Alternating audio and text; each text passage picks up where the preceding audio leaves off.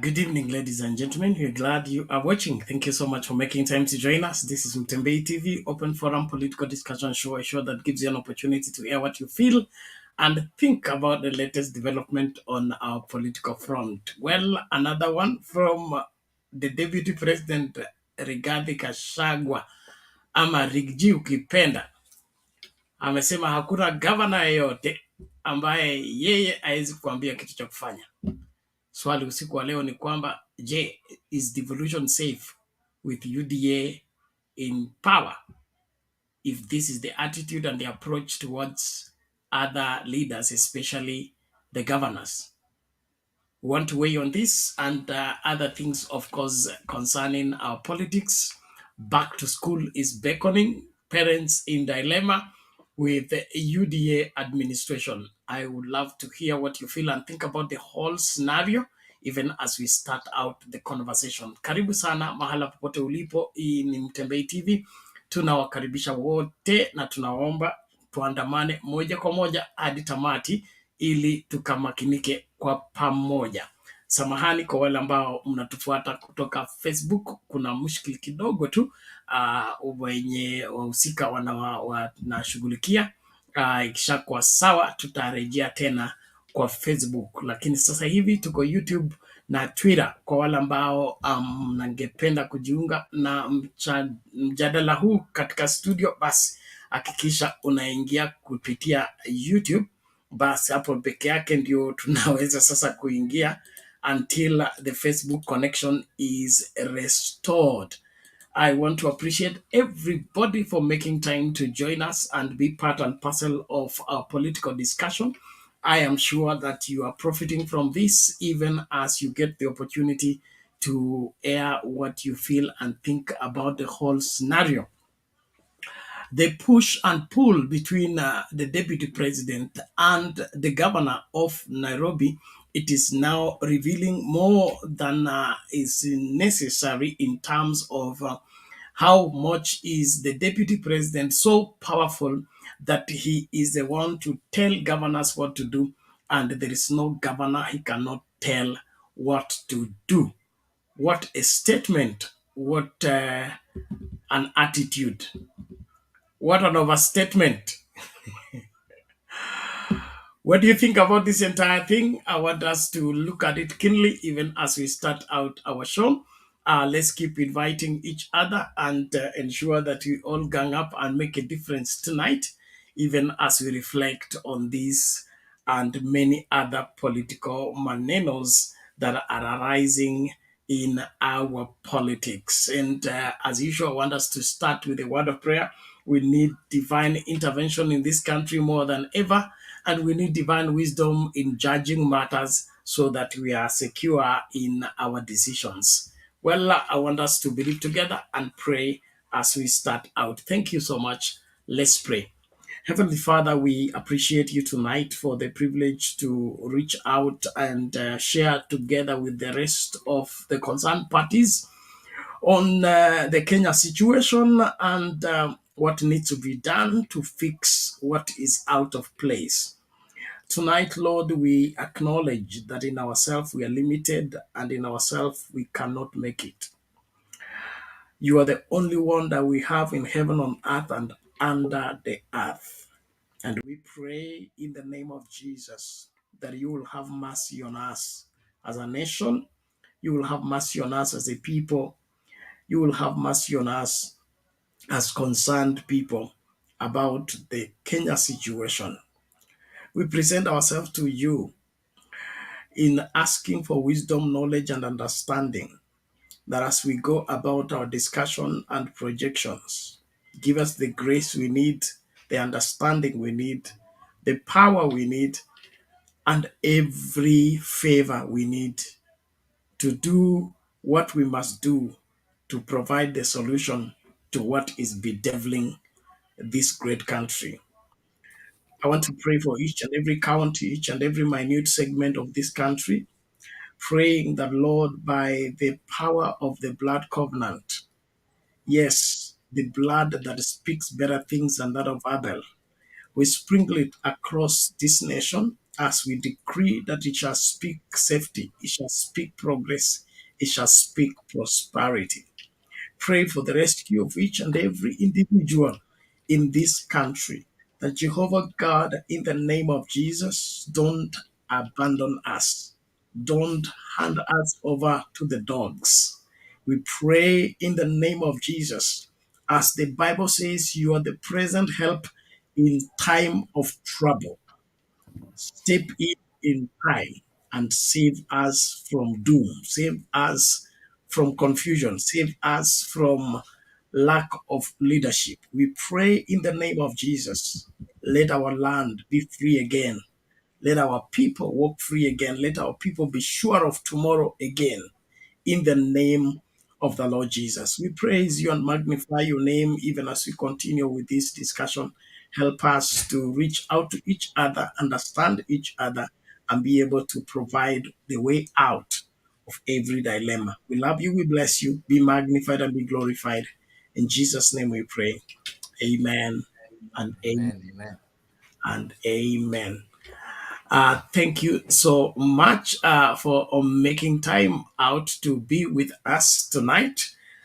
Even as we start out our discussion, I want to appeal to each and everyone as we come out and speak out in this great country. Let our voice be heard clearly and let us stick our neck out for the betterment of this country. Until this country stands, no Kenyan is safe and secure. And so when our leadership is out of joint, well, everything hurts from the head to the toe. And therefore, the very reason why we are all out full length to see to it that we will speak out, we will fight, we will push until something happens. Thank you so much. I'm happy that Leo is here in good time. Thank you so much, Leo. Habari ya Leo. Mzuri, mzuri. We do appreciate that I've managed to join today after being away for some a few days. So I'm back. I'm strong and I'm ready for the movement. I can see you are Okay, having thank you. some interesting topics that we'll discuss as we proceed. Thank you.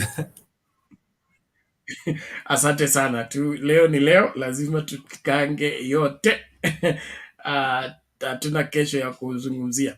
Asante sana. Let's appeal to everybody and those of you follow us on Facebook. We have a small issue with Facebook.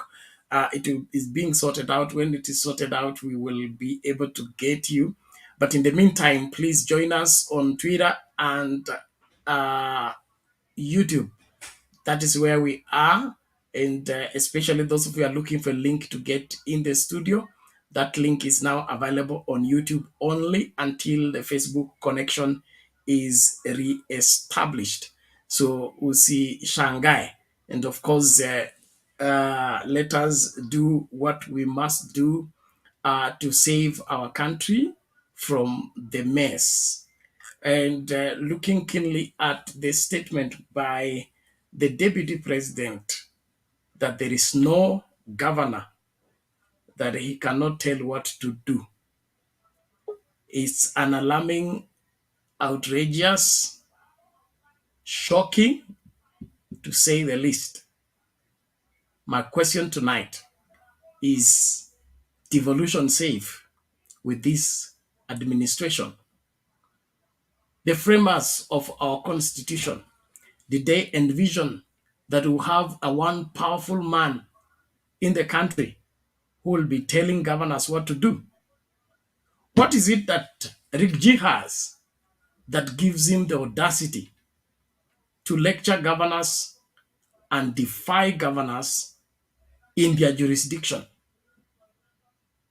Is this what we bargained for?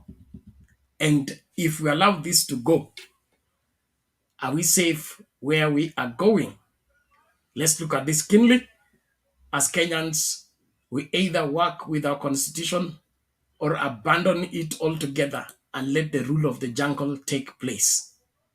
It is about time we began to appreciate that mambo sio sawa. Mzee Michael Ngiga anasema mambo si mazuri, maandamano kabla ya wanafunzi kurudi shule. Exactly. I think we are delaying. Something has to happen and needs to happen right away.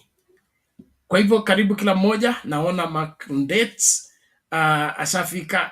Karibu, umechelewa kusafisha studio, hiyo ni fine ya pili.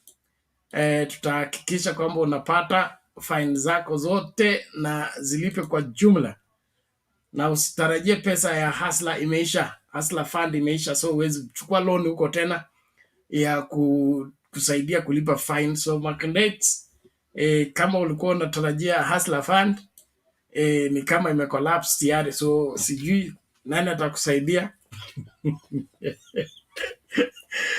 Utaita harambee. Okay, karibuni kila mmoja, tafadhali karibisha wawili watatu, usitazame peke yako. Hii inaitwa Mtembei TV, tunakujia hapa kuhakikisha kwamba kila mmoja anamakinika katika siasa zetu. Basi tuanze moja kwa moja. Bwana Leo, mambo hayo unayoonaje? Hello, good evening, everyone. I hope you people are fine. Even if things are not fine, at least you people are fine. If I maybe just give a brief of what is happening from the first question, Gachagua and the relationship with the governors and what he said today doesn't give hope to the devolution, because he said there is no single governor he cannot control. So what does it mean? It simply means that devolution lies within the mercy of Gachagua. So if he means negative with the devolution, that is the end of devolution. So he can be able to control and dictate what happens to the counties. So in the first place, I think that is illegal, because our constitution defines clearly the relationship between the national government and the county government, whereby these are two independent governments that can only cooperate on mutual agreements. The constitution allows them to cooperate on things of interest. Maybe if there are some services that the national government are having and the county government feels that the national government needs to extend such functions, they need to do it.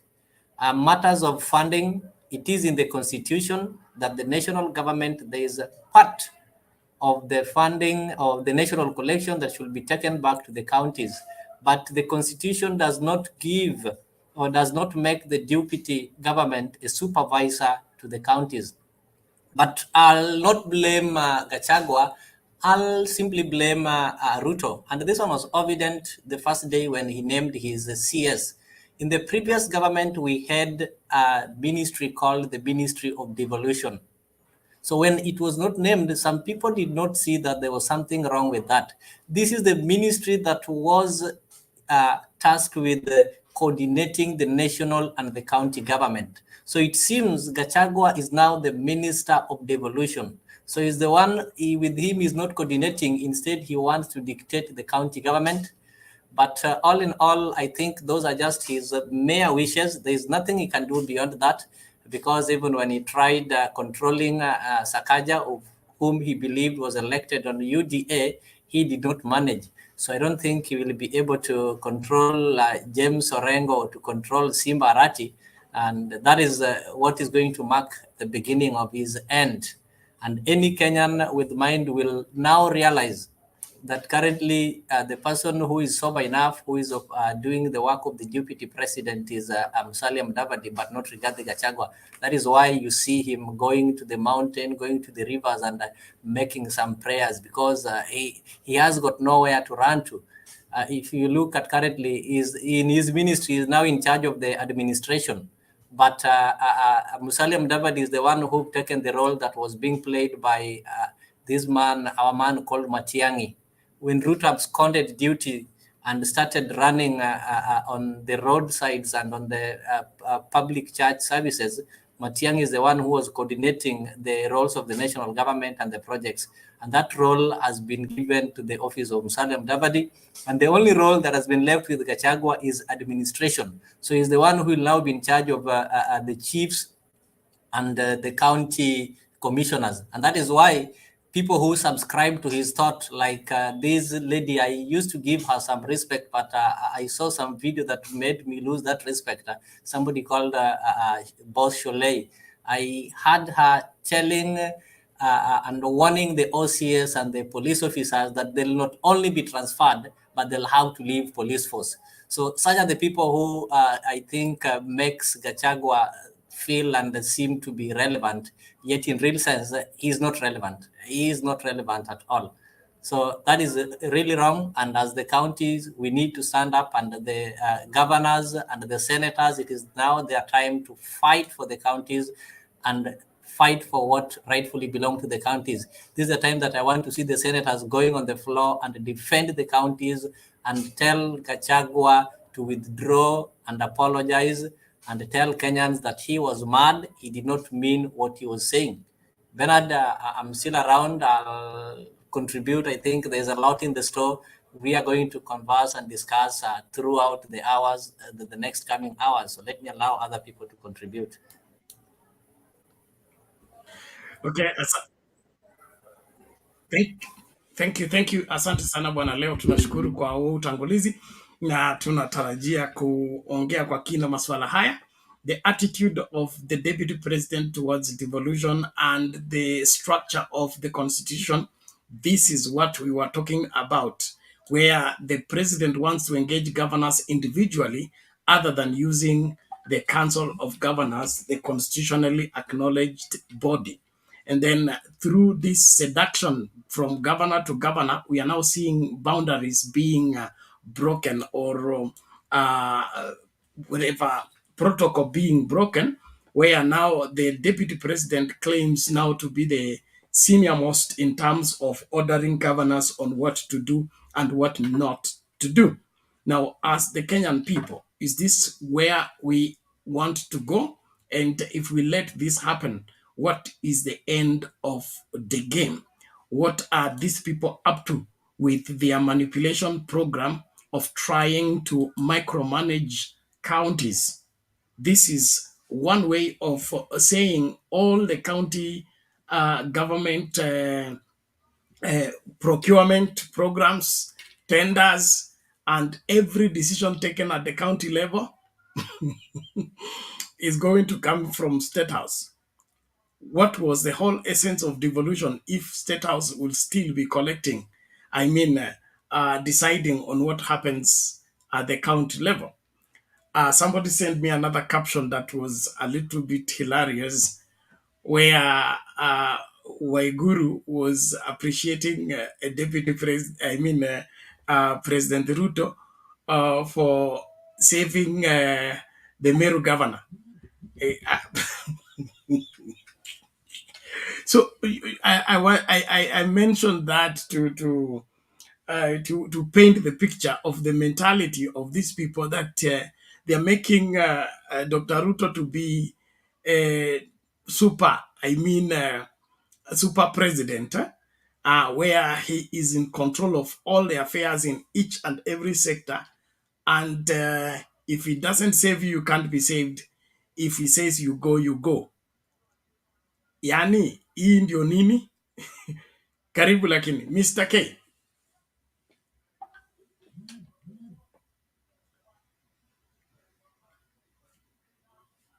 Bernard, how are you? Good. Mko salama na leo hapo naona mumeingia bunge mapema sana. Unajua hii parliament yetu hainanga recess. Ni 100 every day tuko katika. Hii tutachukua recess wakati serikali imetimuliwa. Yeah, I think tutapumzika wakati tutapata serikali ambayo iko na iko na heshima na iko na inajali watu.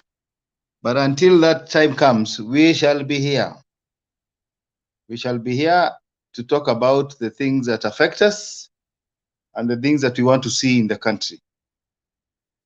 Like one singer said, uh, he has gone around the country and there is nothing to smile about. It's a reggae song. I think he was on mission, a missionary from Norway who went to Jamaica, and he wanted to see a good hospital. He walked. There was no hospital because the toilets were not repaired. There were not enough drugs. There were not enough. Everything was not maintained. He went to the schools. It's the same. And I listened to that song. Is there anything to smile about? And I just picture the Kenya we have after almost 60 years, I think 60 years of independence. There is nothing we can, even if you go to the high end areas, even if you go to Roresho, Lavington, and you go to Runda, you'll always find either sewage has busted crossing the road to the other side. And these are symptoms of bad leadership. And I think it has rolled over for many years. And the reason why we should be here is to at least try to articulate and tell these people it is possible, because I am not a white supremacist. I don't even acknowledge what they do because they are too racist. But there's most time these people are in charge of this country with the little resources they had. They managed this country so well. Nairobi had no sewage. There was nothing. But there was a time Raila was giving a story, and I really caught my I don't know whether you can remember, you can get that video. I would like you to play it one day, where he went to visit, because he was a minister of land of roads.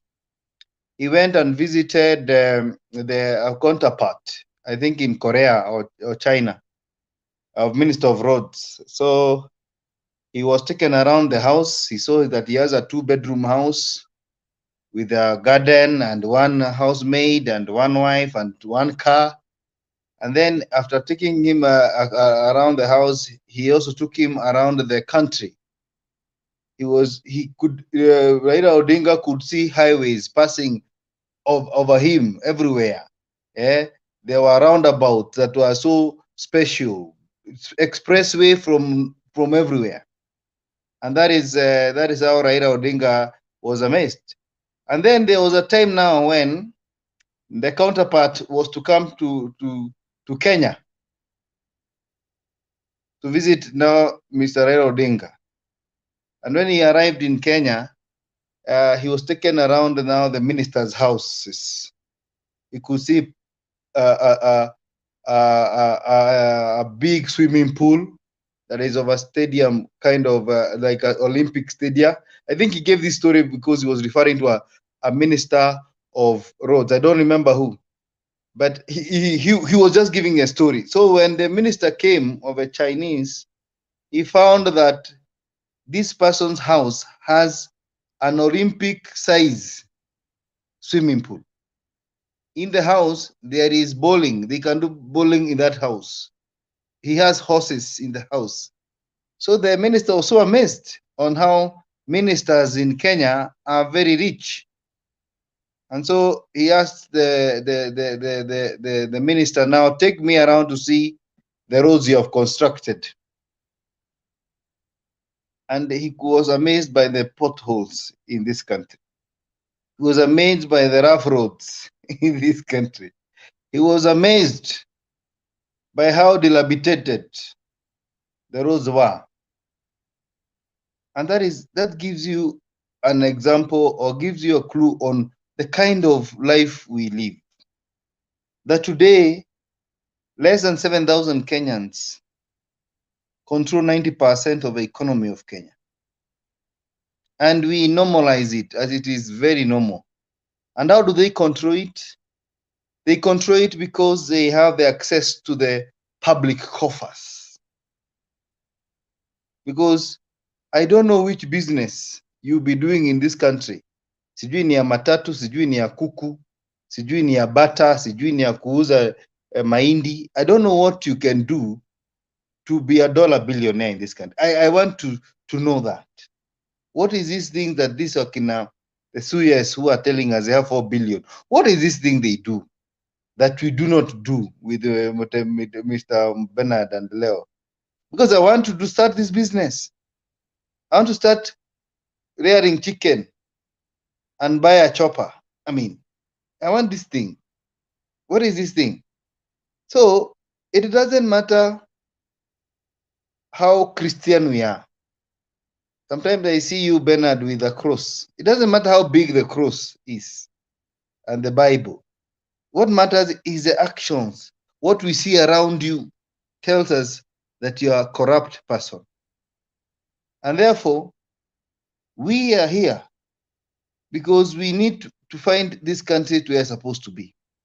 Sometimes I even say, hata afadhali wazungu wangekaakaa hii nchi bana, wafukuze 2015 hapo 2017, we would be in a better country, because the colonizers we have, the new leadership, the leadership we have had in Kenya, it is the worst colonizers you have ever seen.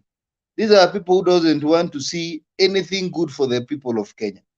But I want to appreciate today that the government has released money for the old people. That is very important. We always appreciate anything coming from the government. We thought they are going to take everything away from the people. So wazee at least wamepata ka 2K kao, wanaweza sumbua huko mtaani kidogo. Wale wako Kwale waweke nini ile kitu inaitangwa nini leo? Kuna kitu kwa kina Bernard inaitwa Murinja. Wale wengine waweke kitu ingine wafurahie. So those are things we want. But having said that, I come to the topic now of today. Is devolution safe? My question will be answered with a question. What is safe in this country? Is our future safe? Is our school safe? Is our treasury safe? Is our bill safe? There is nothing, Bernard, that is safe with this government. I can tell you, we can bet. I don't like betting, but nitakuwekelea 100,000. These are people who will destroy the fundamentals of governance as you know them. Because you can see from the start, they have sanitized corrupt people. They are exorbitant. Somebody is moving with 3 vehicles, 4 vehicles to a meeting. They are going to discuss things about the country in a 5-star hotel. Yeah? These are things that shows we are not safe in any way. Me, actually, I look at devolution and say, these are the last days of devolutions. In fact, I think it will be the first, this will be the reign where devolution will be non-existent. It will be in papers, it will be in the constitution, it will be written in big bold numbers, but there will be no money to fund it because the people who are in leadership today don't believe in it. They have never believed in it. Kanu has never believed in revolution. And that is why they want to control everything from the center. Yeah, because their way of doing things is authoritarian. It is the one that was there in the days of Moi. The days of Moi, I was told not to mention a lot of Moi with this government, but I don't find any other similarity with the. I don't know whether to compare the current government with the one of Nelson Mandela. I don't see it. I don't see them looking like Mwalimu Julius Nyerere, Kabarage. I find them looking more of Moi, more of Indaimin, more of Hitra. I find those names. Yeah. And that is why you see the deputy president, he's too loose to speak. Yeah, he is against some things, and he is so focused on matters that are not pressing to the country. So when you look at this regime, the symptoms show you that we are not going in the right direction. Devolution is not in danger. It has just gotten to the danger itself. We'll be vindicated, and I'll tell you, we'll be vindicated if this devolution will exist in the next 5 years. if we're going to get to that place, because I don't know whether we're going to get that place. I feel that there is a lot of anger around me. I find people so angry. People are not able to make ends meet. People are having one meal a day. So it is becoming the pressure is overwhelming. It's overwhelming. So I think there'll come a time when these things will just burst. I don't know when, I don't know how, but I know it's gonna happen. It's gonna happen. Because when you look and you find a government that is not sensitive to the plight of the poor, the plight of the people, I mean, what are we doing? The least this government can do, Bernard, is to facilitate the facilitate issues that can reduce the cost of living. And I have one idea. I hope President Ruto is listening to me. Give subsidy to PSVs and those vehicles that transport food and fertilizers and seeds. Lori yote inatoka Nairobi kupeleka seeds Busia, hiyo sasa inaingia kwa petrol station, inapatiwa subsidy.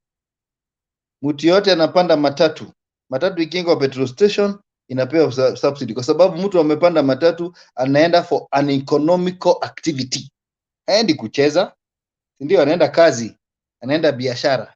Are you listening me, bwana daktari scientist, Mr. Dr. Ruto? That is what you should do. Please give subsidy to transporters so that things can grow at least kidogo chini, na tunakushukuru umerudisha pesa ya wazee. So hii pia unaweza fanya, reduce, give subsidy to PSVs, to transporters, so that they can eventually reduce the food and reduce the money that they will recover there, people can do something else with it. Wale vijana wanapenda mazubaru, wanaitangwa zubaru za mabaru. Those people who go with zubaru za mabaru, they like moving from Naivasha to Nanyuki. How weka lita moja iwe 250, because wanaenda raha, wanaenda kufurahia. Those they don't use every day. So I'm just advising the government, because I find there is a lot of in this government there is a lot of discrepancy. They say they came from the poor, but I think they act more of more like dynasty. They are actually the dynasty themselves, because if you sold chicken, you should understand, taking your chicken from Sugoi to Eldoret town, maybe it was very expensive because of a fare. I mean, don't you understand that? So those are the things, those are proposals we are giving them in today parliament. Reduce the cost of living by these initiatives, vitu kidogo, but don't sit there and one day think that miraculously vitu zitarudi chini. No, reduce by giving subsidy to the cost of living. So I know I'll be back, but I want to say as I finish, the government, the current government,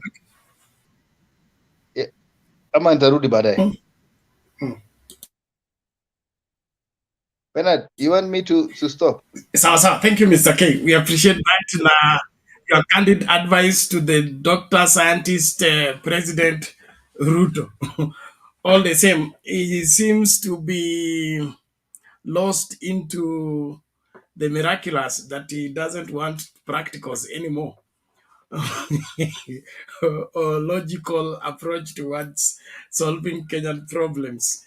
But what we can say is the abracadabra approach towards leadership is bound to fail. A story ya pesa kwa wazee, because people have cried, have agitated, have complained, is when you release it. That is not how a government works, and that's not how the government should work. The worst the UDA administration should do is at least keep things where Uhuru Kenyatta left them, not allow them to go worse. Now that they allowed them to go worse, they have now double work. Try to reach where Uhuru left before they begin to add something to what they did.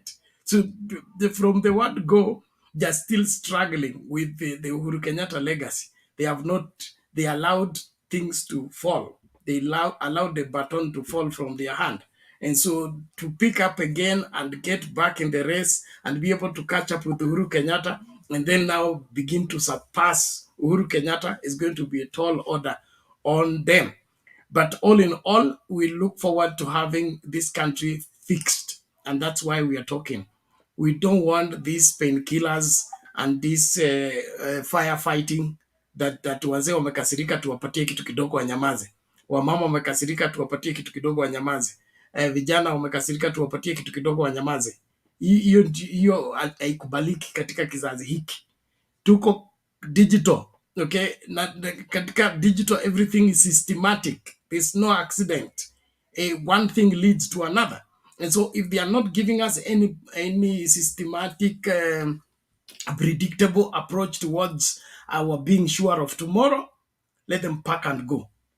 Well, the story you shared by Raila Odinga have been sent by Alex. Anasema anataka ichezwe, Wakenya wasikize vizuri, waelewe yale unayozungumzia.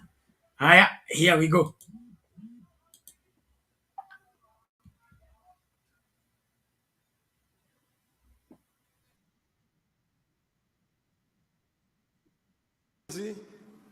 Let me tell you a story. And I was told when I was Minister for Roads and Public Works in my other early incarnation. This is a minister from Nigeria for roads and public works who went on a tour to Malaysia. There on invitation. So he was taken by his host, taken around the country, shown the highways that they have constructed in Malaysia. And then in the evening, he was treated to dinner at the residence of that minister. There, he found a nice mansion, a swimming pool, and nice sofa sets, and dinner sets. So at dinner, so he asked his host, "How did you manage this house?" The host took him to the balcony and showed him, "Look yonder. Do you see that highway there? Yes, 10% here."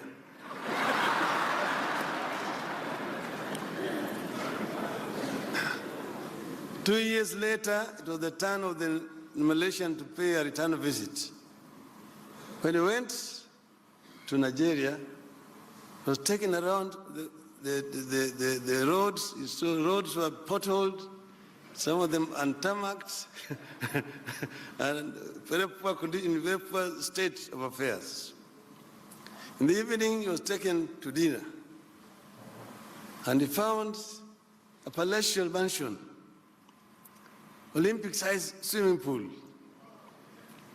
The sofa sets were imported from Britain. Most of the chinaware were golden. So he asked his host, "How do you achieve all this?" He took him to the balcony. And so, "Do you see that highway there?"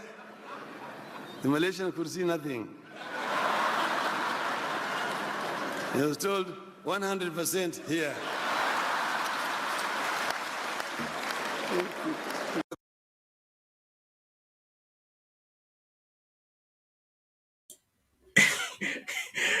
That is it, Mr. K. In Africa, we eat 100%. We don't believe in tithing. Thank you. I was looking for that. So I was looking for that video for a very long time. Now, I mean, it actually displays exactly what happens in Africa. There is no highway, but there is some bungalow somewhere with a gazebo and stuff. So thank you for that. I think people now get the picture on how Africans leaders behave. Yes, Mr. Leo. Yes, before you invite Rhoda, just allow me to give a comment on that video. That video portrays how African leaders behave, and not only African leaders. I want to be specific how Ruto and his Kenya Kwanza cohort behaves. If you look at those people around Ruto, he's not working with people who are having integrity or people who are having some leadership qualities worth emulating, but he's working with people who are ready to give the kickbacks. That is why if you look at the last event that happened in Meru, the governor was not being removed because she is not pro-people, but the governor was being intimidated and made to toe a line because she was adamant in giving the kickbacks. Yesterday, you saw them after saying that the government will not be spending or will not be having some events outside the official residence. They went to that billionaire, the owner of the African Spirit. They went back to give, the amount that is going to be paid there. That billionaire is going to give back to the government. And that is the cycle that we're having. So right now, if Gachagua wants to talk of the counties, that is what they want to bring to the counties. We'll be launching 50 unit houses, but these 50 unit houses will be charging it double. And there's amount that will have to come back to the Lord of corruption, Mr. Aruto himself. Thank you. Bernard. Okay, thank you. I'm just wondering. The Hustler Fund, how much is going to the poor, and how much is remaining with the people in charge, because we don't know who they are. I mean,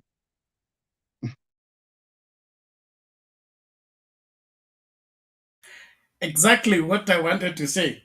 It is like the saving percentage on the Hustler Fund is being translated to each and every item.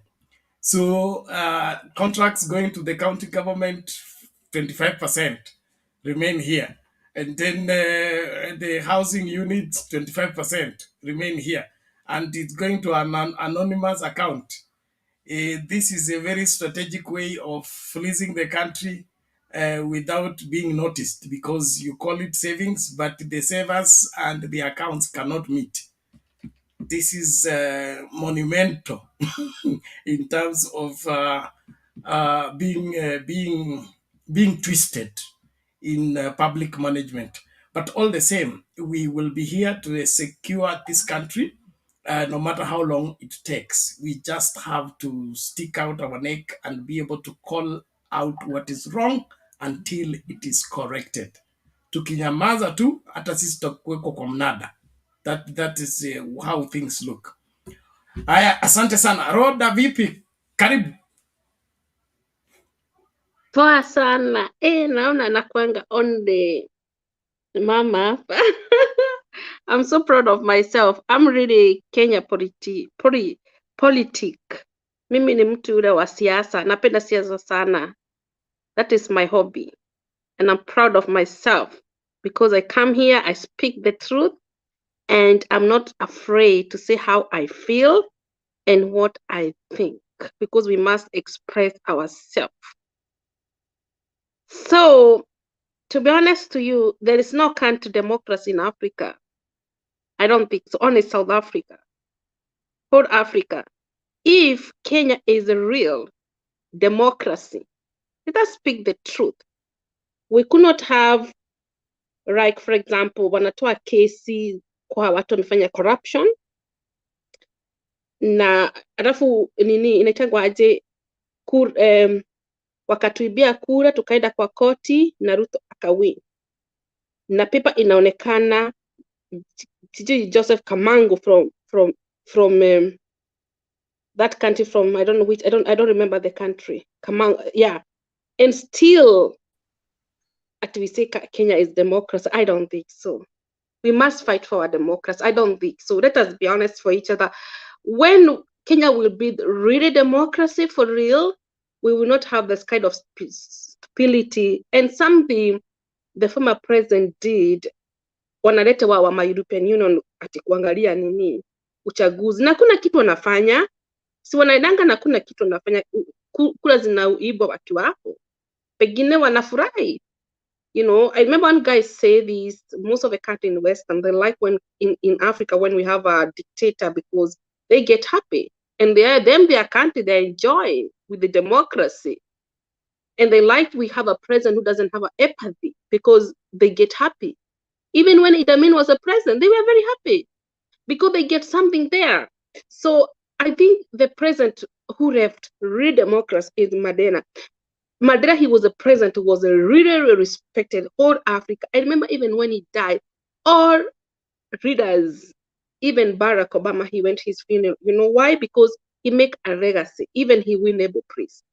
Even when Gaddafi died, he went to, they were speaking with Mugabe in US. So why did you kill Gaddafi? They were very, very, very angry with America, NATO. Why do you kill Gaddafi?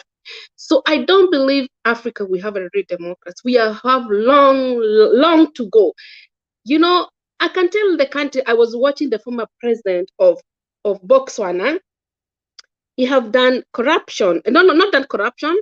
The former president, he was the president from 2008 to 2015, 18. And then the president who is now, he was lying about, he's almost like Ruto. He doesn't have feelings. He cannot feel about other. He's like apathy. He doesn't have empathy to feel other feelings. So he was lying that the former president have done corruption. But I'm so proud with Botswana court. Well done and well done. I was listening that. I wish I can set for you that clip, Bernard. And that man, that president of Botswana, they were removing him from different residents, even see him. You cannot imagine. And the way that man, he was beautiful. He was handsome. And now he doesn't look the same. But I'm very proud with the court of Botswana. Even if they lie that former president of Botswana have done corruption, he win the case. He win. And this former president of Botswana, he said that they are going to have election. I don't know, it was next year or this year. He will help another man, the person, the same party, to do the campaign. That's the way Kenya I want. I don't believe Kenya is a democracy. We have long to go. Let us speak the truth. We have, can you imagine even the Church of Kenya?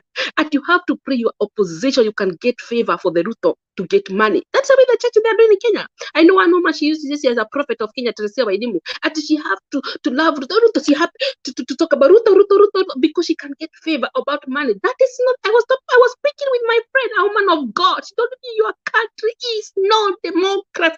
Absolutely not. We have long to go. Let us speak the truth. And the truth will set us free.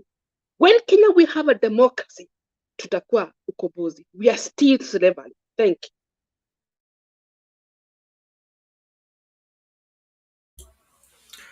Okay, asante Roda kwa utangulizi huu. Tunashukuru kwa mchango wako na maoni yako kuhusu masuala yetu ya siasa. Tunaendelea kukaribisha kila mmoja.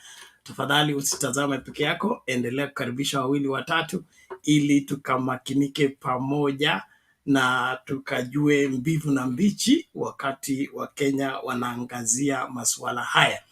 Na ni swala nyeti ambalo tuko na deputy president anayeona kwamba yeye yuko juu sana na magavana wote wako chini yake, atawaambia cha kufanya.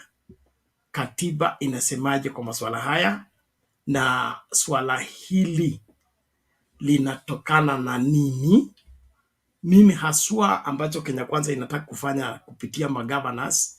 Ndio wanaanza hizi intimidation program ya kukanusha uamuzi wa Governor Sakaja amesema matatu zote ambazo zinabeba watu zikitoa nje ya Nairobi, okay, zisiingie ndani ya jiji, ili wasafiri wakutane nazo huko nje wakiondoka. Zile za kwenda Nyeri zikutane kwa ile barabara ya kwenda Nyeri, zile za kwenda Western zipatikane huko nje ya town, zisiingie mjini. Huo uamuzi ulifanywa baada ya governor wa Nairobi kukutana na stakeholders wa matatu, the Matatu Association and all the leaders. They had a very fruitful engagement, and then they passed that resolution into that gathering. What makes Rigji so powerful that after deliberation has been made in consultation with the stakeholders, he can overturn that. And now he's telling the Matatu people to stay put and ignore Sakaja. What kind of madness is this? Are we going to end up having a constitution in this country when we allow this kind of things to take place? Huo ndio ukweli ambao tunapaswa kuambiana sasa hivi. If they have no regard for the constitution, we will not even use the constitution to get rid of them.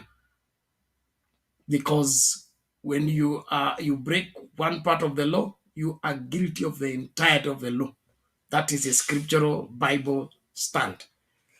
So tuambiane ukweli kama Wakenya, tusicheze kijinga kwa sababu hawa watu wako na agenda. The agenda is becoming clearer and clearer, and that is to put the constitution aside and run this country the way Wajackoya. Wajackoya was the only honest man. Wajackoya alikuja akasema yeye akiwa rais constitution ataweka kando. Tunataka watu ambao wako wazi namna hiyo ili tutarajie kile wanachosema. Lakini wewe umejificha, unasema constitution ni na unaingia hivi unaanza kuiweka kando. Ni nini kinachoendelea katika nchi hii? Karibu Bwana Chaga, utoe mawili matatu tukisonga mbele.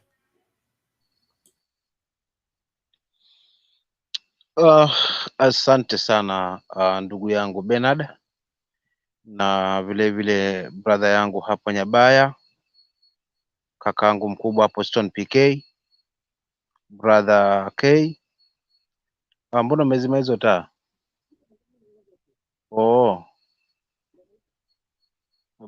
Abu washa kwanza kidogo. Sawa, wacha tu nitakuja hapo. Poleni kidogo, poleni. Alafu brother Mr. K. Pili, mwisho kabisa ni msalimie dadangu Roda. Vile vile naona kuna Patrick Musila. Karibu. Nina furaha kwa sababu kwanza nimetangia juzi hapa sijaweza kupatikana kikamilifu kama ile kawaida yangu. Sometimes utu uzima nao Bernard unachangia, unaona, but for real na furaha sana sana sana sana kwa mjadala huu ambao mmeweza kuendeleza, na ukweli ni kwamba kile ambacho tunakosa wa Afrika ni wa viongozi wenye walafi, viongozi ambao wakiingia kwa madaraka wanakuta madaraka basi ndio kila kitu, kiasi kwamba wako radhi watumie vitabu vya Mungu ambavyo vina mwongozo thabiti kwetu, ndio msingi wa maisha yetu na jinsi gani ya kuishi katika hali ya amani na kuweza kuipata baraka ya Mwenyezi Mungu. So unakuta wako radhi kuvitumia kana kwamba wamo ndani, lakini hawamo kwa manufaa yao. So kile tunakosa ni umakinifu wa kujiangalia sisi wa Afrika. Lini tutaweza kuondoka katika hali ya kutawaliwa? Sasa ni wachache sana haswa wenye hizi roho, na ukionekana unataka kidogo tumbua hayo mambo, wa Afrika waweze kukaa kitu kimoja, kwa sababu sisi ndio ambao tumeishika dunia kwa mengi tu. Hizo nchi zote mnasikia ni super world sio ni nini, maana kizungu chetu ndio hicho cha kubambanya, ni super power. Hao wa Amerika, hao wazungu, hao Wahindi, kila mtu anaitegemea hii Afrika, maana vile vitu vyote wanaunda huko vinatokana na hapa kwenye hii Afrika. Si dhahabu, si kila kitu. So Afrika kwa kweli Mungu aliweza kuitunuku kwa hali yake na watu wake. Sasa tunakosa kule kujielekeza kwa sababu ya kuiga vitu ambavyo viko nje na maadili yetu, kutaka kutumika kirahisi kwa sababu ya manufaa na njaa zetu. Hayo ndio mambo yanachangia hasusa kaswa tukipata viongozi ambao ni walafi na wenye uchu wa madaraka, kama tulivyoangukia huu haswa hii safari hii tulionayo kwa wakati huu katika uongozi wa Kenya. Hivyo ili kuepukana na hili, ni sisi wananchi, kama siku zote tunavyozungumza, sisi ndio tunaweza kubadilisha huu uongozi, na si hapa Kenya tu. Sisi tuonyeshe ule mfano wa Kenya na Waafrika wengine pia waone. kwamba wananchi ndio kusema. Tutofautishe kati ya mwananchi ambaye ndio mwenye nchi na viongozi ambao hao ni wafanyikazi wetu.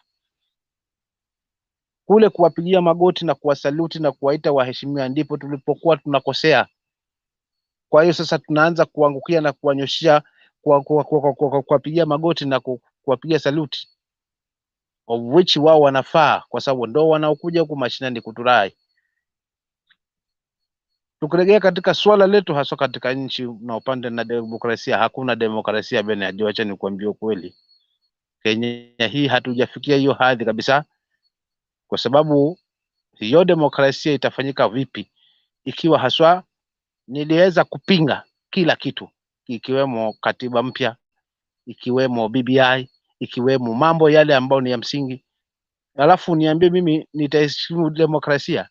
Na kama hiyo demokrasia heshimu, je, na hiyo katiba nitaiheshimu hapo?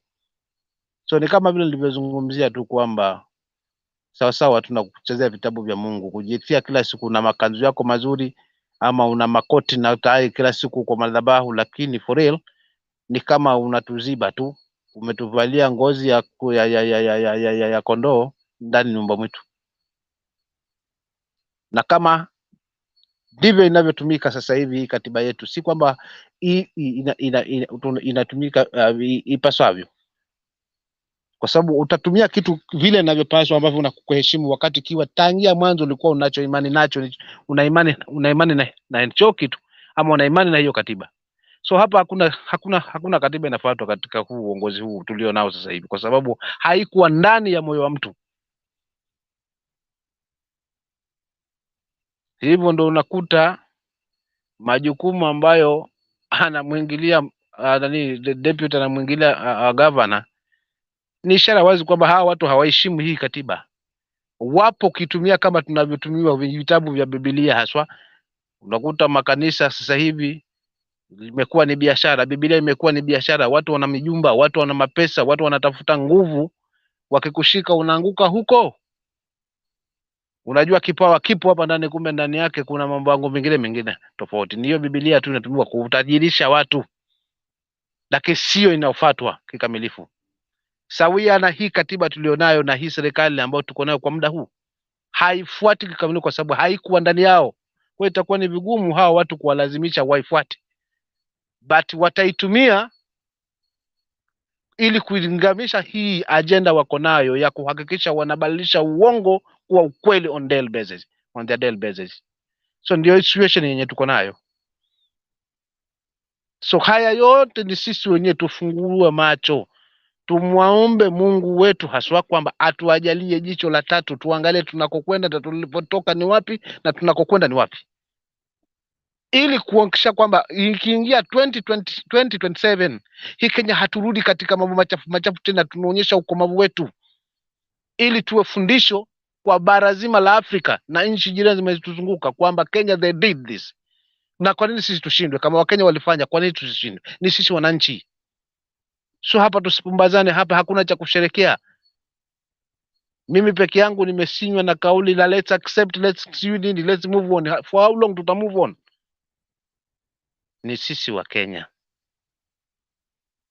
wenye kuitengeneza hii, ni sisi. Tuungane kwa pamoja, tuachane na masuala huyu ni wa kwetu, huyu kabila yangu, huyu sijui ni wa Mount Kenya, mimi hii kitu tuachane nini nayo, ndugu zangu wa Kenya.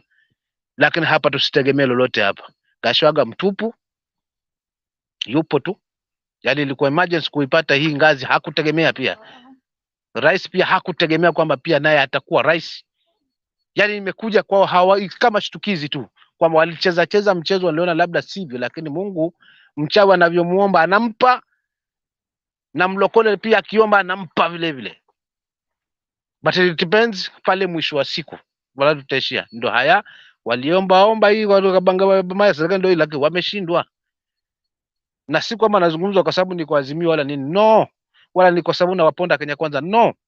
Ukweli wa mambo ni mimi ni kama mwananchi, na ninavyoona nchi yangu inavyoelekea, siko na haki ya nipaze sauti yangu, na Mungu akanitunuku mtembee hapa, angalau na mimi chaka naweza sikika leo hii nikazungumza kile nakiona kwamba kinafaidi mimi pamoja na nchi yangu na taifa letu zima. So poleni ndugu zangu, pengine nimechukua muda mrefu kuyazungumza hayo, lakini kwa kweli ni sisi tutengeneze nchi yetu, tupaze sauti zetu, tuacheni huu shabiki ambao ni umepitwa na wakati. Heshima tuiweke kwa wale ambao ni wasisi na ni wakombozi wa hii nchi, waliojitolea haswa kwa nafsi zao, walipopitishwa mahali ambapo sidhani mimi na mwingine tungepitishwa hapo, sasa hivi tungekuwa tunazungumza yapi? Tuwe na heshima kwa wale ambao ni vichwa, ni watu wazima, wametoka mbali, wao ndio watatuelekeza hii Kenya tupeleke wapi. Tuachene hao masharubaru hawa masharubaru washatupoteza, hawana mwelekeo jamani. Zaidi kama tutaruhusu tuwape nafasi tena, sijui tutaelekea wapi. Asanteni ndugu zangu, nisiwachokeshe na bado leo nipo na nyinyi, siondoki. Thank you. Asante sana Bwana Chaga kwa maoni yako na mchango wako. Tunashukuru kila mara kwa uwasia wako kwa Wakenya, na tunashukuru kwamba tuko hapa kujifunza na kuelimishana kwa mawili matatu. Nashukuru wote ambao mnajiunga nasi pembe zote za dunia tukizungumza masuala ya Kenya. Samahani kwa wale ambao mnatufuata kwa Facebook, bado tuko na mushkili. Ile wing tulikuwa tunatumia imekata, so wana mitambo wanashughulikia. Kama unatutafuta Facebook itakuwa shida kiasi, lakini ningependa tu kuwahimiza wale ambao mnatufuata kwa YouTube, chukua hiyo link ya YouTube, share kwa Facebook, ili wale watu wa Facebook wapate nafasi ya kuingia nao wakashiriki. Watu wa Twitter ni Twitter hairuhusu kushare hiyo link ya kutumia kuingia studio. Kwa hivyo ukitaka kuingia studio na uchangie, unatumia link ambayo tunaweka kwa YouTube. So it's best to follow the program from YouTube, because you'll have the option of clicking the link and you get into the studio and give your views. Bwana Chaga hapa alizungumza masuala ya church. Nashukuru sana kwamba Reverend mwenzangu yuko hapa, Patrick Msila anaweza kwanza kutoa maoni yake. Labda atetee watu wa kanisa ama wafogie wafogie kama Chaga na timu yake. How are you, Reverend? How are you today? I'm doing good, and thank you so much for such an informative program. Are you able to? Are you getting me? You're welcome. Karim. Asante. Yes, we get you clearly. Go ahead. Nataka niseme hivi, nashukuru Mungu sana kwa program hii, nimekuwa nikifuatilia sana. This is my first time and I bless the Lord. Number 2, huwa nina watch animal documentary hii ya wildlife, na nimejifunza kitu moja kutokana na simba na vile yeye hupata chakula yake, vile anawinda wild beasts na wanyama kama hao. Na kitu moja I've learned is the day the wild beast wataerefuka, simba hatakuwa na chakula, because obviously simba is taking advantage of their ignorance. Nataka niseme hivi, Wakenya, we need to get to a place where we will be tired, we will say enough is enough, kwa sababu mambo haya ya corruption, mambo haya ya kwamba tuna serikali ambayo haijali mwananchi, tulijua vizuri kabisa, but still Kenyans did what they did, and now we have a people that they were not ready for leadership, and they are still in campaign mode. They are still campaigning, they are still talking about Uhuru alifanya hivi, serikali hiyo itafanya hivi, and we are 5 months after election before they realize we will be 2027. And 2, they are already they're already working hard for the next election. Nataka niambie Wakenya, sipendi kuwa pessimistic, lakini ukweli ni kwamba hawa watazungumza, watatoa ahadi, but we should not expect anything great this coming 5 years. Mungu atatusaidia. Hii si serikali ya kwanza ya kutunyanyasa ambayo tumekuwa nayo. Tulikuwa na ile ya Moi and we did 24 years. Tunaomba Mungu atusaidie, they do their 5 years, but ninaomba kwamba kama vile nimetumia mfano wa wanyama, kwamba wild beast wafike mahali waerefuke, wajue ya kwamba they can deny the lion to have their meal. Kenyans must get to a place and begin to own this country. This is our nation. This is our nation. And great democracies kama America haijapata uhuru walio nayo on a silver platter. Ni wananchi walifika mahali wakachora laini kwa sand, wakasema we want to be governed this way by this kind of a people. So hata sisi we need to get there. 60 years after independence, hiyo ni miaka mingi sana. We are supposed to have made a decision. Nataka nchi inayokaa namna gani, tutajenga namna gani Ukenya. Nataka tutawaliwe na watu ambao wako na what kind of qualifications or qualities. I think we are honestly beyond age.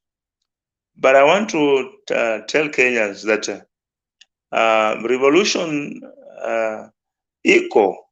Mimi sidhani kwamba tunafika mahali pa ku give up from finding liberty for our nation. Yes, ile layer ya viongozi waliopigania second liberation, they may be getting faced off polepole, but a new brand of leadership will also emerge. And I want to believe that it won't be too long from today. Finally, I want to say, Kanisa, I was around the days of Akina Muge, and I remember the role ambayo kanisa ili play katika second liberation. To some extent, I want to take the blame. We have not played our role so well this time. And I'm a pastor, and it's good to own up. We haven't played our role kama vile inavyotakikana, because every time we have election, kunakuwa na manabii, tribal political prophets, ambao wanasema Mungu amesema hivi, wakivuta pande ya kabila yao. But I believe siku inakuja when we will be on the right side of history. Tutasimama kama vile wale akina Muge, akina Njoya walivyosimama against the tyranny ya Moi, and you know that was an absolute force. And through them and many other Kenyans, we managed to get this political space ambayo tumepata. I believe we are going there. So tumaini lipo, let's not tusikate tamaa, but na hii serikali ambayo iko, we should not expect a lot. We shouldn't expect a lot. They will do the blame game for another 1 year. They will blame Uhuru, they will blame everybody else before they realize they will start planning for another election 2027. But the Lord will keep us around, and I'm praying that next time we will do it good. Otherwise, thank you so much, Mutembei, and thank you so much for this wonderful platform that has been extremely informative and helpful for our space. Kupeana our views. God bless you. Okay, thank you, amen. Thank you, Reverend. We appreciate that, and it's good that we are engaging and rubbing our minds together to see to it that we find a lasting solution to our long-lived problems. And I'm happy that you are citing the people that led into the second liberation, the church taking a right position. And to be on the right side of history, like I would say Kinamuge, Ogulu, and the other Manasseh Kuria, those church ministers, they never did that to make history. They did that because it was the right thing. And then when we look back is when now we find the history they made. And so I believe as church ministers, we get too much into the so-called loyalty to an extent whereby we focus or support what is not right simply because we are looking for a ceasefire. This approach needs to be shunned because it is what has been embraced by majority, especially the key church leaders wazee ambao hawataki vita, na kwa hivyo kama uongo itasaidia kutokuwa na vita wataitumia. Lakini the problems we create by avoiding to confront our problems outlast us. Okay, 60 years of independence, we are still not guaranteed of education. We are still not guaranteed of healthcare. We are still not guaranteed of food security. 60 years of independence. Na bado mnataka kushabikiana. I think something is out of place in this country, and we need to be more aggressive as Kenyan people in demanding delivery from government. We have been laid back society for too long, in my opinion. Laid back in the sense that tumewapatia miaka yao 5, wamalize miaka yao 5 waende. Wewe ukifungua kioski yako, alafu wajiri kijana wa kioski, and then mlisign contract ya 5 years, na yeye anakuja kuchelewa, anafunga mapema. Anakuja kuchelewa, anafunga mapema. Do you lay back and say tumempatia miaka yake 5 amaliza end? When it's your kiosk, you will step in because it's your business and you want to make profit. You will not entertain laziness. You will not entertain failing to arrive on duty in good time. Kenyans must realize they are the employers of their government. They are the employers of their government. And if the government is not delivering, let it be fired, because it is in the right of the owners of the company to fire non-performing staff members. Hata akiwa CEO wa Kenya Commercial Bank, if he's not delivering, anafutwa. We need to fire the CEO of this country if he's not doing what he's supposed to do. Tuache historia ya kusema hii ni siasa, hii unaona, hii ni nini. Hapana. We are talking about the lives of Kenyans. In 2 weeks' time, schools will be opening. Parents, not even 2 weeks, 10 days. Parents don't know whether they are going for CPC or they are going to 844 or who are going to be the teachers and all that. Na saa hii wameenda bonding. Okay? Kutoka bonding, angalia ile maneno wanasema. Ati sasa governors will be taking orders from them. Let's stop this madness. How do we stop this madness? Let's be vocal. And then let us sensitize our sphere of influence. Kama ni church, tuambie watu ukweli. Tuache hii maneno ya kusema church doesn't have a stand or church doesn't take sides. Between right and wrong, you must always get a side. There is no way you're going to be neutral when it comes to right and wrong. So I encourage, I'm happy that my fellow reverend is here, and encourage all church ministers everywhere, especially those of you who run away from political issues. This country, when it goes to the dogs, you'll be the first ones to be blamed. What were you doing? You have a responsibility to blow the trumpet when you see disaster coming so that people can go for safety. And those who are cohabiting with the administration, wakiendea hiyo brown envelope, it will germinate through their stomachs. We can't sell our children and our children's destiny because we have to eat now. No. So everybody, wherever you are, let's do our part. And our part could be just the discussion that we're having here. Our part could be just a post you make on Facebook. Your part could be just a sharing of a truth on WhatsApp group. In whatever little way you can do something to change this country, please do it. Don't wait for tomorrow. Do it, and do it vehemently, committedly, until we see proper change. Hii story ya kusema ati wamechukua wameenda, hapana. Lazima tulinde rasilimali yetu kama Wakenya, na hiyo rasilimali inalindwa kwa Wakenya ambao wamefungua macho, wanasema haiwezekani kuwa na serikali ambayo haitimizi matakwa ya Wakenya, lakini inataka kuokota ushuru. Sababu ya kulipa ushuru ni kuhakikisha kwamba serikali inapeana service, na kama serikali haipeani service, it is not supposed to receive any tax from anyone. Why are we paying them for not working? Thank you. Now, we will get one video, and then let me see if there is Amatulete Mama Akiru. Hey, Mama, naona tour yako around the country is doing very well. Huh? You're welcome. Make your submission before we play the video, Mami.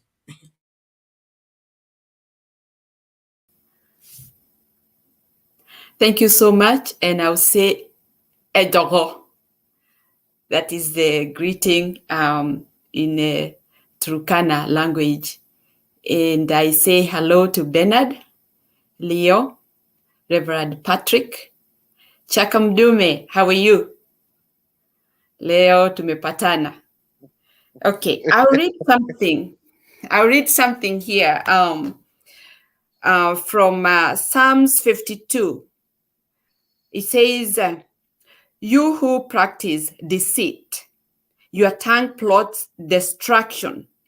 It's like a sharpened razor. You love evil rather than good, falsehood rather than speaking the truth. You love everything harmful. Word, you deceit tongue. Surely God will bring you down to everlasting ruin. He will snatch you up and pluck you from your tent. He will uproot you from the land of the living. Now, that is enough and self-explanatory. I'm saying this because this government needs to serve people, not to rule. We are expecting services, but only fights we are seeing. And what Kenyans are expecting is not what they are getting.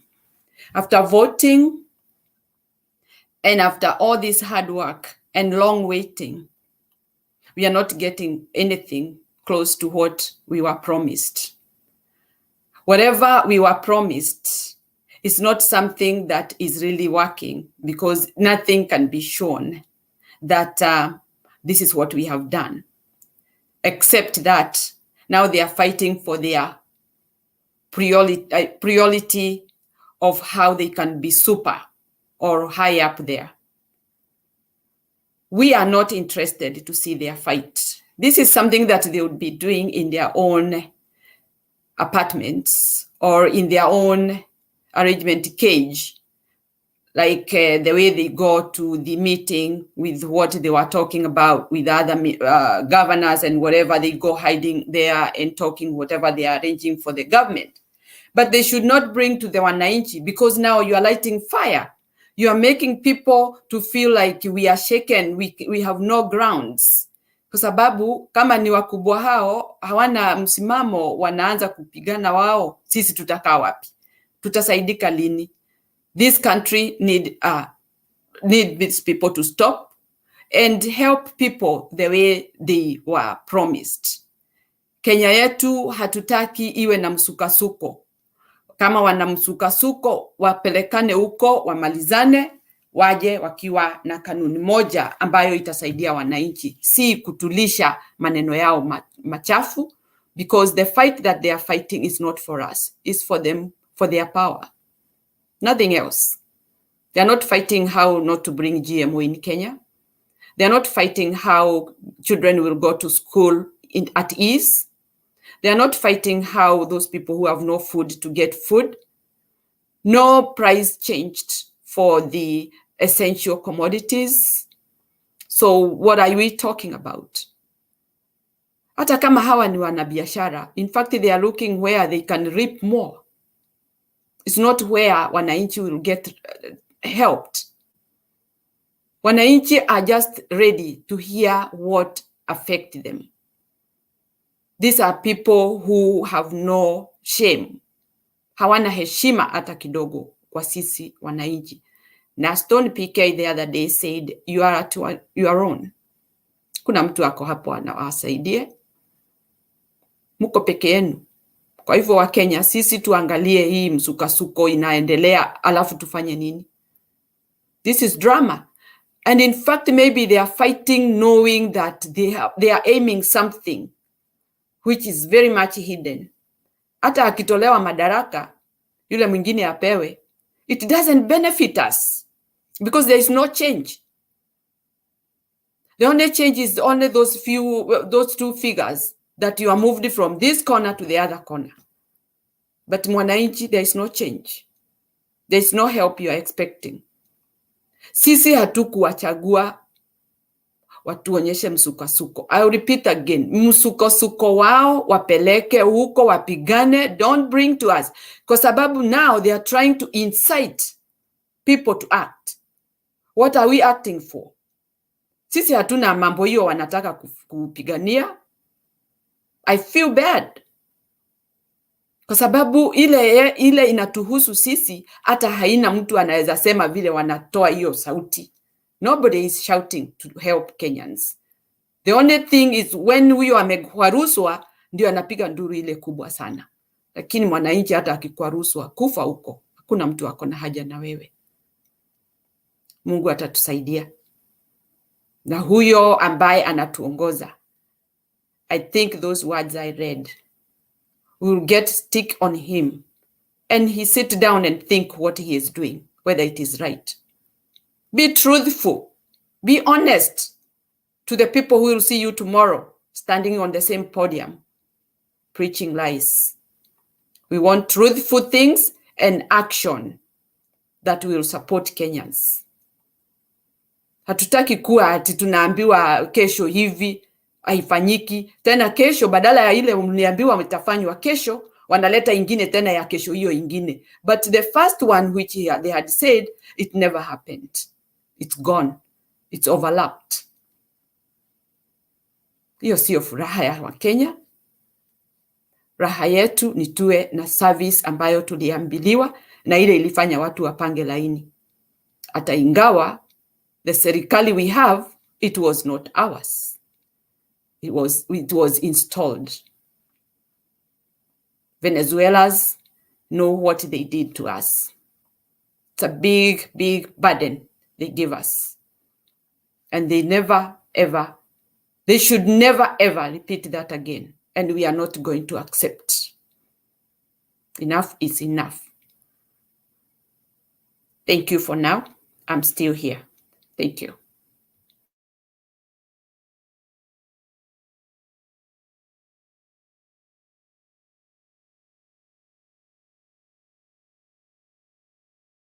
Okay, thank you, Kenyan Akiru. We appreciate that, and we pray for the turnaround in this country as we take and shoulder the responsibility of bringing the desired change. Leadership requires a sense of responsibility. A sense of responsibility in the understanding that if I'm driving myself around the country, I'm only taking care of myself. But the moment I become a bus driver and I have 60 passengers behind me, my driving is no longer about me. It's about the 60 passengers. And so every keenness and every observation of traffic rule, every refusal to allow my eye to close is because I'm carrying 60 people. Any leader who doesn't care about the people he's leading, he's misplaced. He's not supposed to be anywhere closer to the seat of leadership. And so as the Kenyan people, we look around and pick out political leaders. When the bus driver begin to misbehave while carrying passengers, the passengers are allowed to revolt. I'm sure you remember that campaign of Zusha. Nafikiria wakati umefika wa Kenya kuzusha na kusema hapana, gari letu haliwezi kuendeshwa hivi kwa sababu hatutaki kuhatarisha maisha yetu na maisha ya vizazi vijavyo.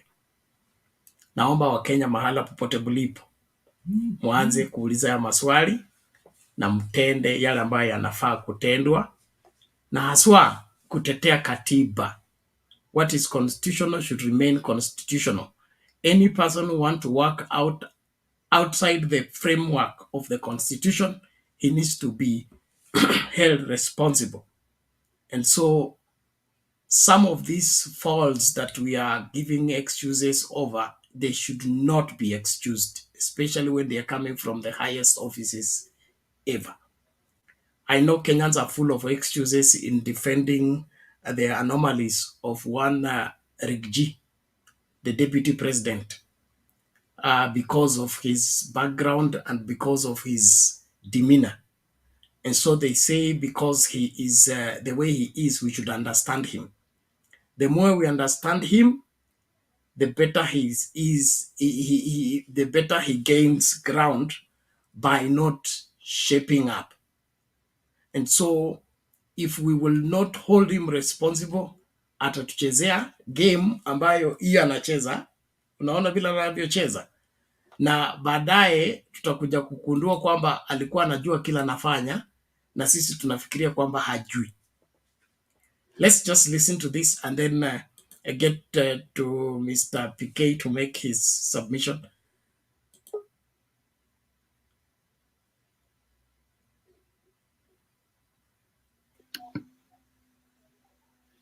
Yes, Bernard.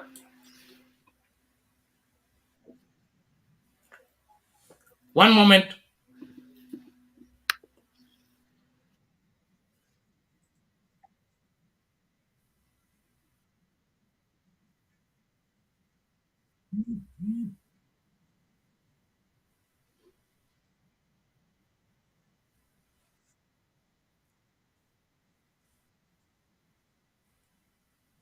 Ingi sana, twende pole pole, si ndio?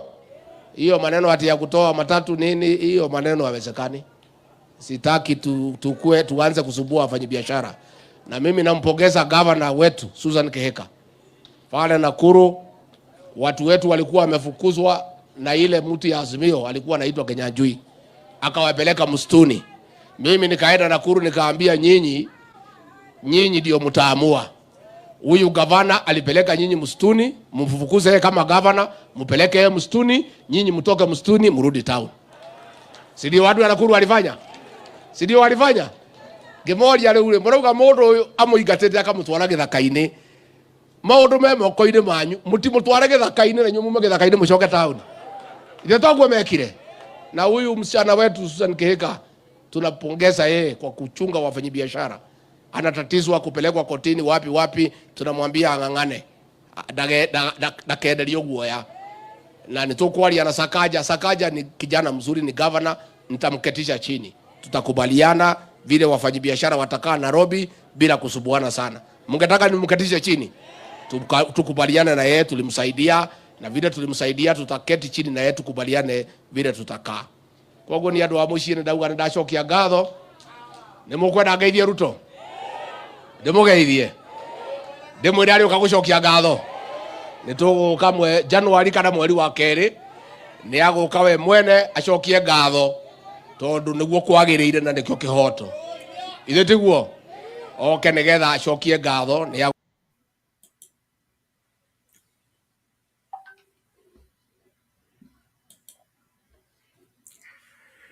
Bwana PK, take it.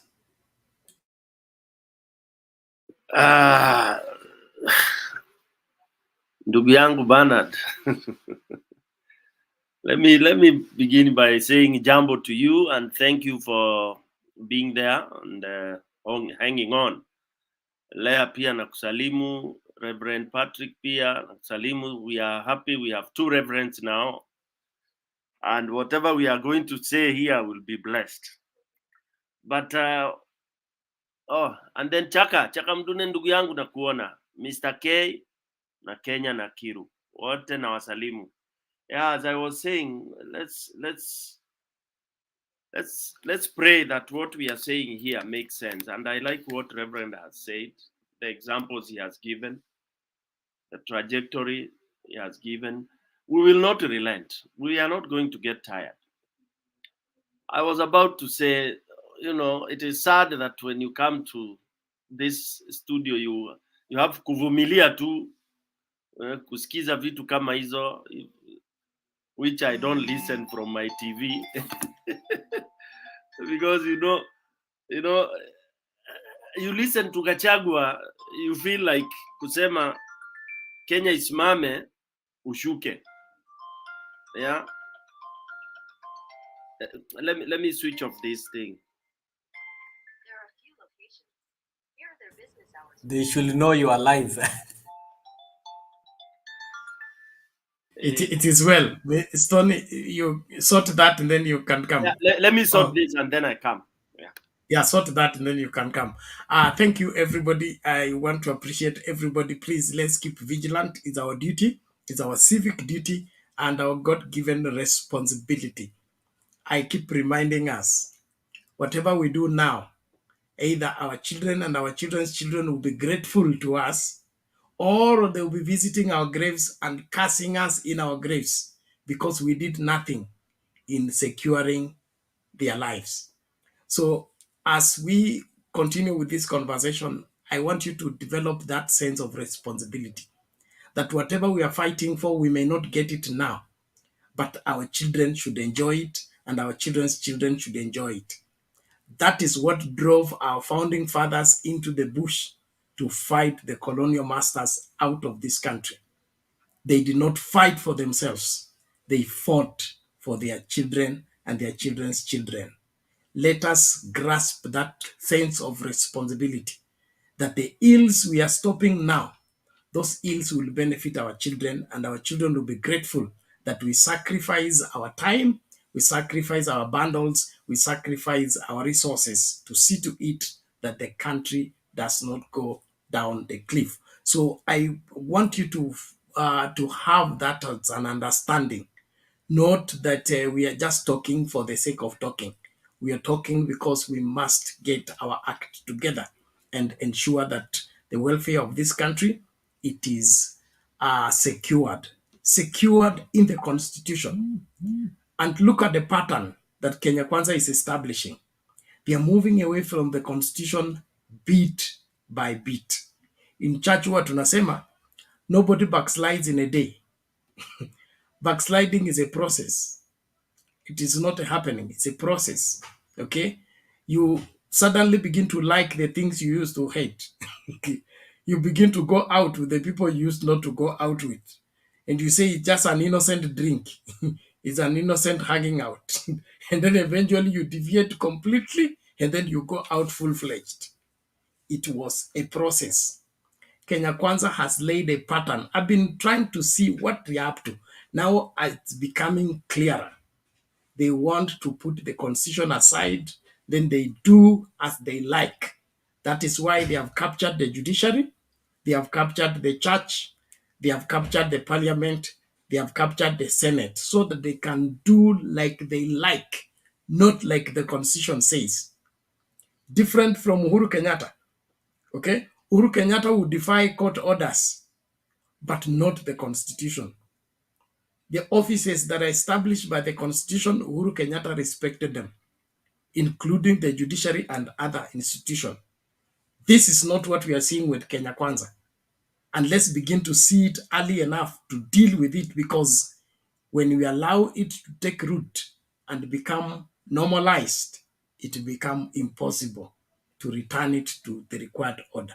So naomba kila mmoja mahala popote ulipo, jitolee mhanga kuhakikisha kwamba nchi hii hairudi katika ile old constitution that was structured to serve a particular people against others.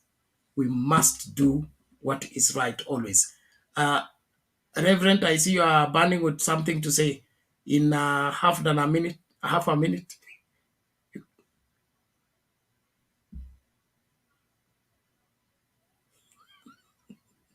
Unmute yourself, Reverend. We can't hear you. Unmute. Can you hear? Yes. Can you hear me? You are now okay. Quickly. Okay. Yes, go So ahead. I wanted to say this.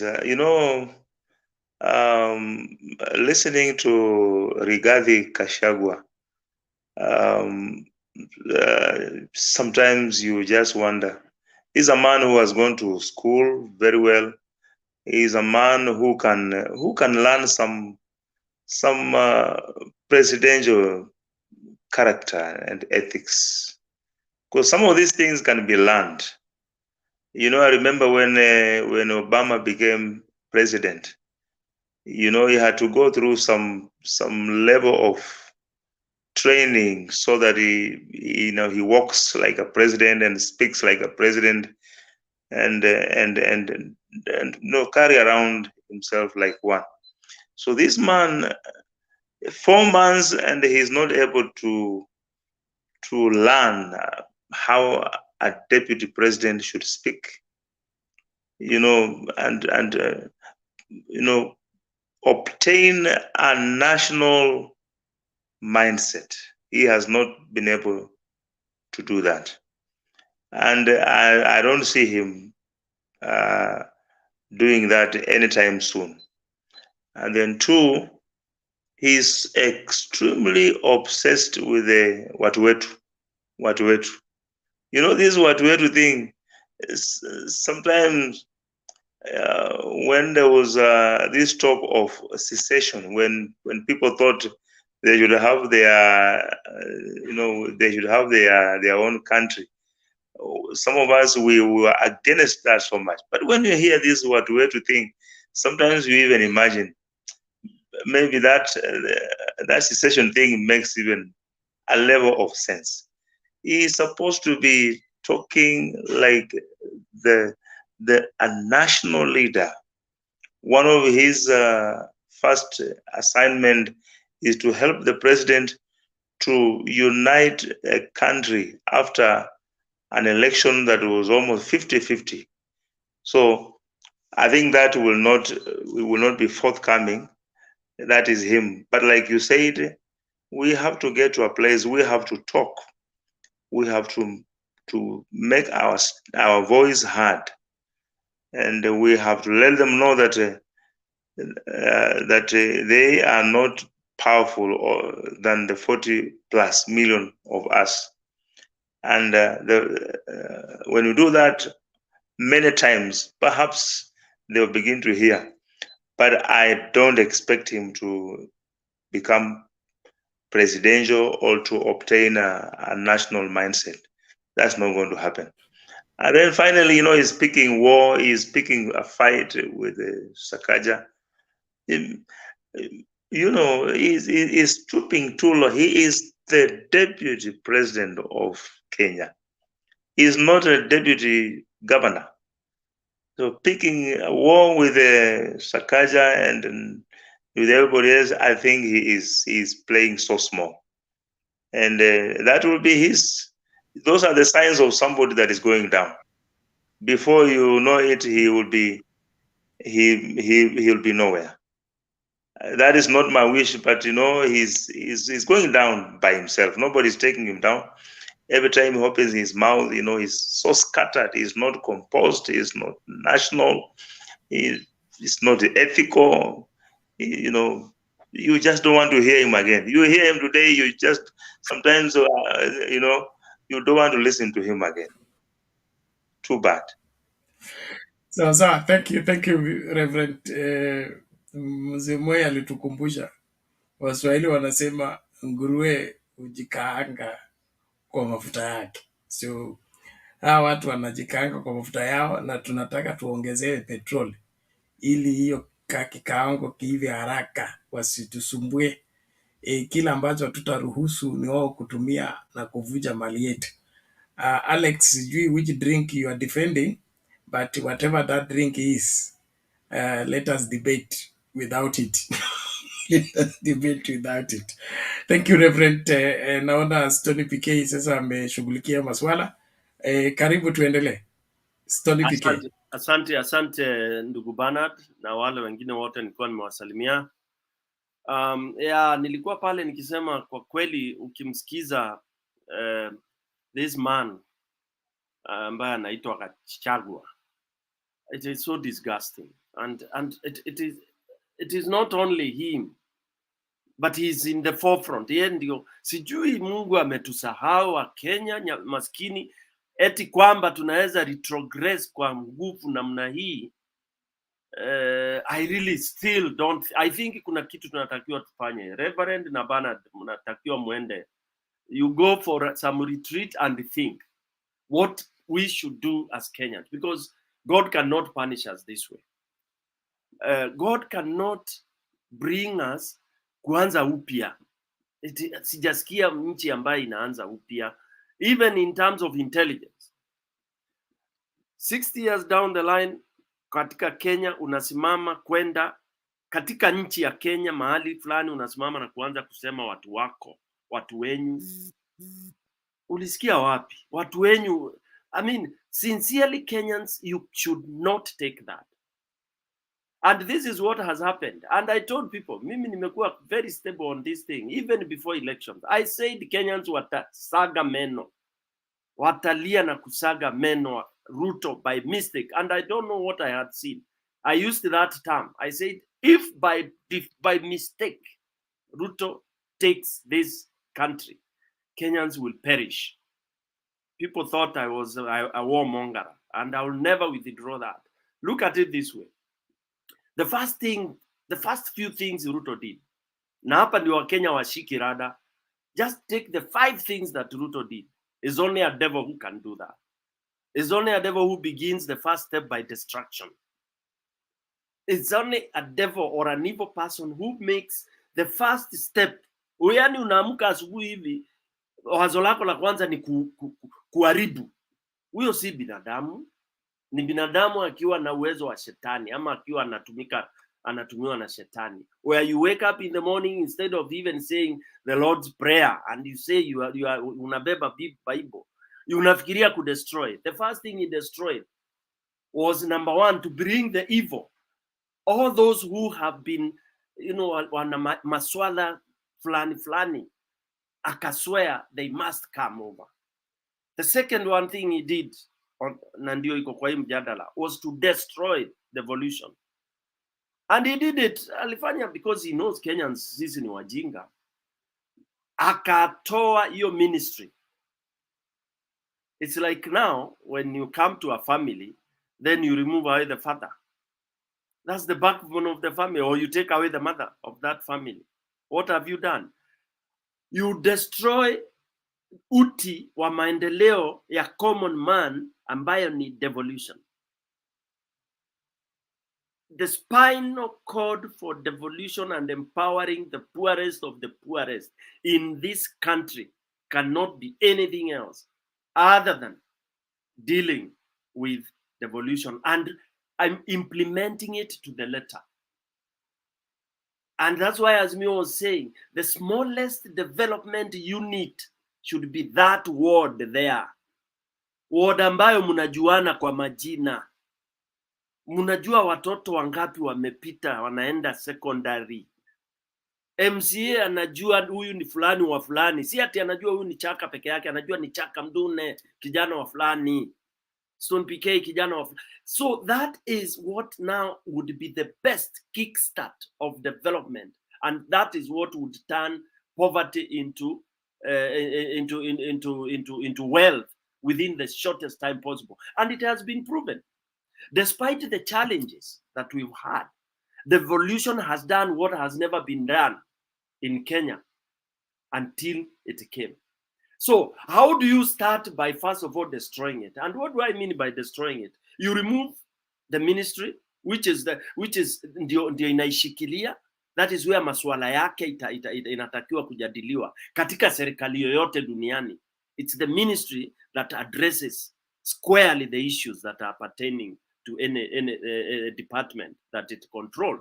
So you remove it, yeah, because you know that is what will strengthen mwananchi mpaka awache kukaa chini akingojea fuliza ya shilingi 500. Okay, because huyo mwananchi akiwa devolved na amedevelopiwa na kaunti yake, ako na maji, ako na kilimo, ako na industry, ako na kila kitu. Auji pale kumwambia nyenye ukimwambia UDA sijui nini na nini. So he learned from school ya Moi. Hiyo akadestroy. So who controls the devolution now? It's him, his office, the deputy president, and akaona watu watalialia sana ati anaweka huyu chairman wa nini.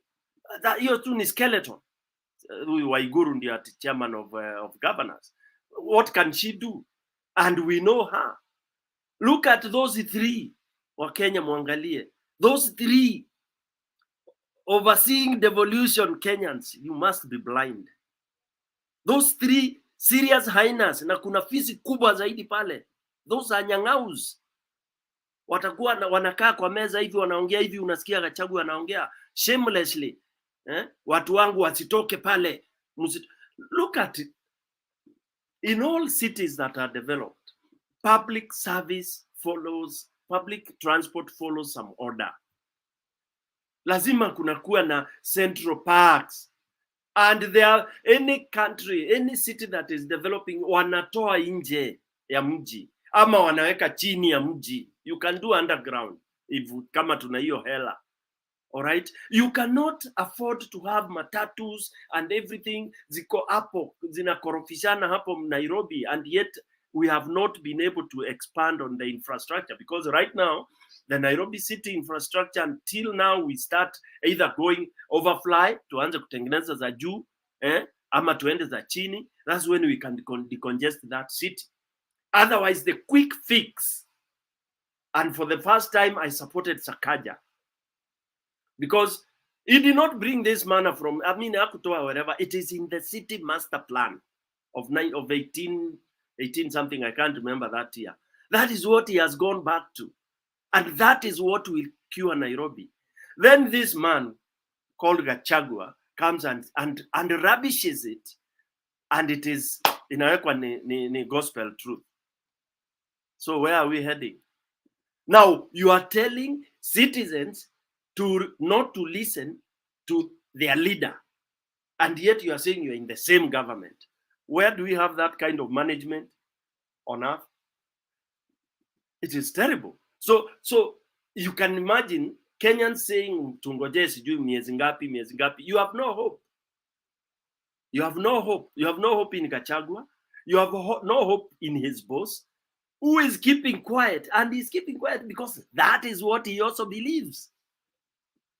Gachagua anaweza kuwa ni mwendazimu, lakini hao ni wendazimu wawili.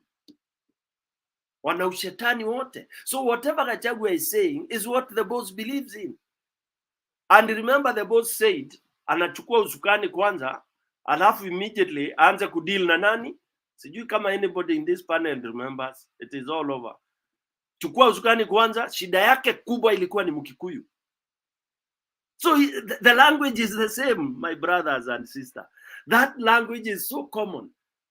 Mtu unasimama, you are a Kenyan and you are a leader, you start saying you have one big problem, then you profile a tribe. Na wewe uko kwa modern days in 2020s, you say shida yetu kubwa, hakuna mtu ana shida sana na mwingine, I mean isipokuwa we have a problem with the Kikuyus. So it is going that way, and anything that is pitting Kikuyus against the rest is Ruto's jubilation. And he, remember, uses reverse psychology. So Gachagua will be there. He will be fired to fight for his Kikuyus because they wanamalizwa. Look at that nonsense. At Kenya, tribe fulani inamalizwa. In 2022, 2023, saa hii kuna mahali wa Kenya wanaweza kaa chini kumaliza wa. We have even become more cohesive. Somebody was saying that the devolution has brought tribalism. Hapana, we are misconstruing this. Devolution is thieving. watu wataanza kaunti yetu, and then mara moja watakuja kurealize kaunti yetu inahitaji kaunti hii next. And that is what Uhuru was doing. Link them.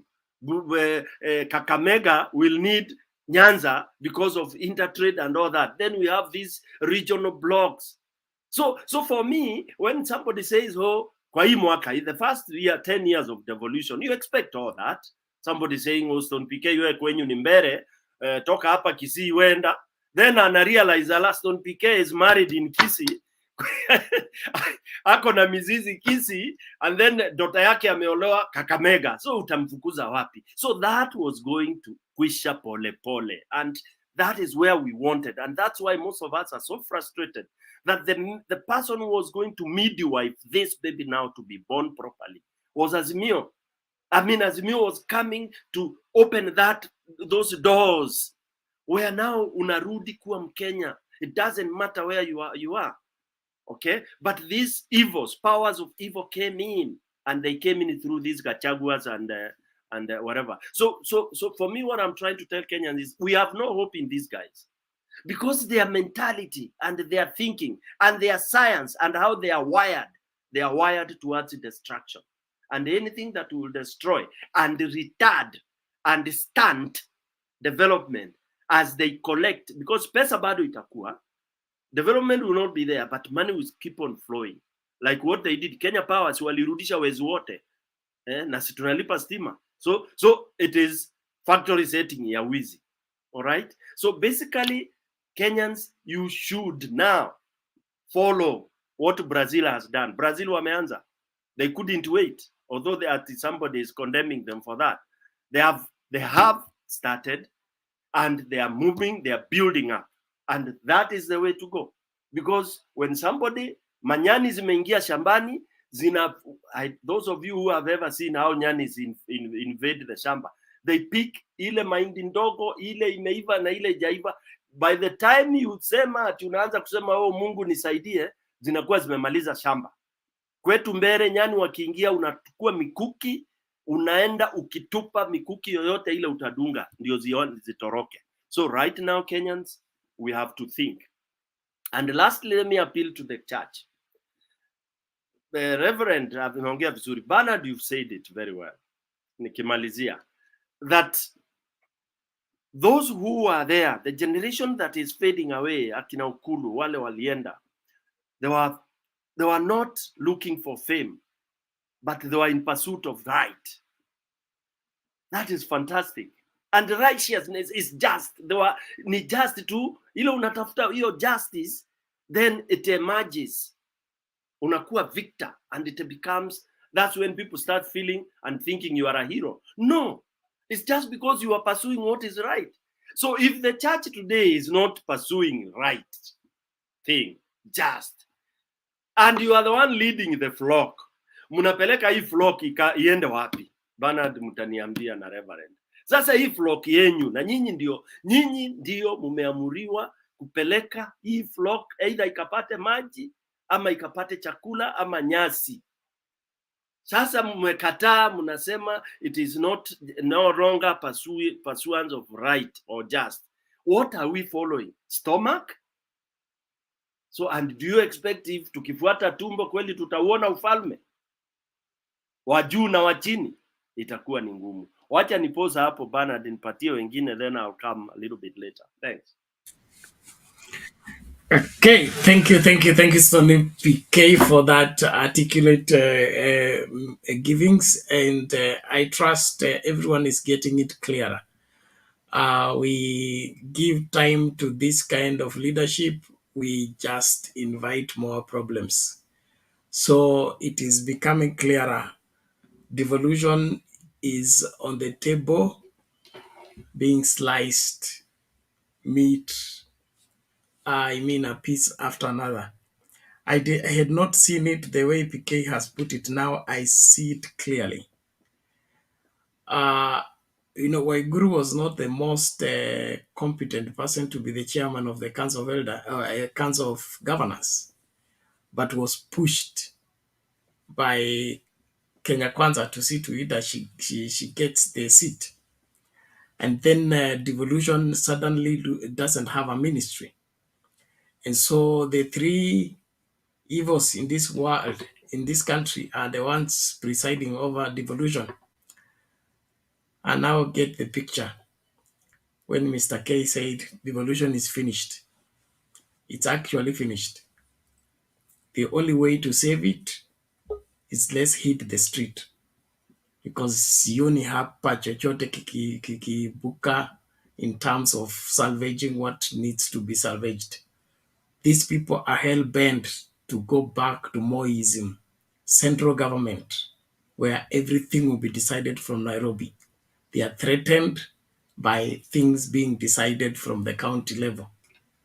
Contracts decided in Nairobi, roads decided in Nairobi, and everything else. So Wakenya, kama mnaamini kwa 2010 constitution na mnataka Kenya isonge mbele, and Kenya has made giant steps forward since devolution was implemented. Any person wanting to kill devolution is the enemy of Kenya, is the enemy of the progress and the development of this country. He needs to be named and shamed, and he needs to be stopped. So nataka tukue candid namna hiyo, clear namna hiyo. Tuache kuongea kwa mafumbo sasa. Mambo imeharibika na hatuwezi kuanza kuficha ficha. Okay, there is a proposition I have. Okay, there is a new site I put up together that I want you to subscribe. And there's a book I've been reading, and I don't see it everywhere. I landed on it, and I'm devouring it. It is giving me a lot of insight into our Kenyan situation. It's a book that was written by Tom Mboya called The Challenge of Nationalism. And if there is anything that has been a problem to this country, is that nationalism. We have taken opportunists at the expense of nationalists, and opportunists have turned our country into their milking, their cash cow, instead of making it viable for each and every Kenyan. Now, I will be making that book available as an e-copy on my site. But I want you to subscribe to the site so that I will send the book to you if you were interested in reading it and being part of this change movement, where we want everybody to be informed. Because tukienda huko kupigana, tukuwe na sababu. Sio, kama hatuna sababu, vita zitaisha haraka kabla zianze. So our site is called Triumphant Bible Media.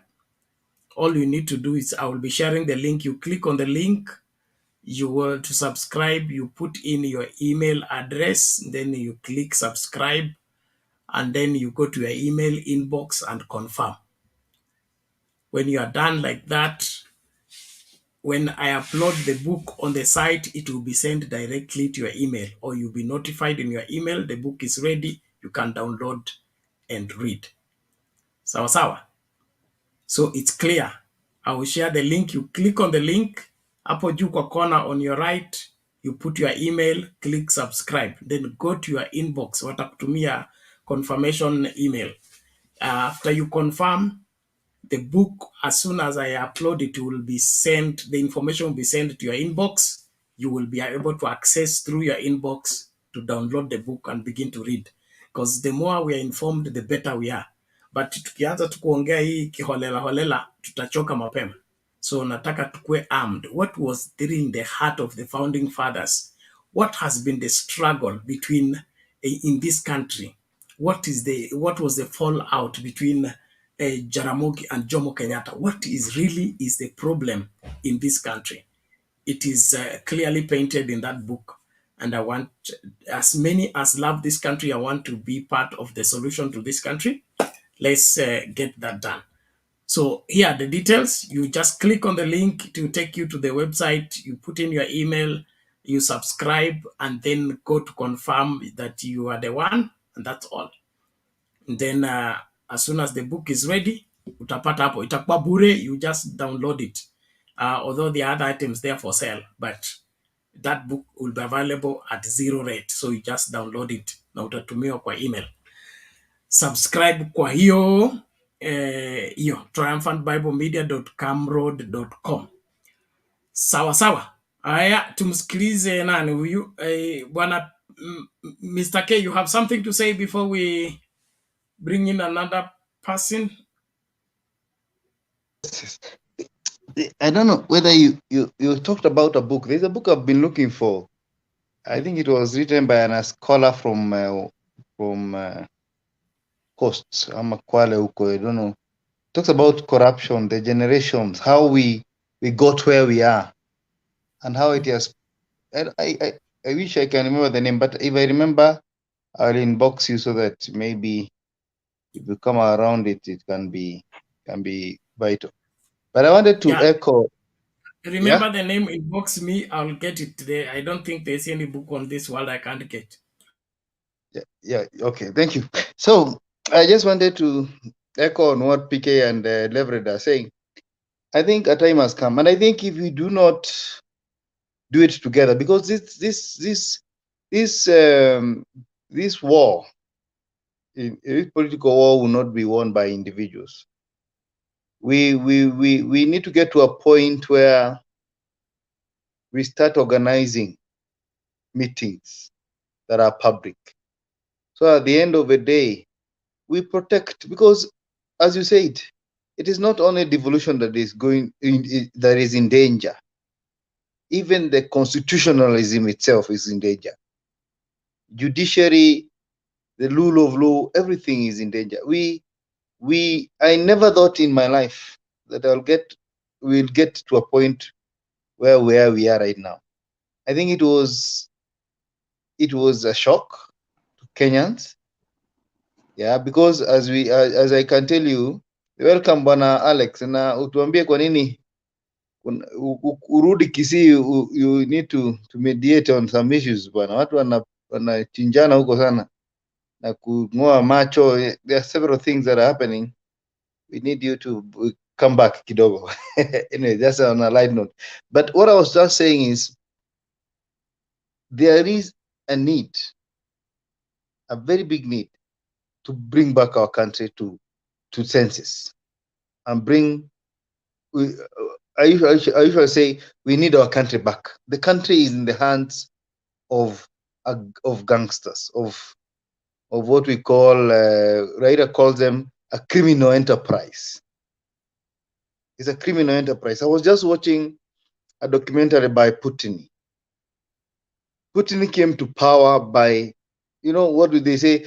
The end justifies the means. Yeah, you become popular by instigating issues, sabotaging issues in government, and maybe, as you're saying, you'll be whatever, you'll be giving these books. I think I will write a book, and I will title it either The Art of Becoming President in Kenya or Conning Your Way to the Presidency, because I think we need to really find out what really happened. How did we get to a point where you get a snake as a pet, you feed it, you whatever it until it is so big, now it is eating you. I think it's the art of becoming a president in Kenya and Africa, because this will be the bestseller, Tom PK. Because I want a person who will study, atoke hapa aandike kitabu kama ni thesis, aseme how to become a president in Kenya, aende hata Oxford, kwa sababu hapa it is very easy awekwe kwa sanduku kama ule kijana amewekwa kwa sanduku juzi. It is very easy. So unaenda unachukua history unasema, because if you look at the American history, sidhani kuna president ameshaikuwa president in America who was not nini, for example, an army chief, a pilot of the Air Force, a teacher, a volunteer somewhere, But what is this we have in Africa, where anybody who has never practiced anything, any business or anything, is now the one to tell us what to do? Inafika mahali unajiuliza maswali mingi sana. Yeah, you have never managed a kiosk. You have never been a teacher in school. You have never been a lawyer. You have never, you have never done anything by yourself as an individual. And you are given an opportunity to tell us, all of us, what to do, how to behave, how to eat, who to talk to. Something is missing somewhere. And because it is missing, we need to find a way of solving that problem. Before it gets to a point, we cannot even talk like this, because this is a program of right-minded people. And I like the people who I see here. These are people who I love because they have the same vision with me. They want a country that makes sense.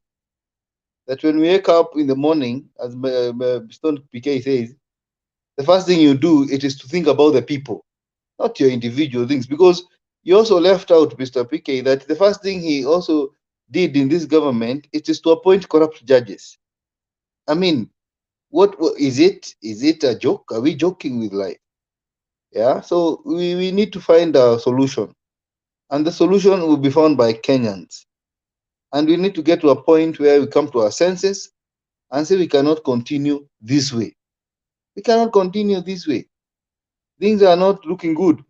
Let me tell you, in the Kikuyu land, in the history of the Kikuyu, the Baria Mobi, Nagekoyo, we have never had a leader like Gachagua.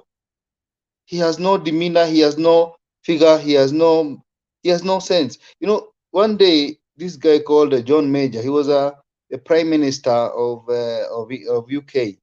He said leadership is greater than academic qualifications, because sometimes it's about how you present yourself, how you articulate issues by yourself, that makes you the leader, the wisdom.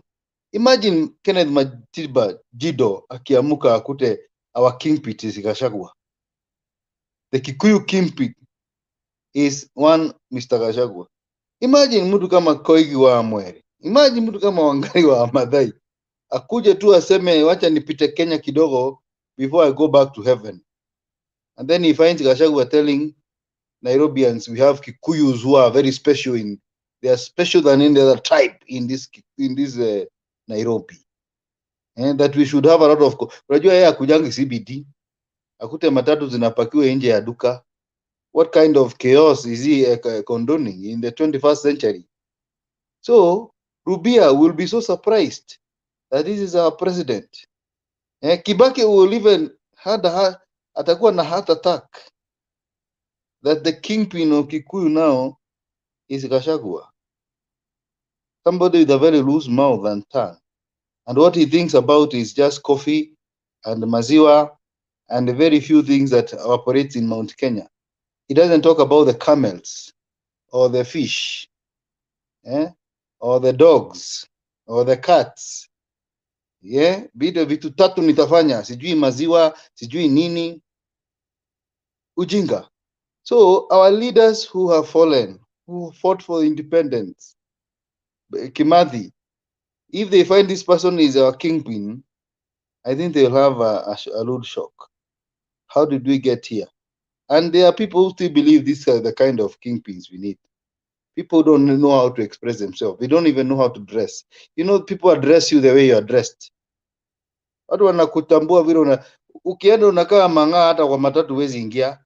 Huyu ni mtu anakaa na oversize coats, mara mishipi imeingia, ingine haijaingia vizuri. Kwa nini? Kingpin. At the end, you're kingpin. It's a sad story, and we cannot take such kind of nonsense as the people of Kenya. Huyo si kingpin yetu. Huyo ni mtu ambaye amejipata hapo, hajui mbele wala nyuma. Kesho pengine ataanza kuongea. Anyway, too much said.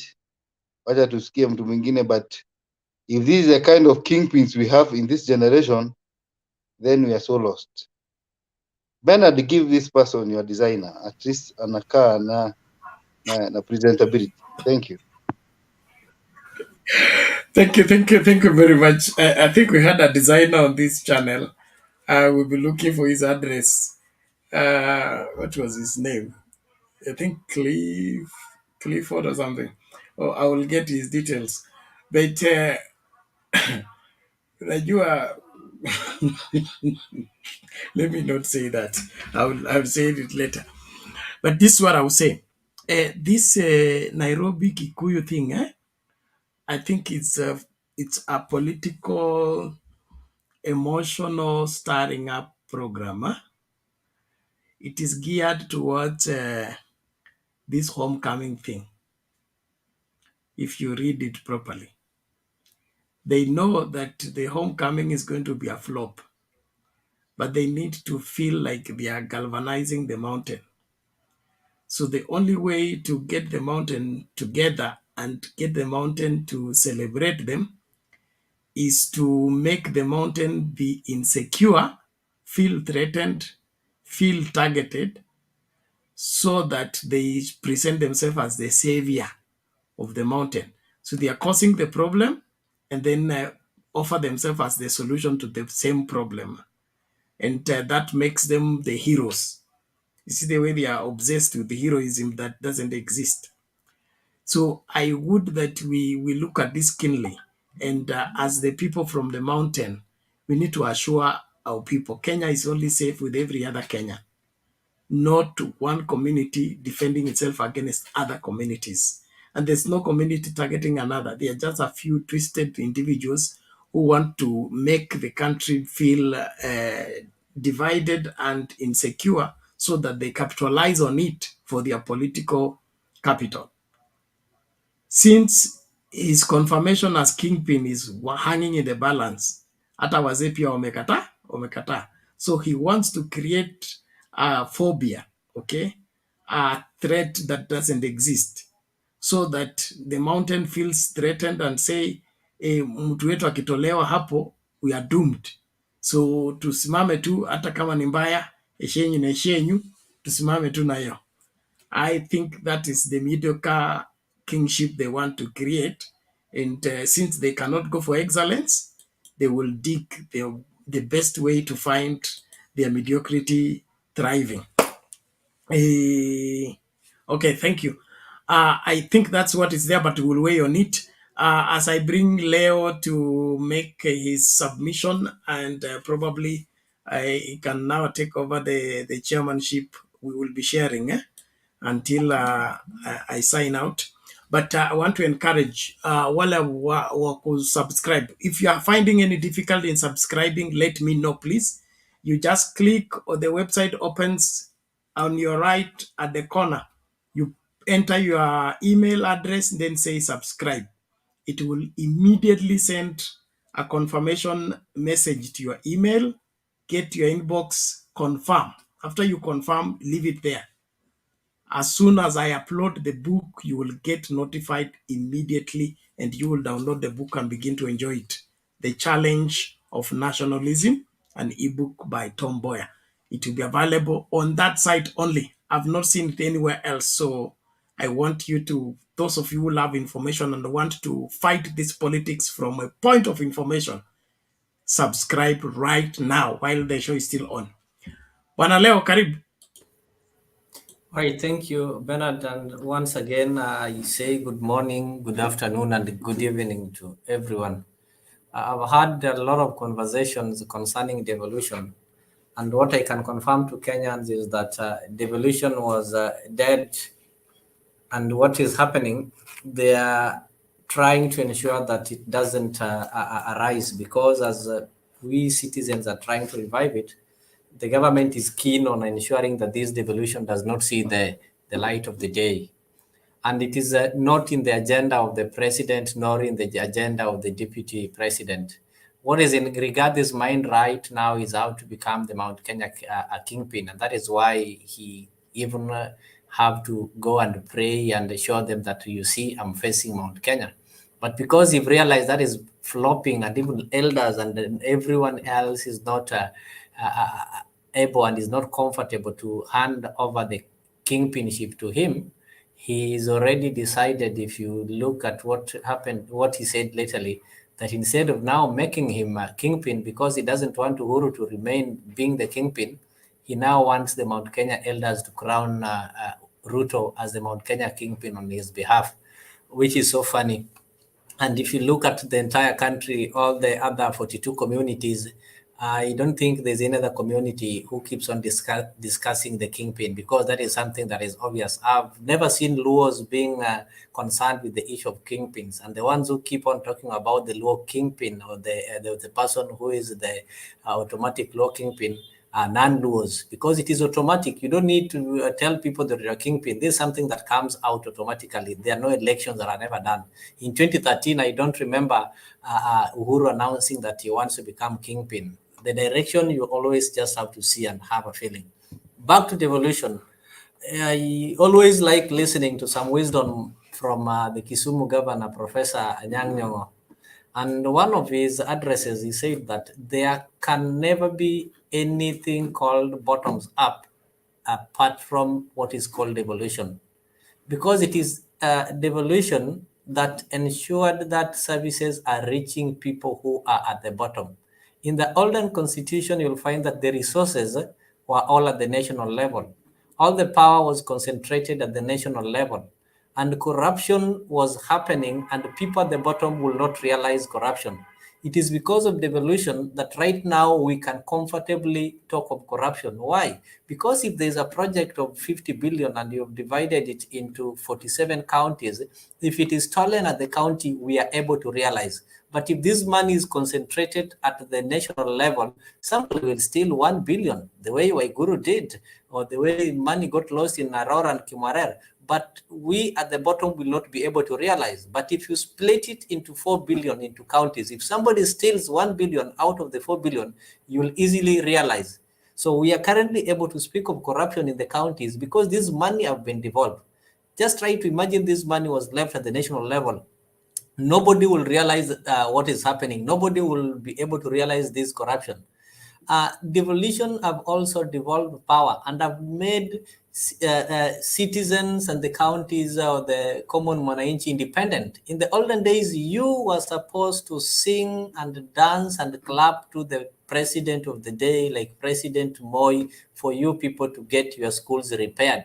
Nowadays, you don't need to worship the president or to worship the person who is at the rim of the national level for you to receive development. It will obviously have to come at the bottom, whether he likes your county or he doesn't like it.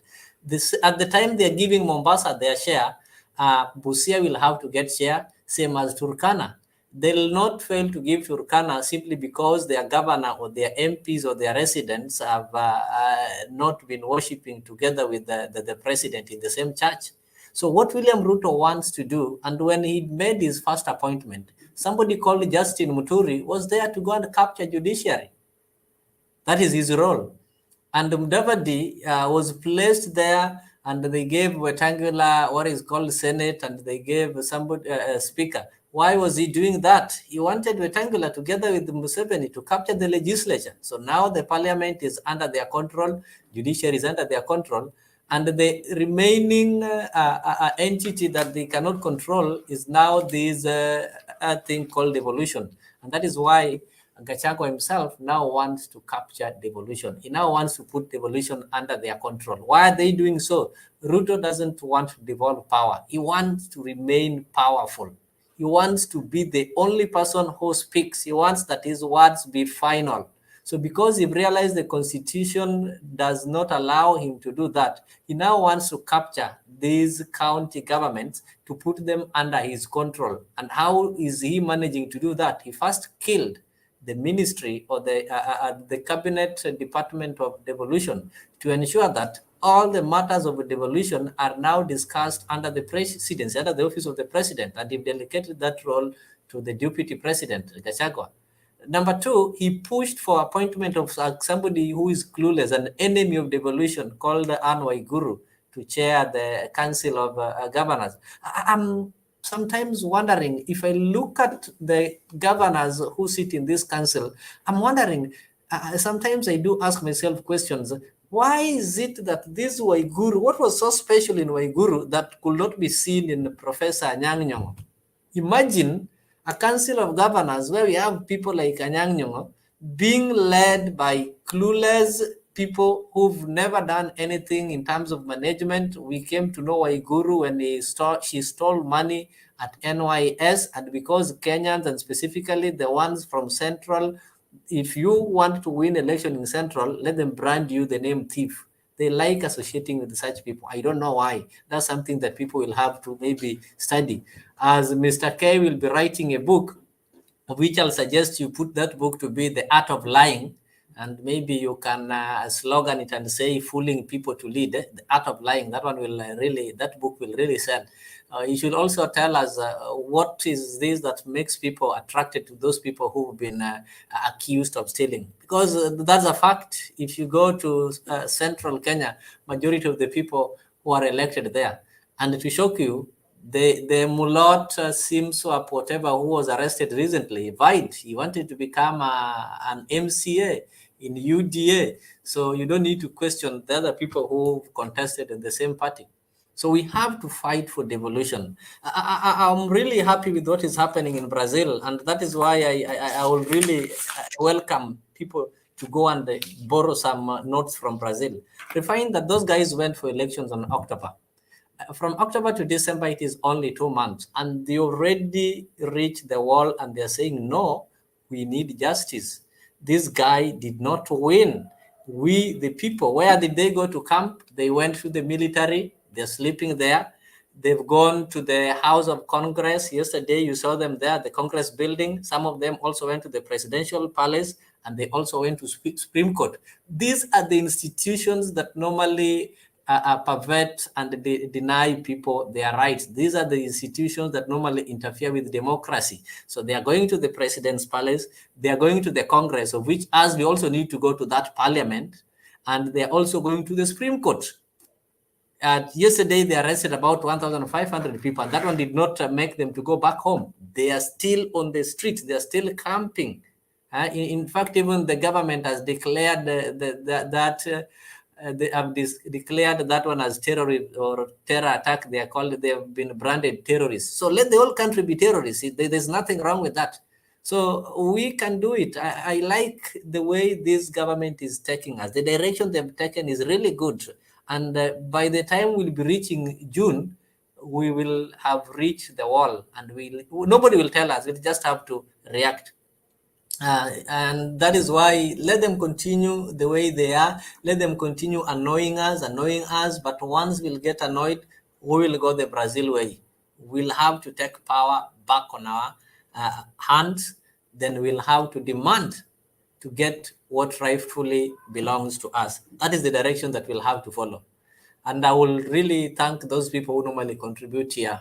The word has it that they realize that we are complaining and we are making noise and shouting about pesa ya wazee, and we are also inciting wazee until they decided to release that money. I think the people who talked of that money, people like Opio and I, they got the idea here. And if you are keen enough, those who are in opposition, who are maintaining opposition, they get their notes and speeches from Mutembei TV. They listen to what is said in Mutembei TV, then they call the press conferences. So let us not give up. We need to have, we are the hummingbirds. The little things that we keep on doing here are the ones that are going to make some great and tremendous change. So let us not wait for some big demonstrations. These demonstrations will start from verbal demonstration, then people will have to buy the idea, then the next thing you'll see people will go out of the road and things will be better. Thank you. Okay, asante Bwana Leo kwa maoni yako na mchango wako katika ukweli wa mambo. Tunapoendelea na mjadala wetu, karibu sana kila mmoja. Tuendelee kukaribishana. Tafadhali usitazame peke yako. Kama hiki kipindi kinakusaidia ama kinakuelewesha kitu kimoja, karibu tafadhali kuhakikisha, jaribu uwezavyo kukaribisha mtu naye akafaidike na yale ambayo tunajadili hapa. Wale ambao wanateta kwamba sisi tuna complain serikali ipewe muda na hiyo masuala yote, wao wanafanya jukumu lao, sisi tunafanya jukumu letu. Jukumu letu ni kuhakikisha kwamba hatuwezi kuibiwa tukiona, na hatuwezi kubebwa ujinga tukiona. Ni lazima tuangalie masuala haya kwa kina. Devolution ndio uti wa mgongo wa maendeleo wa nchi hii. tumepata mafanikio makubwa tangu devolution ikije kuliko yote ambayo tulipokea katika our whole of independence time. The giant steps we have made using devolution is so huge that we can't play games anymore. So please let us do what is right and do it fast enough. Alex, you seem to have a challenge with your entry into the studio. I will send you the link privately nione kama itafanya kazi, but you will need to restart your gadget. Restart your gadget so that it is well synchronized. When you come, you stick and be able to make your contribution. I'm still encouraging you, those of you who would want to read the book, The Challenge of Nationalism by Tom Boyer. It will be available on this site. I want you to subscribe to the site. Then as soon as the book is uploaded, you will get notification and download it for free, 100% free, and begin to read it. We need to argue and debate from the point of information. And if we can't look down the history lane and find where the fault is, we can't fix the problem. And so you just click on the website. There is a section where you put in your email address, click subscribe, then follow. The information will go straight to your inbox. After you confirm, it is your inbox that will get the message as soon as the book is uploaded. Nataka kuona subscriptions ikipanda. Naamini mko hapa kwa sababu natafuta information, na nikipata information ambayo inafaidi nyinyi, mimi naileta ili kila mmoja amakinike. We are living in a very critical time ambapo tuko na serikali ambayo ingependa kunyamazisha watu, so ni lazima tupeane information ambayo inapeanwa ipasavyo ili kila Mkenya ashughulike na kukomboa hii nchi. Tufanye kazi kwa pamoja. Thank you. Alex, I see you. I hope you seem not to be moving. Are you there?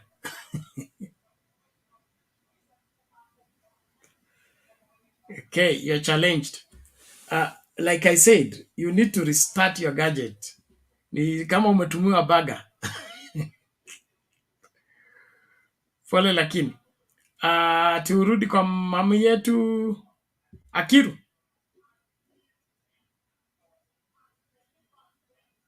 Okay, ni kama she stepped out. Chaga?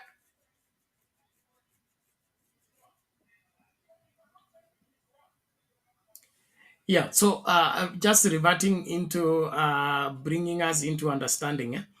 You remember what Mother Karua said just before the elections. He said, from independence, we have never had a presidency that believed into the freedoms and the constitutionalism of this country, as it was eminent that they will clinch the seat. And he said, if everything works out and they get into office, they will straighten this country because they were the face of change from time immemorial. And we seem to have a government here that is twisted in the sense that they have never believed in devolution. And so they are working out to use everything in their power to stop devolution. That is what Kenyans are not reading. And I think even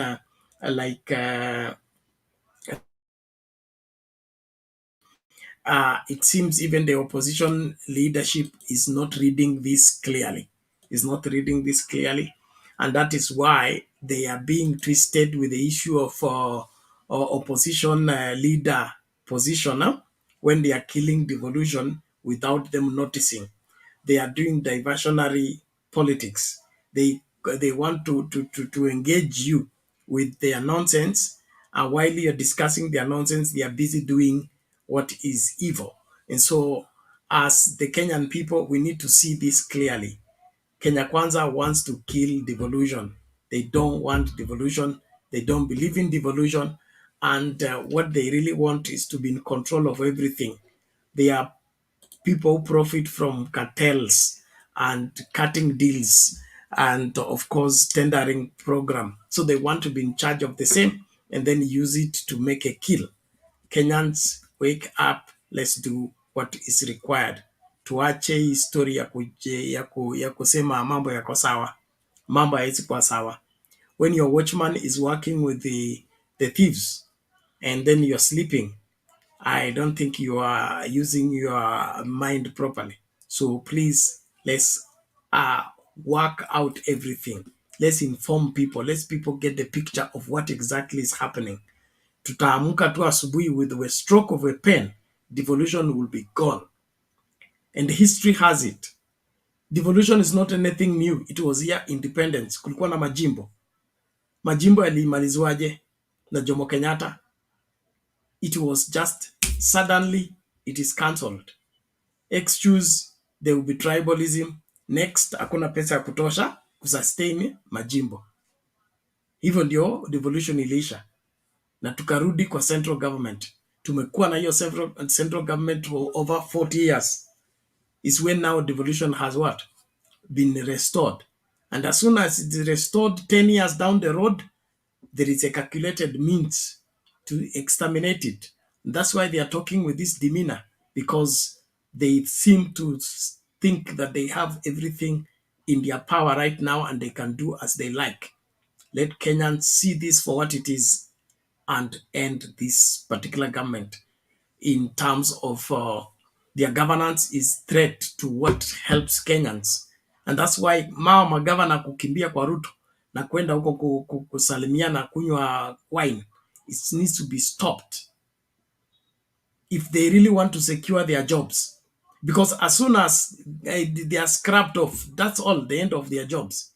Sijui kama wanaona hii, they will be jobless and nothing will go back to municipal council, county council.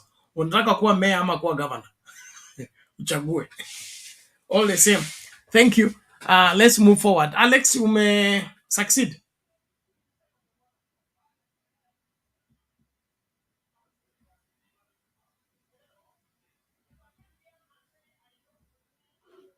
Okay, Alex seems to have an issue. Chaga upo?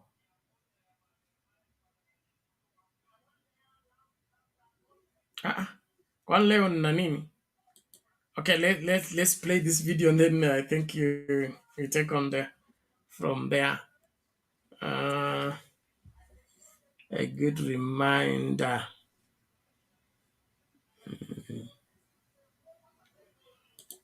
I think let's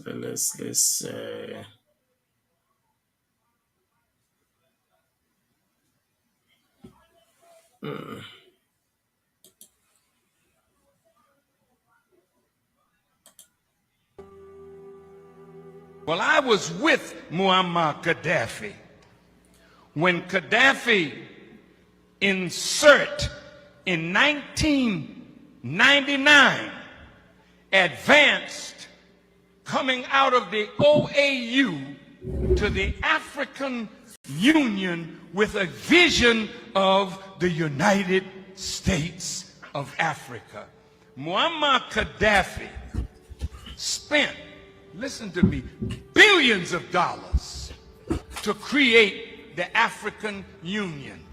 Did you know that Gaddafi gave $300 million and the other African nations gave $100 million to put up a satellite so that we who call Africa don't have to go through Europe to get to Africa?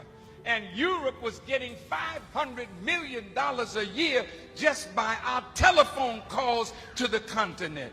Now we can call directly to Africa, and that $500 million is in the hand of African people.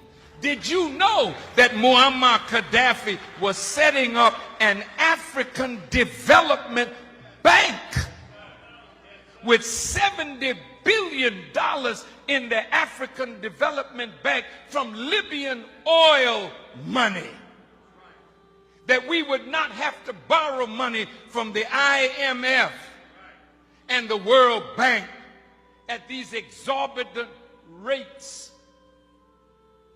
Zero interest under Islamic non-usury teachings. I just left St. Kitts, and in the island of St. Kitts, he was going to set up a Caribbean development bank. He told the prime minister there, and he was going to put $1 billion in that bank for Caribbean development. Why do you think they killed him?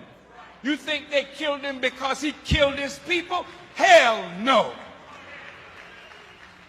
They killed him because, listen to me real good. You touched my nerve with that question. Did you know that in Libya, nobody's homeless? Listen, everybody in Libya has either a home or an apartment. They call it a flat. Did you know education in Libya is free from kindergarten through college? And did you know that if a Libyan wanted to come to America to be educated, the government in Libya paid for their education? Did you know that? I was there when he opened a $500 million hospital with 18 theaters for operation. I was there, and we went when he was making their own medicines. See, this was a man that gave free medical attention to all the citizens of Libya, and if Libya did not offer that kind of medical attention, they could fly anywhere in the world and get it, and the Libyan government would pay for it. Did you know that? No, you didn't. Did you know that from the oil money, every Libyan citizen got a stipend every year?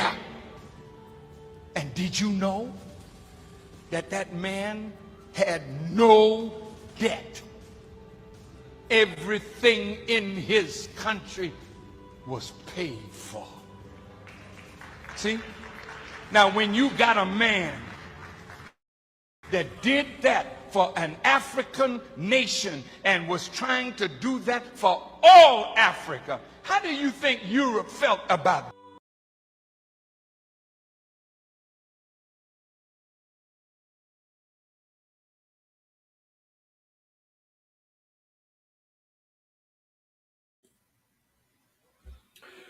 Thank you, everybody. I trust you are still tuned in and following what is happening.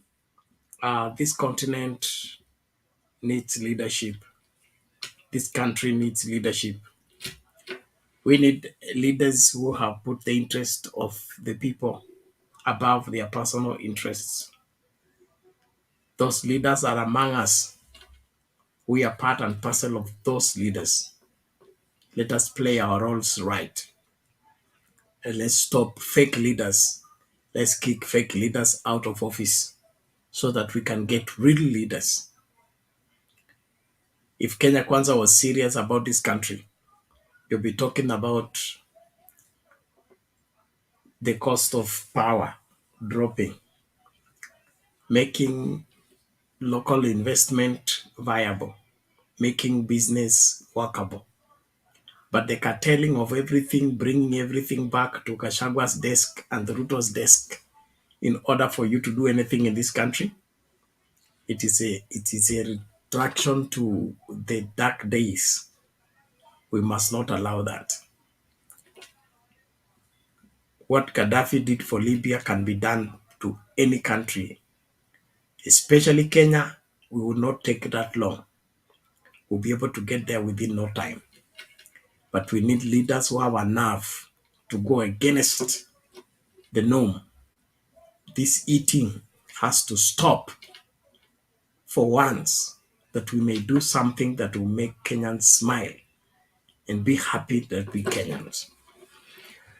Asante sana, tuendelee kusubscribe, alafu tukiendelea na mjadala wetu. Mama Kiru amerejea. Karibu mami.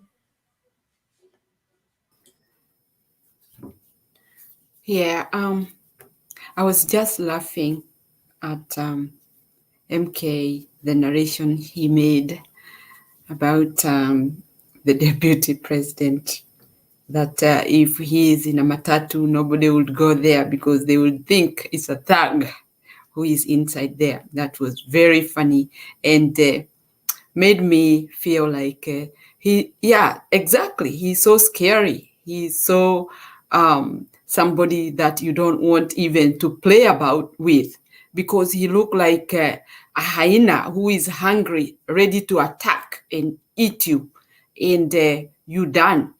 Hata kama hata kukula akukanyange kanyange na akukatakate akukumalize akuache hapo. There is nothing bad like our tongue.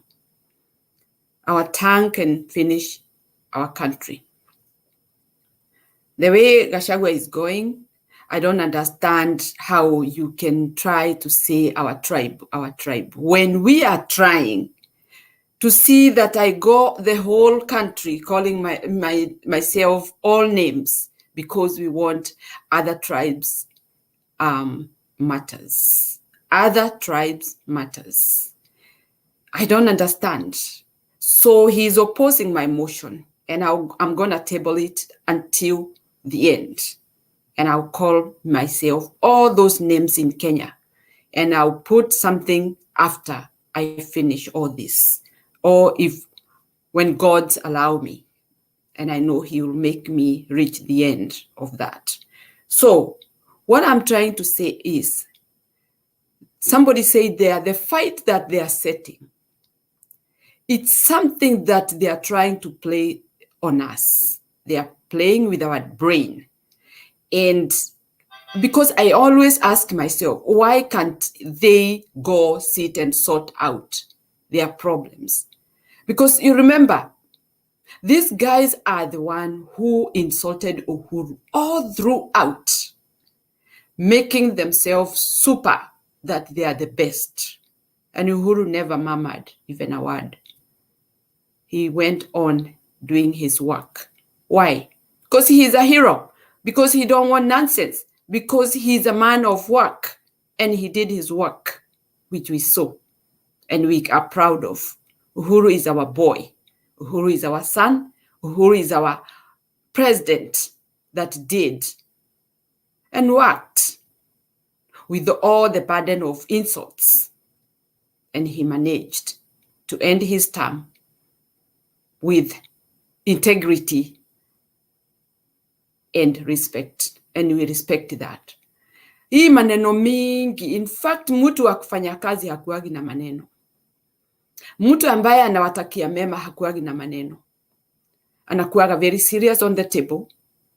If it's about a pen and a paper, if he's an architecture, he sit in the room by himself because he don't want disturbance, and draw the map of how the roads will go, or a building, how it will be constructed so that it doesn't collapse. That is who we want in our country. These others are like monkeys when they are there, trying to fight, and you see, ni vumbi tu inatokeaga saa ile wanapigana. That is what it is right now. And Gachagua, the way he's talking, he is trying to incite people to feel like they are more superior. I am a Kikuyu and I'm not superior than any other Luo, Luya, Kisii, Kalenjin, or any other tribe. We are equal. And we are equal because Kenya should be equal. Or what they are trying to do, they are fighting for their part, for their portion. Kenyans, don't be deceived that you're expecting anything. I repeat again, anything from this government. Nothing. Honestly, they are not going to give us anything that they promised. We'll give them even 100 years. They'll still be there fighting. When you speak about Waiguru, it gives me goosebumps. These are the same people who are in devolution. They know how much they took They corrupted there. So they are abolishing it because they know whoever will go there maybe will be rich like how rich they are, because they got the money easily. Devolution deserve to be there for the Kenyan. And Kenyans, we should fight for that. What they took from there, it's enormous and collapsed so many parts that were helping poor people, e.g. NYS, which I know very well. So when they are talking about Waiguru, I don't understand and I don't believe, and I will not give a damn to believe that we are heading anywhere with Waiguru. Waiguru is there for whatever it's there. It is not going to get out of her door. In his office is corruption. He joined his her comrades, and all these comrades are going to drain our Kenya while we are watching. I understand somebody was talking there about, I don't know which country, he said that they didn't wait long. That is correct.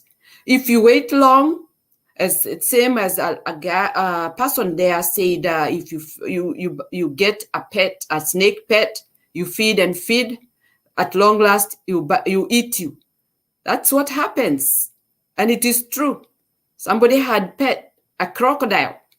He fed those crocodiles, and he was enjoying them. He was playing with them. One day he didn't report to work. After he did not report to work, they went to his house. After calling, they found only bones. And even those crocodiles were telling those people, come in, we'll deal with you. That's exactly what it is. Na tutafika pahali hawa watu wanatuangalia tu, wanatunyemelea tu polepole. Tutafika pahali ambapo hatutaongea, ni kunyamazishwa kabisa, na tutakuwa hatuna sauti.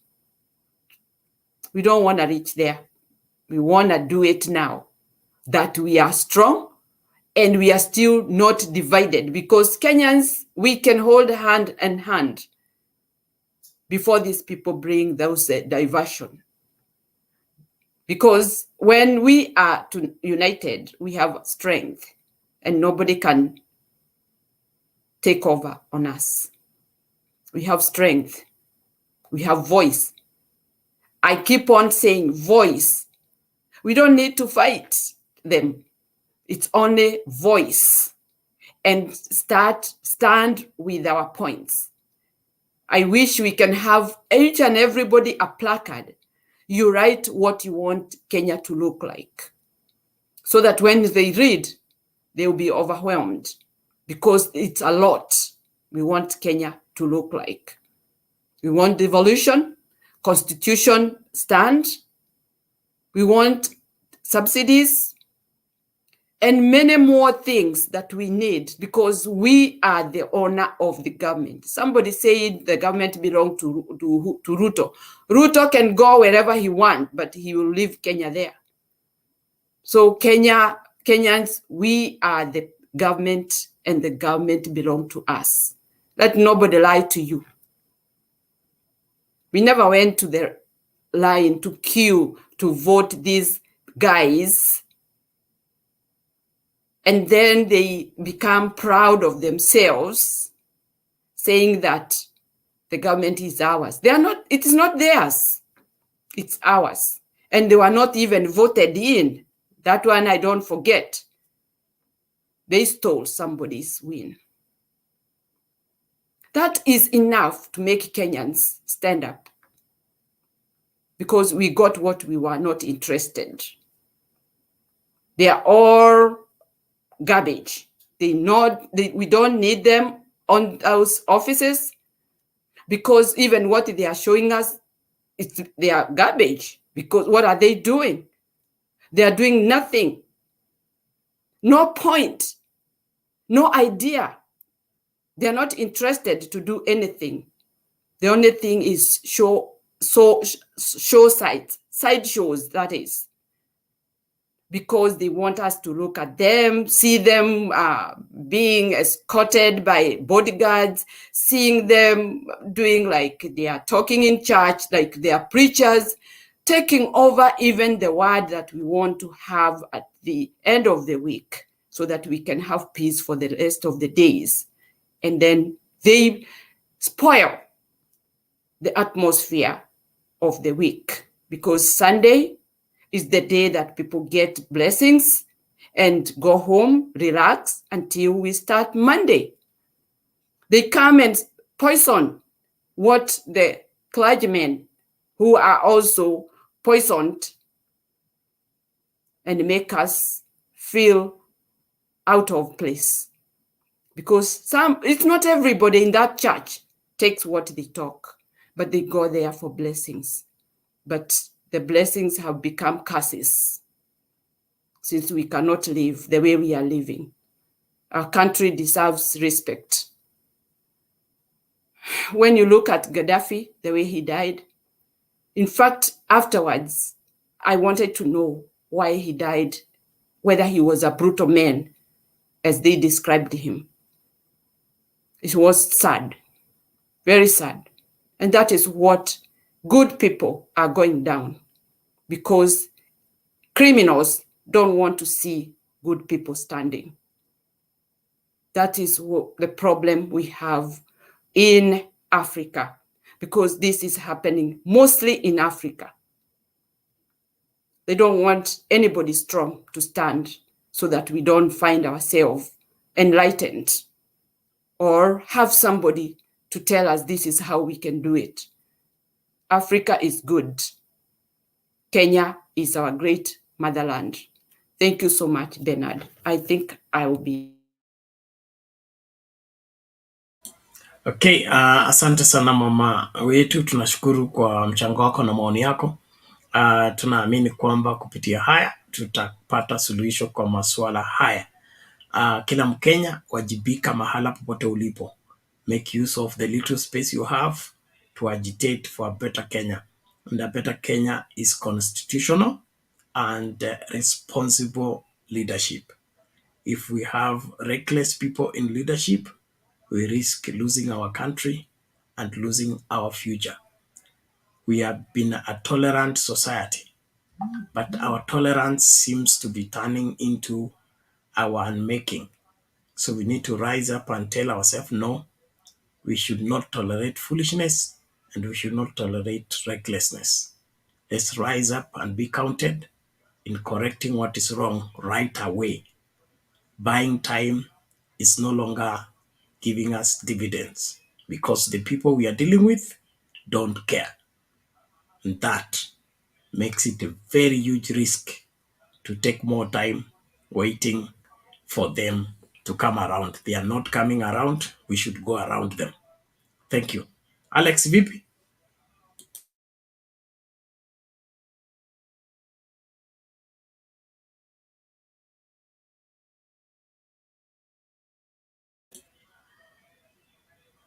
He, Bwana Alex, leo inaonekana umegorokewa. Kwetu wanasema umegorokewa. Ile wende... Iki, I think back to Stone PK. Alex atajisort baadaye akuje na tuendelee. As Tony PK comes, I'm still urging you guys, the book, The Challenge of Nationalism by Tom Mboya, one of our founding fathers, the great trade unionist, the person that championed our independence and post-independence. He was a figure in our politics, and they were part of the framers of the first constitution and the framers of the pursuit of achieving Kenya as a nation. So he wrote a book called The Challenge of Nationalism. That book is in my custody, and I want to make it available to all as desire to read, because I want us to argue from the point of information. And therefore, I'm urging you to subscribe to my site where I'll be uploading the book for you to be notified when the book is there. Then you get your copy. You just get to the site, put in your email, the working email address, and then it will send a notification in your inbox. You confirm you are the one, and then that is it. As soon as the book is up, you will get that notification through the same email. That's how that site works. Without you doing that, you will not be able to get access to the book, even if I put it there. So please, let's ensure that we follow due process to profit from this material. It is rich. I'm enjoying it, and I want everybody to enjoy it. It's not a small book, but it's very rich with our history and the reality of what you're faced with. Thank you. Stony PK, karibu.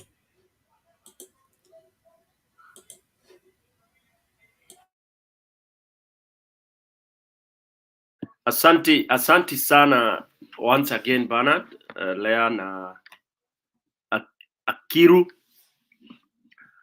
Akiru hiyo ni ya kutoka wapi? Na mimi vile ni Mkenya najua kila mahali. Inaonekana ni kutoka pande za wapi hizo. Tafanya hiyo homework. Na Chaka naona bado yuko. Mimi naendeleza ule msururu wangu of thoughts kwamba shida iko, na nataka kumalizia huo msururu nikisema hii maneno ya kingpin najua tumezungumza sana. These are self-appointed things. Now, whichever way, even if we were to use Gachagua's book and school of thought, ambapo Lea amesema kweli anajaribu sasa kuona, kwa sababu anajua hata akasimama pale nje, maybe it's only his wife and his children who will stand behind him. Because kwa Kikale tunasemanga ngosamis muriatikobogo nebo. So panya hata akiwa ameoza na ananuka belongs to a family, so atakuwa na wale watamfuata. But the truth of the matter is that Mount Lima should not be kind of lured and confused at they are endangered. So by them pronouncing Ruto or being lured to install Ruto as a kingpin, itakuwa ati sasa ndio ati sasa they will have run away from the imagined or the real danger. Wamesahau, in my submission nilisema namba moja ule alisema akona shida na Wakikuyu ni Mr. Arap Ruto, daktari wa Sugoi. Ndio alisema kwanza ni kunyakua serikali then atadeal na hao. Sasa itakuwa unaruka from the frying pan into the fire. What I'm trying to tell my people from Mlima, don't buy that nonsense of being pinned and pitched against Kenyans. Otherwise, you'll be isolated. It is also dangerous, and it's possible. It is possible. When you start shadowboxing, you are being lured like the way you lured Kumera. Now they are saying you are the one who elected Ruto. Hey, hiyo 42 against 1 inaweza kuwa kali. So me I'm warning people, achana na hii nyang'au mbili iende kivyao. Mlima, you are okay. With or without Ruto, with or without Gachagua. There are no goodies. Look at what has happened to all your roads. Sasa ni kama shamba hata si la wanyama. Barabara zote abandoned, mvua imenyesha. You want to tell me somebody will come to do those roads again? Those of you who are a little bit older know what happens. Ukiona contractor ametoa ile majembe kwa site, my friends. Oh my God. It's only young people who don't know. Ukisikia contractor ile kwanza wanaachanga hizi manini. I don't know why they are never carried. Hii matractor makatapila inabebangwa na hii malori wide road. Once ikishukishwa hapo iharibike ama isimamishwe kazi, inakuwaga scrap metal, and nobody wants to buy that scrap metal. And for another contractor to come, my good God. And Ruto did it very akijua kabisa. Dawa ni kusimamisha. Tulisema yeye ni Mr. Stopper, Mr. Destroyer, okay? Mr. Dissolver. Ana dissolve kila kitu. Because you will start crying again the way you cried for the 24 years. You sang redemption song. Hizo ndio tutarudia Mlima. Otherwise, the way to run out of that is to join the clarion call, join Kenyans and say bye-bye to Gachagua, aende akakule mchele na watu wake huko kwake village sijui ni wapi. Don't be associated with the people who talk with such impunity. It is bad. You will make Kenyans start, kind of stereotyping Mulima because of anybody who will start saying, oh, at the kingpin. Kingpin are not self-appointed. They are anointed by the people. And indeed, kingpins are not anointed in church. But bishops are. Political kingpins are anointed by people in the political field. Kwa kiwanja, kama Ruringu Stadium, Bukungu Stadium. That is where people come. Na hapo ni kukanyangana. Si kuja hapo hakuna cha nini, ni kukanyangana. Ule ambaye ata-emerge popular ndi anakuwa pronounced kama the way Njenga Karume was and all these others. So while I'm concluding on that, I want to say, what is the stumbling block here? Sometimes we could be talking, wananchi wameshindwa. Do you know wananchi wamekosa njia? Because there has to be a leader, as we say. There has to be. You angusha kondoo 10 hapa hivi, just from a pickup. If no one kondoo decides which way to go, zote zitakaa hapo zikizungukana hivi. But moja ikijitoa hivi, whether inaenda darkness or inaenda to wherever, that's when they start following. So I tend to think Kenyans should start asking, what is the stumbling block? Why are we not moving in the right direction? I know we are waiting for the Johanna, but could we be that we are destroying self through maybe delay, through not, reading signs of times, through because again, being timely is very important. Okay? Watu wanaweza pata ile inaitwa hangover ama inaitangwa nini? Once you wait for too long, fatigue, you can be fatigued. Even us here, we will be fatigued unless some new blood keeps on coming kuendeleza hii fire. But then kiberiti kishapigwa hivi, there is somebody to carry it kwenda kuchoma wherever we are going to burn. There has to be somebody, and I'm not personally appealing to Baba. Whatever timing it is, I think it is just due now.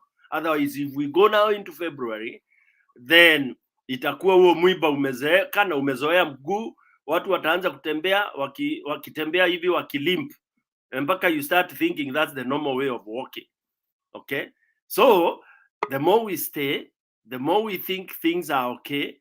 I mean, we stay with the mwiba, yeah, the more it will get used to our foot, and we will think limping is normal. Yes, we will think Ruto kwenda Gachagua kuja hapa anaambia magavana kuna mtu siwezi command, it is normal. Because again, look at them. I don't see, sijasikia mmoja amekuja kumwambia Mr. Deputy, this is not it. None. So to tell you the truth, this no wonder he knows. Hata akimake your statement, wote amewaanalyze, wote amejua hawa ni kondoo, wote kondoo, kwa sababu number one, tumbo. I keep on saying tumbo, anaangalia tumbo yake. All of them, they are looking at that package, hiyo mshahara.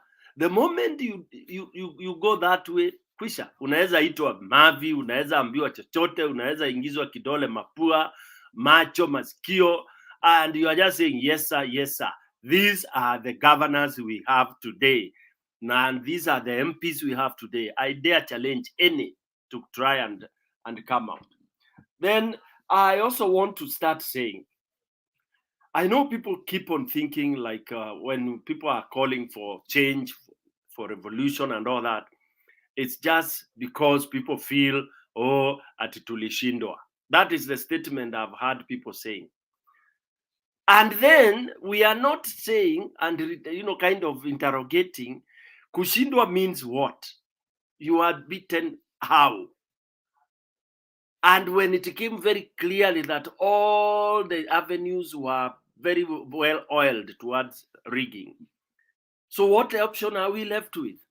It is what we are calling for people to take over. It's not that we really are kind of we are insiders or anything. It's because that is the only option we have. IBC hakuna, okay? Serikali, what we call the MPs hakuna, okay? The court hakuna. So who do you run to? That is why all of us who are calling for a radical change, whatever you may want to call it. I know some people are so scared with the word revolution. Revolution, don't be scared with it, because it is just a forcible change of status quo to a better one. You use force to change, and force does not necessarily mean slaughtering people. Okay, use force. Go sit down, sit State House, block, say no, hakutaenda. Gachagua says these kind of things. He's blocked. He's not let to talk anywhere. Wherever he's calling people go there and tell him, shout him down. You shout him down, tell him you can't insult people's intelligence this cheaply. And I think that is what will lead. And we make sure we go, we say waya, waka waka, so that nobody continues to fool Kenyans the way we are fooling Kenyans. Lastly, Bernard, I want to talk about the school, the dilemma the parents are going to have. You see, it is so sad. Maybe people will start calling us prophets as well, because all what we prophesy is passing. It's happening in our time. 103 months. We said it. And hakuna branch ya Kenya itabaki bila kukauka. Kwetu mbele kuna kamchwa kengine kanaitangwa Kanyerere. Ako kamchwa kanaingianga, kakiingia kwa mti, akaingia juu, kanaingia pale kwa ile tunaitanga roho ya mti pale hapo katikati. It goes very fast. In a night it can bring down an entire tree. Ako kamchwa. Okay? Sasa ako kamchwa ndio kameingia Kenya. And normally what we do with ako kamchwa, you mix many chemicals. Mpaka unaenda hata kule kwa ile nyumba, na nikachafu sana, mara kanakuwa kwa hii nyumba hapa, kanakuwa hii. So you end up combing the entire compound. Sometimes we even unahakisha moto, real fire, so that it brings down all the trees that have that kamunyerere, and all the house mahali kameficha huko chini ya ardhi kunakuwa hot, kanakufia huko kamcho wako. That is the kamcho we have today. Ruto is hell-bent to destroy this country, and it's because it is evil. Ni evil, ni mshetani. Yeah, it is his fun. It's just like when you have a witch doctor or a murogi, when he goes to poison watoto wako na wewe, they are happy when you are dying. They are happy because that is what they are made to be. So Ruto akisikia muna lament, nini, he even smiles. You guys, you should notice when he's talking. Look at when he had that press conference with the paper. I mean, with those guys also. He was so happy, cross-legged, happy, happy as if all is. Really look at that body language. Is that the body language of a father that has a family that is dying? Children now, parents are not sure how children will go to school next week. Yes. Imagine unakaa hivi ujui mtoto wako ataenda shule vipi. Can anything else be more painful than that to a parent? Really? And then we are seated there at hoping for the best to come. Hii ni shida. Na hii shida, unless we all tumwagike kwa street, tumwagike kwa ma-TV, tumwagike kwa ma-radio, na tumwagike manyumbani, tuambie wananchi waseme la. Na I'm appealing to governors. Kama hamtafanya vile tulisema, mwanze kukataa kulipa kodi, wananchi waende hizo ofisi za governors, wapigilie mbao, wafunge. Let the governors operate from their prados. Chase them away like what the Brazilians are doing. Wacha nipoza hapo bana.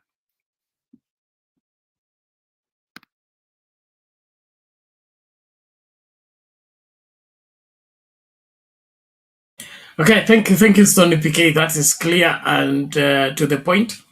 I really want everybody to understand. The governor should understand their job is the one that's at risk. At the moment, this government scrubs off Kenya Kwanza government scrubs off devolution. The governors are not going to have any constitutional position to function. So if they want to safeguard their job and secure the future of this country, they should stop this going to bed with Kenya Kwanza.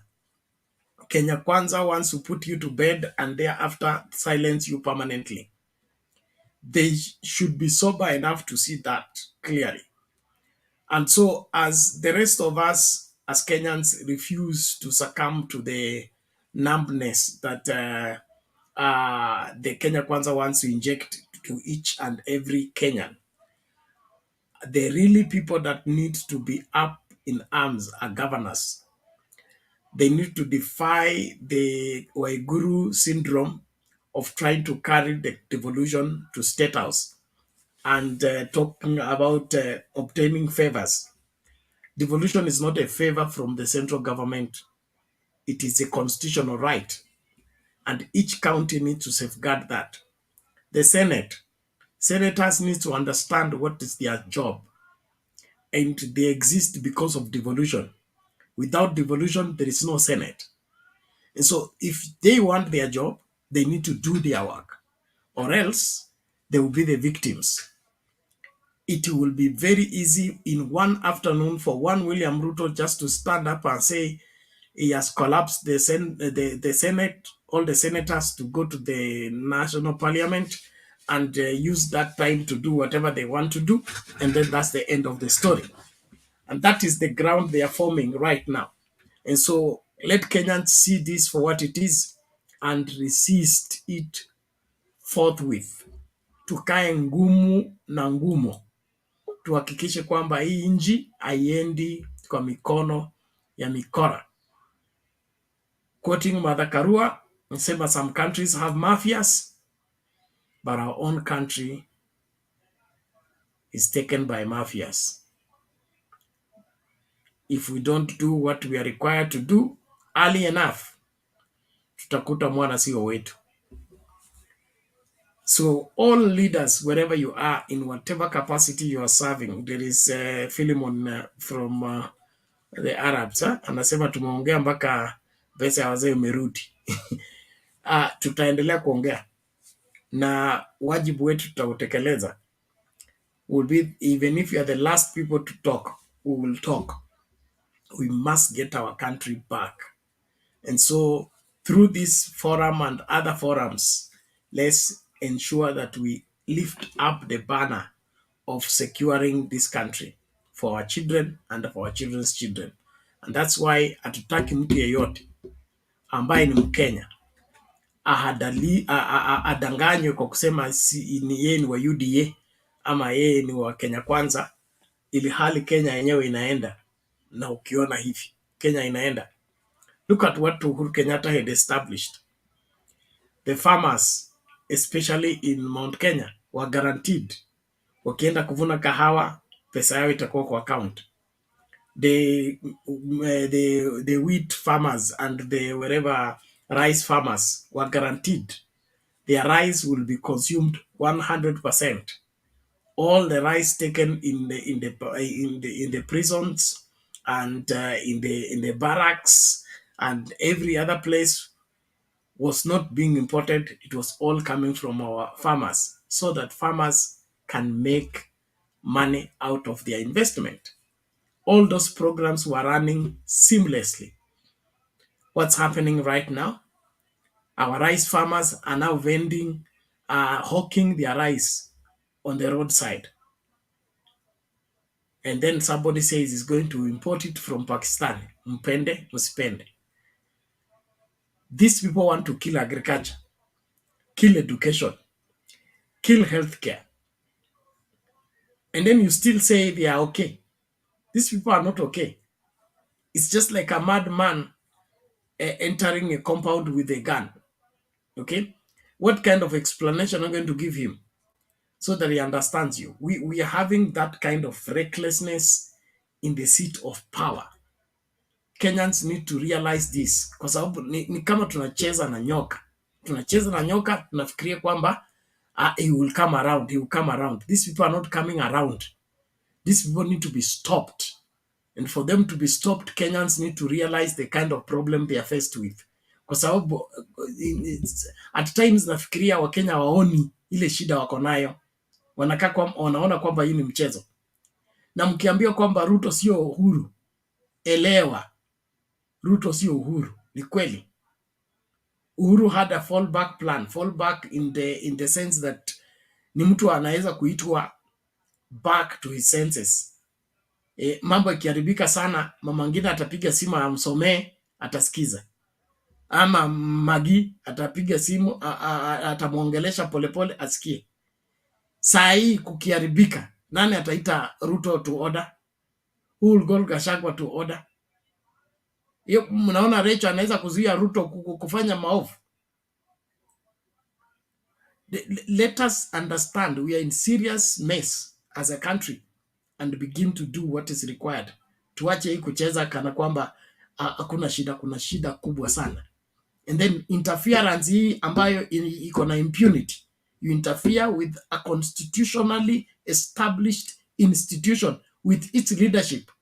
Alafu unasema hakuna governor, siwezi ambia cha kufanya. With impunity, and you still think everything is okay? Everything is not okay. Let us wake up. Police sasa walinyimwa baba care. Unaona, wameachwa kwa mataa. Walipewa kadi ambayo haina chochote. This is the madness that must be stopped. And then, of course, kuna hiyo shida ya watu to tribalize this. This is not a tribal issue. It's not a Luo thing. It's not a Kikuyu thing. It's not a Luya thing. This is a Kenyan thing. And we need to address it as a Kenyan thing. So, Wakenya wenzangu, mahala popote ulipo, ukiwa na nafasi yoyote, from the WhatsApp group, hizo zote mmeongeza za matanga, anzisha mkururo wa mambo ya kusema serikali mbaya iondoke. Uongozi mbaya uishe Kenya. Viongozi hawafai watimuliwe. How are we going to carry embarrassment from Gachagua for 5 years? I mean, after that utakuwa natoa passport ya Kenya kweli? Somebody who has been assigned to ensure that there is food security in the country. And then he goes on television and says, since he became deputy president, he has now been reduced to a beggar begging for food. Did we send Gachagua to beg for food? Did he assume office to go and be begging food? What is he begging food for? For who? Kenyans, smell the coffee. Wake up. Let's do what we are required to do. So mahala popote zusha. Anza kuzusha mapema. Post zusha. Hakikisha kwamba kila kitu unafanya unasababisha watu kuanza kufikiria. Because Kenyans are becoming numb and think that this thing will sort itself. It will not sort itself. We have to sort it. So after the conversing here, don't leave those village groups zile mnaongezwa ndani. Engage the people. Inform them. Mambo haendi vizuri. Devolution ikiisha ndio hivyo. Hakuna kitu ingine inabaki hapa Kenya. Without devolution, what remains of this country? Nothing. Thank you. I hope Alex Alex, naona ukifika hivi macho inafunga, sijui ni wewe ama ni serikali. Karibu lakini.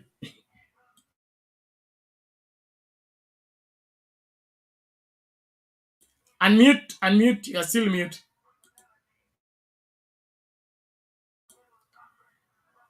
Ni kama amevamiwa leo. They send him a double burger. Mama huyu Chaga naye amelala ama kuna nini? Chaka tukutimue kama upo. Unakaa umetuachia koti la Gachagua. Kwa ofisi ukienda. Sawa, Mama Akiru, go ahead.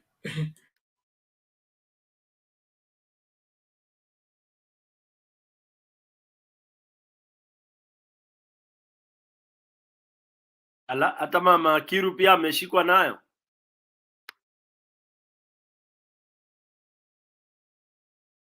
She may be on a phone call. Just take it, ama wacha nicheze video. Cheza video alafu cheza ka video kamoja ya.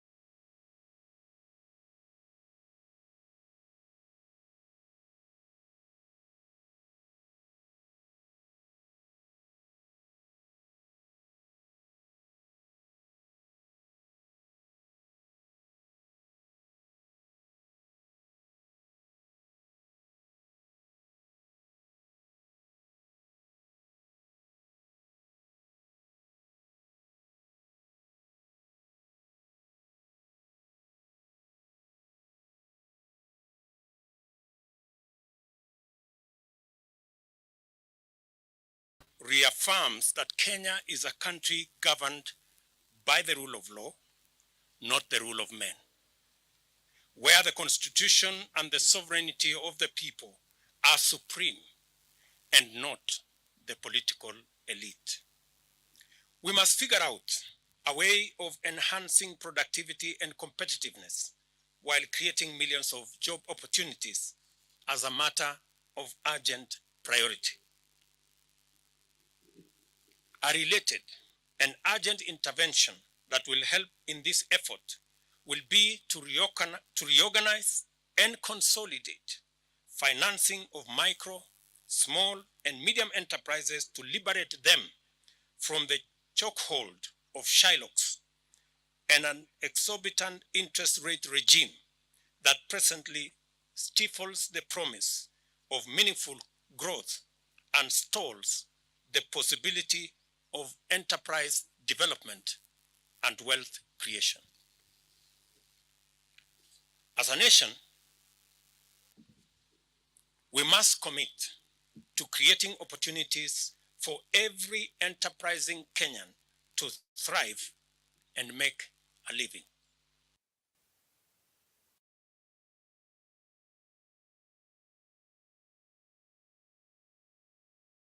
Depend on God, not on him.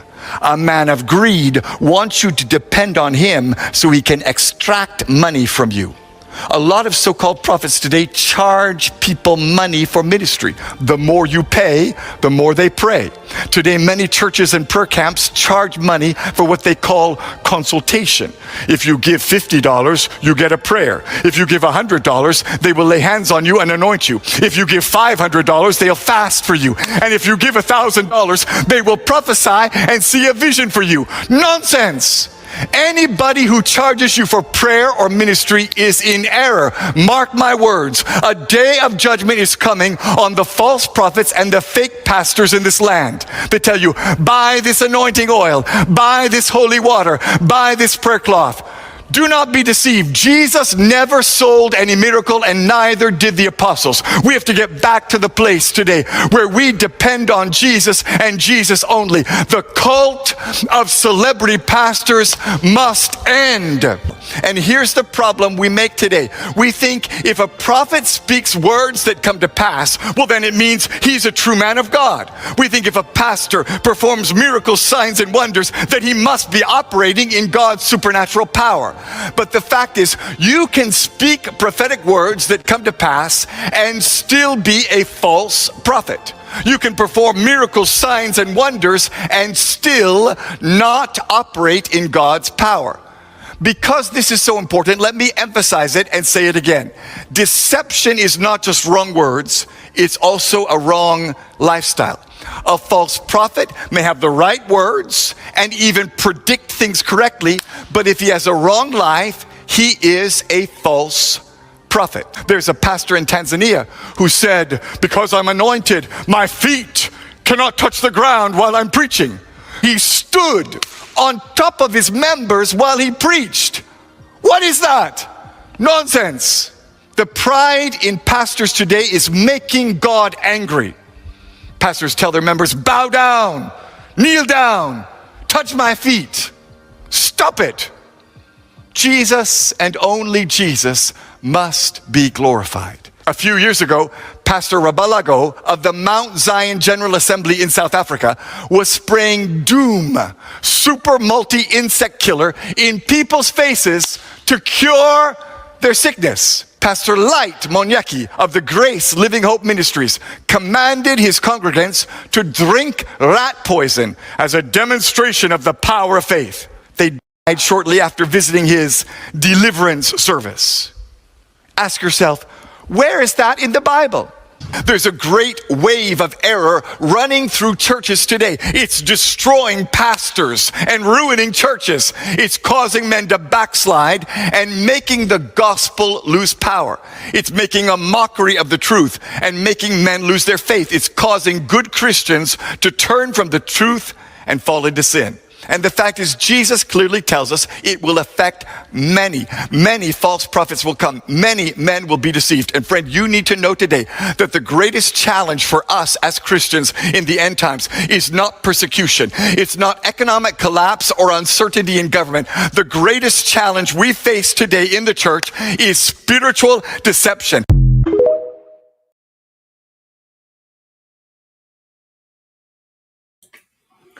Okay, thank you very much. Spiritual deception. And on that note, every Wednesday we have that our show on Escape the Era of Error. Unfortunately, last Wednesday we were not able to stream it on Mtembei TV. That's why I encourage you to subscribe on Triumphant Bible Media. That's where we dedicate to do all that. It's good for you to be informed. You will not be deceived if you are informed, but if you remain not informed, kudanganywa ni rahisi. Mtu atakuja akwambie kunywa jik ndio itoe dhambi zako zote. Unakunywa jik unakufa. Na yeye anaendelea tena amekuuzia hiyo jik. Don't go and buy your death. It's evil, is wicked, and then this stuffs we are buying, it's you don't buy God's help. God helps us because we are helpless, not because we can help ourselves, and that is why our dependence on God requires us to use faith in the sense that ni kwa Mungu ambako tunapata ulinzi wa kutosha, na huo ulinzi unapeanwa na Mungu kwa neema ya Mungu, sio kwa malipo yetu. Chochote kile unaweza nunua kutoka kwa Mungu, basi kitu cha kwanza, point ya kwanza ni kwamba kile yule umenunua sio Mungu wa kweli. Okay, kama ni Mungu wa kweli, hakuna kitu unaweza afford kwake. Mungu, the reason why God gives us oxygen for free because it's not that it's not that because he cannot sell, it's because we can't afford it. He's helping us.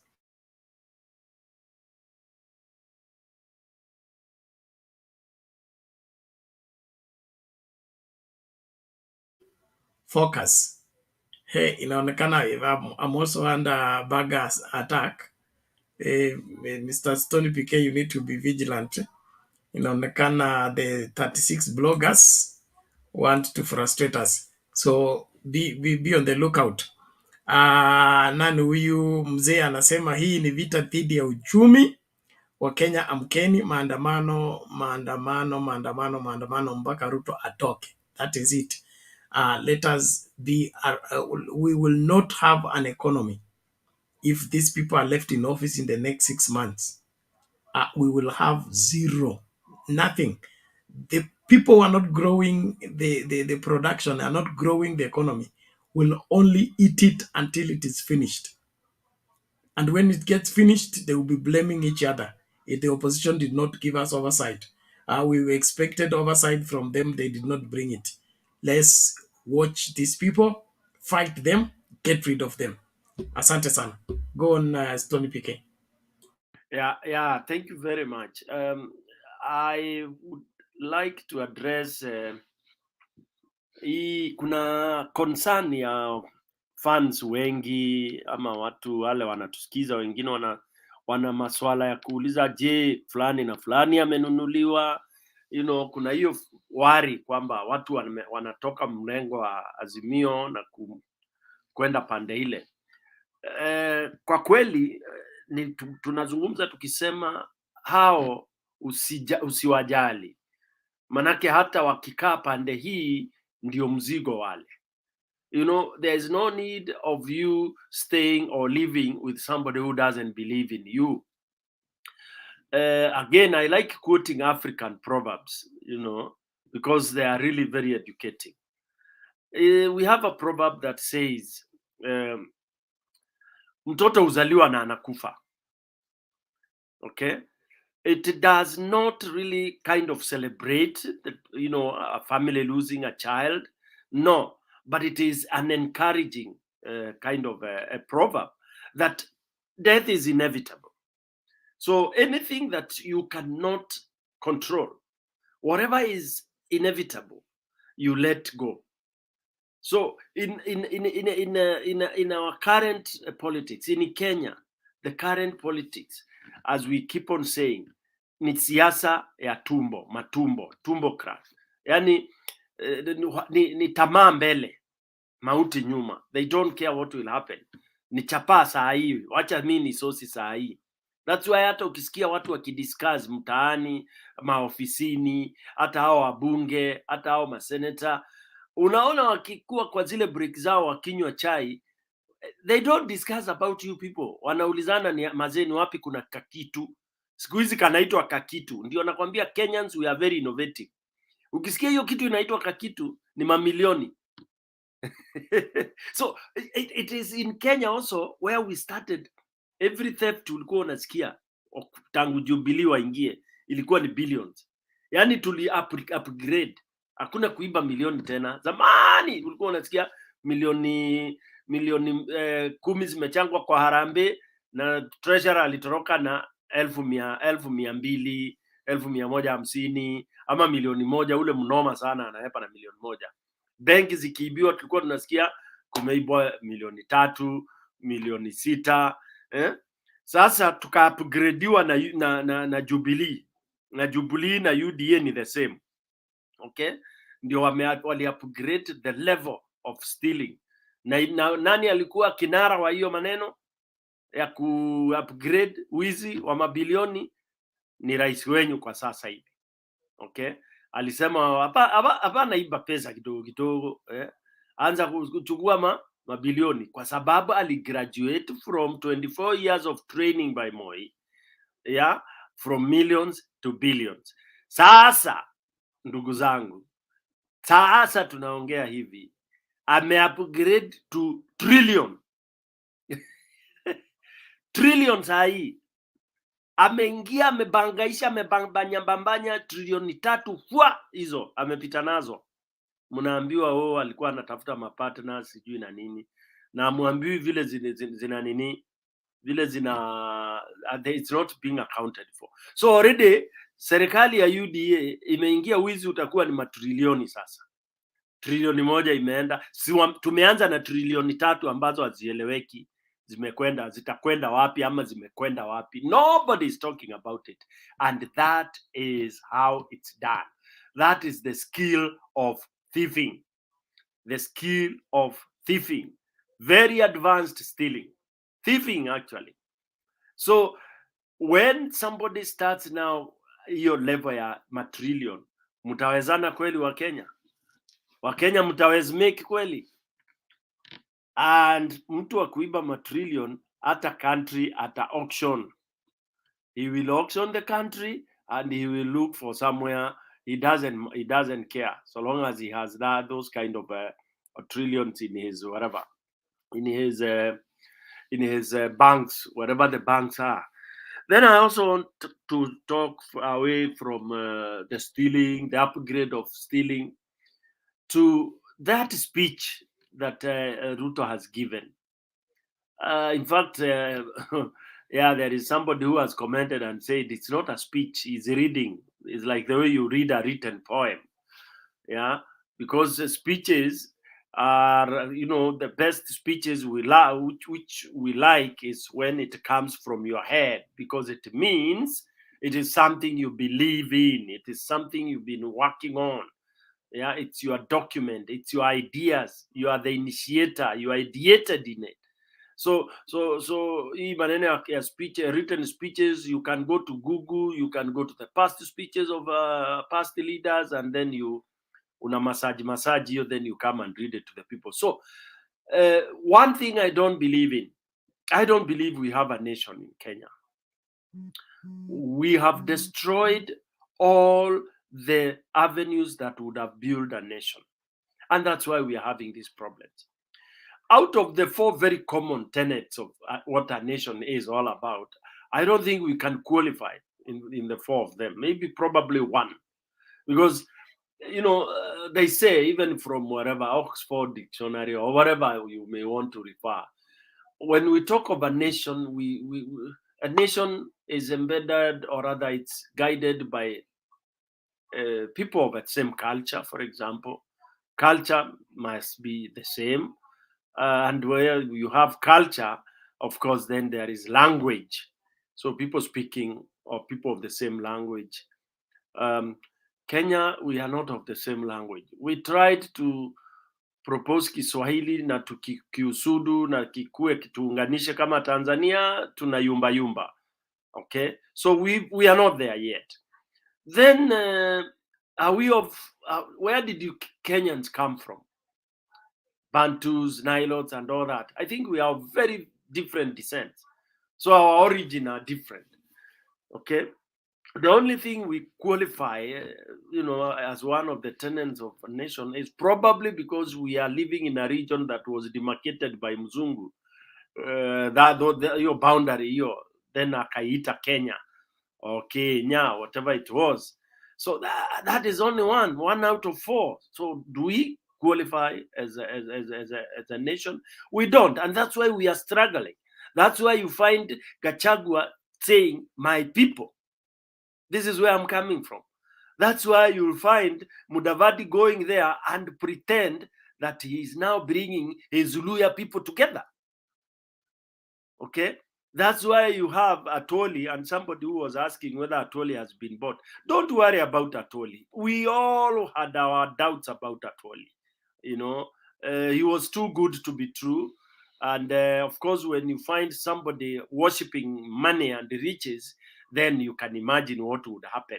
Atoli, I quit him the same with people like Wambogo, the former MP, you know, who said that he was in Azimio because he wanted to be on the side of government. So the moment they did not get the government, then he is now thinking otherwise.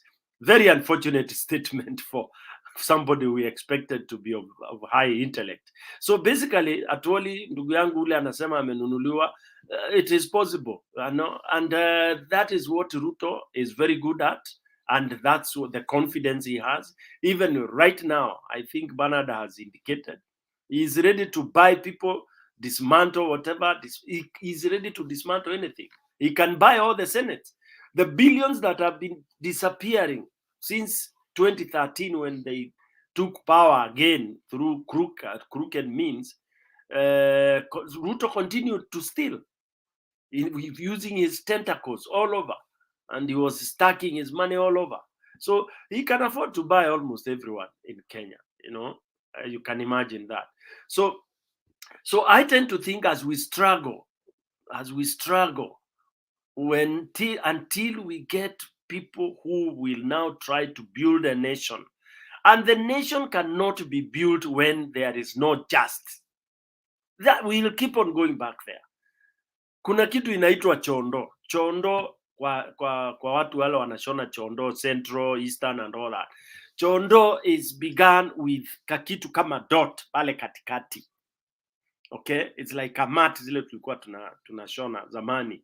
Those of you who went to art and craft ile original, you know, unakuja na makonge na sindano na nini. You would start with a small hapo, then you go round and build it and expand it. So there is no way this country will be cohesive.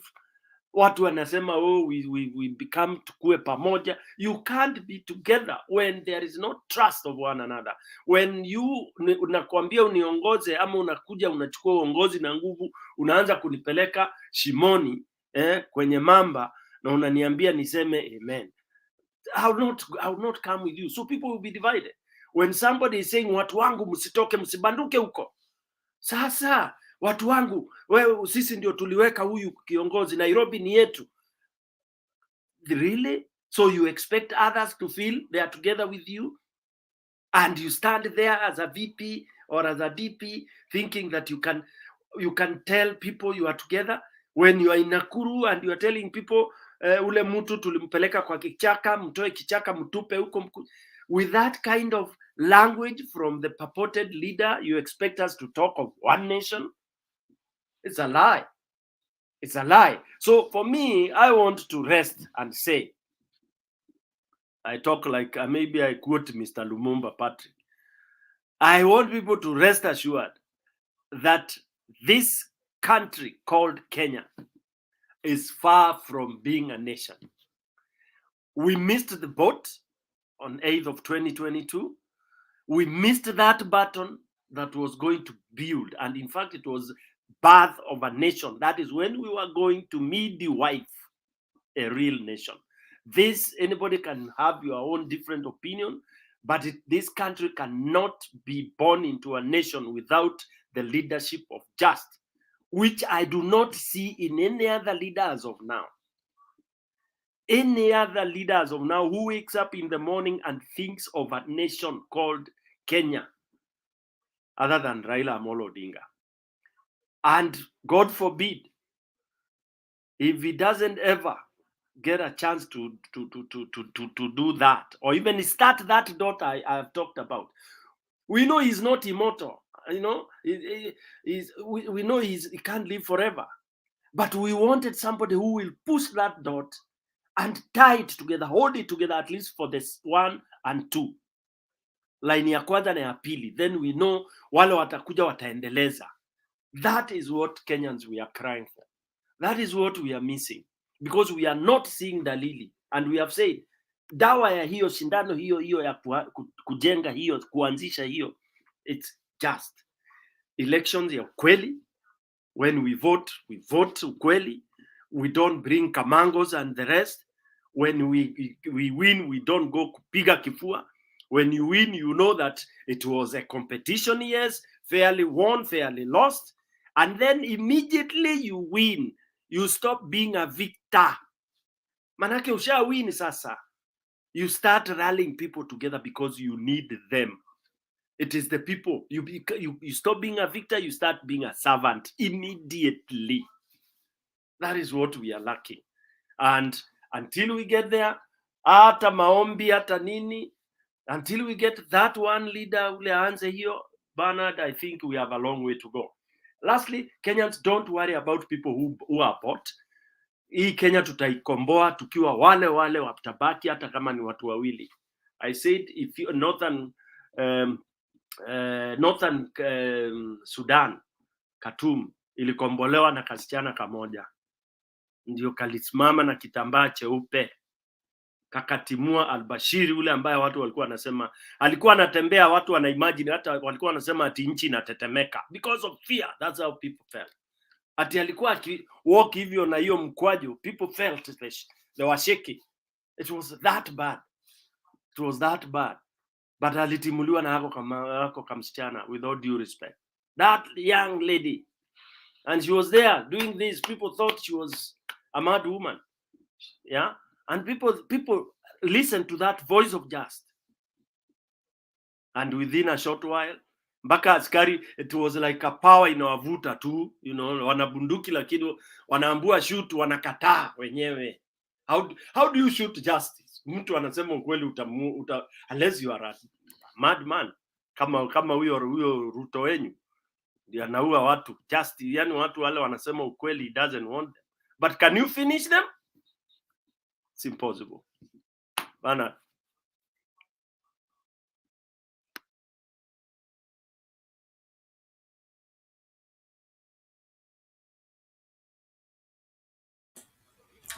Okay, asante Stony PK, we appreciate that. Ni muhimu kila mmoja awajibike. Let's look at the comment section.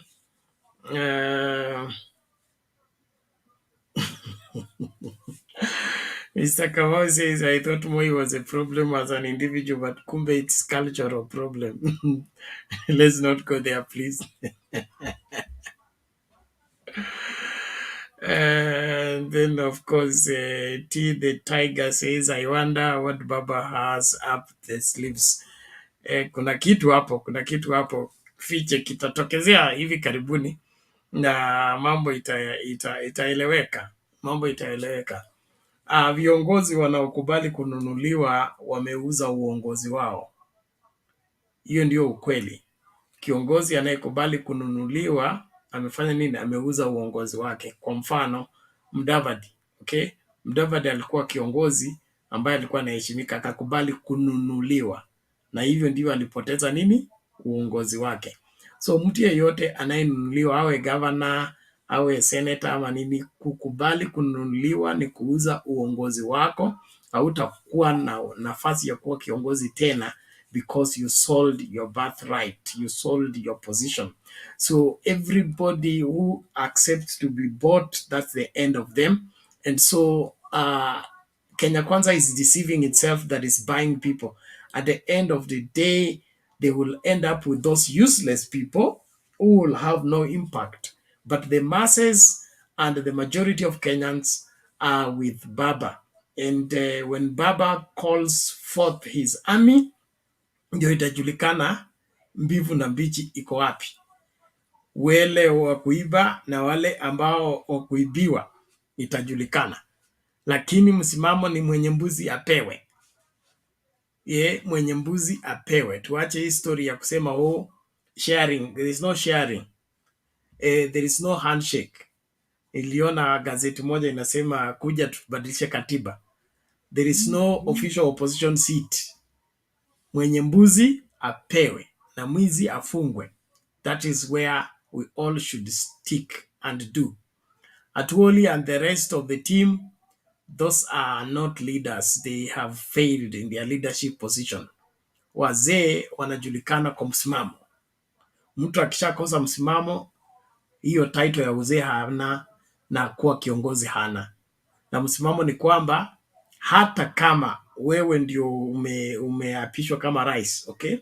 Bado naamini kwamba hufai, lakini mambo yameenda hivi. Huwezi kubadilika, you go 180 degrees, that the things you said the other day, you now turn around and say the opposite.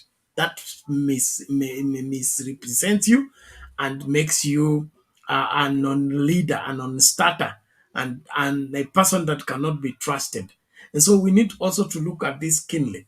And then what's happening with our parliament? Why is our parliament silent? Why are parliamentarians silent? Why are they not saying anything about these things that we are talking about? Are they scared? Have they been threatened? And if they are threatened, what is the way forward? We need to have vocal people who come up and say, no, enough is enough. So as we go about this, I would want us to accept that we will have wrong people in leadership position, and those wrong people can be kicked out of leadership with the people. The power is with the people, and the people is the power. So let the people of Kenya realize that their country is being run wrongly, and they should salvage it by ensuring that right people are put in leadership position. Let's see key people talking. Let's see key people talking. And then, of course, the rumors has it that certain key politicians of Azimio are crossing the floor. Everybody can cross the floor. We trust Baba. And Baba is strongest when he stands alone. In fact, some of those people hanging around him are the ones who cause delay. So let them go quickly. Let them go quickly. Ukiona kwamba Kenya Kwanza imekupatia dili mzuri na unataka kuangukia hiyo dili, enda uangukie hiyo dili, kula haraka haraka kabla tukuje, kwa sababu tunakuja. Na tukishafika utameza. Kwa hivyo kama unataka kuangukia hizo dili za uongo na za wizi, angukia mapema, anza kula mapema kabla tukujie, because wenye mbuzi wanakujia mbuzi yao na watapewa this time round. So subiri hapo, mambo bado, lakini let's be vigilant. Let us talk to people. Let's speak up. Let's not be silent. Things are no longer at ease. The country is in the wrong direction. It must be salvaged. And for it to be salvaged, kila mtu awajibike, tutekeleze wajibu wetu, tufanye yale yote ambayo tunaweza kufanya kuokoa hii nchi kutokana na uongozi mbaya. Hakuna kitu mbaya kama kiongozi mbaya. There is nothing that takes place in that country when the leadership is bad. Let's not deceive ourselves that tumpatie muda atarekebika. Hakuna kurekebika. Bad leadership equals bad life, and bad life equals suffering. And the only way to cure that is remove the bad leadership. Remove the bad leadership. Hii story ya kusema eventually, there is no eventually. Kiongozi akiwa mbaya ni mbaya tu. Hata ukimpatia miaka milioni ngapi, hawezi kufanya yala anapaswa kuyafanya. Mtu ambaye ajali wananchi, ajali mwananchi wa kawaida, yeye kila anajali ni kupatia watu nafasi ya kuiba, nafasi ya kuharibu uchumi, ya kuharibu katiba, ya kuharibu our justice system by giving wrong judges a capacity to be on the bench again. Hiyo mambo yote ni mojawapo ya kusababisha haya mambo yote tunayoshughulikia. So Wakenya wote tusimame imara, na kama viongozi wetu wale wa bunge hawataka kufanya kazi, tutafanya kazi yao na baadaye tutawafurusha. That is it. Hatuwezi kusema tuache nchi mahali ilivyo. We can't leave the country where it is. If the leaders who are supposed to provide the way out are not providing the way out, we will get the way out and thereafter dismiss them, send them packing. So all Kenyans of goodwill around the world, let's not lay down and say things have gone that way and they should remain that way. They cannot remain that way. Let's fix them. Let's fix them with all that we can. So hizo WhatsApp groups unaongezwa za matanga, sijui za hospitali nini, anzisha mjadala wa kurekebisha Kenya, wa kufurusha serikali mbaya ili tupate serikali inayofaa. That's the conversation we should be having everywhere and in every little space you get. Ukienda kununua hiyo mahindi choma, ongelesha huyo mtu wa kuchoma mahindi. Mwambie hii bottom up inaendaje. Akuandia malilio azia hasa ni hivi. Okay? Kama upendi hii, anza kujipanga hivi na hivi na hivi.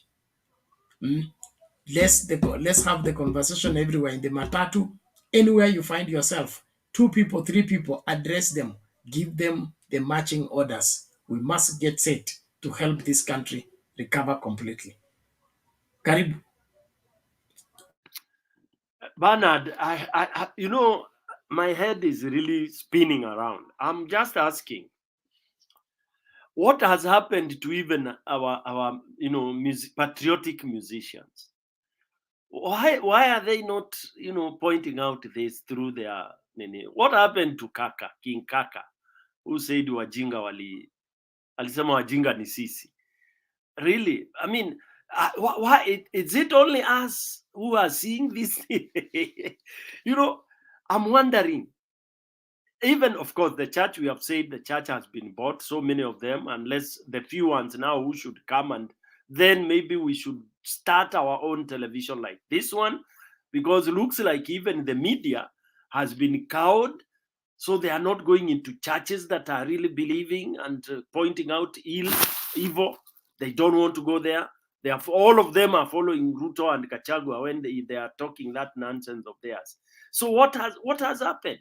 Then the other question is, what happens when a country has it has what is the best word for English? When you slid into a hole or slide into a hole. Kizungu si cha mdomo yangu. So when you slide into that deep hole, into poor governance, then kiongozi anajiweka pale na mambavu. What should happen? What is the last resort? When wananchi are so cowards kama hawa wa Kenya, which I think they are, unless they prove me otherwise. When you have all the so-called leaders are now going and gravitating around this evil king, you know, and they are, you know, wanakula tu wakijipanguza midomo, you know, they can't talk. You just wonder, wamekuwa bubu, yeah. Then who should really salvage the Kenyans? Who, I mean, that kind of a country that is in such a situation, when even the ones we think are so tough, you know, because mimi tukigrow tulizaliwa tukijua jeshi mazee, like we had I had an uncle who was in the army, my friend. When he came to the village, we used to meet there, mimi tukienda shule Kifungwa, kisikia Uncle Tom yuko area, and then when he became a major, he would now even come with full attire and Land Rover ya jeshi, anakuja analala huko, the whole village would be quiet. Yani the jeshi ilikuwa revere, ilikuwa authority. Ukiwaona unajua mazee ni kunoma, na hakuna mtu anaweza toa noma. So when you have in a village, you have mtu mmoja wawili wa jeshi, you feel so secure and so safe. Does Kenya feel the same? Do Kenyans feel the same with our jeshi? When we are so vulnerable politically and we are being impoverished day in, day out? Kudos to Zimbabwe. I think Zimbabwe did something and no one likes talking about it. No one talks. You see, when you do upstanding things that salvage your people, watu hawapendi kuongea. But these guys did something. I think they emulated Ghana. I know Ghana did several successful bloodless coups. And when they were asked why they are doing it, they said the people have no problem. The people have voted. The people have done. You can't blame, and we would not want to shed a tone ya damu yao. Who is the problem? Is Bernard. It's Stone PK. Wanakuja wewe ndio unachukuliwa hivi, unaambiwa bro, it is either you ship out, ama tukunyonge tu. Why? Because you are the problem. Again, in my tribe, and I know this happens to many people, there is something called jigger. When a jigger invades your toe, you have to be an expert wa kutoa hiyo jigger. That's what I was told by my granny. It is not every Tom, Dick and Harry who would be able to remove jigger, because kuna ule alikuwa akija akitoboa tu hivi zinajaa kwa vidole zako zote. That was the story. So the expert you would go, unarauka asubuhi, ametengeneza vifaa zake. If you are very badly off, alikuwa anaitwa village surgeon, ndiye anazitoa moja moja akiweka kwa moto, and then he treats you, he puts some. So when you have a mediocre leader, a haywire leader, an evil leader, I tend to think jeshi should be in the forefront to say no, because they are supposed to be neutral. Why would jeshi want to be governed by a crocodile? Atu akisema ni mwananchi amechagua. Jeshi yetu ya Kenya inaweza kusema ukweli ati Ruto amechaguliwa na mwananchi, sincerely speaking, hata kama wengine ndio wanamsupport. Yani what has become of the world and Kenya especially, that people can sit here and say, kwanza nasikia watu wakisema oh, the vote difference was 200. Surely Bernard, sijui nitahamia wapi. I don't know what to do, honestly. I can't come to terms with what people have been made to think. People, and they know they have sold this narrative. Oh, hawakujipanga. Oh, baba hawezi kujipanga. Ni mtu wa kushindwa, ameshindwa kila wakati. And even propaganda unaona za gazeti sasa ati njoo tuunde serikali. Baba is being insulted. And unfortunately, Baba does not know how to use abusive language. I want him to hire me for 2 weeks so that I can insult these people. Nitaenda nirudi mtaani, nitoe suti, alafu nivae kimtaani from Eastland now. And I'll mobilize people to insult these guys. How dare you insult yani baba ameonwa ni pumbavu, unashindwa, unarudi unapewa carrot ati kuja tu hey. Bana hakuna kutusiwa kama hiyo, baba anatusiwa. And he, poor man is so humble, he's so, he's, I feel for him. I feel for him. And this is what they are doing to beat him down. Propaganda, come we share. We are creating an office for you. We are changing a constitution for you. Who said Baba has been doing this for himself? In fact, God forbid, if Baba leaves, this fire will still continue burning. It will continue to burn.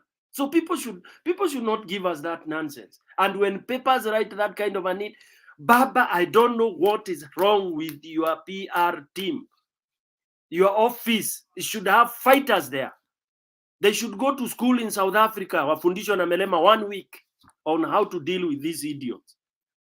Malema can give them a lecture, although I don't know whether you relate with him. Okay, he made a mistake, but I think he withdrew.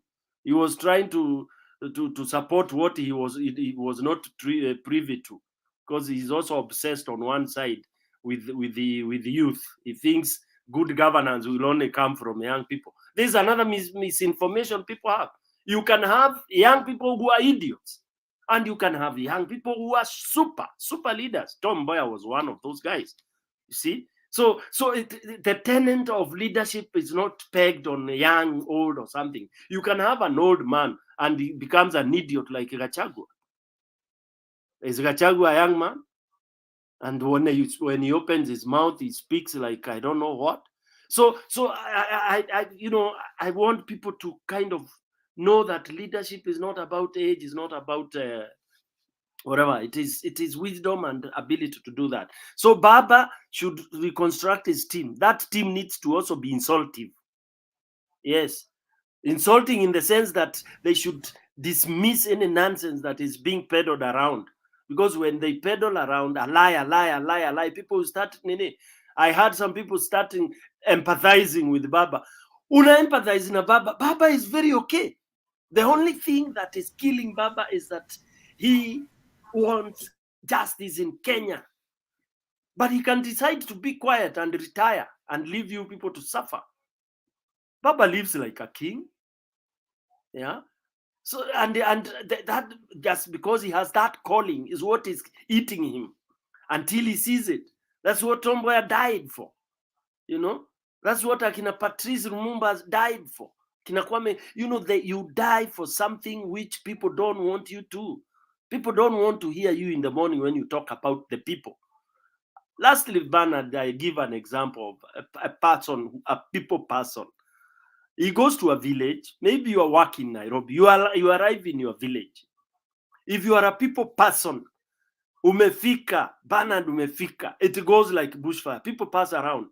Yo, ingosi yako, ati nina mnagani, tulipita tu kwa mkuu mzee. People just pass by. Okay? If you are not a people person, you arrive there, it will be you and your wife. Munapika machai yenu na mamikate zenyu za Nairobi, nobody will walk into that compound. Yeah? Now people person wakes up in the morning and anauliza, na hao watoto wa jirani mbona jana sikuwasikia huko kwao, kwani kuko aje? Imagine you wake up in the morning, instead of asking about your home, unauliza, na hapa chini si niliacha Uncle Jim alikuwa nini, kwani kuliendaje? That is a people person. Kiangazi inakuja, the first thing unauliza, na watu huko kwetu sasa, how is it being dealt with? That is a people person. Mtu anasema sasa mimi nataka kila mtu aende shule ya bure, Mkenya aondolewe hiyo stress, because it's stress number 1. That is a people person, and that's the kind of leader you need. Mtu anasema anataka nyumba ile iko na sipendi kusema umaskini, but ile imekosa, manake umaskini si kilema, ile imekosa chakula, wapate kahela fulani ya kila mwezi ili waweze kujimudu as they wanaomba Mungu wao na wakifanya bidii yao. Manake leo umekosa, kesho umepata. That is a people person. Not somebody who comes here and the first thing he does ni kuswear in fake judges, kukata subsidies. Hizo subsidy hata kama zinaibiwa na zile zinafikia mwananchi, si kwanza uache hizi zinafikia mwananchi ziendelee, then you deal with the cartel. Bana, it is so annoying that Kenyans, I don't know, wamepuliziwa nini. I don't know whether it's the year of times of doom for us in Kenya. I really don't know. I'm trying to, I think I need to consult even oracles from all over just to know what is happening with our people and our country. Back to you, Bernard. Thank you, Stony PK. It's like I told you, Kenyans are tolerant people, and their tolerance is being taken for foolishness. But eventually, they will come around. We just need to keep them alert and keep them in the right picture. It is said that when you sell a lie over and over, it times turn into the truth, or it is taken to be the truth. And that is one area that Kenya Kwanza or UDA have established themselves in ensuring that they sell a lie so many times until the truth is now what is become suspicious. Back to the elections, the army and the men in uniform, they know what happened. They know what happened. Like I've said, I got inside information. The election results were out on the 13th night. 13th by midnight, NIS and the rest of the DCI group who are doing their private tallying had the results. And the results, the winner was clear, the loser was clear. The difference between the two runners was over 4 million votes. 4 million votes. The losers were trailing with 3.4 something. Okay. When Baba was closing to 10 million. That is how the difference was. So the 14th and the 15th is when the miracles took place, that the last became the first and the first became the last, which was done in the clear understanding and view of the army and the police. They know this thing. So kama ni mtu wa kusimamia ukweli ama kuna watu wa kusimamia ukweli, wanaujua huo ukweli, na sio kitu ambacho kwamba wanalazimishwa ama ni kitu yanafanyia uchunguzi. Wanajua huo ukweli. Kile ambacho naambiwa wanafanya sasa hivi, sielewi kwa nini, lakini there was some scuffles at Bomas, okay, when the army guys came in and then they were called off, they were called back, and that's where the mess got out of hand. But what I'm saying is Kenyans know who they voted for. Ukienda kwa soko kuna watu 100 na watu 70 walipigia kura Baba. Ukienda kwa hii soko ingine kuna watu 200, watu 150 walikuwa wamepigia Baba. Do you need another statistics to prove who won the elections? So Kenya Kwanza and their madness, they should own up to their fault and understand that they are the minority. They don't have the numbers. They don't have the support of the Kenyan people. And so they should not pretend around, and pretending around will not change anything. Kenyans know who their leader is. That is why we are saying, let everybody call their meeting and see who will attend. Wacha William Ruto aite watu wake Nyayo Stadium, sisi twende Jacaranda tuone ni wangapi. Then from there you can gauge who won these elections. But their lies should not be taken to be a truth. And then, of course, enough is enough is coming. We are headed there. We may not be there already, but we are headed there. Let the schools open. Let the pinch begin to pain the shoe. Kiatu watavua tu, hiki kiatu kitavuliwa. Lakini kwa sasa hivi bado wana pretend kwamba wanaweza vumilia. Wanaanga ile umeanza safari na kiatu kinaonekana kizuri kwako, lakini kinakufinya. Lakini unachikaza tu, unaingia kwa gari. And then safari inaendelea. The more the journey goes, the more the pain multiplies. You will eventually reach a place where you surrender. Hiki kiatu cha Kenya Kwanza kinaenda kuvuliwa, na kitaanza kuvuliwa haswa na watu wa Kenya Kwanza wenyewe. Unaona vilio vishaanza. So we just need to remain vigilant and be true to our commitment, kuonyesha kwamba hii nchi si ya mtu fulani, hii nchi ni ya Wakenya na kila Mkenya ana haki ya kuwa sehemu yoyote na kutekeleza wajibu wake. It is wisdom and ability to do that. So Baba should reconstruct that team needs to Bwana also Michael. Sorry. Hold on. Thank you. We're coming to you. Wacha ni malize kile ulikuwa nasema. So, sasa hivi inaonekana Mwila alikimbia na mbuzi, anaona alitoroka nayo kabisa. Anatuma ile unaonanga ile katika kijiji mtu aliiba ama alifanya Mimi maovu nasikia Stone PK akiongea. Stone PK anaongea.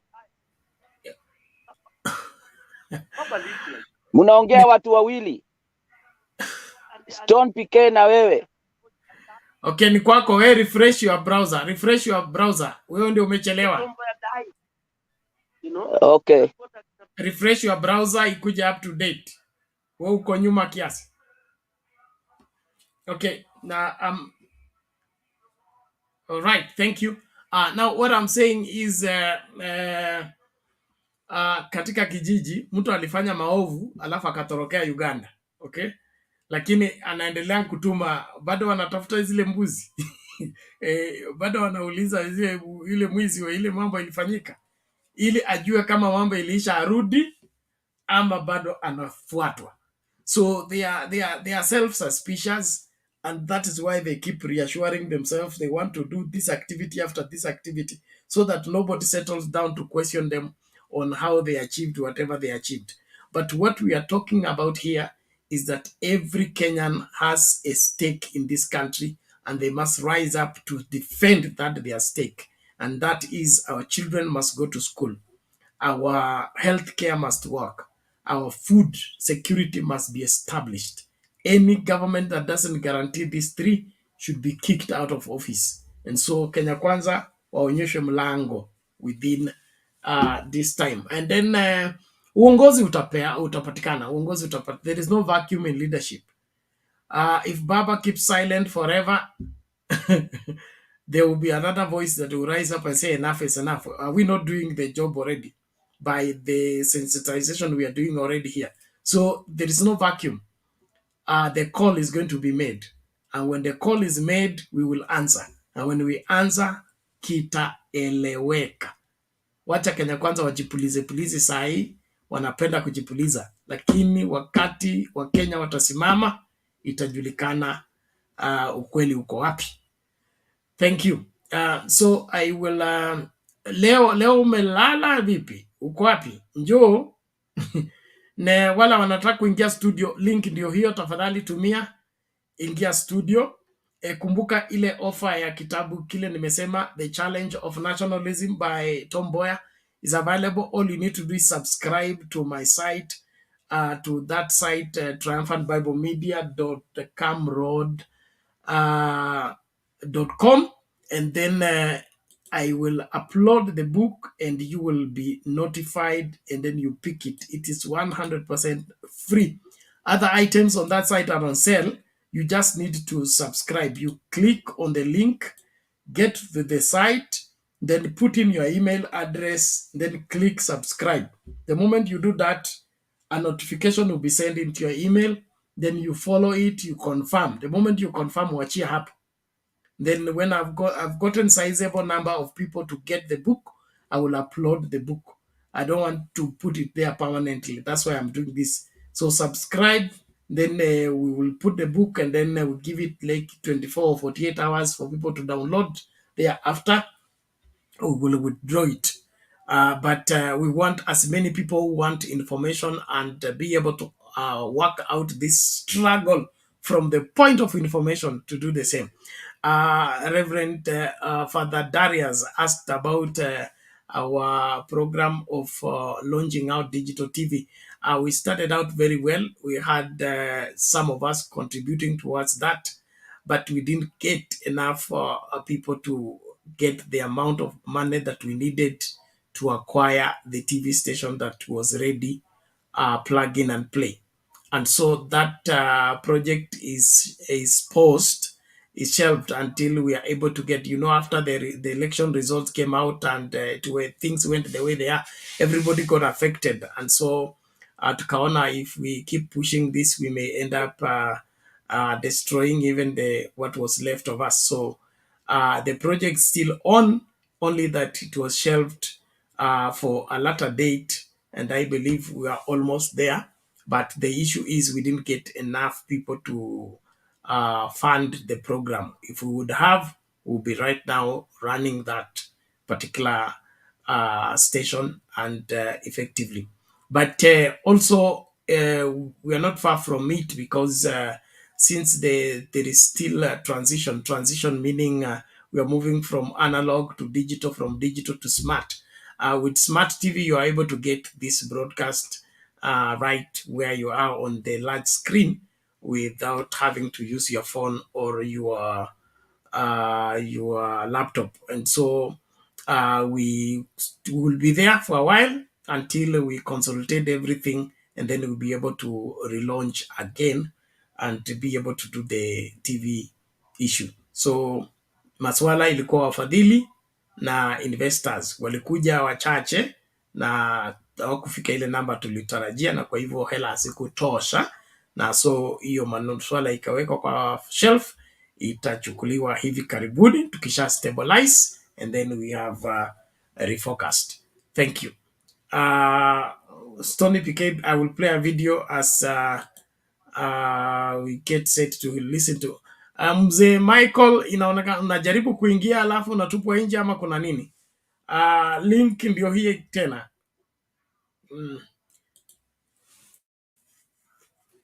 Okay, let's get this.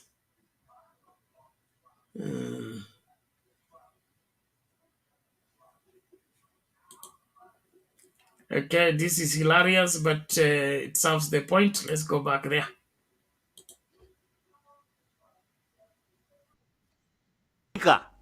Yes, I am back again to talk about Africa. But to be specific, I want to talk about Libya.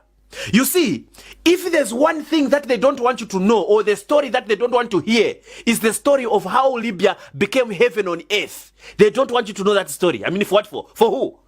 But guess what? I am here to remind you how Libya became heaven on earth. And I know they will not like this video, but hey, listen, I am African. What can I do? Yeah, I need to talk about this.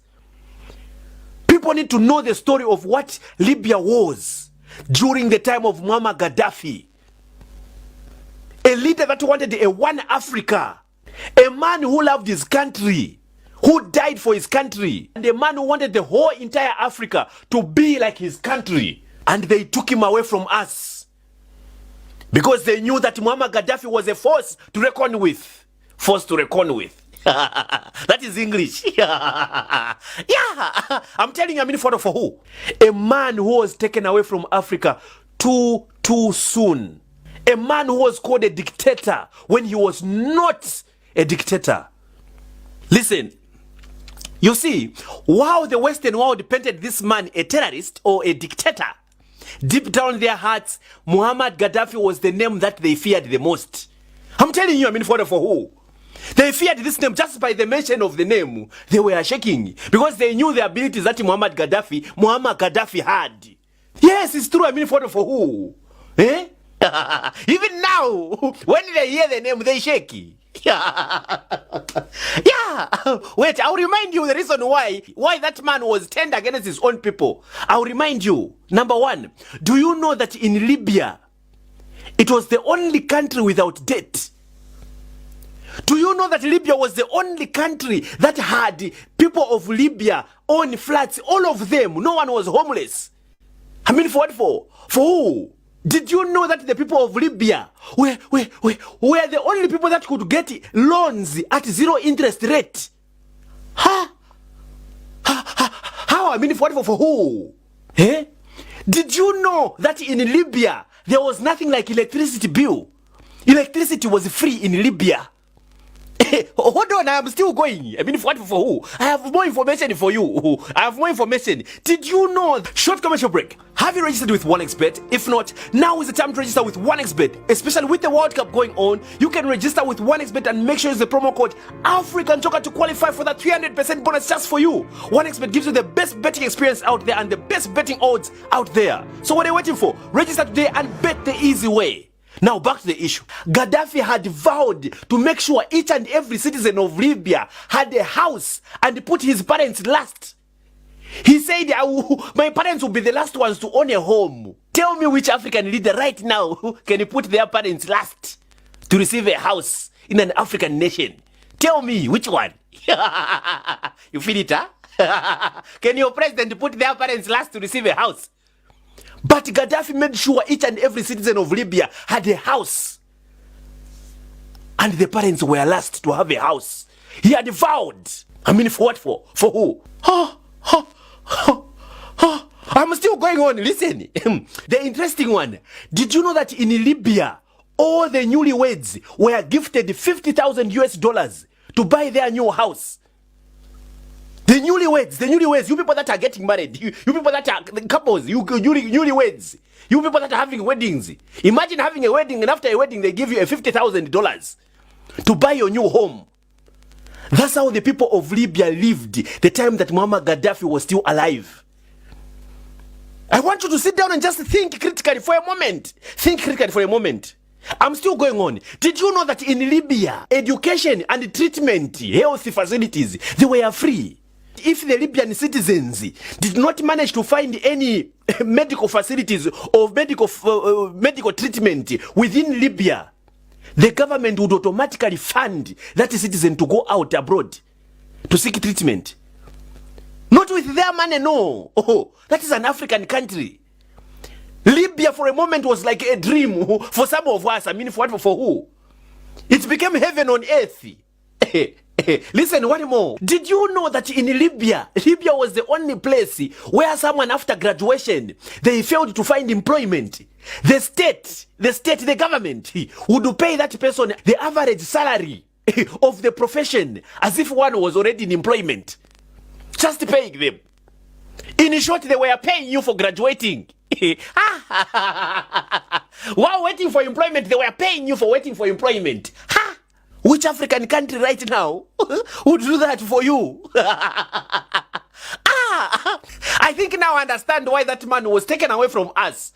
I'm telling you, I mean, for who? Wait, I have more. You understand why that man was taken away from us. Listen to this one. This one, I don't think there's any African country that can even do this. Listen, did you know that in Libya, a portion of Libyan oil sale was credited to the bank accounts of every Libyan citizen?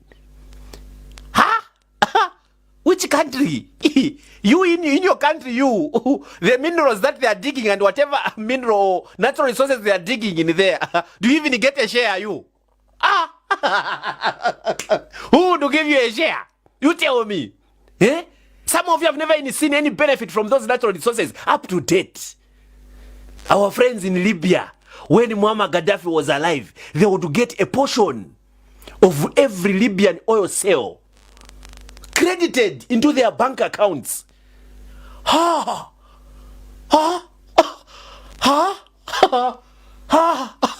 Did you know that in Libya, any Libyan taking up farming as a career was given free land, free farming equipment, and was also given free livestock to kickstart their career for free?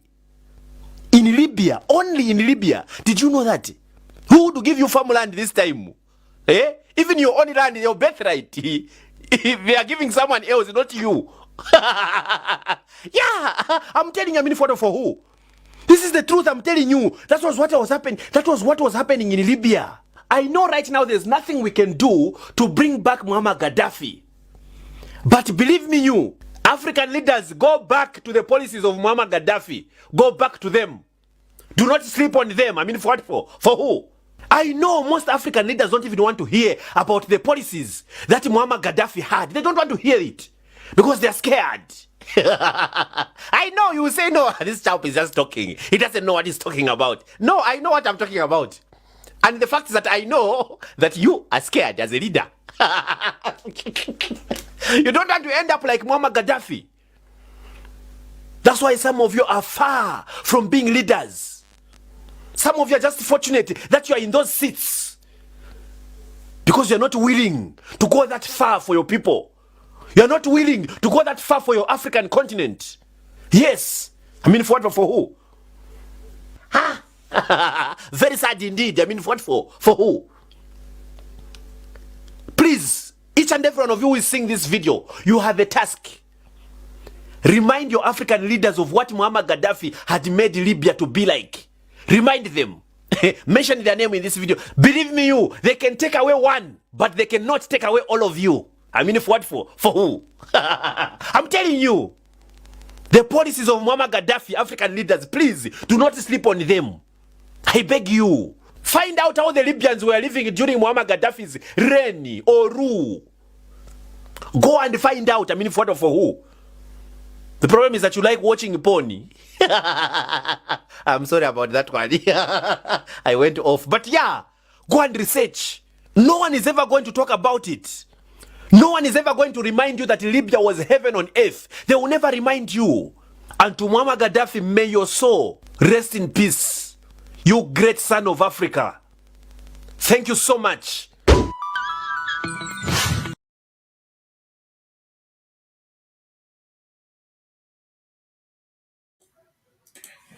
Thank you. A good place to call ourselves to order. Let us all be vigilant. We must do the right thing, regardless of the appeals to do the wrong thing.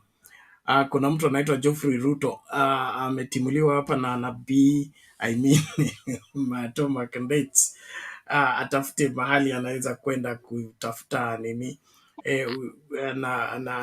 Anasema we are saying the same narrative. Yes, we are singing that same narrative until it enters every house, until every Kenyan is free to get to the street. Atimue serikali mbaya, tupate serikali nzuri. Hiyo ndio jukumu letu hapa. Kama wewe uone hiyo ni jukumu lako, tembeza kiatu. Tembeza kiatu tena mbali kabisa. Hakuna mtu atakumisi. Thank you. Wacha tumsikilize mzee wetu. Mzee Michael, karibu. Habari zenu? Muko salama? Tuko salama dadi. Karibu. Yep. Hii mchezo inachezwa na Ruto, sijui kama atawezana. Kwa maana saa hizi Ruto anatetemeka. Akisikia jina ya Raila anatetemeka. Hatawezana kwa maana hii sio ile wakati wa Moi ulikuwa unanunua ati kiongozi na unanunua na hao watu. Hapana, watu wanaona. Watu wanaona, wanasema huyo amenunuliwa, wacha aende. Sisi tunabaki hapa hapa. Wanaona palipo na ukweli na uongo. Imeshadhihirika ya kwamba ukweli na uongo zimejitenga tayari. Na Wakenya wameona. Si ati hawajaona. Kwa hivyo msiseme Raila ati ameisha nguvu. Raila hajaisha nguvu. Raila ndio kiongozi aliyebaki Kenya, yule hawezi nunulika kipesa. Yeye anasimama na haki ya watu. Na Raila hataki kuiba kura. Kama angetaka kuiba kura angeiba na Uhuru Kenyatta. Lakini aliambia Uhuru Kenyatta hapana, wacha hiyo maneno, mimi sitaki hiyo, mimi nataka nichaguliwe kihaki. Kama nimeshindwa nishindwe kihaki. Na ndio hiyo kitu inaendelea saa hizi, ndio kwa maana unamuona Ruto yuko mbioni kununua hawa watu, akifikiri kwamba akinunua hawa watu atakuwa amenunua Kenya mzima. Kenya wananchi hawajakubali. Kama kwake nyumbani kwenye wananchi wamekataa, ni huku kwingine haiwezekani. Huyu mtu yuko karibu kushika njia. Huyo tunamtoa mbio, tunambeba juu mpaka Manyani prison pamoja na hao watu wake yote huko. Wasifikiri ati wanachezea Mungu, wakitumia jina ya Mungu, Mungu anawaangalia ati sasa ndio Mungu anafurahi. Mungu atawachapa kiboko ile hawajawahi chapwa. Ni muda tu umebaki mdogo sana. Sasa saa hizi muda umebaki mchache sana kwa watu kutoka sasa wakiwa na uchungu wote, na hiyo ndio wakati Ruto atajua hajui. Wacha vile anaambia watu ati yeye ndio anaambia watu watajua hawajui. Yeye ndio atajua hajui, kwa maana ameleta matatizo mengi. Miaka 30 ndani ya serikali na bado hujajua jinsi ya kufanya. Ufai kabisa, ondoka, nenda.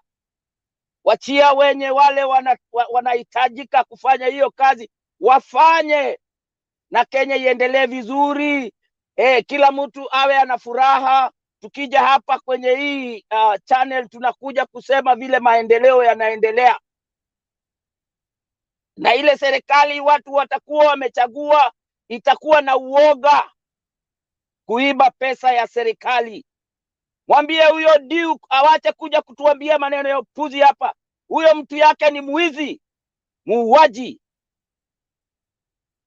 na tutaki hizo mambo unatuletea hapo. Weka huko kwa nyumba yako hiyo ya Kisii huko, usituletee hapa ya kutuambia ati Ruto sijui anafanya nini. Anafanya nini? Wewe mtoto yako alishapata ile laptop, alishapata?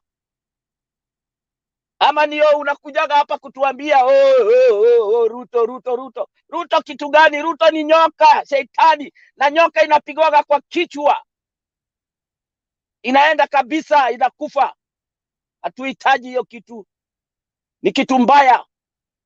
Kwa hivyo wewe Duke, jifikirie sana saa zile unaongea juu ya Ruto. Ukiwa unamsifu nini? Hana sifa huyo. Huyo sio kiongozi wa wengi, ni kiongozi wa wachache. Kwa hivyo jifikirie sana Duke saa zile unaongea na watu, kwa maana unarekodiwa. Hii ni wakati wa kurekodiwa. Mambo ikija ikibadilika, utatolewa kwenye hiyo runinga ukionyeshwa vile ulikuwa unaongea ujinga. Na mambo yanabadilika hivi karibuni. Ndio unaona Raila amenyamaza, hataki maneno mingi, amenyamaza tu. Hiyo kunyamaza ya Raila inasumbua hiyo Kenya Kwanza sana. Hawalali, kwa maana Raila ndio kiboko yao, na Raila atakuja kung'oa hiyo serikali na watu wa Kenya, wale wanyonge. Kama wewe Duke umewezana na kukula na kukunywa na kukunia mavi, watu wengine hata hawana mavi ya kunya, kwa maana hawajakula chakula. Kwa hivyo ujisikiage una aibu. Mind your language. Yes, ni kweli, si ni ukweli? Kwani mtu huwa anakula afanye nini? Si aende anye? Ni uchungu sana, watu wengine hawapati hiyo wakati kwa sababu wamenyimwa, wamekatiwa hiyo wakati na watu wengine. Ati hakuna usawa, ati watu wengine hawafai kukula. Huko kwa huyo kiongozi wenu mnamuita kiongozi. Mimi siwezi muita kiongozi. Siwezi jaribu, kwa maana aliingia mlango wa nyuma. Alikuwa anangoja certificate nyuma ya Chebukati. Hiyo haifanywaga hivyo. Inafanywaga mtu anakaa kule mbele, anaitwa, wanakaa wote wale walikuwa wanashindana. Ule ameshindwa anaitwa, anakuja anapokea. Alafu ule anashindwa anakuja anasalimia huyo ameshinda. Hivyo ndio kunaendaga. Ndio kuacha kutupatia mambo mengine hapa ya ujinga. Ati mtu anangojea certificate nyuma ya ule mtu anatangaza.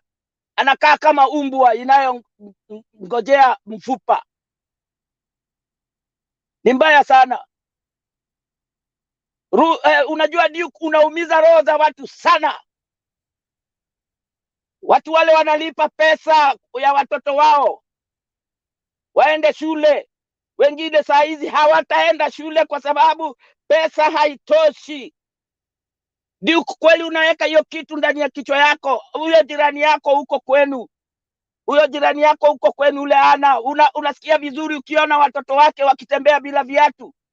Unasikia vizuri ukiona watoto wake wanakuja kuomba chumvi kwako? Hivyo ndio unasikia vizuri? Watu wa huko Sugoi wanakufa. Jirani wa Ruto karibu wote wametengeneza nyumba za matope, na Ruto peke yake ndio yako na lami ndio inaenda kwake. Huko kwingine hakuna lami. Hiyo ni uhaki kweli? Mr. Duke, tuambie. Wacha kutuambia story ya constitution, sijui hiyo. Tuambie mambo ile inaonekana na macho. Kuna haki kweli uwe wewe uko na nyumba iliyoko ya kifahari na majirani zako wako na zile nyumba za zamani za matope na nyasi juu? Kuna uhaki hapo? Ulipewa pesa ya kwenda kuwachimbia vidimbi, ulikula hizo pesa, hao watu wanakufa na njaa. Hiyo ndiyo haki Duke kweli? Hiyo unatuletea hapa? Saa ingine nakuonaga nazima hii kitu, kwa sababu najua unaongea upuzi, hakuna kitu yote ya maana unaongea. Na Wakenya wanazidi kuteseka kila siku. Hiyo siyo haki. Haki ni kwamba kila Mkenya apate chakula. Tumbo ndio kitu ya kwanza, alafu tuangalie mambo hiyo ingine. Bila tumbo kushiba, macho yako Duke haiwezi ona vizuri, masikio yako haiwezi sikia vizuri, kichwa yako bongo haiwezi fanya kazi vizuri. Elewa hiyo. Mbona unataka kutugeresha hapa? Ruto lazima atoke hiyo kiti, aende kabisa. Hatumuhitaji. Huyo sio kiongozi wetu, aliingia mlango wa nyuma. Ninaongea na uchungu sana. Mimi usaidia hata watoto wengine huko. Nasaidia tu, ninaona kitu kwa YouTube, naona vile watu wameteseka. Ninapewa namba, natoa pesa na watumia. Kwa sababu ya uchungu. Wewe Duke, sijui kama unaweza patia mtu hata ndururu. Sijui. Ikiwa vile unaongea, huwezi patia mtu hata ndururu, hata jirani yako huwezi mpatia hata ndururu. Ni vibaya sana. Unafaa utubu hizo dhambi uko nazo, naye Mungu atakusikia. Hiyo ni dhambi. Kama huwezi saidia mwenzako, hiyo ni dhambi ndani ya kitabu cha Mungu. Kwa hivyo ile mambo utaongea hapa leo, uongee kitu ya maana. Nimekuona umeingia, nikasikia tu roho yangu imechafuka. Na sifai kusikia roho yangu imechafuka nikikuona. Nafaa niwe na furaha. Nimeona Duke ndugu yangu ndio huyu, tunaungana na yeye ili tufanye usawa wa Kenya. Lakini wewe unabomoa badala ya kutengeneza. Kwa nini unafanya hivyo? Mbona unafanya Wakenya namna hiyo? Unazidi kuweka sindano ndani ya kidonda. Unaweka tu, unaweka na una haya, hata adabu huna. Ni mbaya sana. Jaribu kujifikiria sana, ujue hawa watu wengine wote wako hapo. Ni watu karibu 7, 5 wako, yani wanaongea dhidi ya wewe. Ni mbaya. Midomo 2, 3 kuongea dhidi ya wewe. Jielewe. Na ujue ya kwamba hizo midomo zitakufanya wewe uangamie. Haya, mwingine ndio huyu ameingia. Mzee na ajui nini anafanya. Mimi nashindwa na watu wengi sana. Watu wao wenyewe huko nyumbani wako na shida. Kuna kazini yako wako na shida. Juu huwezi lisha watu wenyu wote. Hii kitu ina affect kila mtu. Wewe nyaraka wa kazini zako, wale wengine, wale anko zako wengine, wale huwezi saidia. Unajua wako aje? Wanasikia vibaya, hawasikii vizuri. Kwa hivyo wewe unafaa utokeze hapa, uongee mambo ile itasaidia hao nini wako, hao uko wako. Kwa maana wewe unalisha tu familia yako ile mko karibu nayo, lakini extended family hulishi, na wanasikia uchungu. Kwa hivyo mkija hapa, kujeni ongeeni vitu ile ina maana kwa Kenya. Wacheni kuongea ujinga, na nyinyi ni wazee. Nyinyi sio vijana. Tengenezeni, ambieni watoto wenu ukweli, kwa maana ukiwaambia uongo hiyo ndio watakuwa nayo. Ukimwambia ukweli hiyo ndio atakuwa nayo. Sasa watoto wa Kenya saa hii wanajua uongozi uchukuliwa na nguvu, haichukuliwi na kura. Vile huyo kiongozi wenu alikuwa amekaa nyuma ya Chebukati akingojea kama umbwa inayongojea mfupa. Mtu ana adabu na heshima na watu wengine. Msiletee watu kufanya watu wawe wazimu. Hapana. Wazimu, toeni hiyo wazimu na mpatie huyo Ruto akae na wazimu yake. Miaka 30 ndani ya uongozi na hata hajashika hata kitu moja ya uongozi. Yeye ni wa nini? Ni wa kusumbua. Huyo ndio anaitwa sumbua. Na sumbua inashikwaga inabebwa juu ndani ya pipa ya takataka. Hao ndio wale viazi iliyoharibika kwenye gunia. Tunafaa tuwaondoe, gunia iwe ibaki iko salama. Kwani hizo viazi zingine zinaweza uzwa na zikaliwa.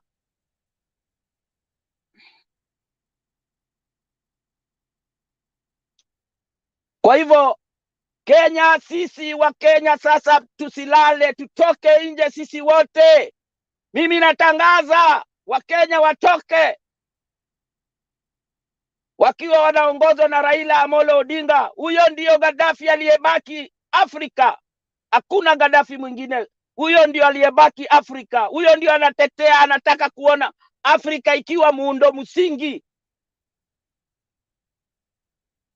Na ndio kwa maana alikataliwa. Na wengine kama akina Duke hawaoni hiyo, akina Penny Nyagaka hawaoni hiyo. Devolution ilifanya kitu ya maana sana. Ikaanza kungarisha hizo makaunti zingine. Kwani mahali palikuwa panang'ara ni Nairobi peke yake. Sasa saa hii kila kaunti inang'ara. Kwa sababu gani? Pesa inafika huko. Hii ni vita ya uchumi. Sio vita ingine. Hii ni vita dhidi ya uchumi. Na watu lazima waelewe hiyo. Watu wengine wanataka kuwa matajiri kushinda wengine na ni mbaya. Ruto anatengeneza empire. Na wewe Duke una hata ka empire. Sasa ni nini mbaya na wewe? Nini inakusumbua?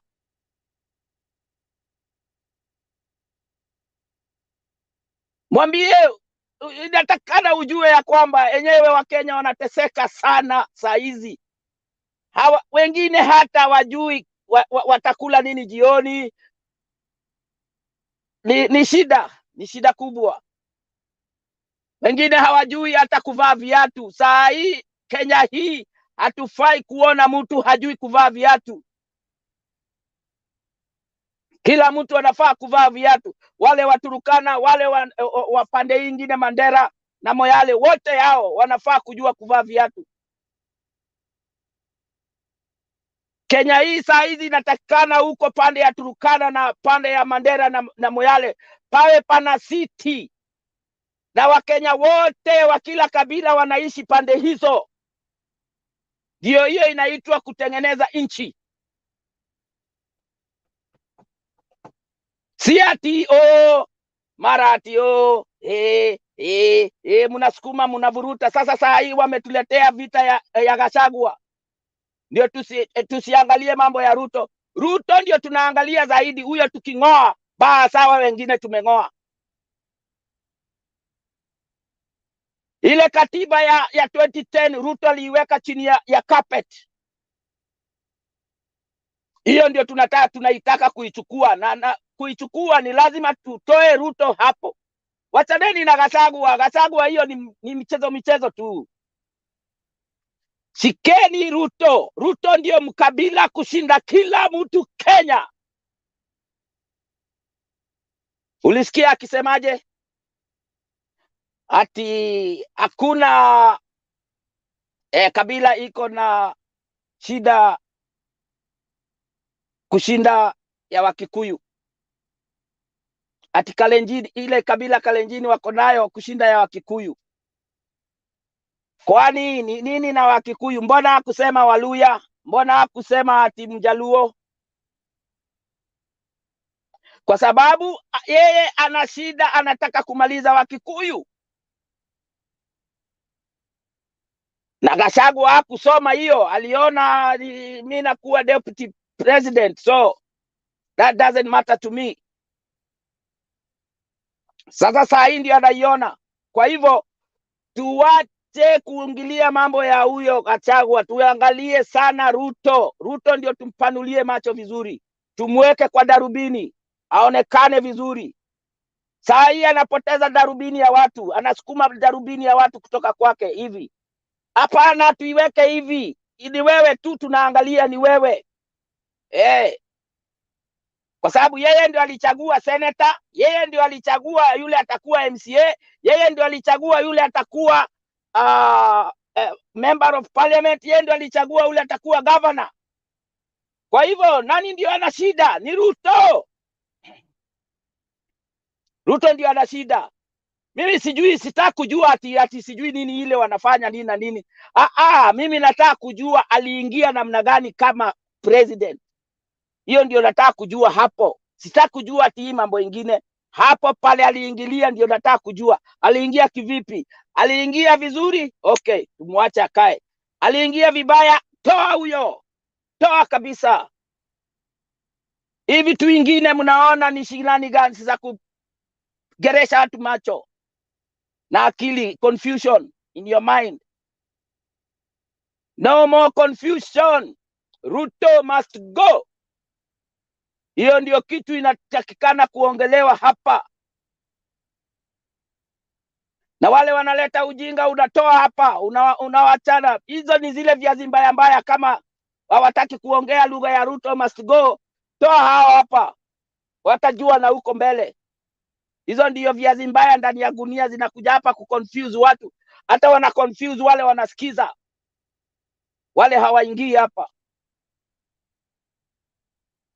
Kwa hivyo mimi naomba Wakenya muungane. Hii ni vita dhidi ya nini, ya uchumi, ya pesa. Sio uhuru. Uhuru tulipata, sasa pesa. Tunataka pesa zetu zifanye kazi ya maana, na kazi ya maana ni kwamba kuwe na hospitali iko na daktari na dawa, kuwe na shule iko na walimu na wanafunzi wanaotosha kwenye klasi, na wanapata lunch kila siku shuleni, kuwe na barabara msingi bora, kuwe na yani kila kitu mzuri. Hizo pesa zikitumiwa hivyo, hakuna Mkenya atalia, kwa maana ile usafiri itakuwa rahisi, kwenda kutengeneza pesa itakuwa rahisi, na viwanda zimetengenezwa, itakuwa rahisi. Kenya itakuwa rahisi sana. Au viongozi kama akina Atuoli saa hii wanatandika vitanda huko State House na kupika chai asubuhi na mgadi. Hivyo ndio wanaitaka na Kiluya. Wanakula mgadi huko. Unaelewa? So wananchi wa Kenya mfuate vile tunasema, ni ukweli wa maneno. Stone PK anasema ukweli wa Kenya, maandamano ni lazima. Hakuna kitu ingine. Na wacha nikwambie Stone PK, kuteleza sio kuanguka. Kwa hivyo usikufe moyo. Na kuvunjika kwa mwiko sio mwisho wa kupika ugali. Kale kadogo kamebakia, unaweza pika nako ugali. Ni nini mbaya na wewe? Usikufe roho. Unaona Raila amenyamaza saa hii kidogo kidogo. Siku ile sasa yani uchungu ya Raila imefika hapa. Bado haijafika hapa. Sasa zile itafika hapa, utamuona ule Raila wa 1980s na 1980. Huyo Raila ndio atatokea. Mimi naongea na yeye, huongea na yeye, ananiambia wewe ngojea, ngoja, very soon you will see something. Na unajua hawezi sema nini siri zake kiholela holela. Lazima aziweke, ndio siku ile anaitoa anajua inafanya kazi mara moja, kwa sababu ukitoa siri yako itaambiwa kwa wengine, na wengine watajua how to counter attack you. So saa hizi mnyamaze tu, Raila yuko. Raila ndio kiongozi wetu, yule tunayemjua. Huyo Ruto wakina Duke hatumjui, huyo hatumjui kabisa. Huyo ni aende, ndio maisha ya Duke iwe mzuri zaidi kushinda pale yako. Duke una kazi ya maisha yako ukiwa na Ruto hapo. Ruto is standing on the way of Kenya's development. He should be kicked out very, very quickly, as soon as possible, because Kenya is on a standstill now. It's not moving. It's going backwards. We can't let that man do that. That is a motherfucker. We don't want him anymore. Na nikimuita motherfucker sijamtukana, I've cursed him.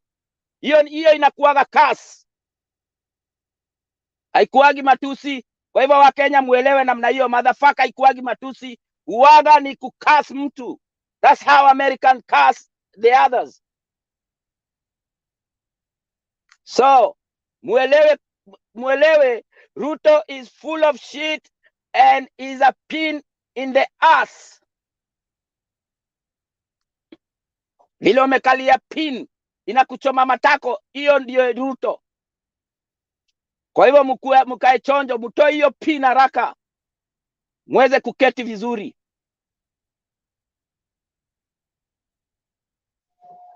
Ninasikiaga mbaya sana kila siku, ninawasikiliza sana.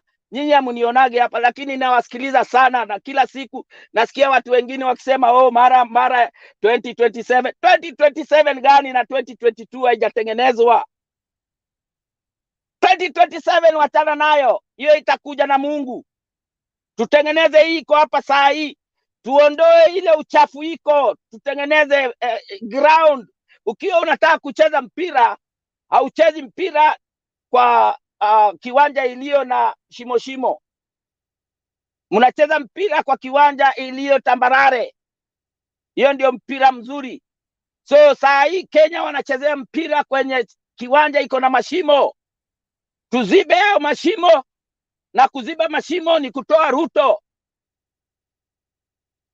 Hakuna kitu ingine. Huyo hafai kabisa.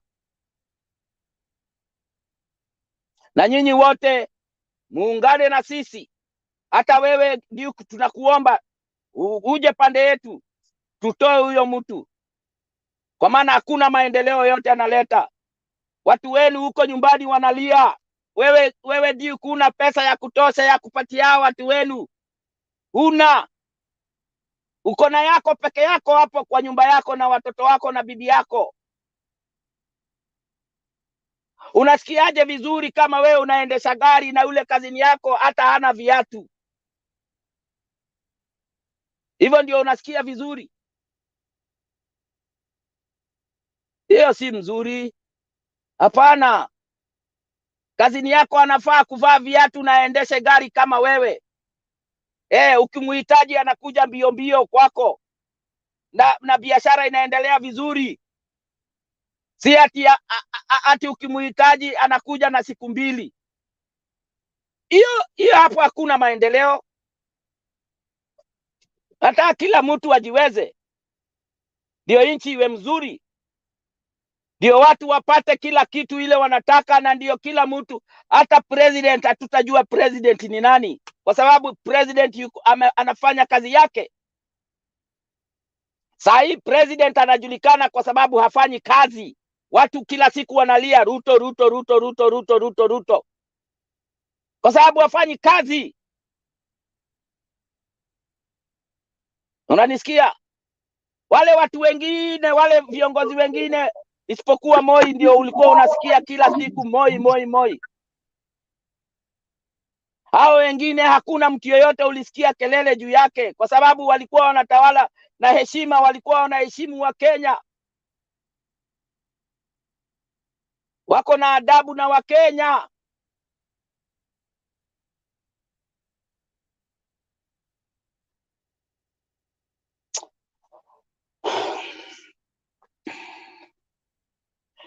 Angalia dola pale imefika saa hizi. Dola imefika 128. Jiulize kwa nini? Hiyo maneno ni mbaya. Dola inafaa kuwa katika shilingi 80 ama 70 hapo. Ndio shilingi ya Kenya iwe na nguvu.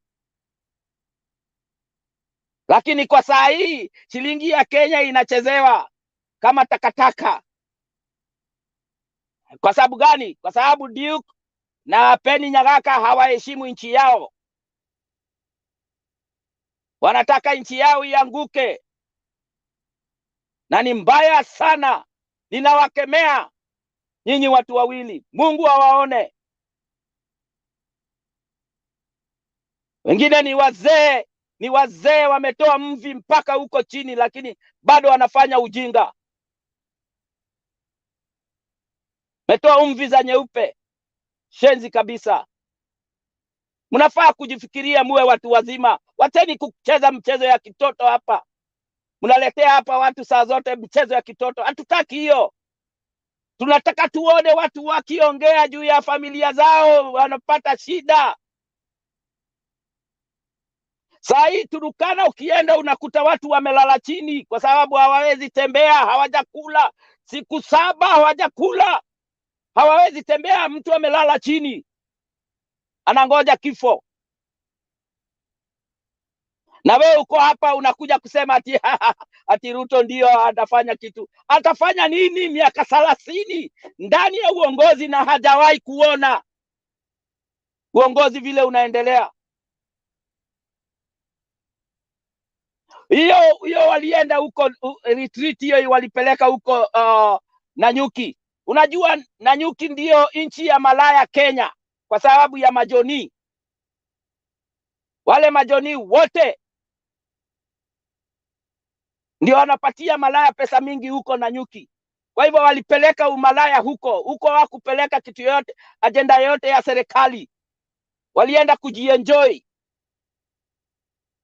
Na wewe Penny Nyagaka na Duke mko hapa kuambia Wakenya upuzi. Kenyatta was president. Did you tell him that? Kenyatta was president. Kenyatta aliheshimu wananchi wa Kenya, ndio kwa maana alijenga Nairobi City. Elewa namna hiyo. Kama hangeheshimu wananchi wa Kenya, Nairobi City haingekuwako, na Mombasa na Nakuru. Elewa namna hiyo. Wacha upuzi. Mtu alikuja akabomoa ni nani? Kenyatta aliwacha pesa mingi sana hivi ndani ya treasury alipokufa. Moi ndio aliharibu. Hii ni culture ya Wanandi. Wanandi ni watu wa kuharibu, si watu wa kutengeneza. We uoni, we Nyagaka, uoni na macho yako. Suone na macho yako na uache kuongea kama mtu ule. Yaani nini mbaya na wewe? Nini inakusumbua? Kenyatta brought them to the Nanyuki. Unasikia? Ruto lazima atoke hiyo kiti. Hiyo mimi nimesema lazima. Hakuna vile tutamuacha akalie hiyo kiti atutese. Hakuna. Point well taken, ndugu yangu Michael. Hapo ni kabisa, moto ni huo, mwito ni huo. Mwasho, lazima tuashe hiyo moto. I agree, tunakubaliana hivyo. Tamalizia ndio tupatie wengine nafasi. Yangu ni mimi nimesimamia hapo. Hakuna mahali ingine nimesimamia. Huyu mtu aliingia vipi? Hapo ndio mimi ninasimamia. Hawawezi peleka akili yangu ati huku na kule. Hapana, mimi akili yangu iko Bomas. Na muona akiwa nyuma ya Chebukati akiwa kama umbwa inangoja mfupa.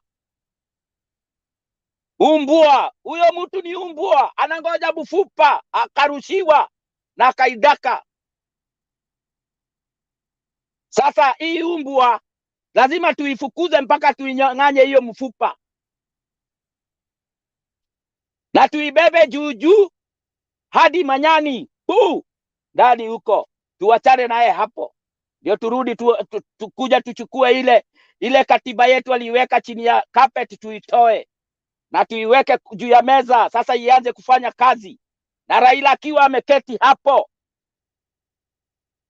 kwa maana ushindi ulikuwa wa Raila. Watu wasilete ujinga hapa ati Kalonzo sijui Kalonzo hajapigania hiyo kiti, hakupigania hiyo kiti 2022. Mtu alipigania hiyo kiti ni Raila. Kwa hivyo apewe mbuzi wake na haraka sana, si mchezo. Yeyote yule atakuja kupinga hapa apinge tu, lakini tunajua huyo mtu anaenda,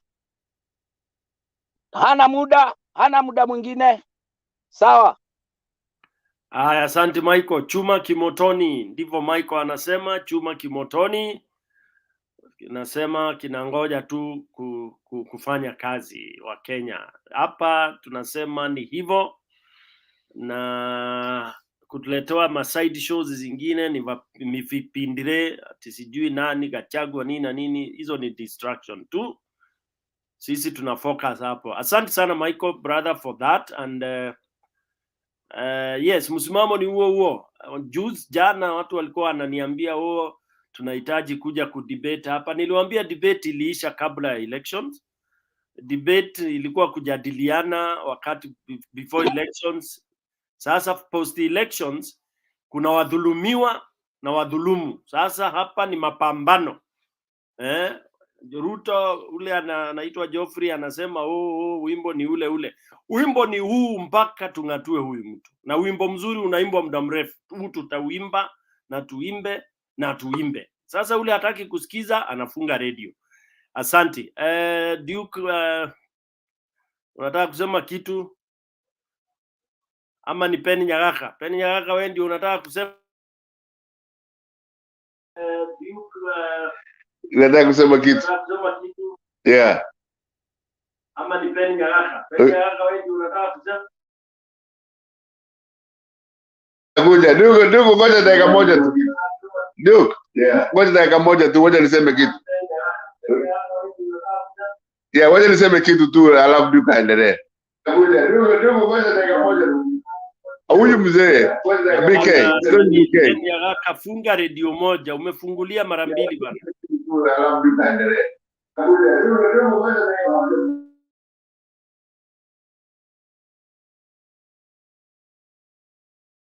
Aya, endelea Penny Nyagaka.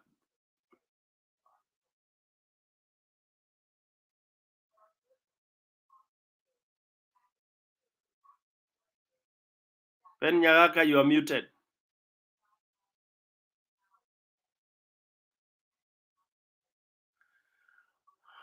Penny Nyagaka, you are muted.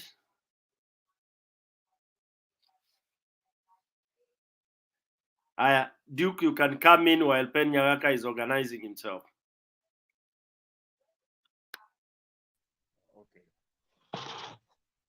You know, when we come here to give our submission, we come here as individuals. So nobody comes here with 1 million people or 10 million people, or that you are speaking on behalf of Kenyans. You are just one, like another ordinary Kenyan. And that's what democracy is about. You can't vote twice. You have just one vote. So when you try to come here and you try to speak as if you are the 20 million Kenyans,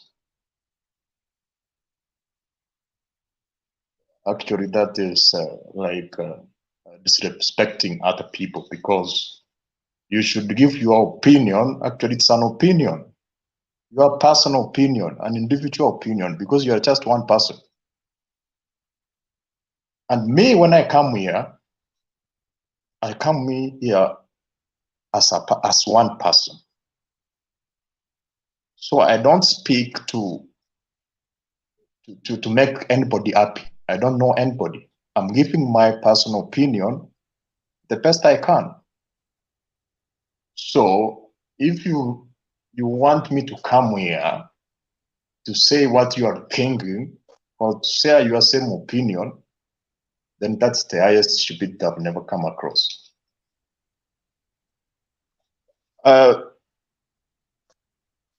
We know that Kenyans are poor. That's a fact. Some people are struggling also across the world. But this disparity between the rich and the poor has been in the making for a long period of time.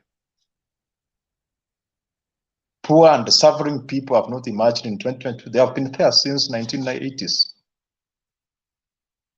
And the reason they are there is because the first president terribly failed. Moi failed. I can say Kibaki partially failed. And Uhuru Kenyatta terribly failed. All those failures of the previous administrations are the reason we are where we are. And creating value, creating wealth, or if you are starting a company for your company to grow, or if you have started working for you to save and invest and continue, it's a process, it takes time. So, and many Kenyans, many young Kenyans and many poor people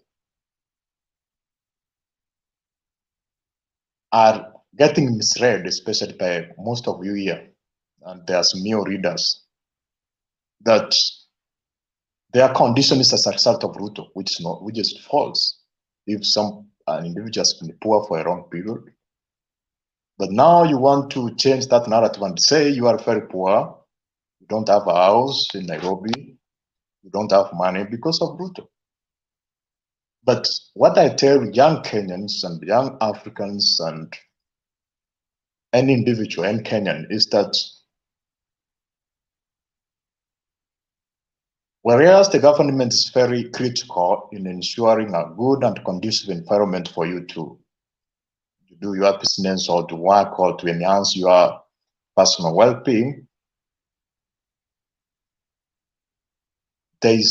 what is important is your effort as an individual. What do you do? How do you organize your personal life? You have to work hard. Even those of you who are there in the US and across Europe, if you want more money, you work 16 hours sometimes 8 hours, never enough. If you want to start a business, you have to work for it. So this is stupidity of trying to say poor Kenyans that maybe Raila Odinga will come and all of you will be rich and all of you will have money. That is nonsense and it will never happen. Even if we have a president of Europe or from US become the president of Kenya, it will take time.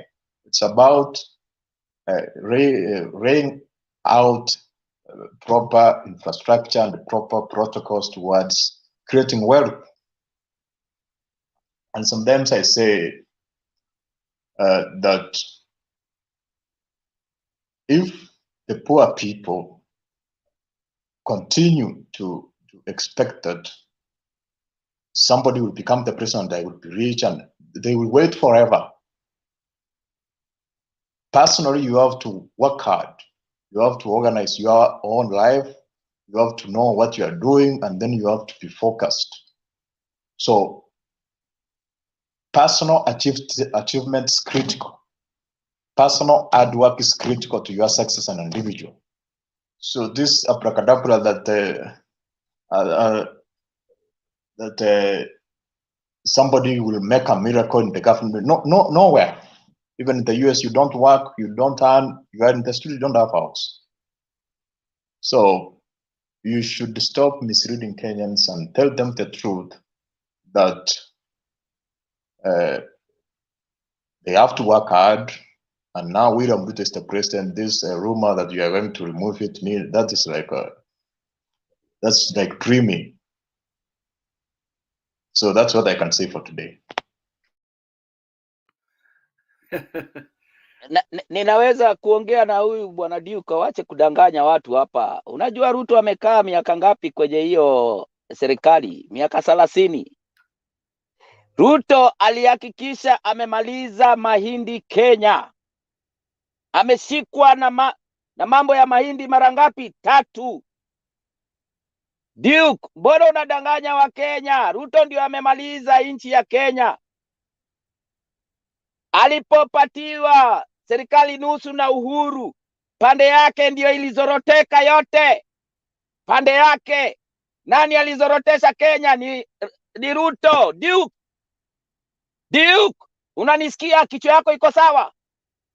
Wacha kuja hapa kudanganya wa Kenya. Hata kama unapewa pesa ngapi, tafadhali kuwa na heshima kidogo. Wakenya wanajua kila kitu, hawajalala. Ruto ndio amemaliza rasilimali ya Kenya. Unasikia sahi anaongea juu ya nini? Trillion, ametoka kwa billion. Mtu ana helikopta 15. Manyumba hizo za Nairobi amechukua karibu zote sasa sahi. Ujue namna hiyo. Wacha kutetea mtu mjinga. Wacha kuwa mjinga kama yeye. Wewe ni mtu mwerevu sana, Duke. Lakini unatumia ujinga na unakuwa mjinga. Na hiyo ni mbaya. Wacha kutumia ujinga. Tumia uwerevu. Uwe mwerevu vile wewe ni mwerevu. Na sijakutukana kukuita mjinga, hapana. Nimekwambia unatumia ujinga, kwa hivyo unakuwa mjinga. Ruto amelemesha Kenya. Kenya imekuwa kiwete kwa sababu ya Ruto, na ndio ameweza kutisha hao viongozi wengine gushi na kuweza kuwanunua. Pesa amekopa juzi, hizi pesa amekopa juzi, alafu wanarudi kutuambia hawajakopa pesa. Duke, tafadhali kuwa mwanaume mwenye akili mzuri. Wacha kuzorotesha Kenya. Unasikia Duke? Wacha kuzorotesha Kenya. Huyo mtu wako si mzuri. Huyo ni kitu mbaya, ameoza. Hiyo ni kama samaki ile iliyooza kichwa, inamaliza hata mwili. Kwa hivyo Duke, usituletee hiyo kizungu mingi hapa ya upuzi. Tumia hiyo kizungu mingi kutengeneza Kenya, sio kuiharibu. Nimekwambia hivi saa hii, wale extended family wako wana shida sana, kwa maana hawana pesa. Hawajui watapeleka. Kuna kazini yako yule hataenda shule, na kuna wengine wewe bwana Duke, najua umeblock namba zao, kwa maana ni watu mashida, kila saa wanakupigia simu, kila saa wanakupigia simu. Hiyo tunajua. Kwa hivyo Duke, wewe Mungu anakuona wewe, kwa sababu unajaribu kuingiza Kenya ndani ya shimo, na hatutaingia kwa hiyo shimo na wewe. Hapana, sisi tutatoroka. Wacha kusema ati watu milioni, ati unakuja hapa ati kama uko na watu milioni 20. Raila alipata milioni 10+. Ruto alipata milioni 3.5. Kwa hivyo hiyo ndiyo ile figa tunaenda nayo, na ndiyo hiyo itakaa hapo, na ndiyo hiyo tutatoa nayo Ruto. Hii serikali si ya mama ya Ruto. Hii serikali ni ya Wakenya, na Wakenya wana uchungu. Kwa hivyo bwana Duke, wacha kuja kutuletea ndio nimekwambia hapo awali, wacha ujinga, kuwa mwerevu. Umesoma, na hiyo masomo yako tumia vizuri. Wacha kuitumia hovyo hovyo, itakuwa takataka na si vizuri. Hata watu wengine wa kwenu wanaoangalia hii kipindi wanakuangalia, wanaona kweli wewe baba yako alipoteza pesa akikupeleka shule, kwa sababu ya ile ujinga unatuleteaga hapa. Na hata tukiangalia hakuna ukweli hata kidogo. Bwana Duke, kuwa mtu ana akili. akili zile za kuweza kuendelesha Kenya mbele, sio kurudisha nyuma. Tunasikia uchungu sana Bwana Duke ukitufanya namna hiyo. Na we ni Mkenya, si ati we ni Muganda ama Mtanzania. We ni Mkenya.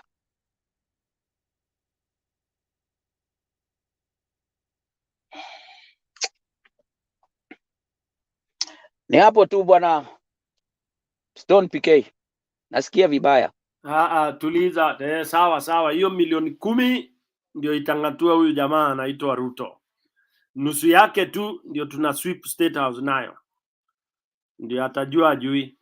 Haya basi. From there kulikuwa na Tom Nyagaka hayuko, lakini kabla Tom Nyagaka akuje, I would like to address some of the issues being raised by patriotic Kenyans, wa Kenya wale ambao wanasikiza maana ya yale yanayoendelea. Kuna Mkenya mmoja amesema ni kweli huu si wakati wa debate.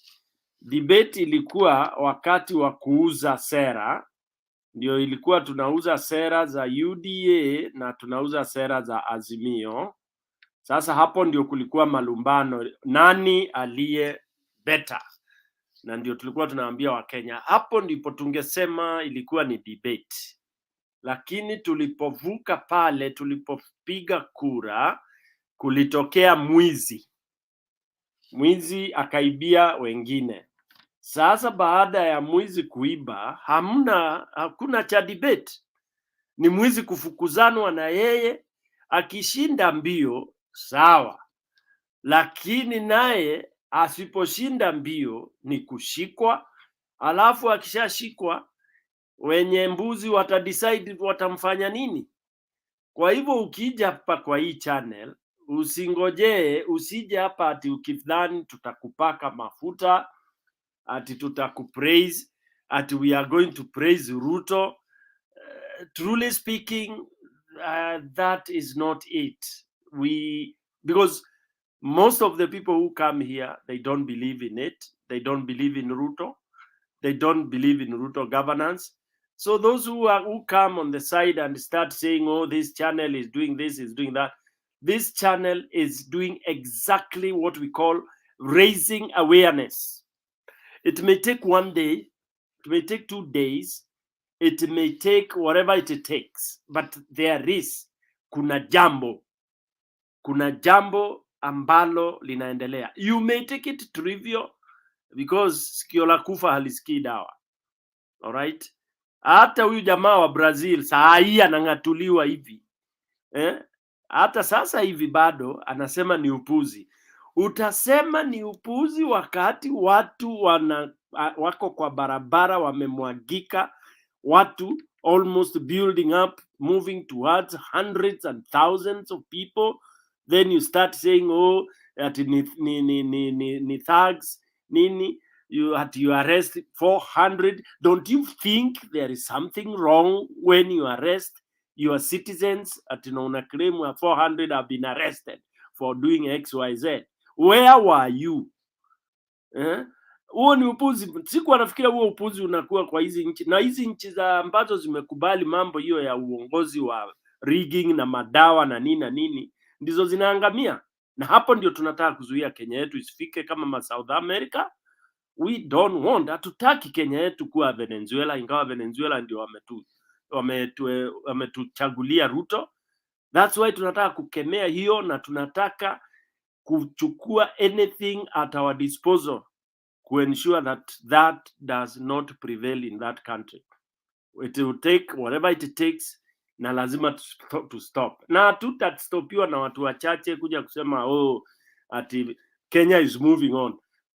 Wakenya mlisoma Kizungu, lakini kuna wengine naonekana tumepungukiwa sana.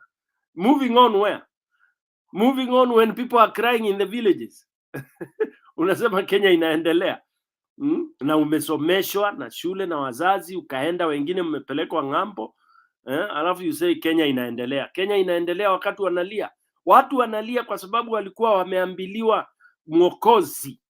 Na mwokozi wa mtu yule ako kule chini ni chakula mezani na mtoto kwenda shule. alafu akigonjeka anaenda kwa dispensary anapata dawa. Hivyo vitatu kwanza ndio utajiri wa mwananchi wa kawaida. Huwezi kuambia mwananchi wa kawaida ati yako sawa kwa sababu wewe uko kule kwenye kiti chako unakula mkate na Blue Band, unafikiria kila mtu anakula mkate na Blue Band. Let us be sensitive, but unfortunately the UDA followers are insensitive as their leader. Na ni ukweli kweli, when someone is evil, is really evil. Anaamkanga asubuhi na kuomba watu wafe. Anaamka asubuhi anataka kuona majirani wakija kupiga magoti kula makombo, ile chakula amebakisha asubuhi ndiye anataka kupatia. They cherish that. The likes of Ruto love that. They love when they see poverty at their doorstep. They don't feel even ashamed ati work hard. Duke, my brother, you are giving us what lesson? Ati lecture. Ati wa Kenya lazima wafanye bidii, wafanye. Excuse me. Ati wa Kenya walikuwa hawatakuwa watajiri overnight. Hakuna mtu amesema hivyo. Nobody said Kenyans would be rich overnight. We said Kenyans would have basic facility, basic rights. Muulize, hebu muulize, hizo viwanda ziko wapi za Wakenya kufanya kazi? Na viwanda zilimalizwa zote na Moi. Industrial area ilimalizwa, na hiyo ndio ilikuwa mahali pa Wakenya kuchukua haki yao. Kila siku walikuwa wanatoka Kariobangi, wanapita Jericho na mguu wakienda industrial area. Saa hizi industrial area hakuna. Ndugu yangu, mbona hamuoni hivi vitu ndugu zangu? Ati unakuja hapa kutuambia ati Wakenya wafanye kazi na bidii, ati wapate pesa. Hizo viwanda ziko wapi? Michael, hebu viwanda zote mlimaliza. Michael, hebu tumpatie Pen Nyagaka tumsikize, anaonekana sasa amekuwa stable. Pen Nyagaka. Asante sana Story BK. Ilikuwa TV ambayo alikuwa on na my cell phone.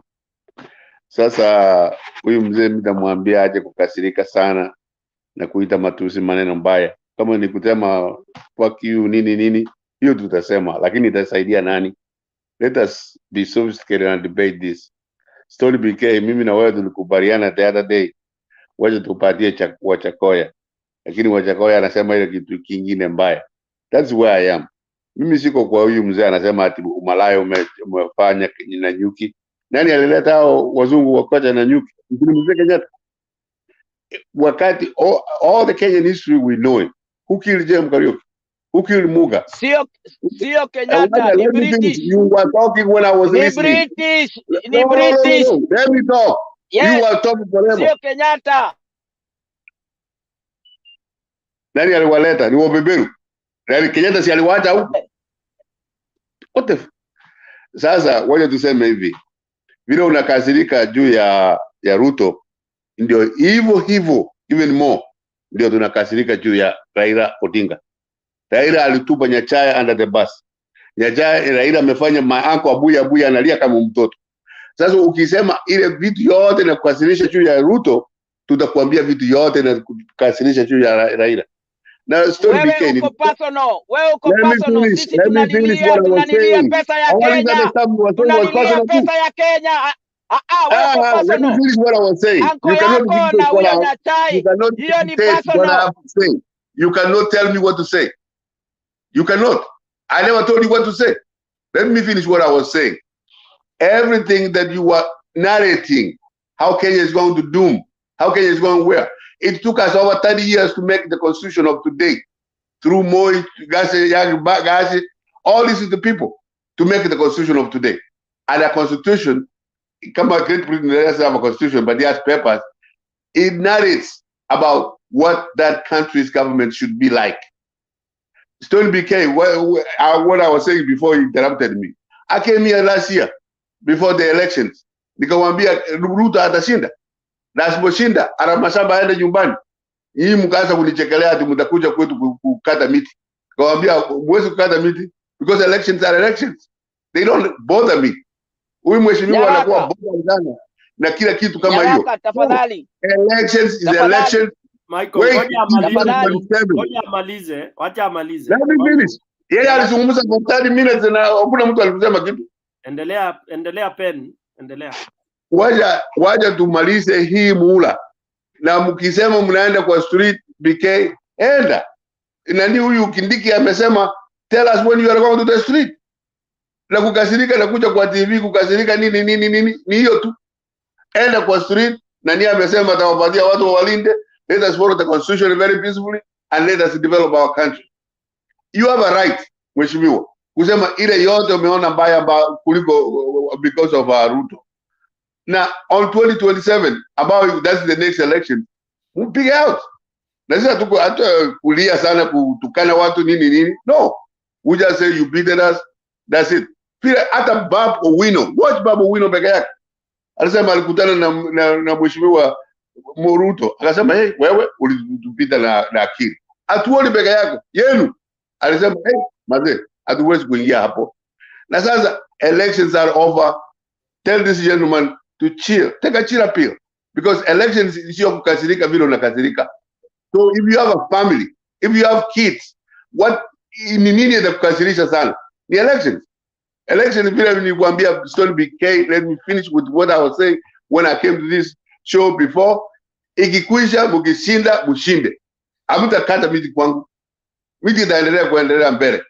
Na tusije hapa kukasirika alafu tuone ndio sisi ndio wakubwa wadogo nini. No. I've lived in a democracy for the nearly most of my life. Na unaona huyu anakuja huyu mwingine anaingia. Huyu anakuja huyu mwingine anaingia. That's what the elections are about, and democracy is all about. If you want a dictatorship, move on with the dictatorship and enjoy it. BK, thank you very much. Asante Pen Nyagaka. Ukweli wa mambo kabla nizungumze. Yes, Michael, you want to say something? Then I say something. Sema Michael. Yeah, Bwana Nyagaka. Yes. Uelewe ya kwamba Nyachae alikuwa anasaliti watu wakati wa Moi. Nyachae alikuwa msaliti mbaya sana. Huyo sijui ndio nani huyo unasema ati huyo mwingine. Hiyo vita yao na Raila usilete hapa. Sisi hapa tunaongea juu ya uchumi ya Kenya, ili kwamba mtu ule wenu, ule kazini yako ule anakupigiaga simu unamzimia, apate kitu awate kukupigia simu. Unasikia? Tunajua iko wale watu wa kwenu nyumbani, wale utakagi kuona simu zao kwa sababu huna pesa ya kuwasaidia. We ondoa hiyo mzigo na kufanya kilicho haki.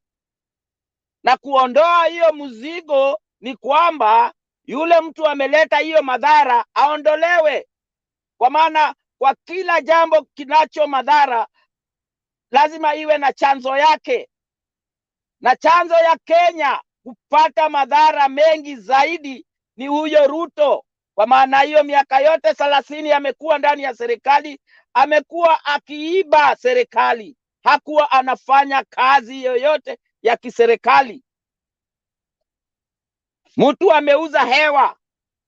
Mtu amekula pesa za mabawa, hizo madams za kufanya watu wa huko kwao wapate kilimo kizuri. Amekula. Energy ya Kenya amekula yote. Kwa maana alipewa serikali nusu na Uhuru. Hii ya saa hii hakuna serikali nusu. Gachagua hana hizo docket kama Ruto vile alikuwa. Kwa hivyo Ruto amemaliza Kenya. Tafadhali elewa ya kwamba Ruto ndio amemaliza Kenya, ndio aweze kutawala. Awe na pesa mingi ya kupatia hawa watu. Umeona amechukua judiciary, executive yote amechukua. Wabunge amechukua, maseneta amechukua. Haya sasa anachukua magavana. Nia yake kubwa ni kumaliza Raila, lakini hawezani na hiyo kigogo. Hiyo ni kigogo. Hiyo ni kigogo, hawezi maliza. Huyo ndiyo kigogo aliyebakia Kenya. Huyo ndio ataokoa Kenya. Na tunataka Ruto atoke hivi karibuni, si ati akae hapo. Hapana, tumtaki hapo. Hakuchaguliwa na watu, anajilazimishia watu, alafu amewaunga nyinyi mkono. Sijui kama ni nyinyi amewapatia pesa, mnakuja hapa kutugeresha akili. Sio vizuri bwana. Kazi zako, nyanya yako, wale watu wengine wako au marelative wako wale wako Kenya wanapata shida. Nyagaka watalipa shule pesa mingi, hata wengine hawataenda shule. Nani ukoo wako. Tafadhali Nyagaka, tukue watu wakubwa, tukue watu wazima, watu wa kufikiria wale wengine. Tuache kujifikiria peke yetu. Yule mtu yuko Turukana, yule mtu yuko Mandera, yule mtu yuko Moyale, yule mtu yuko Isiolo, yule mtu yuko huko Marsabit. Tuangalie jamani, watu wale wako Lamu, watu wale wako Ukambani wanakufa na njaa, ati maji haiwezi enda mpaka kwa mtu nyumbani kwa sababu ya ufisadi. Ni vibaya. Kenya saa hii inatakikana kila nyumba huko mashinani iwe iko na maji na stima na barabara za kupita mzuri, barabara za lami. Wakati wa Moi alipeleka barabara za lami huko kwao na hakuna magari yoyote ile napita. Ni mbuzi zilikuwa zinalala kwa barabara. Akasahau mambo ya Turukana, akasahau mambo ya Mandera, akasahau mambo ya Moyale, akasahau mambo ya Marsabit, akasahau mambo ya Isiolo, akasahau mambo ya Ukambani na huko Lamu. Hizo ndio zile area na kutajia, zile zimekauka na ndio zinataka vidimbi ili wafanye ukulima huko na maji ya kutega. Sasa tukiwa tunasema hapa ati tunangoja Ruto atufanyie hivi, ati Ruto ndio hajaleta umaskini. Ruto ndio ameleta umaskini ndio aweze kutawala watu vizuri. Bwana Duke, tafadhali nawaomba, tafadhali kueni wazalendo wale wa haki. Wachana na ule mzalendo anakujaga hapa, ule fake mzalendo. Wote hao ni watu wanataka Kenya ididimie badala ya kwenda juu na kutoka kwenye hiyo umaskini. Uhuru Kenyatta alikuwa amefanya kazi mzuri sana pande ya barabara. Na kama Ruto angeshikiliana na Uhuru vile walikuwa wamesema zile ajenda zao 4, haki ya Mungu saa hii hata Ruto angechaguliwa straight bila kupingwa. Raila angepata kitu hapo. Lakini kwa vile hakufanya kile inatakikana, ndio kwa maana alishindwa na Raila. Kama zile vidimbi zote wangejenga na laptop wangepatia watoto, hakungekuwa na shida, hata kama walikuwa wameingia na ujinga. Lakini waliingia na ujinga na wakapatia Wakenya ujinga zaidi. Sasa muhula wa pili Uhuru akaona nchi inaenda kudidimia.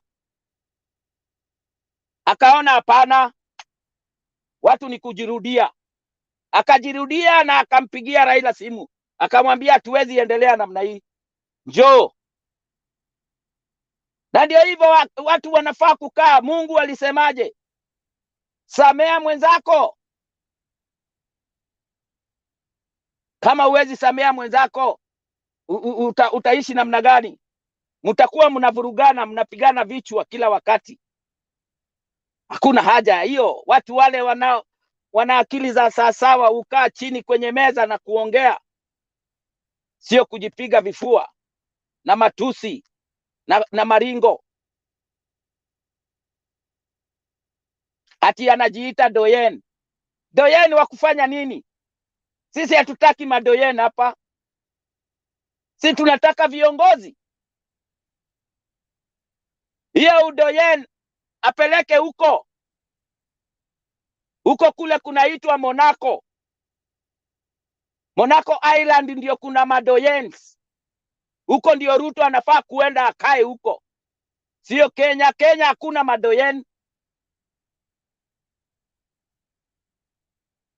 Kwa hivyo watu wengine wawe na akili kidogo, wajue kwamba yenyewe hatufai kufanya hivi, tunafaa tufanye hivi. Kazi ni yako, wale masijui mashangazi zako, wajomba zako, wale wako huko mashambani, hawana kitu Duke, hawana kitu. Watoto wao hawaendi shule, hawajakula leo usiku. Na wewe Duke uko hapa, unakuja kuambia watu ati wa Kenya wafanye kazi na bidii. Unanichekesha kweli. Wewe sikuoni vile uko sawa. Unajua vizuri sana hakuna viwanda Kenya. Unaambia wa Kenya wafanye kazi na bidii. Wewe kichwa yako kweli ni mzuri. Nikuuliza tu. Unakuja hapa kusema ati watu anajisikia ako na Raila alikuwa na milioni 10 na Ruto alikuwa na milioni 3.5. Zile kura mingi alipata kutoka kwao, na hiyo kidogo alipata kutoka kwa Wakikuyu na kabila hizi zingine ndogo ndogo kama huko Bungoma. Pale watu hawakuwa wanashika maneno vizuri, lakini pale watu walishika maneno vizuri, walimwaga kura zao kwa Raila zote, na huo ndio ukweli wa maneno.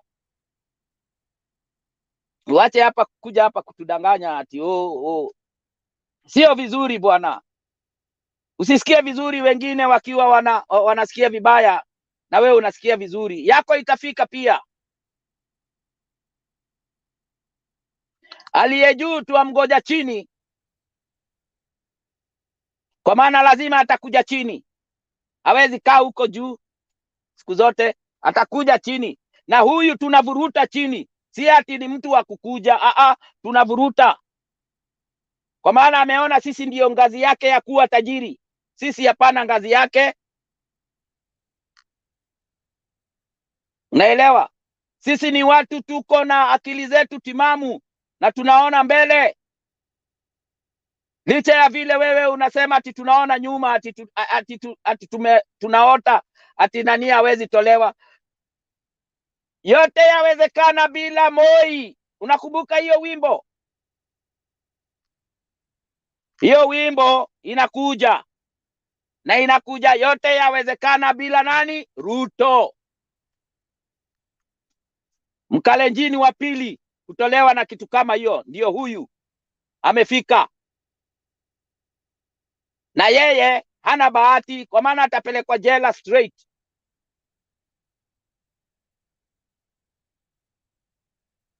Hakuna huruma. PK, huyu mtu hafai huruma hata kidogo. Huyu ni mtu wa jela. Hakuna kumwonea huruma hata kidogo, maana ni mtu mjinga, hana akili ya kusaidia Wakenya. Wakenya wanalala njaa.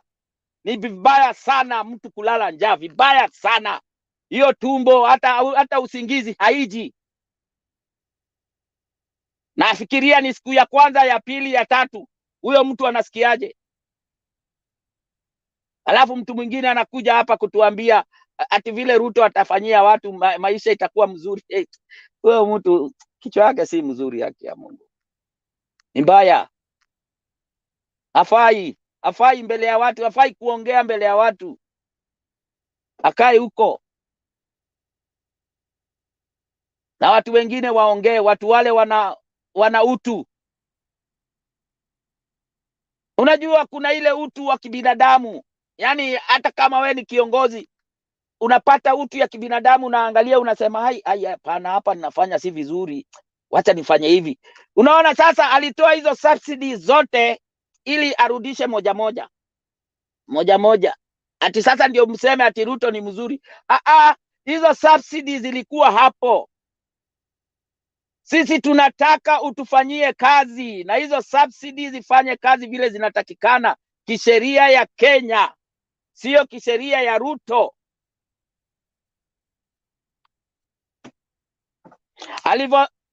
Alipoziondoa hakuziondoa ati amesikizana na wabunge, hapana. Alilala akaamuka akasema hii wacha tutoe hii, anatoa. Analala anaamuka anasema tutoe hii, anatoa. Analala akiamuka tutoe hii, anatoa. Na watu ndio hao wanapata shida. Mimi nimeona bunge la wananchi wako tayari sana sana sana, wanangoja tu Raila apige firimbi wamwagike barabarani. Hizi kura za 2022 ndio zimeuma watu zaidi hata kushinda hizo zingine. Na 2022 lazima tutengeneze, tusafishe, ili Wakenya wakiingia 2027 hakuna hata agent anatakikana hapo. Agent yule anatakikana hapo ni wa kuonyesha wale wazee jinsi ya kufanya, na wanaangaliwa na kamera. Si ati ni agent wa kuhesabu kura, hatutaki hao. Ati wa kupeleka kura ati huko Bomas, hapana. Hiyo haina haja. Pesa imelipwa tayari ya kufanya hiyo kazi. Watu wahesabu, wapige kura yao, zihesabiwe vizuri, na yule ameshindwa akubali, na yule ameshinda aendelee. Hivyo ndio tunataka. Na ndio hiyo Raila aliambia Uhuru, mimi sitaki kuingia kama na mlango ya nyuma, nataka kuingia kabisa, ndio nikifanya mambo yangu yawe yako straight ama yako yamenyoroka. Na Wakenya ninawaambia musilale, bado mapambano, bado mapambano. Mapambano lazima tupambane. Hata South Africa ilipambana mpaka wakakuwa huru. Na kwao ndio kulikuwa kubaya zaidi, wacha hapa Kenya. Kwao ndio kubaya zaidi mpaka wa leo. Johannesburg wazungu na Waafrika waonani na macho vizuri. Kwa hivyo muelewe ya kwamba mapambano ni mapambano.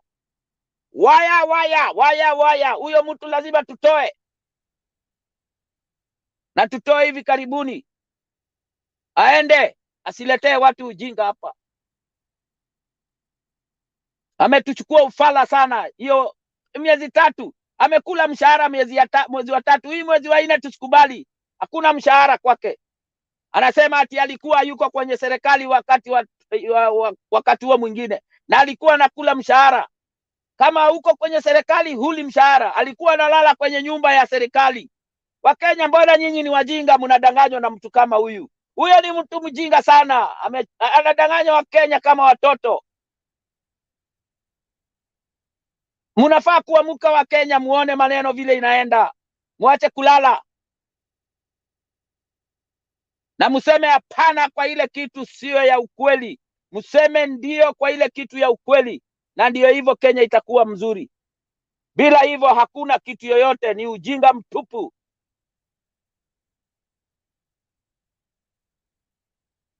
Yule mtu anataka kukalia Wakenya bila kujua ni nini anafanya, hana adabu na heshima.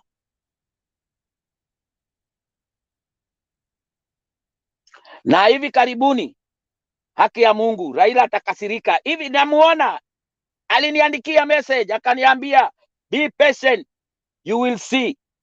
Na ndio hiyo mimi nangojea saa hizi. Message iliandikwa siku 3 iliyopita.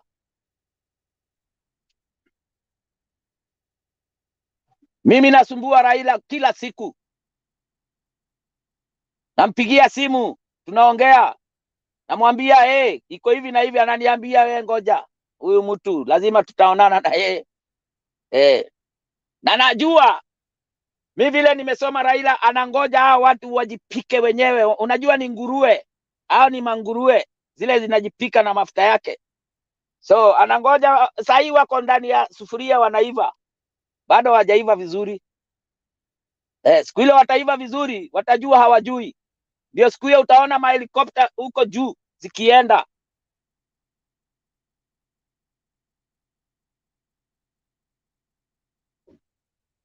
Ruto anaambia hao watu wengine, anawanunua alafu anawaambia hizi pesa si za mama yenu, panueni matumbo mshibe. Wachaneni na Wakenya. Wakenya hawa ndio chakula yetu. Kweli kweli, Wakenya nyinyi ndio chakula ya kina Ruto?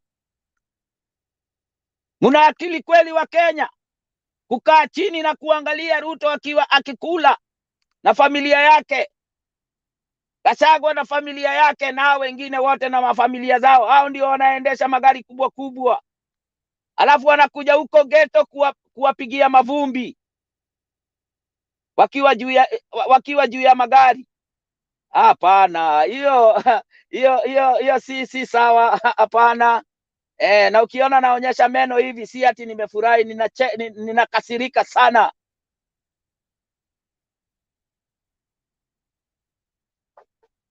Kwa hivyo Wakenya mujiangalie vizuri, mjue ya kwamba hamuko katika hali mzuri, hali ni mbaya,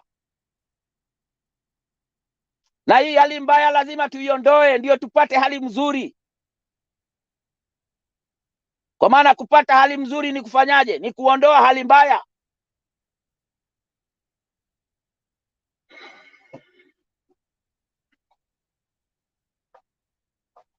Stone Pike, endelea hapo na utuwekee video moja kama utaweza, ile ya Ruto akiambia watu nikimaliza kuweka Biblia chini tu hivi unga itashuka bei. Waeke. Sababu hii ni ujinga inaendelea hapa. Asante ujinga Michael. kubwa. Thank you. Asante Michael. Unajua Wakenya walikuwa wameanza kupikwa akili walipoanza kuambiwa wasisikize history, wasisikize chochote. Hata wakiambiwa kulikuwa hivi jana, wasisikize mambo ya jana. Sasa hiyo kasumba watu waliwekewa, mpaka unaona ukianza tu kuambia mtu jana kulikuwa hivi, anaanza kuluzi nini. Na kasumba ingine pia wamewekewa wasisome. Na hiyo ni inaonekana ndio shule ya Moi hiyo, kumaliza watu akili kabisa. Unapumbaza watu, so that you are just ni wapumbavu tu, so that they are easy to govern. And that is the fear we have, that now Ruto, having gone to Moi Primary, Moi Nursery, Moi Toroitich Primary, Moi Toroitich Village Polytechnic, Moi Toroitich kila kitu ya Moi. Sasa yeye ni daktari wa hiyo philosophy ya Moi ya Nyayo, na ni philosophy ambayo ina pronounce impoverization, how to impoverize people. That's something I've really been contemplating, how to make people poor and rule over them. And the formula is just exactly ya Moi, only that sasa huyu advance. Kama ni kuiba, you steal more money. Kama ni uongo, unadanganyana na kanisa zaidi ya zaidi. Moi alikuwa kanisani kila asubuhi Jumapili. Na news za Kenya zilikuwa ya kwanza inaanza na Moi. Unaelezwa for 1 hour vile alikuwa kanisani akiomba, unaonyeshwa picha, video. That indoctrinated people stupidly. Hiyo sasa ndio Ruto aliingia nayo, manake alijua for 24 years, aliona vile Wakenya walipumbaa, wamama mpaka wanalia, wanaona Roho Mtakatifu ameshuka kwa jina la Ruto. So hiyo walipopumbazwa hivyo Wakenya, ndio sasa hata wanapumbazwa kwamba Ruto alichaguliwa. Utasikia watu wakisema Ruto alichaguliwa, let's move on. Ati mwingine ananiambia Ruto ako na brains kuliko baba, that's why aliweza kuiba. Yani sikia huo upumbavu. You think a thief and you praise a thief, and you are a young man. I'm sure most of people who come here are young men and women. And then most of these people who come here are people who are schooled. Probably not well schooled, I don't know. But there are people who wameona milango ya shule tafadhali, ama kama wajaona milango wengine wamefika madirishani at least. So una expect mtu akue sober up, like what Michael you are saying. Hata ukue tu na utu, common sense, ile common. Uwezi kusifia mtu atio Michael alikuwa mwerevu sana ndiye akaweza kuiba hizo mbuzi za Stone PK. Kwa hivyo Michael should be congratulated. No, hauna aibu ukisema kitu kama hiyo. Na hiyo ndio aibu UDA hawana. Ati kwani Raila hana akili, huwa anaibiwa tu. Can you imagine Kenyans talking like that? So they are the same people. Na ndio unaona, sorry to use this example, they believe in stealing cattle. Wizi wa ng'ombe, yani wizi wa mabibi za watu, ni okay. Ni okay. Wibi wa pesa za watu, pesa wagonjwa, it's okay. Wacha watu wafe hospitalini, hamna shida. Bora nimepata do. Yani Wakenya tafadhali, hebu tujiite kama mkutano na to shake our heads a little bit. Let's shake our brains a little bit. Tuzipige shock kidogo tuone whether it is really, we are making sense. When we are praising thieves, when we are praising hyenas, when Michael is saying, you may think you are doing well, just because una support bibi yako na watoto wako wawili watatu wanne hapo, but your cousins na wale wengine unazima simu. That's very practical. That's true. Why are you doing that? Because you cannot support everybody. You need opportunities out there for people to fend for themselves. Okay? Don't tell me people are working hard and all. Those are theories ambazo they are facilitated by proper ideation and practical what we call empowerment programs, which I said earlier in my submission is what the devolution was meant to be. And who brought devolution, you guys? Mnasema Ruto ana akili. Who brought devolution? Devolution was brought by the father of devolution, who is Raila Amolo Odinga. And this is a fact. Whether people want to vilify Raila, whether you want to use whatever you want, it is renowned in the whole world that he is a master planner. And is a master planner of progress and success, not master planner of doom, like William Samoei. Waambie akili ya super highway Kenya ni akili ya Raila. Na bila Raila kubomoa zile nyumba alibomoa hapo kwenye hiyo super highway, Wakikuyu saa hii hawangekuwa na hiyo super highway hapo. Na walikuwa wanasema ati Raila anafanya vibaya kubomoa manyumba. Mtu umeiba shamba ya serikali, unafaa kufanywa nini? Sikuondolewa. Wacheni upuzi. Watu Kenya, sijui kwa nini Kenya watu wana upuzi kama hiyo. Yeah. Ati ya kusema ya kwamba ati mtu fulani ni mbaya. Na tukiangalia Kenya inang'ara juu yake. Super highway, unajua saa hii ile biashara inafanyiwa katika hiyo super highway ni ngapi? Biashara mingi sana. Na imerahisisha uchukuzi. Yeah. Haya, hiyo devolution, hiyo ugatuzi imefanya hizo kaunti zingine zote zikang'ara. Kwa sababu gani? Pesa ilifika huko.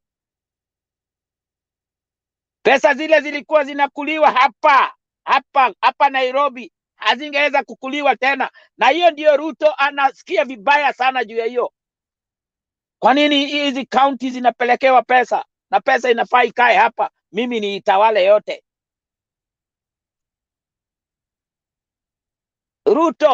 Ruto, jua ya kwamba tunakukujia wewe.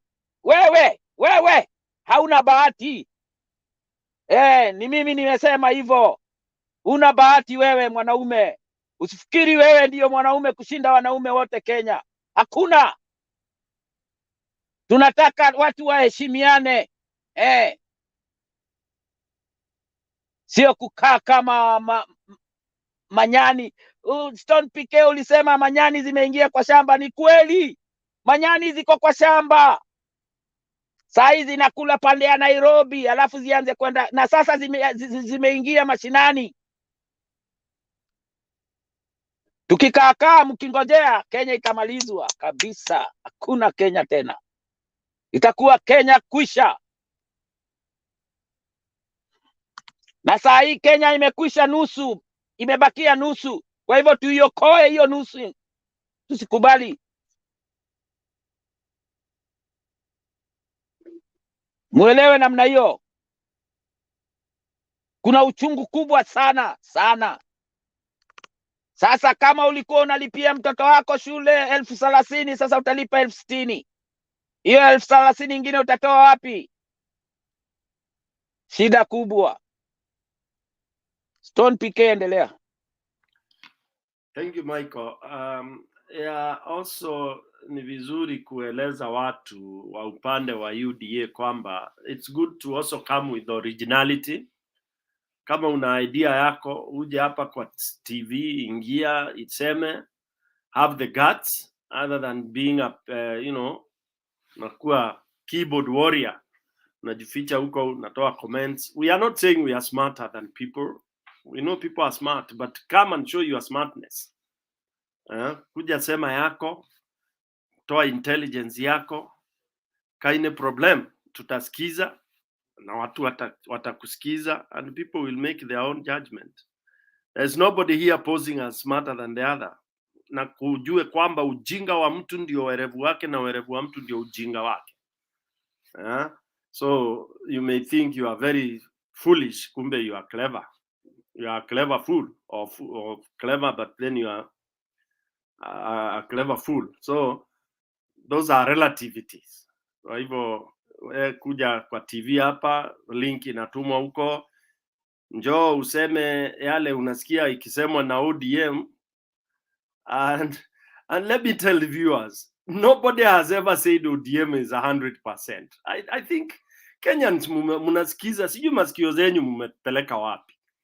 We say it here. Hata baba angeshinda, na alikuwa ameshinda, angepronouncewa na Chebukati, within 100 days akuwa amefanya ujinga. We are people of very high intellect and with integrity, some of us, and we have consistent. When you are consistent for 20 years doing the same thing bila wizi, sisi hatujafanya kazi kwa serikali. We are not thieves and we are not fugitives. So we say what we say, and we say what we say because we know what we are saying. We were saying baba hata yeye hizo vitu alikuwa amesema by 100 days, which are practical, but the idiots in USA can't, they have no idea where to get money from. Walienda kuomba, wameiba 3 billion. Baba alikuwa amesema the first thing atafanya ni kuziba mashimo ya wizi yanayokuja, na hiyo ndio kidonda UDA wawezi, manake ni wezi. Mwizi hawezi ziba mfereji ya wizi.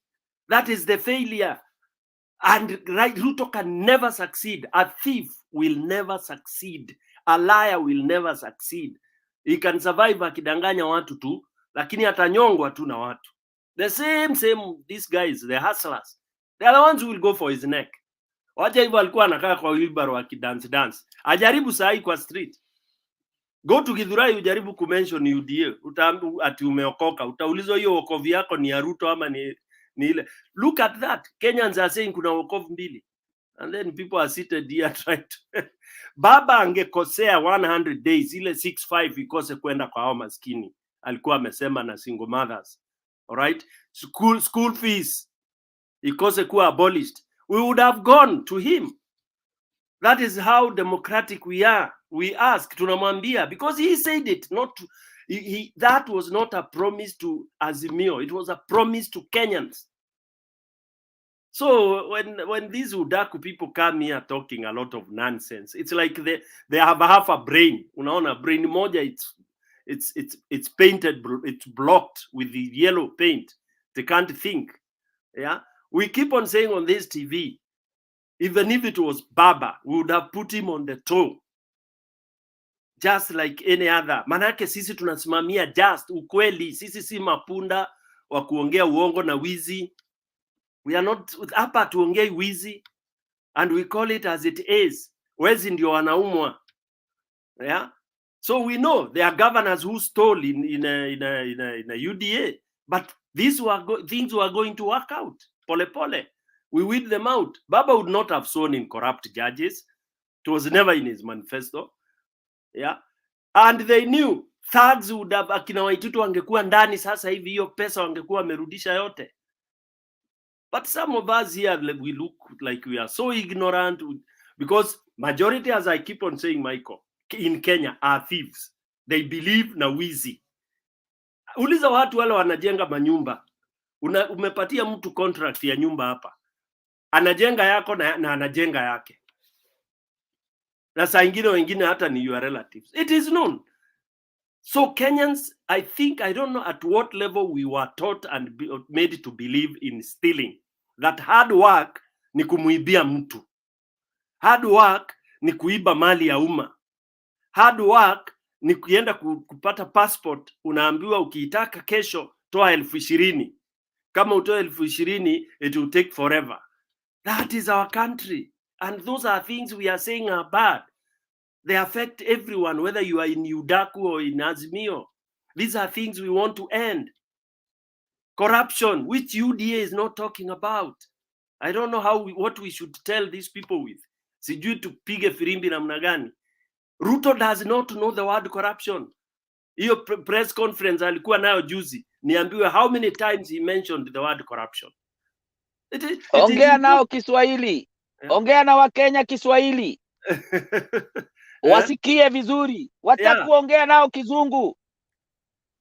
Ongea nao Kiswahili. Sawa, ndio watasikia vizuri. Yeah. Hata so, unaona Nyagaka na huyo Duke wametoroka kwa sababu nimewaambia ukweli. Kabisa. Nimewaambia ukweli ya kwamba hao watu wa kutoka kwao wanapata shida, hata wakiwapigia simu wanawazimia. Ni ukweli. Waongeleshe Kiswahili. Ya, hapo ni ukweli Michael. Na kitu ingine tena naambiaga wa Kenya. I said Kenya haijawahi kuwa nation. Kenya bado tuko tofauti. Ndio tunaambiwanga tuko makabila 40 na.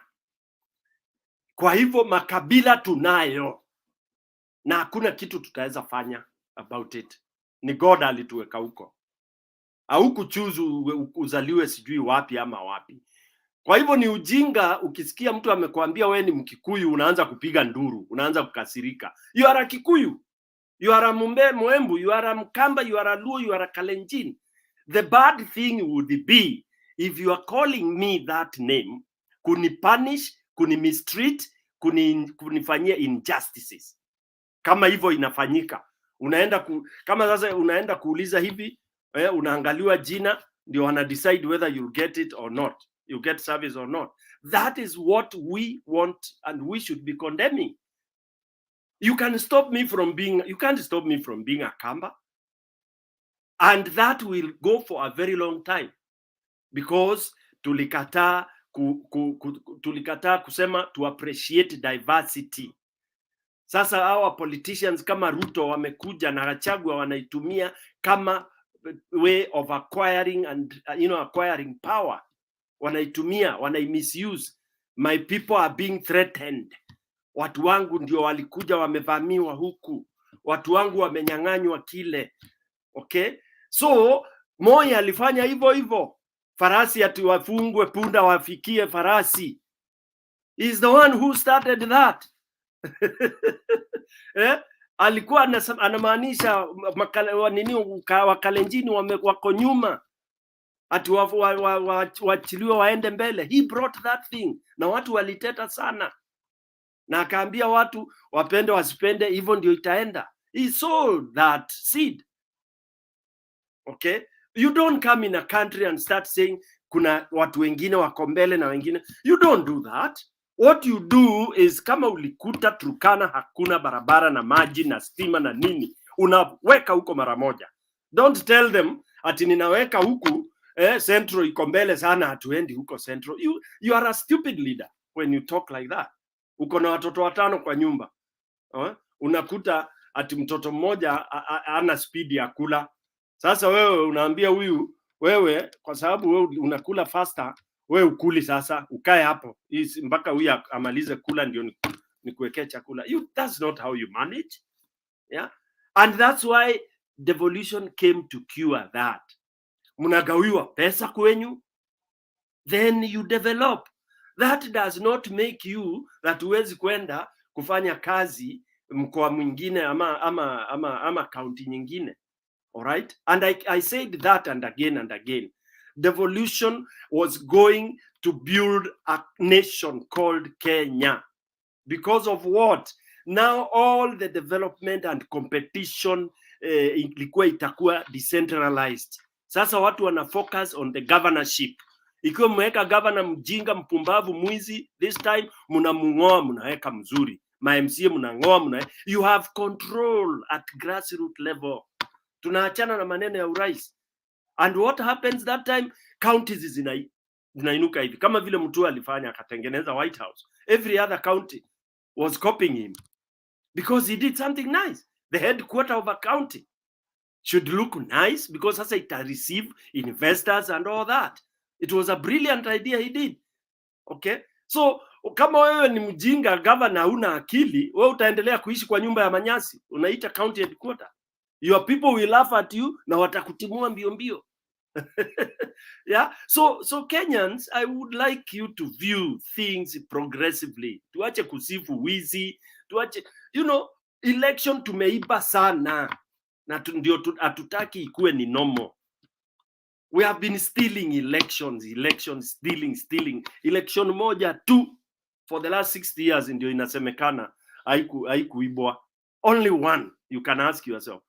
Yeah, ya Kenyatta wa kwanza, rigging. Kenyatta aliendelea throughout ni rigging. Alipotoka Moi karibu rigging, mpaka tunaletewa upumbavu ya mlolongo. For those who are a little bit wamekaka, mnaletewa mlolongo. Stupidity of the highest order. Mnaenda kuvote na ni national election, mnapanga laini ati haki ya Mungu Michael, si tutaletewa ujinga bana. Ati mnapanga mlolongo, ati watu wanahesabu hapo 1 2 3 4, ati who has the longest queue. Yeah, ati hiyo sasa ilikuwa ni transparency. No. Wakenya tumepewa na tunauziwa ujinga, yani by the so-called leaders. Okay, then from there now what do we have? Kibaki the first one, the second, the nini pia na ikaingizwa upumbavu. Haya, sasa angalia Jubilee. Wakenya lazima tuseme no. Don't say huyu ni wa kwetu. Kama ni mwizi ni mwizi, kama ni mjinga ni mjinga, kama ni mwerevu ni mwerevu. And even our generation to start talking of tribalism is stupid. I tell people, I was born and bred in Nairobi, where I didn't know a Kikuyu, a Luo, a Luya, or anybody. So you can't tell me, for me, I don't know that. I was not oriented that way. It's only that lazima upewe jina ya kule your father or wherever comes from. Yeah, and I expect people, if like people of my age that we grew up with in Nairobi, it's a huge generation, and those are the people who should embrace diversity. Si tulikuwa unaenda hata saa ile mnakula food kwa neighbor, you didn't care where it is. Tunakula githeri hapa, tunaenda hapa, tunakula fish kwa Kinaonyi, tunaenda hapa. That is how we were brought up, and that's why we are very bitter when we see hiyo ujinga ya ukabila ya wizi ikiletwa.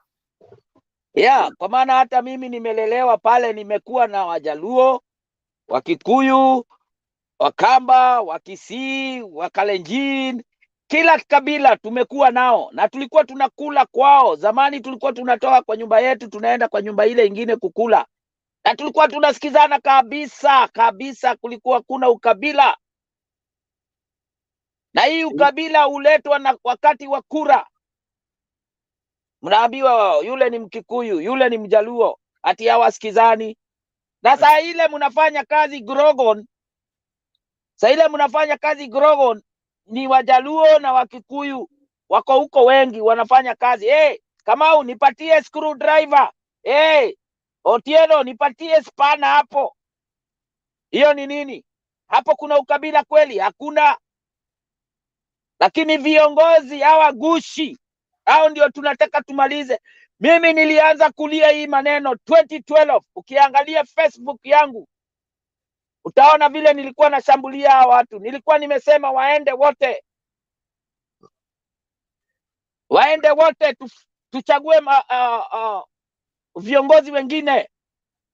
Kwa maana hawakuwa wanawakilisha wa Kenya, walikuwa wanawakilisha matumbo yao. Ati unaona ati 10 rich people in Kenya. Unaona Ruto, unaona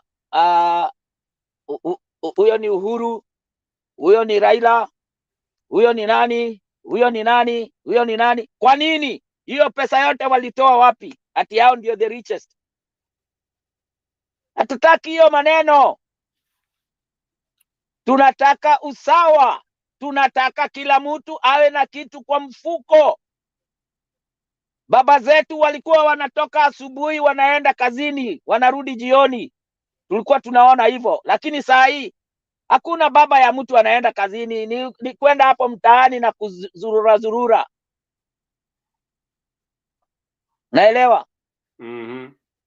Wanarudi nyumbani, wanakuja wanarudi huko nyumbani, hawana kitu, wanakosana na bibi.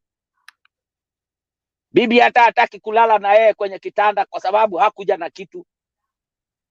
Inakuwa vita ndani ya hiyo nyumba. Kwa sababu ya nani? Ya viongozi. Ndio wanaleta vita kwenye nyumba za watu. Wamenyima hao watu pesa. Kunyima watu pesa na nini? Hawatengenezi viwanda. Hawatengenezi barabara. Mawasiliano iko duni. Ukitaka kwenda ukitaka kutoka Embakasi mpaka Kangemi lazima umalize saa moja na ni mahali pengine nusu saa. Hiyo nusu saa ingine umepoteza pesa mingi sana.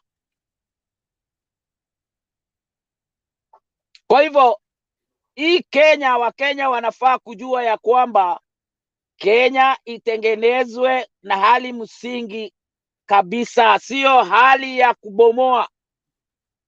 Na kutengenezwa na muundo msingi ni kukaribisha wale watu wanaojua muundo msingi. Saa hii wafadhili hawawezi ingia Kenya kwa maana wanajua kiongozi ni mwizi. Wafadhili wanataka kuingia Kenya lakini wanaitishwa percentage fulani, ati ilete percentage fulani ndio uweze kufanya kazi Kenya. Hiyo yote inaenda kwa mfuko ya Ruto. Hiyo ni haki kweli? Sisi tunahitaji wafadhili waje Kenya na wasilipishwe kitu yoyote, kwa maana wanaleta pesa Kenya. Ile kazi wanaleta, watu wanaandikwa, hiyo ndio wanalipa wa Kenya. Sio serikali ya Kenya ati wanapatiwa percentage fulani, wengine wakishaingia wanadanganywa, wanauziwa shamba isiyo shamba ya mtu, ni shamba ya serikali. Anaishia anapelekwa hivi mpaka anaishia anaenda kwao. Wale watu walikuwa wanampeleka hivi wanabaki wakicheka, wanasema huyo jamaa tumemweza. Unaona vile sisi tunaishi vizuri. Hakuna maisha mzuri mnaishi, kwa maana hiyo nchi yako haina barabara. Hiyo nchi yako haina hata hospitali. Hiyo nchi yako haina shule. Na hizo ni vitu tatu muhimu sana kwa binadamu, kwa nchi yoyote ya kuendelea. Hizo vitu zikipatikana, tunaanza na tumbo, tunakuja hospitali, tunakuja shule, tunakuja uchukuzi. Hizo vitu ndio zinafaa kufanya, na ndio nchi inakuwa tajiri. Nchi haiwezi kuwa tajiri na kufunga milango kwa wafadhili. Wafadhili ndiyo kila kitu, kwa maana wanaleta senti yao ndani ya nchi yako, wanatengeneza viwanda, wanatengeneza barabara, wanatengeneza hospitali, wanatengeneza mashule. Hasa wewe unazuia hiyo yote, na Wakenya wanakaa chini wakiangalia. Hapana, Wakenya msikae chini mkiangalia, mkeni. Iko shida, na hiyo shida lazima tuitatue. Hakuna shida isiyo na kutatuliwa, hata kama itachukua muda gani, lakini lazima tupate nini? Suluhisho. Na hakuna kitu yoyote inayokuja bure, lazima ung'ang'anie, na ung'ang'anie kihaki, sio ung'ang'anie kiukora kama vile Ruto alivyong'ang'ania hiyo kiti. Alikuwa hiyo kiti aliing'ang'ania kwa sababu alikuwa anatoroka ile kesi yake ya Hague, na zile kesi zote yako nazo. Ruto sio mtu yuko sawasawa saa hizi, ako na wasiwasi, anajua saa yote anaweza ng'atuliwa kutoka kwa hiyo kiti na mambo yake hiharibike yote. Ndio kwa maana anajiweka kwenye hiyo kiti. Kama Ruto hangekuwa amefanya hiyo mambo yote, haki ya Mungu, Ruto hangeng'ang'ania hiyo kiti vile aliing'ang'ania.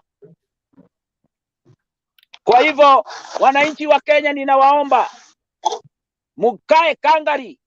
Mapambano ni lazima. Kunjeni ngumi na museme ndio, lazima huyu mtu atoke. Zamani tulikuwa tunasema hogia, huyu mtu lazima tumtoe hogia na abebwe juu. Mali ataenda kutupwa ni Manyani prison. Kamiti ni kuzuri, Manyani ndio mzuri na yeye, kwa sababu huko kuna joto sana. Akalime mawe, na huko ni kulima mawe, huko hapana kulima mchanga. Kamiti maximum huko kuna mchanga, huko ni rahisi kulima, ni rahisi. Tunataka pale anapiga jembe, jembe inaruka juu. Story BK. Pen Nyagaka, ngoja ninakupa. Michael, umemaliza? Sawa. Michael, hapo tulikuwa tunasemanga hogea. Ukisikia hogea mtaani unabumburushwa mpaka unajua ujui.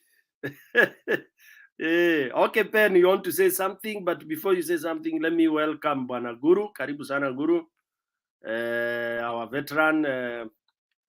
veteran panelist. Tunaendelea huku, kumewaka moto kabisa. Unaona hata Pen anakuja akienda, because tunaongea maneno ya devolution, Gachagua. Nafikiri umeona vile tumeteremka, na tunapambana na Wakenya wengine wanatoa maoni, wengine wanasema ni vizuri. Ukiwa mwizi we ni mwerevu sana, kwa hivyo ukubali tu kiibiwa, ukubali ni akili hukuwa nayo. And we should encourage that. Very, very sad story. Pen Nyagaka, you can say something and then Guru will come in. Pen. Okay. Wacha niseme tu kitu kimoja. Michael, sisi hatugombani sana. Wacha tuseme ya kwamba kama tunataka kuchange huyu na ni Ruto atoke, let us go to the constitution first. Hiyo ndio itatusaidia for long time, because nikileta feeling yangu hapa, uleta feeling yako, na mwingine aleta yake, hiyo ni vita tu tunaleta. My friend, we have watched Kenya politics for a long time. The story became, ujaona mimi nikikimbia. Kama saa hii nimedrive tu kidogo kuenda vijana yangu ya ODM wameweka chakula ya kuwatch game. Hiyo ndio tu tunasaidiana. All of them are in ODM, but I'm not. Lakini we talk on a personal level, on a very different level, on a very good level. Hivyo kugombana, kutusi nini, Michael, wacha hiyo mazee, kwa sababu the Kenyan politics has been abused for a long time. Vile mmesema, why is Kenyatta a billionaire? Why is Ruto a billionaire? Why is Raila a billionaire? If we can continue to look into that to see how we can balance the Kenya economy to better everybody else, hiyo ndio itatusaidia. Lakini kugombana, kusikia mbaya, motherfucker this, nini, utakasirika. Lakini wengi tumekasirika for a long time mpaka tumejionea yote ambayo tumeona. I was in class when Mandela was in jail. I was a young man when they still Biko. Nyagaka, So, please. yeah. Please, Nyagaka, I know you are in the United States. You know what? When you tell somebody, motherfucker, you're not like abusing that person. You are just cursing that person, all right? So I'm not abusing anybody, please. Okay. But we Don't understand put words. the Hey, excuse me. Don't put words in my mouth, right? But you cannot Be go to somebody and call him a motherfucker. Yeah, he's a motherfucker because I'm cussing him. I'm feeling bad in my heart. Come on now. Okay. What's wrong with you?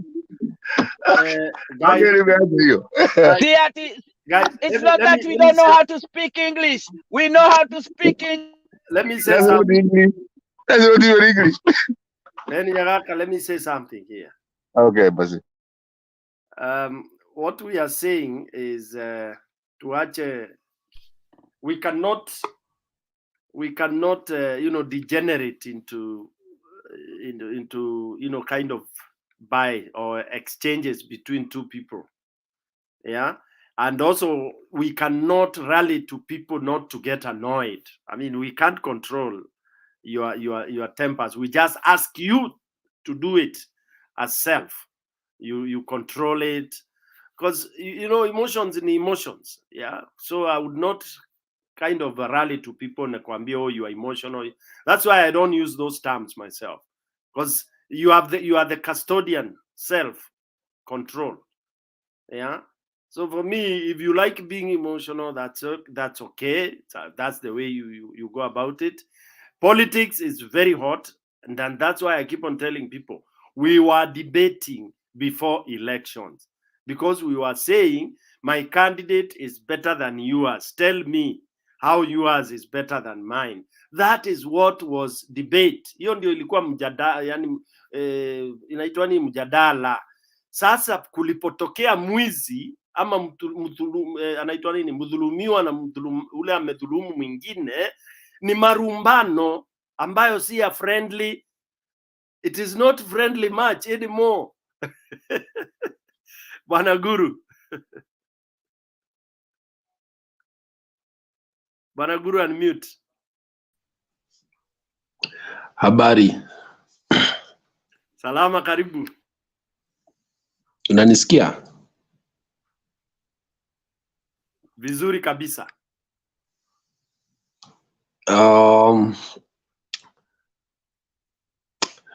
Unajua sijui nitaanza wapi,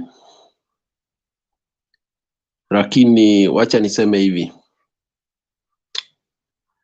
Leo uliona majukumu ya Deputy President na Prime Cabinet ilitanjwa upya, na sijui kama watu waliangalia kwa undani hiyo maneno. Presidential Delivery Unit ilipelekewa mtu anaitwa Musalia Mudavadi. Hiyo ndio, that is the heart of the government. Gachagua alipatiwa coffee reforms, kahawa.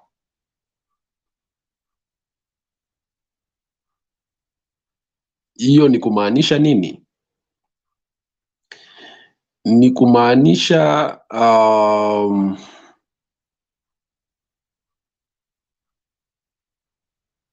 ile hadhi ya kiti ya deputy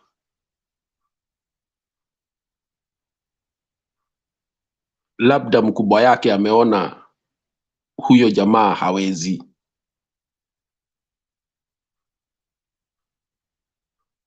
akapatia mtu ambaye anajua ataweza. Kwa hivyo inasemekana ni kama Musalia ndiye atakuwa supervisor wa permanent secretaries kwa kazi zao zile wanafanya kwa wizara. It's a very powerful position, that one. because that is the key to the performance of the state and the government. Lakini pia nadhani mtu anapatiwa kile anaweza, kwa sababu watu wameona kwamba huyu Rigathi isipokuwa ni kupiga mdomo sana huku nje na kupigana na familia ya Uhuru Kenyatta, hakuna kitu ingine. Kama sasa anasema anaenda kupigana sijui na cartels wa maziwa, wa kahawa, wa majani chai, hawa ni kina nani? Hawa macartels ni kina nani? Nikikuhusia kidogo PK, kahawa imekuwa ikifanywa marekebisho kila siku, kila kuchao. Kibaki alifanya, sijui ilibaki wapi. Uhuru akanja akaweka task force ingine, akasign ile recommendations, ikaleta shinda. Saa nasikia wanaanza upya tena ama sijui.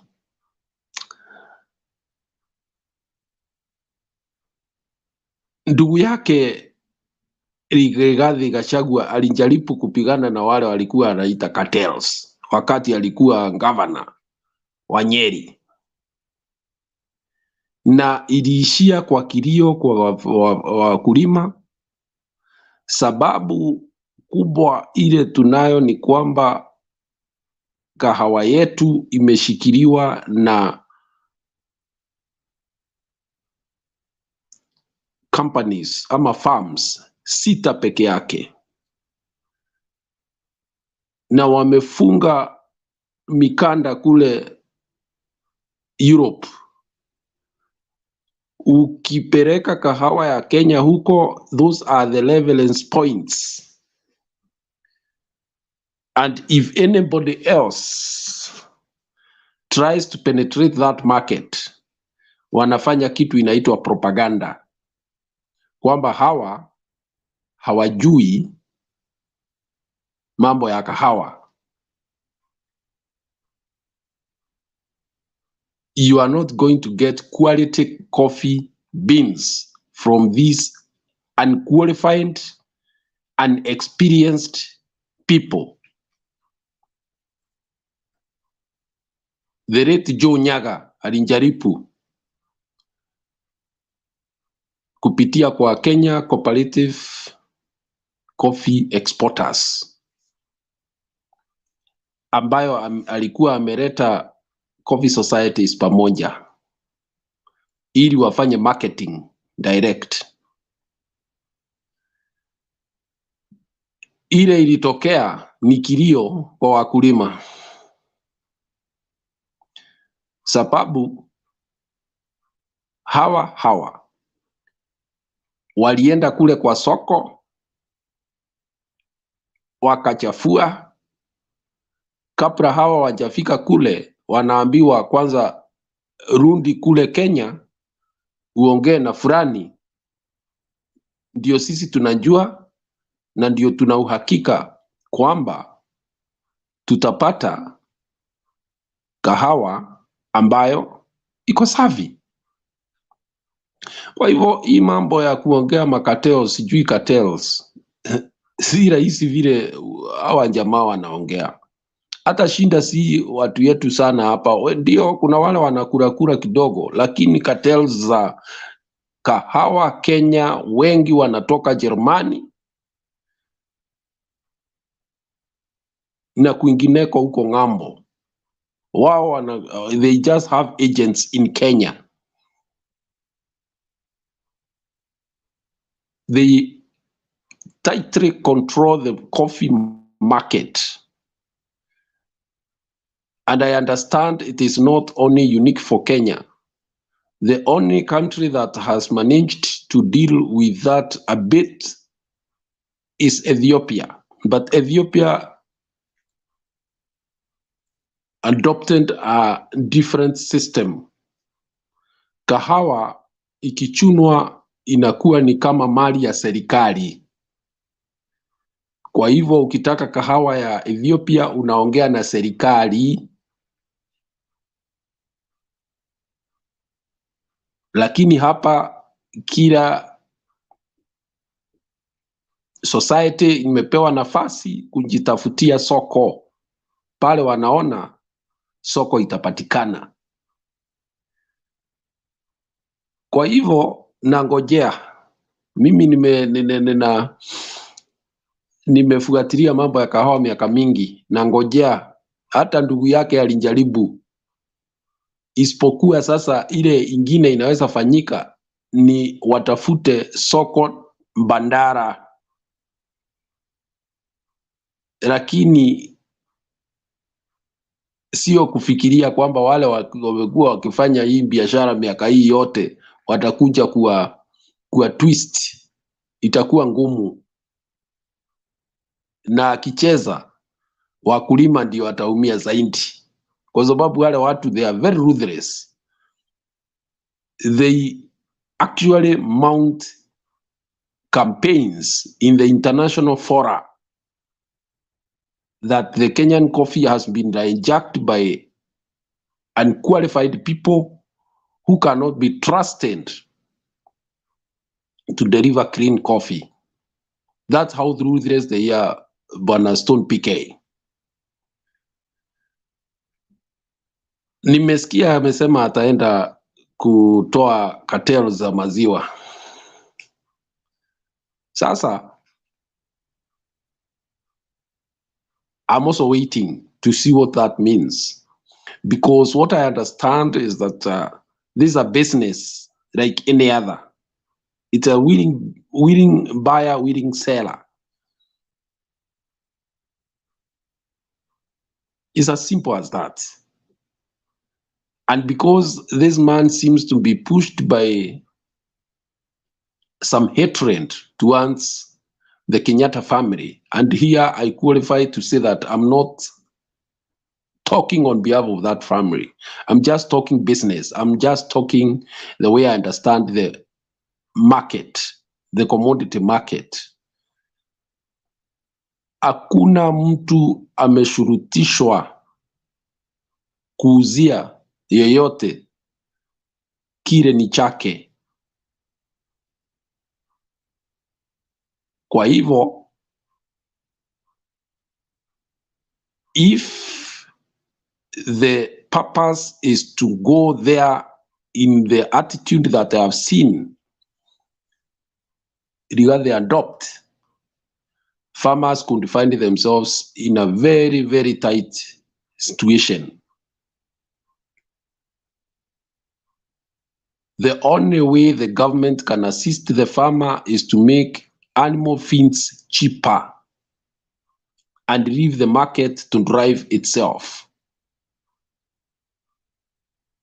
Lakini hakuna mtu anaweza shurutishwa kununua bidhaa kwa pesa ambayo anaona haifai kibiashara.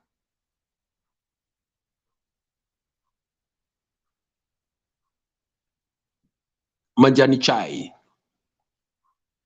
This is also another very sensitive crop that is very, very much controlled by the commodity markets at the international forum.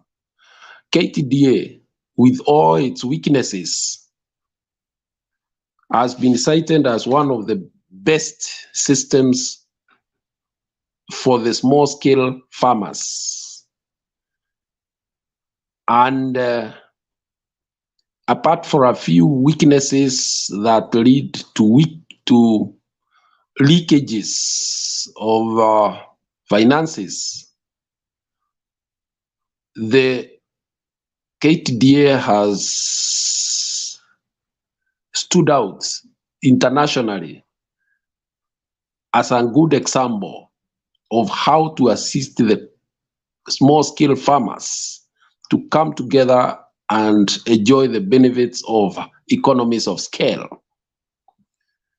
So I don't know who these cartels this man is talking about. Again, it is a market situation. I believe if it is policies, it's fine.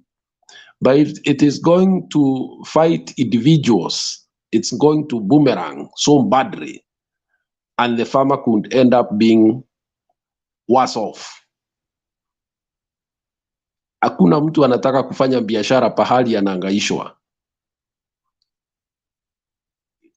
Kitu kimoja ambacho kiko kwa commodities zetu ni kwamba isipokuwa tuje pamoja, we don't have volumes. You can only mobilize volumes by getting as many people to put in the basket, so that now we negotiate together. That's what is happening with coffee. That's what is happening with tea. And I believe to some extent that's what is happening in the milk industry. Kwa hivyo, beyond politics, hii maneno tumeongea miaka mingi sana. But the truth of the matter is that these matters are more complex than they are made to look. That's why successive governments have only done a bit of it. There are those who have tried and failed spectacularly. One of them being the late governor of Nyeri, Gachagua. He was left holding huge stocks of coffee, most of which finally went bad, and farmers suffered greatly. So these are not things that are assumed out there. They are things that have happened and can happen again. I wish him the best. Lakini that attitude, those people also have their way of fighting back, and they are vicious, and they hurt, and they seek to hurt deeply. It has happened in the past, it can happen again. Asante Stone PK.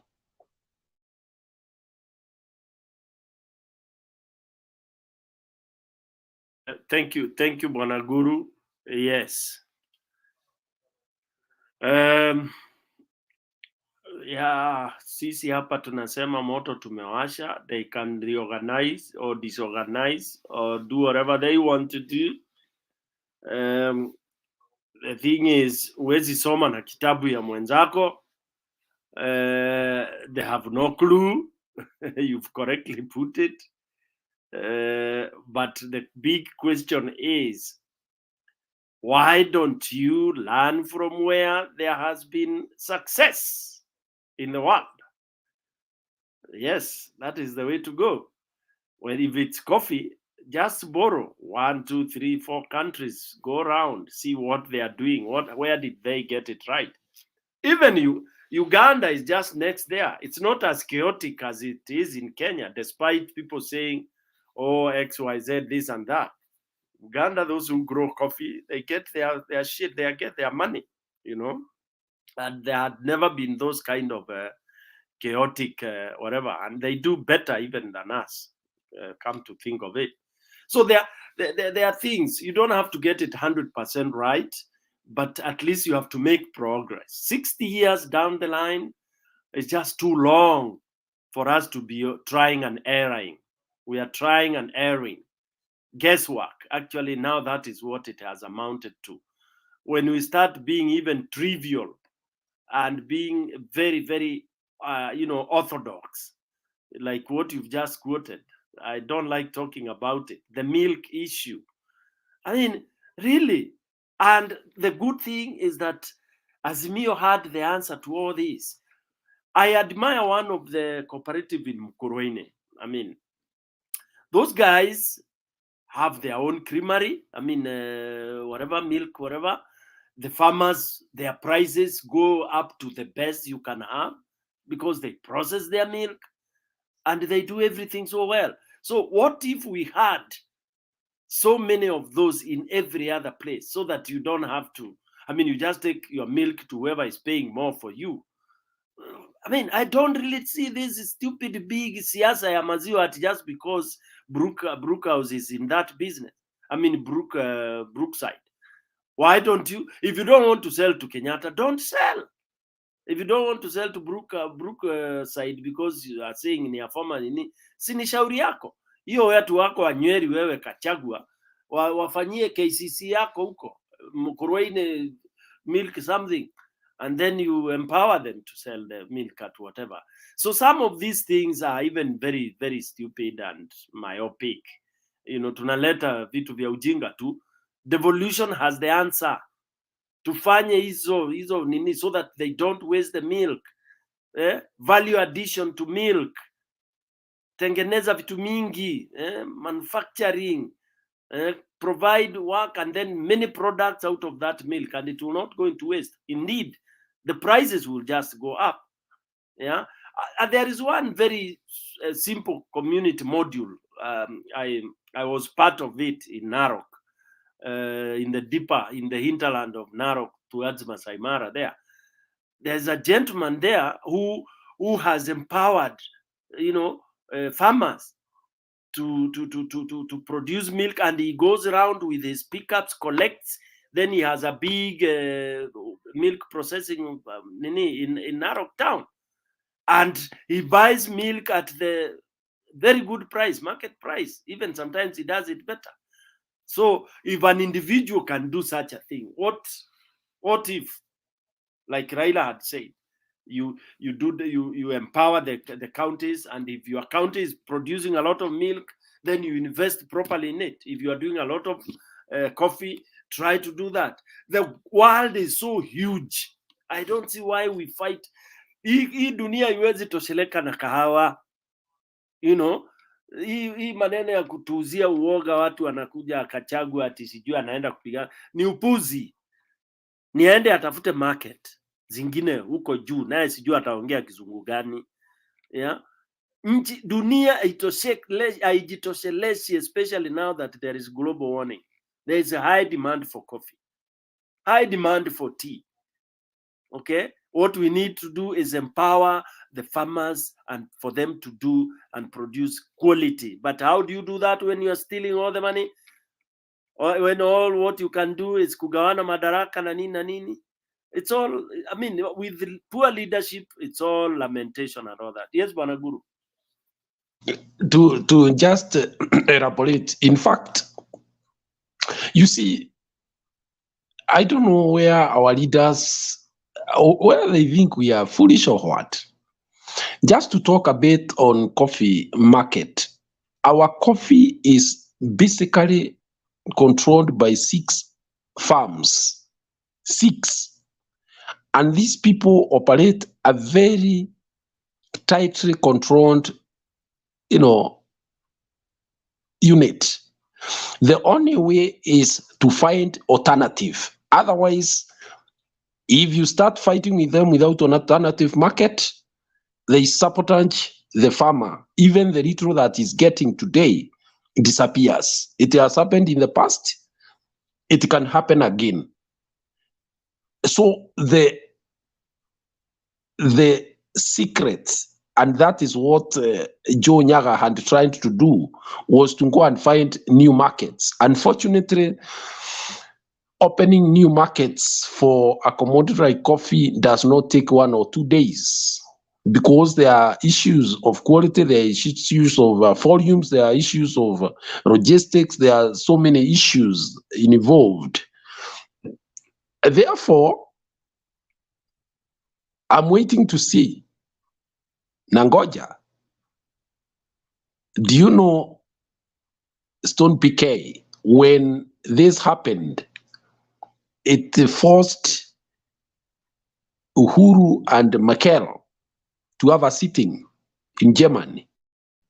Germany does not produce coffee.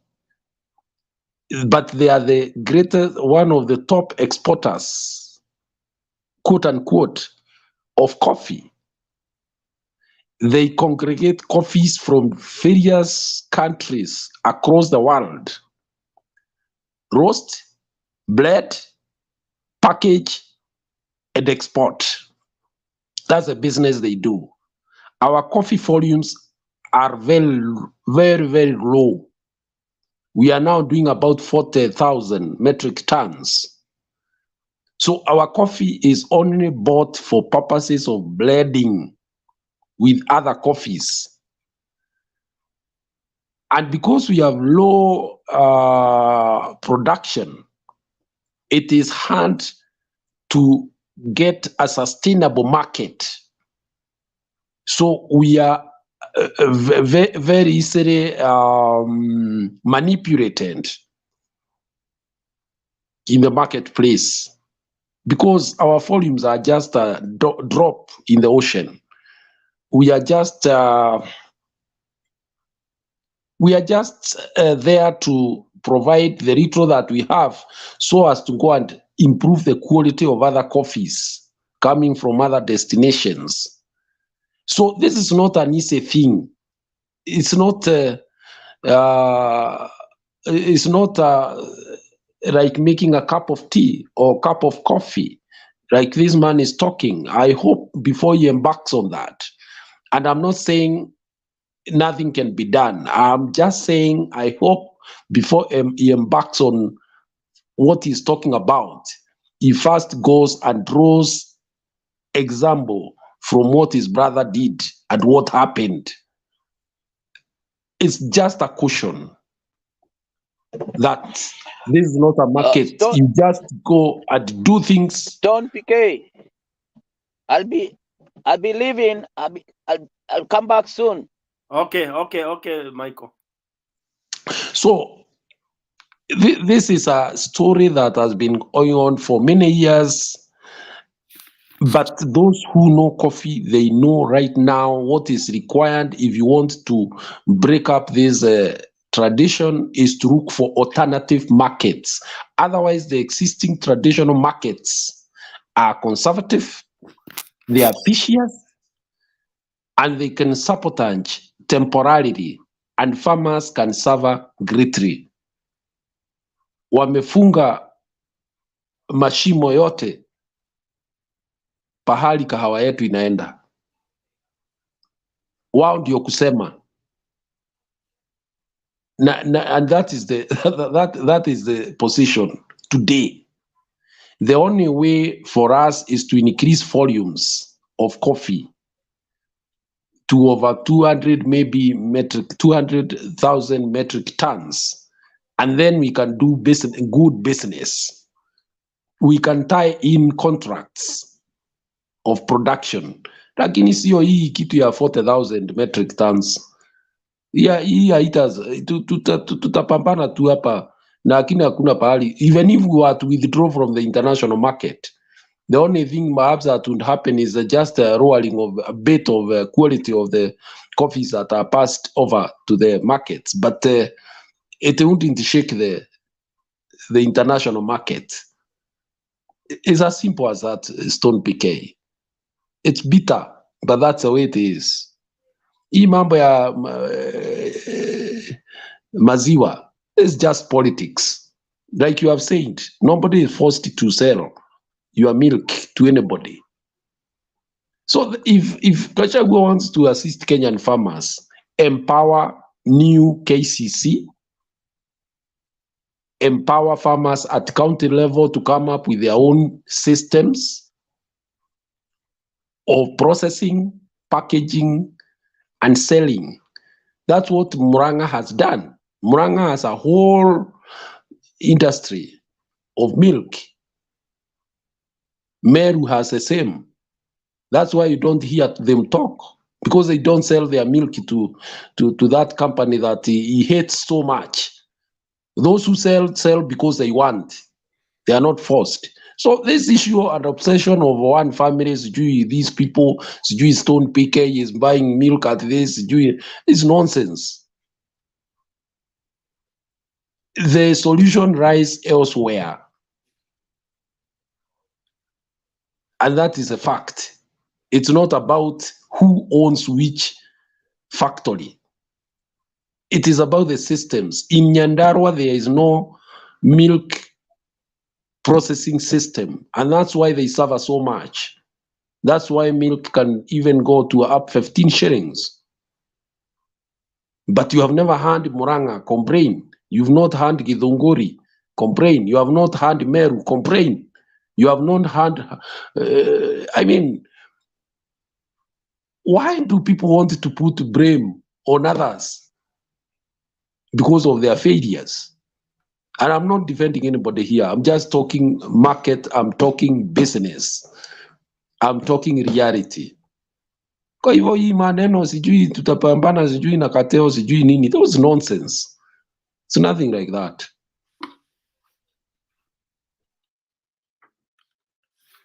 Yeah, Bwana Guru, you are right. But I would also ask that module, hiyo ya maziwa Murang'a, maziwa wapi, that kind of localized market, expanding production, adding value. I would also suggest the same for coffee. I mean, well, not necessarily local in Kenya, but have we exhausted Africa? Have we exhausted America, for example?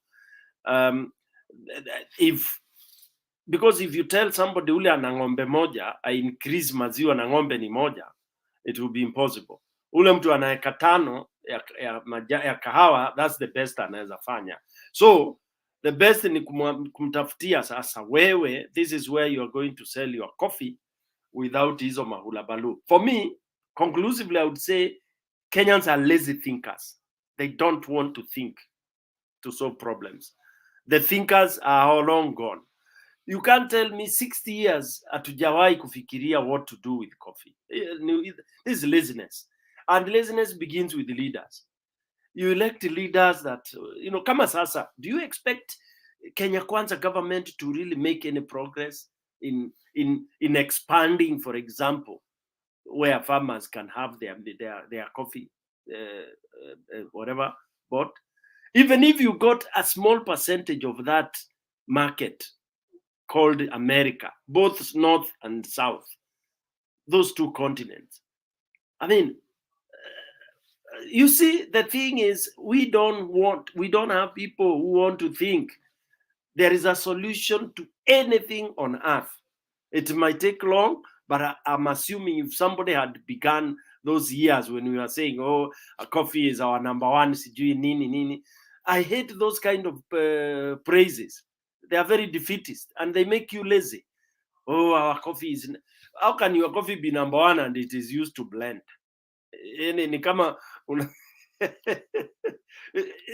You can't talk and pride in that. Okay, we should have gone further to even look for people who can take whatever they want to do with it. Let them do whatever they want to do with it.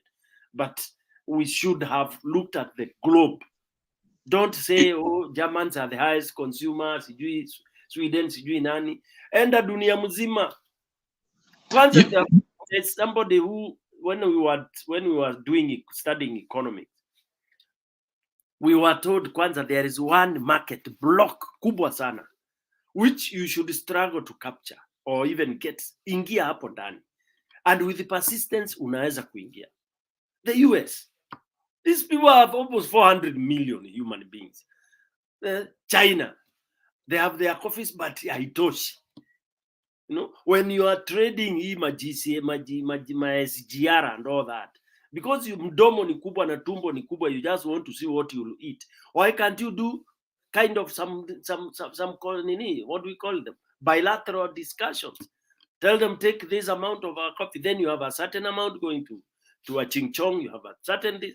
What I'm saying is that we are just matumbo mbele, selfish. Hakuna mtu anataka kuongea. Stone PK. Yes. Some of those things you are saying have been tried in the past. I don't know whether you know KPCU had entered some agreement, I think with China. But what is 40,000 metric tons? That's a drop in the ocean.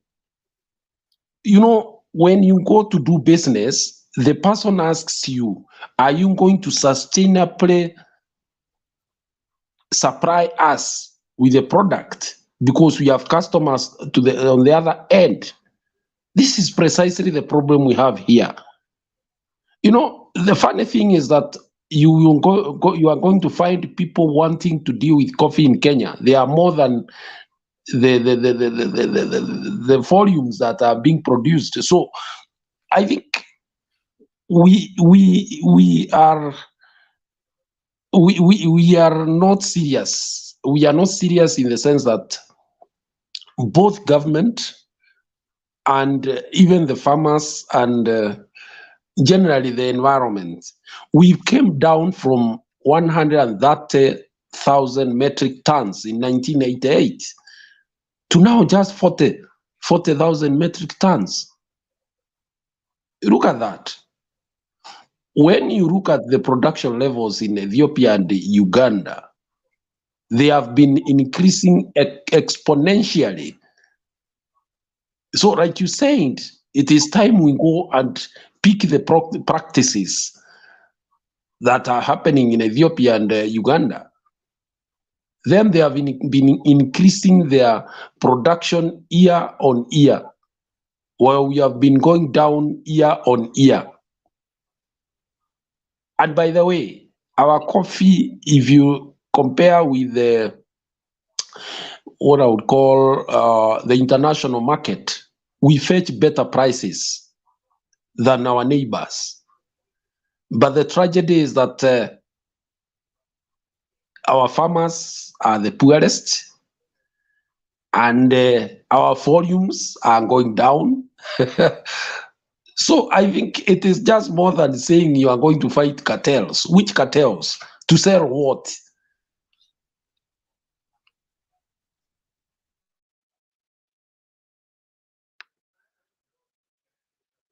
Yeah, yep. Now, looks like now we are almost hitting somewhere. We are feeling like we've deliberated so much. We've addressed devolution. I don't think people have a lot of confidence in whatever UDA is doing. They might give Mudavadi whatever they want to give him. We don't know under what constitution. In the first place, Gubaraguru, what Kenya is laughable. It's a laughing stock, actually. It's Kenya ni nchi ya makatuni. We are all comedians. Sasa when Mudavadi is being given hizo madaraka, unasema is being given as who? Under what framework? Ama katiba waliweka chini ya meza. Who is Mudavadi? What is Mudavadi? Where is it anchored in the constitution? No, look beyond that. Where? Ruto is just managing the national politics. He is going to play the Ruya against the Luo. But are they foolish? Are these Ruyas that foolish? Just wait. He is going to play the Ruyas against the Kikuyu. He is going to look like that beautiful girl that everybody is fighting for attention from. That's politics. Well, PK. It's a stupid. And if you can see you grew at the same times as I did with Moi. That is precisely the Moi school of political thought. Keep people fighting for your attention. Proper different centers of power. So nothing constitutional. It's nothing constitutional. Nothing. No, it is not. There is nothing constitutional. So, but also, but also, there is a fence in the constitution that gives the president the right to appoint who and create positions that he thinks can assist him to administer his government. It is there in the Constitution, and I think he has used that one. Which one? No, there's a provision that gives the president the right to create a position, and that is what even Uhuru and used to bring in CAS position, which has been contentious, because the Constitution did not say up to how many people can such positions be created. It is there, only that I don't have the Constitution right here, but there is a provision that gives the president a leeway to create a position or positions that he thinks can assist in the administration of his government. Then why are people complaining that Mudavadi position doesn't exist?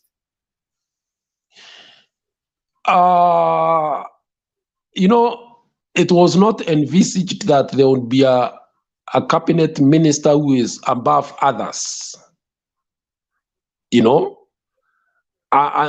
I think that is the area of contention. So then also he can create the seat of the opposition if he wants, because he believes it will help himself by checking him. And if I was to use that kind of reasoning. No, you see, for him, the position of the prime cabinet secretary is just an administrative position. Okay, it is actually similar to just any other cabinet position, only that this now is like the way you would have a prefect in a classroom, and he is using that provision. I've told you that he can create a position to help him administer his government.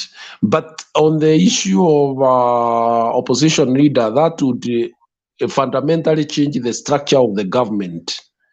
Okay? So therefore, it can only go through a constitutional amendment. But there is nowhere where the Constitution bars the president from highlighting one of his appointees to oversee the others. So that is what has happened with the prime cabinet secretary. But also, I am telling you to look beyond that. The implication of that position is beyond administration of the government. It is politics 101. Keep people fighting for your attention. And because we are an ethnically divided country, for the Ruya, they will see that they have been given privilege to influence things inside the government. For the Kikuyu, they will feel that something is being robbed out of them. So that tension between the two key ethnic groups will keep keep the structure of UDA stable. Ruto will not have to look over his shoulder that the Kikuyus are conspiring against him. Neither will he look over his shoulder that the Ruyas are conspiring against him, because the two forces will be fighting for his attention and his his favors. So that is basically what the politics is playing here, and these are politics of the Moi school of thought. This is what Moi perfected in the 1980s and 90s, and it worked well for him. I don't know whether it will work well for Ruto this time, because also times have changed.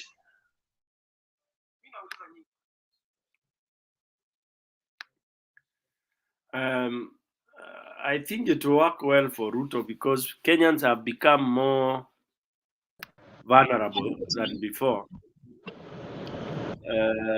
In fact, I don't want to use a harsh term. This is the best time to fool Kenyans. Anything will go. So Ruto will have a very smooth ride if we come to Tamtoa.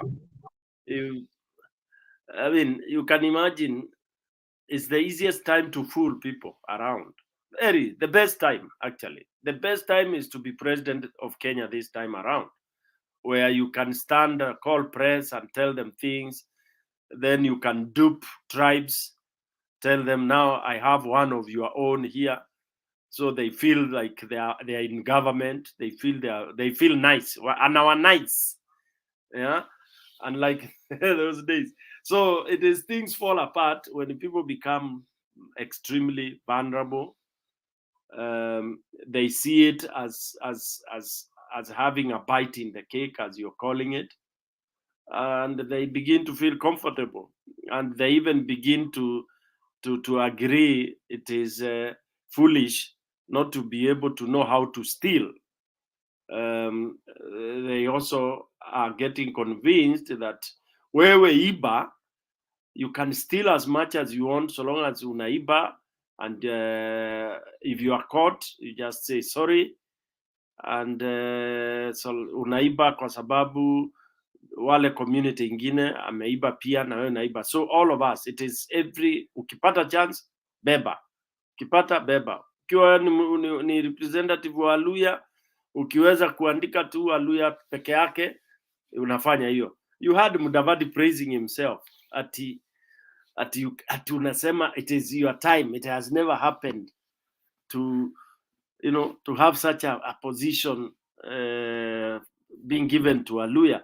You stand on a national TV, unaongea hivyo this time and era, which means Sasa yeah.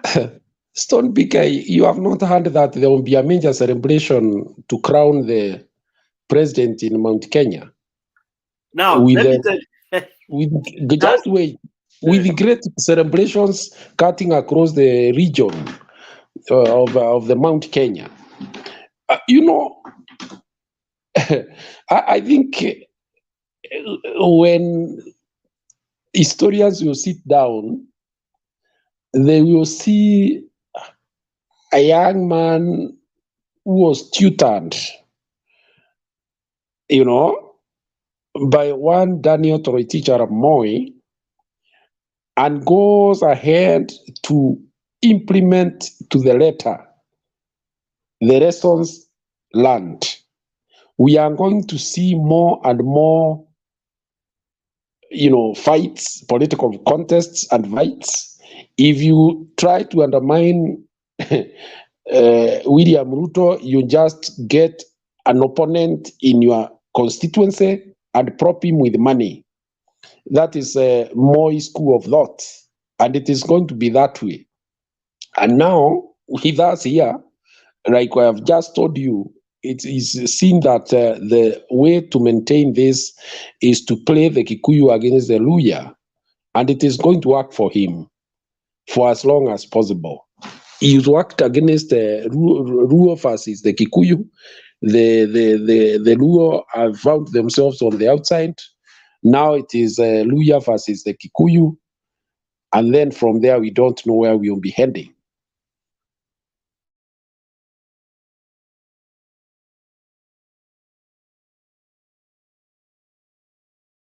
Are you going to be part of the celebrations, Mr. Stone PK?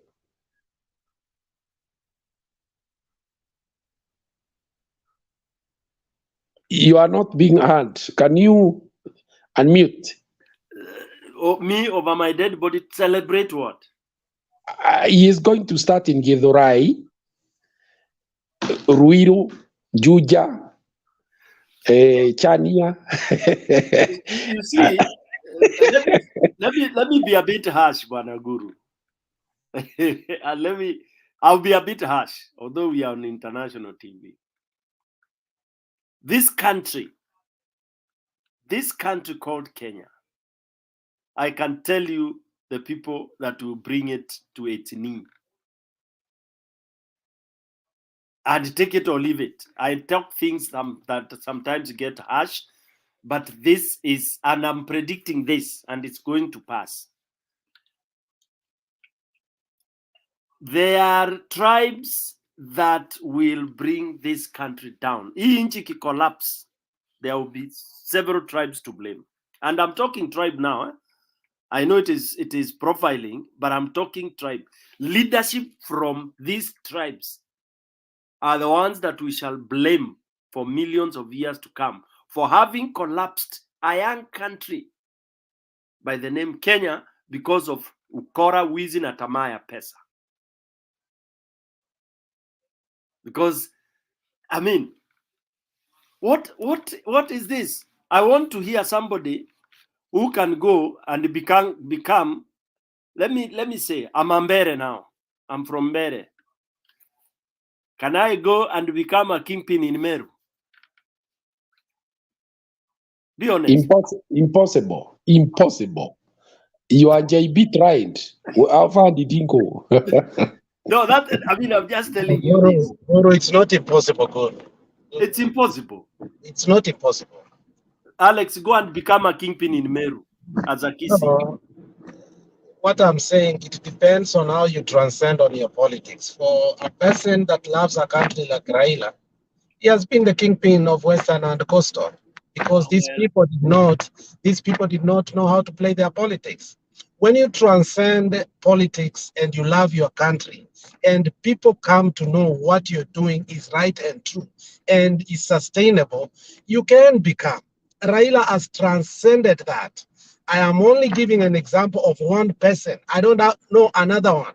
Uhuru almost doesn't count. It came too late.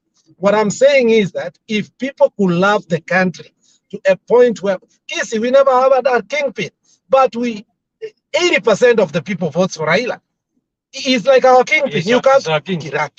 No, I think we are confusing this. No, Maybe I've fallen short of English. I don't know what kingpin is about.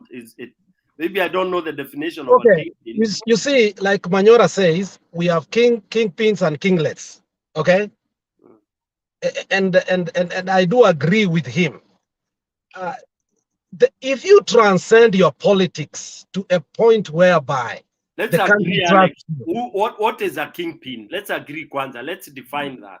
Okay, you define to me what a kingpin is. For me, I don't think Raila is a kingpin of any community. A kingpin in a community is one of their own who they think should be their spokesman and leader. Raila is a spokesman of the country called Kenya. I mean, he has a majority of people who have accepted him as a leader. But kingpins are tribal, actually. Let me add that very strong term. Tribal chiefs. That's people, why people who rally their communities by the basis of tribe.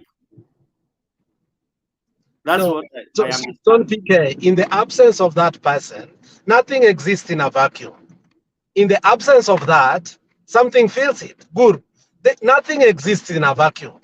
In the absence of that, there will be redirection. And we have seen it in the Western when Mudavadi could not do it. We have seen it in Coastal. We have seen it in Kisi.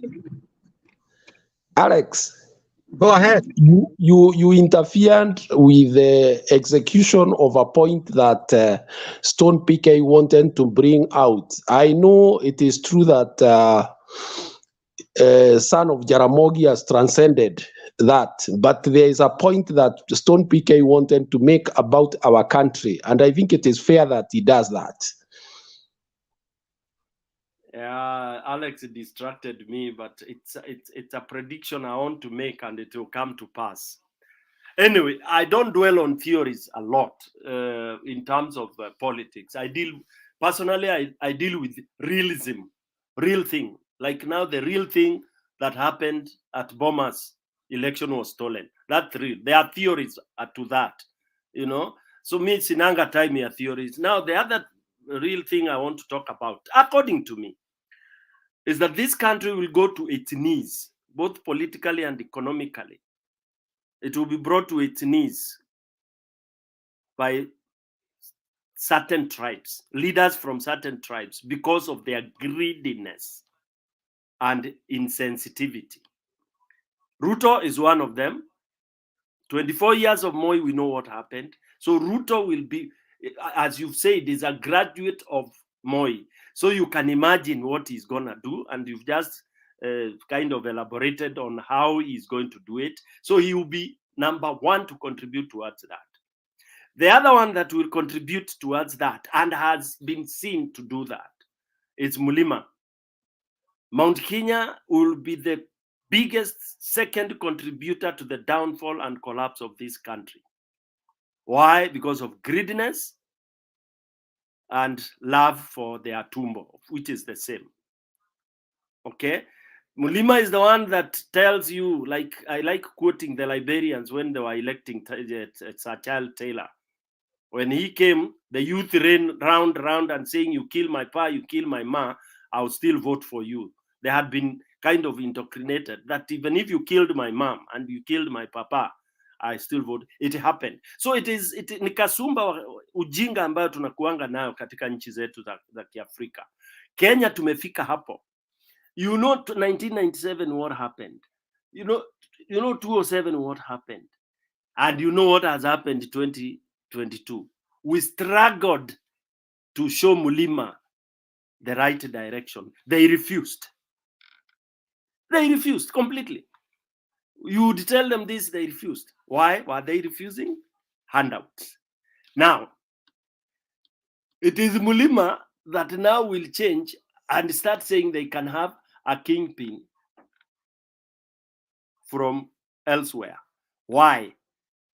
Why will they do that? Because again, this is all money which has been poured to make them accept to have ceremonies to crown Ruto. Okay? At the expense of Gachagua. And at any one time, they can even drop Gachagua, and you'll be shocked how fast that can be done. So long as they are seeing money from Ruto. What will that do? It will change the trajectory. Mulima doesn't care so long as you are giving me money right now. And will there be any money Mulima is going to be given? Remember the clips that people with the biggest problem about the other tribe? You remember that clip? I don't want to play it right now. So it is that strategy, destroying, dealing with what is the biggest problem. And eventually you can imagine what will happen in this country. And what we are going to have is you will never have any rule of law here. It will be another, and I said it is 24 times 4 years of kusaga meno, kulia bila chochote. These are people who don't care about community development other than selfish development. So long as people are wanapata pesa zao, so long as people are they are driving big vehicles, hakuna kitu kingine wanajali. Oh, kahawa, cartel, nini. All that is hogwash. Yeah? You're telling me ceremonies will be done all over. That's a waste of time and resources. You are saying, you are playing that kingpinship thing all over, wasting all that time instead of sorting out Wanjiko and the rest who are starving. The others who are getting stuck in maternity and giving birth. But you are wasting to create your political euphoria so that unakuwa kingpin. Hiyo ilionekana wapi? Enda ukue kingpin Nyanza, Bondo. Nisikie. Yeah. So these are theatrics ambazo wale wanatumiwa kama characters, they don't know they are selling out the country. And that is the final phase of doom. You know, Stone PK, I don't know whether many are understanding the kind of power play that is going on. And Alex, I would want you to hear this. I know you know a bit of the Moi school of thought. From now on, we are going to see communities praying against each other. Right now, it is the Ruya versus the Kikuyu. So that the main center is one William Ruto. The public perception out there is that the Kikuyu and the Ruya are fighting for attention from the center. This is what Moi did over the 24 years that he ruled us. But what finally happens is that the public will never agree on anything. I mean, you are hurting economically in Ruyaland, you are hurting economically in Mlima, but you never agree that you should, correctively approach the government to have those problems solved. You see it as a favor, that the government will look to your interests. I don't know. I would want to hear the sentiments of Alex on that, because it is something that is now forming. We saw it in the 1980s and 90s, and I can see it coming again. It was not there during Uhuru Kenyatta's time. It was not there during Kibaki's time, but it is coming strongly in this regime. Alex is listening.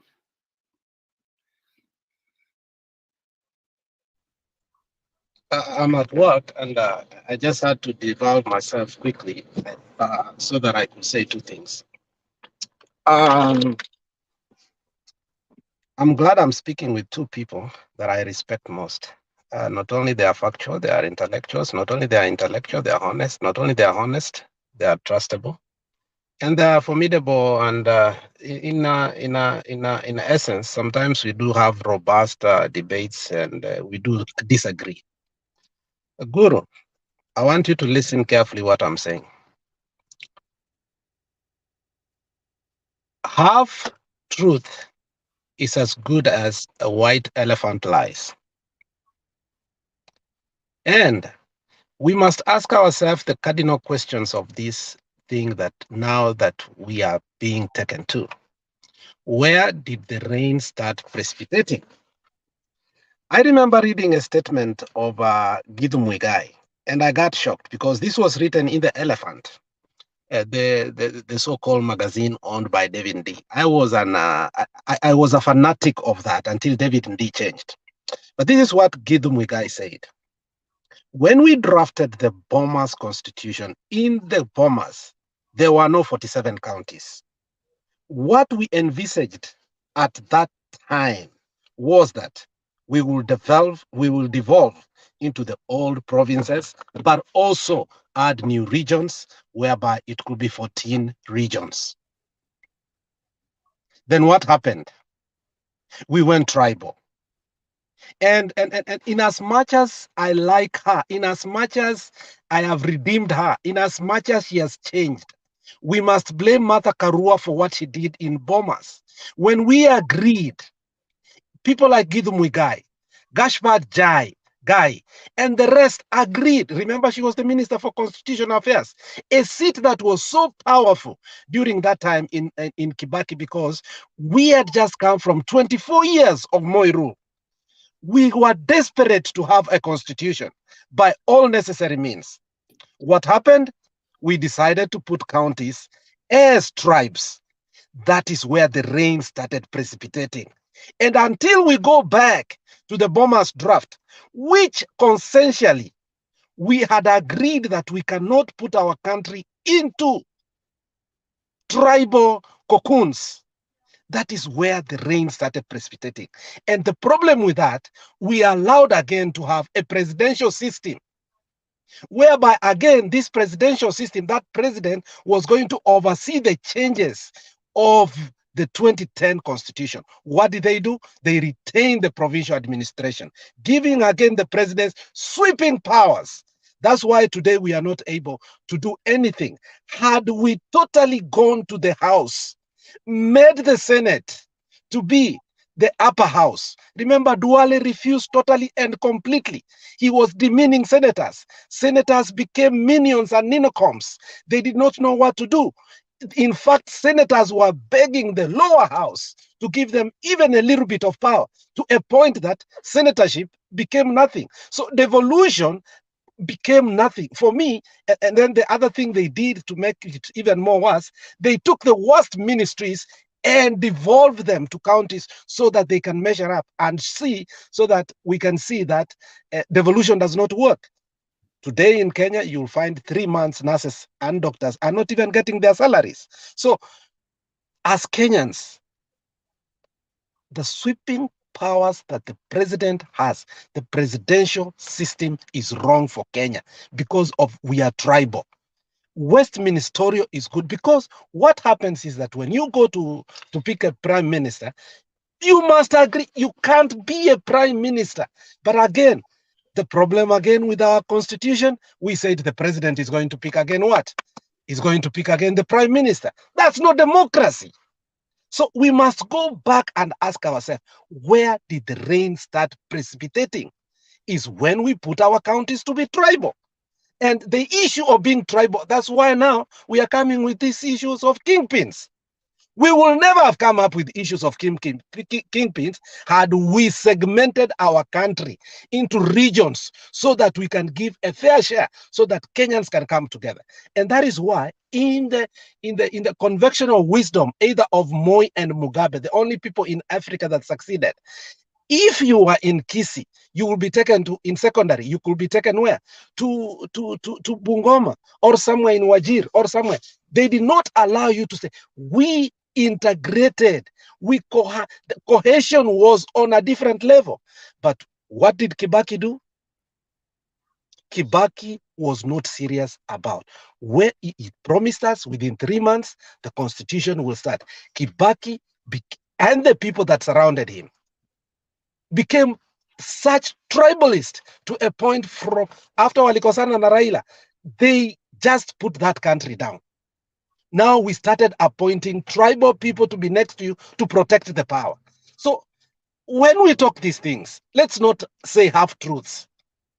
Let's divulge into deepness to a point that once we stone picker isaini yanguke chini, mguu yangu tuseme ilegee kidogo, kichwa itaniuma. Nikienda kwa daktari, daktari alafu niambie tu daktari kichwa inaniuma, nisimwambie nilianguka chini, anitibu mguu, kichwa itaendelea kuniuma. And that is what is happening to our country. We are not being honest to the core. Sometimes we fear saying the truth because we come from a certain tribe that for a long time it had an opportunity. That's why I always call Kikuyus, and Stone Picker is right. Mulima. He doesn't know how to just say it on their face. Not the people. The people are good. It's the leadership.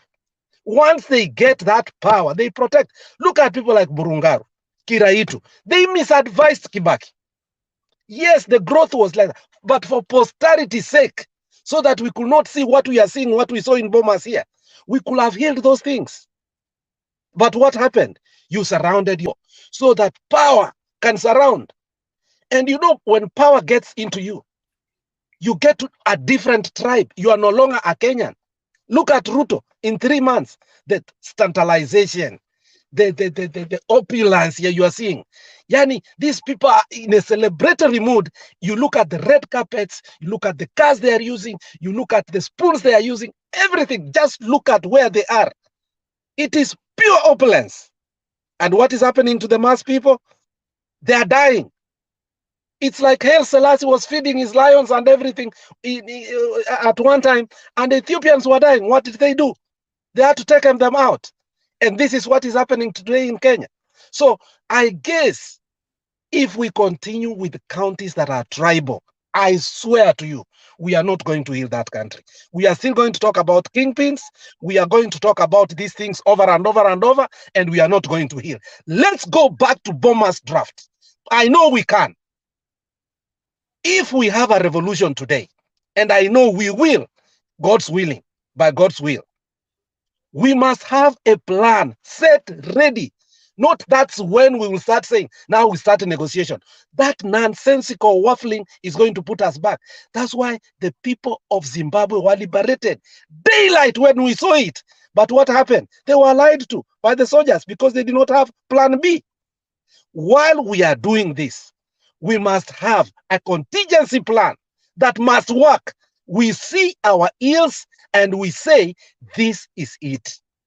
And I like how Stone puts it sometimes. However, sometimes I feel like we are blaming Ruto for the ills that have been going on for so long, but now that he stole the election, we want to put all this on him. Uhuru had an opportunity to even put judges that were right, instead of just living like that so that the next person can put them in. That was wrong. Nothing exists in a vacuum. Ruto took advantage. The moment he took advantage, the moment he became the president, he put those judges in, he bribed them. Now the judiciary is under his pocket. You can't take it. The only arbitrary that we had, even during Kibaki and Uhuru's time, that when there was something wrong, we could go to the courts. Who can go to the courts right now? Which courts can you go to? No courts. So I envisage a country whereby we should not be put in tribal cocoons, whereby the issue of kingpins should be a non-issue. Some tribes don't even care about that. It is Mulima na watu wengine that just care about kingship. And that has put our country in a trajectory that is dangerous. Na hii kitu ya kung'ang'ania ati sasa mimi ni kingpin, it's going even to divide further the Kikuyus, because utakuja kusikia kuwa sahi it is the mayoral consciousness of Nyeri. This guy is always in Nyeri. He doesn't remember Kirinyaga iko. He doesn't remember Kiambu iko. The guy just has a consciousness that you wonder. I don't even want to talk about him because he's a minion. He has reached a point whereby his declarations, if you start to discuss from morning to evening, you're just going to have blood pressure. Because you think he has said enough, but tomorrow he comes up with something that, how can you say that? What's the need of devolution? That how can you say that you governors from today, they will take directives from, how can you even think about that? It is because we allowed the presidential system. When we needed to do those reforms, we trusted parliament, which was bribed. You have seen they are being bribed 10,000 in toilets. Themselves, they have told us. How can we change our country when an MP is being bribed with 10,000 stone PK? You know what? Right now, 10,000 is what? Is almost $80 peke yake. And an MP takes that money, get bribed, votes in a wrong way. And that's why, you see, in the wisdom of wisdom, let me read for you something here, Stone PK. And I want all of you to bear with me.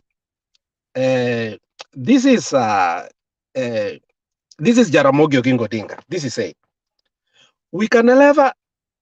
This is Jaramogi Oginga Odinga. Just a minute. Let me read for you.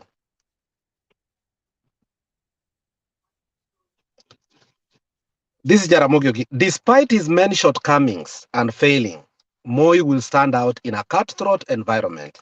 Jaramogi Oginga Odinga, one of Moi's most important later advisories, was the first person to remark upon Moi's fitness to survive in the ruthlessness of Mount Kenya, which was in Adawian terrains.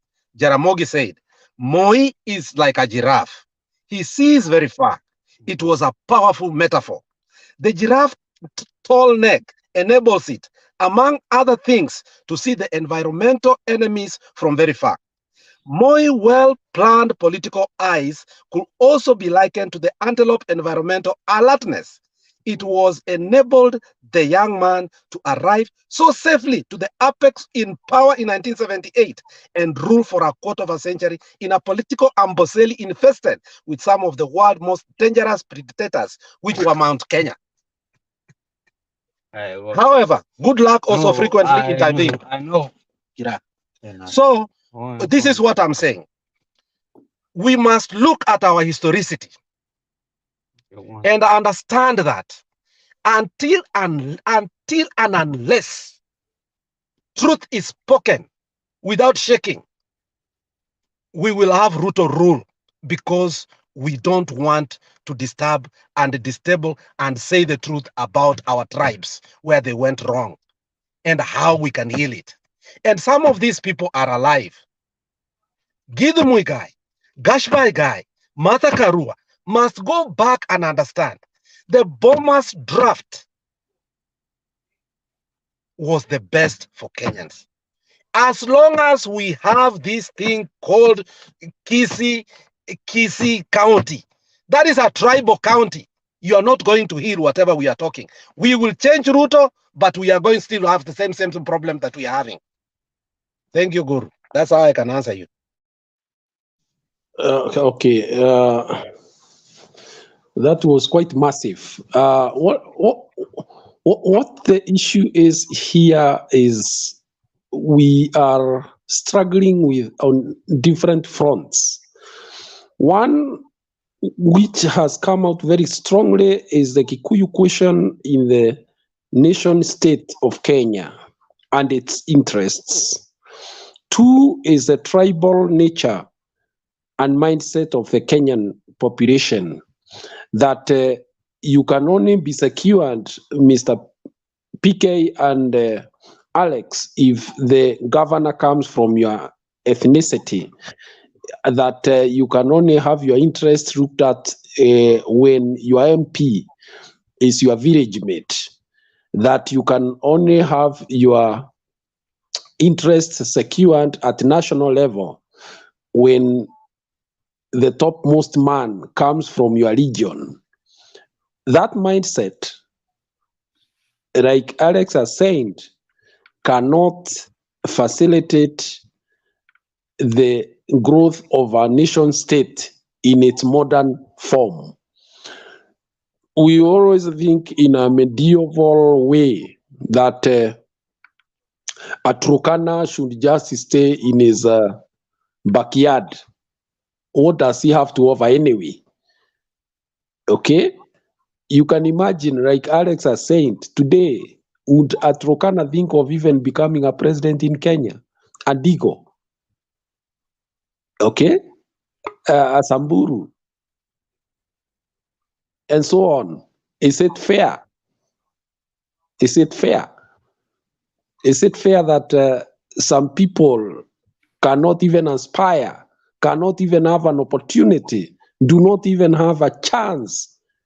The system is such that they can't dare because it is futile. The structure, the political superstructure is such that they have no opportunity. The Ngiriyama cannot go anywhere. They can only erect their MP there at the ground and MCA. Okay? So that is the situation that we have, and nobody wants to talk about it. Yet we claim, like PK has always said, we talk of a democracy. What democracy? When you do not have an equalizer that can give every Kenyan an opportunity to aspire to the whatever position he or she wants. Now, the career opportunities have been constrained by our ethnicity in the counties. You can hardly get promotions based on ability. It is which village are you coming from? That's the Kenya we are living in, Mr. PK. That's the Kenya we are living in. And we shamelessly go around and talk highly of a nation state. How?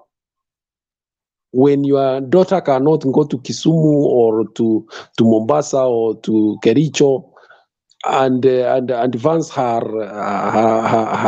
career, that's it.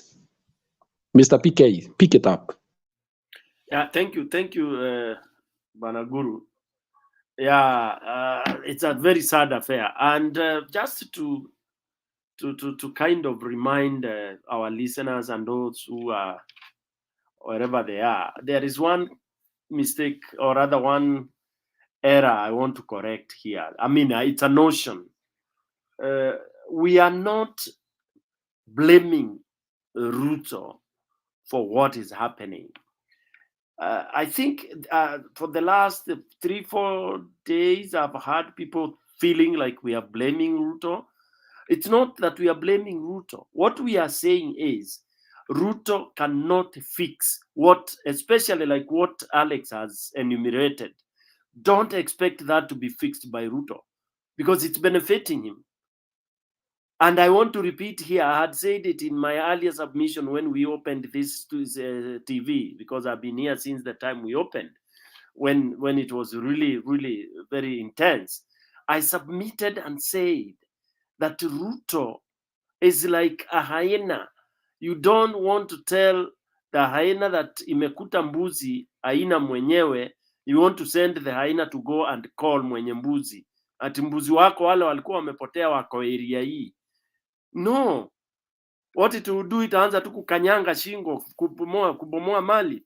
So Ruto wants to take, he can never ever even think of fixing whatever we are talking about. He wants it to be that way so that he multiplies what he wants to do, just like the way Moi did. So personally, I feel, and it's what I felt even during campaign, it's what I felt ever since I knew Ruto, that he's not capable, because he doesn't have that. He's not capable of developing this country. It is not in his vocabulary at all. It's a lie. Let people, it is, I don't want to say what some people have written on the side, that it looks like it's the style of people from Rift Valley. That's their leadership style. Yeah. I want to be a bit polite here, you know. It's like when you tell people who are used to a game of stealing cows that it is bad to go steal someone's cows and call them yours. It is like those days when the Maasai people believed in killing a lion to prove your bravado and all that, and wear that mane. So today, or rather that time, ungemwambia, please conserve the lion because it will generate money in terms of tourism. He would think you are a nonsense. You would not be making any sense. He would want to kill a lion for him to be crowned a warrior. So again, the orientation of our people. If you go to people like, for example, the Muslim, there are things they call haram, and they stick to that doctrine. So it is somebody you can almost trust. If you dropped your wallet somewhere, chances are that he will pick and call you, Guru, umeangusha wallet yako. But there are people, when you drop a wallet, watasema is the prayer they said in the morning, Mungu amejibu. Okay, and that is real. Okay, there are those who believe that kukopesha pesa na kuweka riba ni haram. But there are those who will tell you, no, it is business.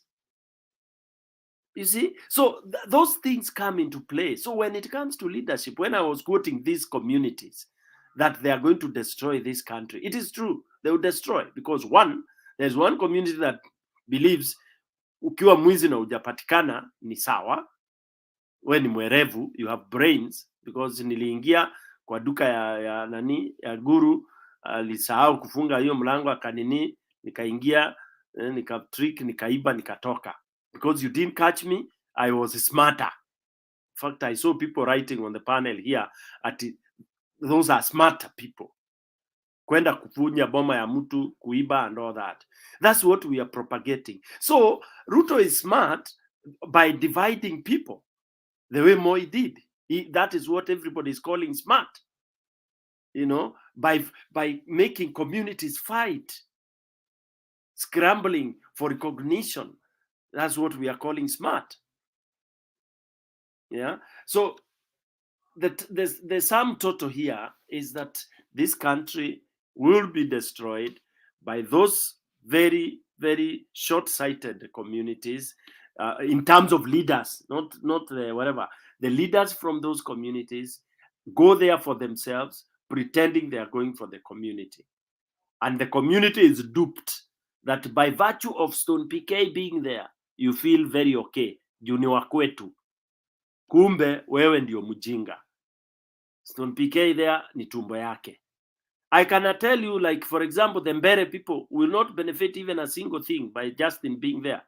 And somebody will say, why am I harsh? Because it's proven right from when he was an MP, yeah, from an MP to a speaker,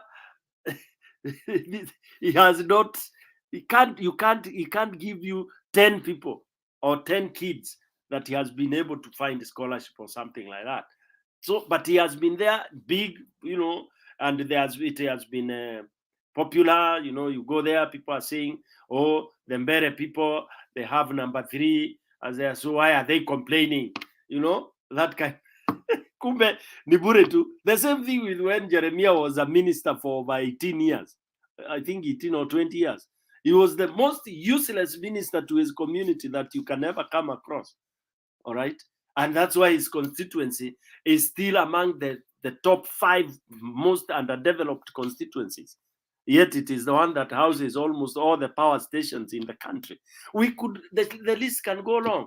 These are people who wanted ile flamboyance. You are next to Moi, you are next to Kenyatta, ugeta wa minister, waziri. So, so the same thing. But one leader that would have benefited this country is Raila Amolo Odinga. This I will never stop saying, because anybody dying for these people, Kenyans should think twice. We guru sahi uambiwe ukuje uchukuliwe hapo uambiwe ufungwe miaka 9 ati unapigania Mkenya. Utasema kwenda huko. Very few people can do that. Yeah? So basically, and that's why we believe, some of us believe, it would have been midwifed all what we are talking about. I was seeing the semblance of trying and beginning to kill that tribalism in the negative side. I was seeing where now that region that Alex and Guru you are talking about, which is in Ani's manifesto, and he talks about it. Remember when he was saying tier, creating another tier? He wanted to, once the tier, the county tier reaches at a certain level, it matures now to that region. Okay, then because the county will have developed so much, it will be now swallowed into the region, and you collapse the counties while building the region. We were going to graduate to that. It may not have been in his term, but he was going to set that framework, which was going to be very, very beneficial when counties or regions start establishing the economic blocks. Counties start trading with each other. Counties start, for example, you come from those sides of Kirinyaga and you're all going to where you find the best goats in Eshiara and Mutuovare without even knowing there is a boundary. That is when you start having a people working together and forgetting about their, cocoons. Okay? And it is possible. It is possible to build that when there is when there is no conmanship, when there is no lie, when there is no one who is using the other. But not this ati hii ya Ruto sahi divide unaenda huku like now all what you are hearing is bitterness. Gachagua is very bitter, obviously. Okay, Mudavadi is there carrying briefcases. I don't know what papers are inside there. He's feeling very nice walking next to the president. He's actually flattered. He's feeling ni kabisa yeye.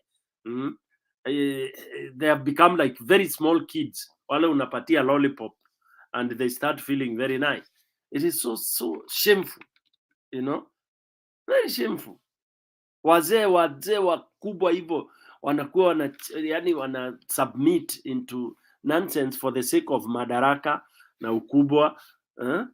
So personally, I don't see any progress apart from individual growth. Matumbo kukua na hizi zinaitwaje na ngata kunona za hawa individuals. Sioni mahali mwananchi atafaidika. Mwananchi is gone, and I've said this again and again. Mwananchi is done. Bwana, nichukue utazungumza kidogo, nichukue hii simu. Okay. Strangely, in the so-called retreat, we never had any warning on issues to do with corruption. The word corruption was not mentioned anywhere. I would have expected a mention on how to fight corruption, or the key movers of the government being told how to deal with the corruption within their departments, within their ranks. But the word corruption was never mentioned anywhere in their public address. Maybe they talked it internally, but when addressing the press, we never heard of any caution, any measure that is meant to make sure that corruption does not thrive in this government. So therefore, we have also heard that the Commission on State Capture will no longer be a part of this government, because that's what they campaigned on, that they would deal with ruthlessly with the state capture. Here the leadership is now saying that they don't want to waste time on that. So I don't know whether they will allow the state capture to continue, if at all it was there, or they will also create their own state capture. Because when the deputy president says there is nothing he cannot tell the governors to do, then that amounts to state capture in another way. So I don't know, but pessimism has really infiltrated in this country. You can imagine, you are told that you come out to celebrate, yet you are sleeping hungry. You come out and celebrate electoral victory. I'm waiting to see those people of Central Province who will come out in huge numbers, jumping up and down and celebrating victory. Yet most of them cannot feed themselves. Many have lost their jobs. The subsidies have been withdrawn. Some don't even have fees for their children. And you are told to come out and celebrate victory, electoral victory. I'm waiting to see that magic. And that will confirm to me several things if it happens. Because people who are hungry, deprived, have nothing to celebrate about.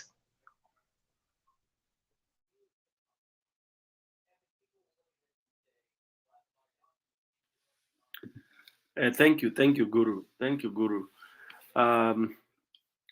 Yeah, it is a tragedy for this country. I can tell you guys. We will talk and talk and talk, but it's the biggest tragedy that has happened to this nation. I mean, this country. It is the worst. I don't think there is any other that will come. This guy, I mean, what happened was the beginning of long period of mambo ya ajabu. This, anybody can hold me on that.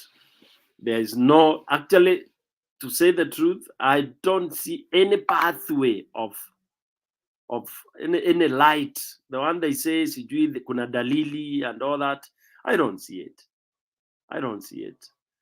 When you look at the way Bwana Guru, the way wamenyamaza, you think wananyamaza wakithink, they are blank. What? All those the so-called cabinet and all that, they are all blank. Even that retreat, they are just dazed. Actually, that's the word. They're in a state of stupor. Completely blank, no clue what to do, because of what? The king haja yake ni kuiba. So yeye anaangalia mahali hiko. Now the others, what they will do because they cannot change him, now pia ni kuiba. That reminds me of Kenyatta na Chepkupe when he was telling the Kikuyus that kanyoni kangu we enda uibe, lakini ukionekana ujifiche mimi siko. A whole president ujue history repeats itself. A whole president told people that we enda uibe, lakini uchunge usinini, ukipatikana mimi siko. And it was all over. That is what Mulima was using. Kanyoni kakwa we ideo anawono direo, and it is terrible now that it is repeating itself. All these guys seated at Mount Kenya when people are starving. Stone BK, you have reminded me, I don't know whether it is true, but some people say that during Moi era, the police went to complain of low salaries. Wakaulizwa, nyinyi si mnakuwa na wananchi? Si ninyi mnasimamia magari inapita kwa barabara? Kwa nini basi utuambie wewe hujapata mboga ya kupelekea mama jioni?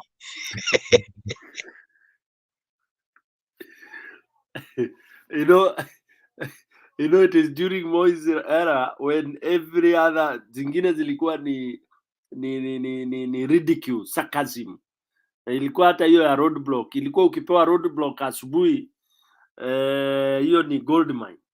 Lazima ulete, usipoleta pesa mzuri ya kugawanya, na ilikuwa inaambiwa inaenda mpaka juu. So we are going back there. We are there. And I'm telling Kenyans, if at all there are any Kenyans left, brave Kenyans, hii serikali ni kutoa tu na nguvu. Tukikaa tutamea malenge, tutakaa kama malenge. Kwisha sisi. Bwana Guru, we would do our last comment. Ndio tuweze kufunga kwa sababu naona kama Julia anakuja. Julia kama anakuja mnaweza endelea kidogo. Sikuji, wacha niulize, sorry Stone na Guru for breaking the rules. Ni vile penye nilikuwa na swali lingine hapo. Guru, nimesikia ukisema ati nilisikia ati Gachagua mnaenda kucelebrate, asijui alikuwa anaanza Githurai aende pale Keno, ati waingie njia ya Maragwa huko Sabasaba, sijui waende watokeleze huko hapo Sagana, Kagio, tena wachukue njia ya Kirugea waende wajipate Karatina. What do you think is intention? You know, nyinyi watu, we've been thinking Gachagua is dumb. Na anajifanya mjinga hapo I no longer want to buy that picture in Guru that Gachagua is a slow thinker, he's dumb, he doesn't know what he's doing. What do you think as you close? I no longer want to buy that thing. I think it's a game plan, Gachagua, but I don't know. Can you people tell me what does he intend to achieve in that? Because okay, if he's going to celebrate the victory of Ruto, and clearly we can see what Ruto is doing to Gachagua and Mudavadi, like people you have analyzed well that he's trying to make them go after him, yani amnganganie attention yake, yeye anajifanya yeye sasa is hard to win.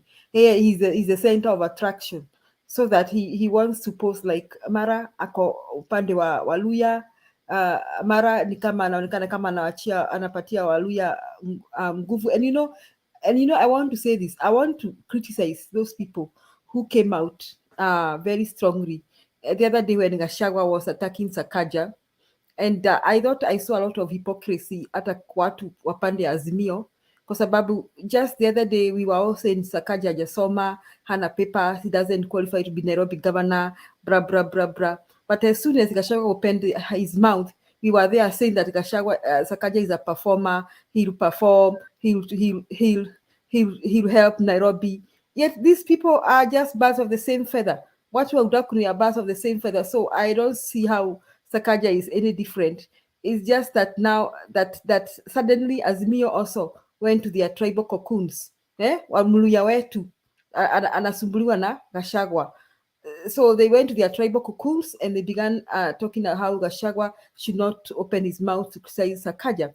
So while the Luyas went to that and they forgot their stands and their principles, and actually we can see that people starting from Busia, not Busia, kule Bungoma kwa kina Wetangula, hao watu nikaona wameanza kuhamahama kidogo kidogo. And I was asking myself, I mean, within no time, will Baba have supporters in Western Province? Now, with that kind of behavior. So, Ruto is enjoying the whole game.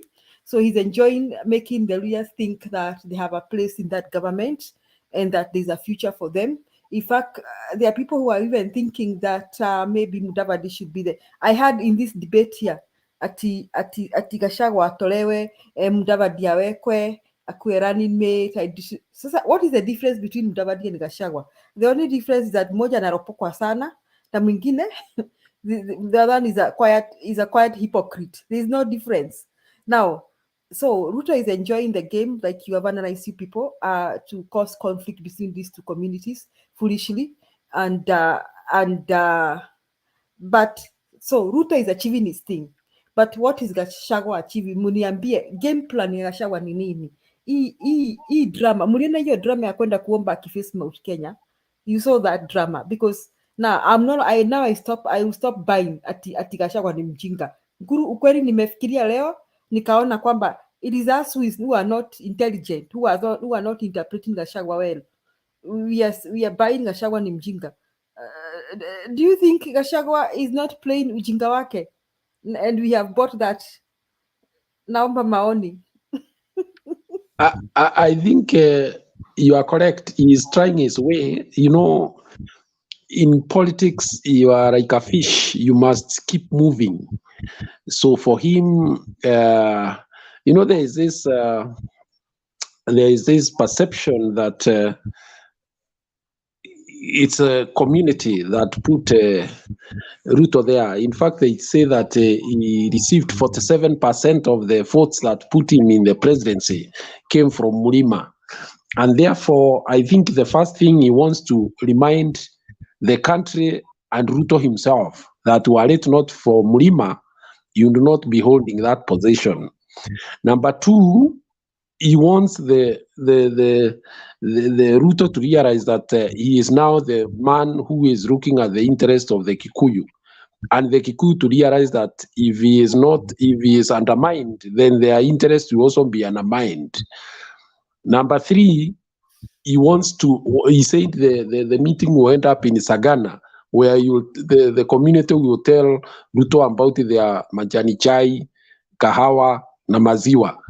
So it's like what I would call cornering somebody, in the sense that if that happens, then the community will see that they have a warrior in him who is always reminding the government that their interests have to be, looked at.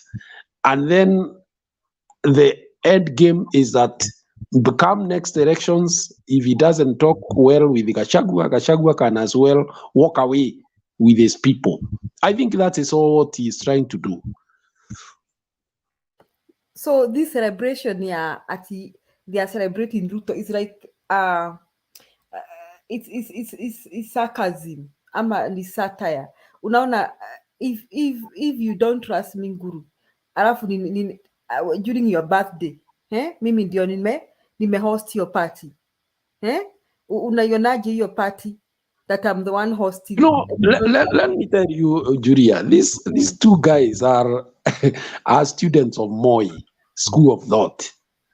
Now, unajua, when you have two people who have gone to the same school and they have been subjected to similar circumstances, sasa hapa ni kutegana.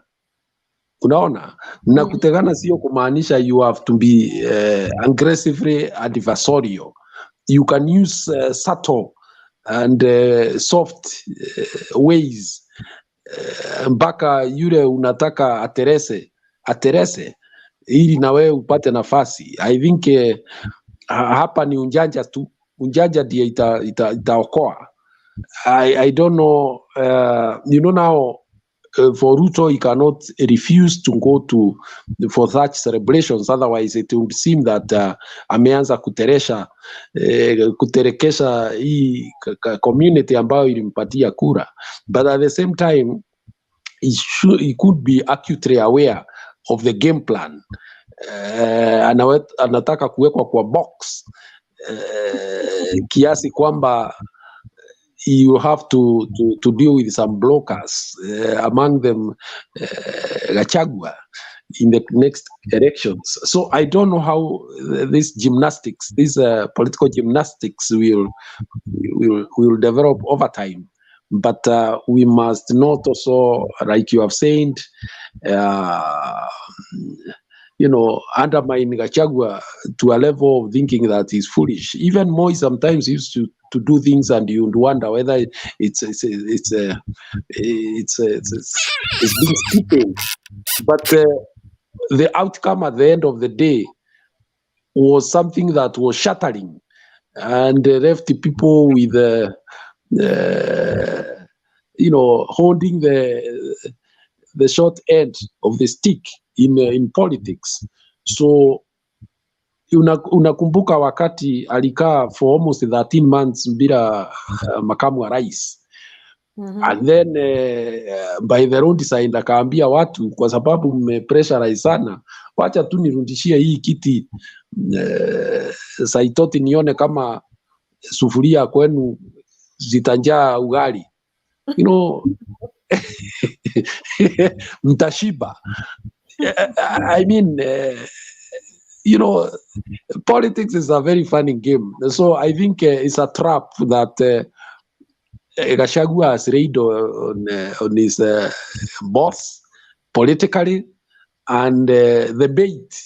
It's actually a poisoned chalice, because once he goes to Sagana, the local leadership will talk in no uncertain terms that they are still waiting for guaranteed minimum returns. They are waiting to see their coffee fetch better money. They are waiting for tea to see whether it fetches to fetch good money. They are waiting for cartels in the milk industry to be chased out of this country, and the farmers to take charge of their production, and therefore, come 2026 or thereabouts, Gachagua will not be to blame. Should those things not happen, they will know who to blame. Yeah, and I'm seeing, okay, the thing anasema ananikumbusha, Gachagua alisema ati watasimama Shania, River Shania wakiomba. Unakumbuka kuna ule msemo ulisemwa kitambo ati kwamba uongozi hawezi kapita River Shania. So Gachagua is so, I mean, his first is so annoying, and then he doesn't, we really talked about Gachagua. The media has talked about Gachagua. Na kila uchao, Gachagua comes up with a new thing.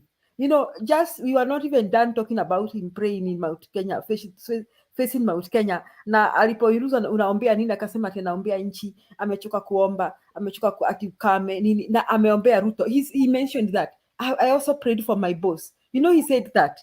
And then we talked about it. People said Gachagua cannot, influence any people from Mount Kenya from that. And then before we were done, ametokelezea akisema hata tunaenda kucelebrate, sijui tutaanza wapi, tutasimama River Chania tuombe. He's becoming comic, but not comic. Yeah. If you look at it very well, that is exactly what Ruto did to Uhuru. Initially, he would say, my friend Uhuru, we are working very well. We, have no problem with my boss, until that right time when it came for him kupasua Mbalika. So I think Gachagua is using the same script that was used against Uhuru.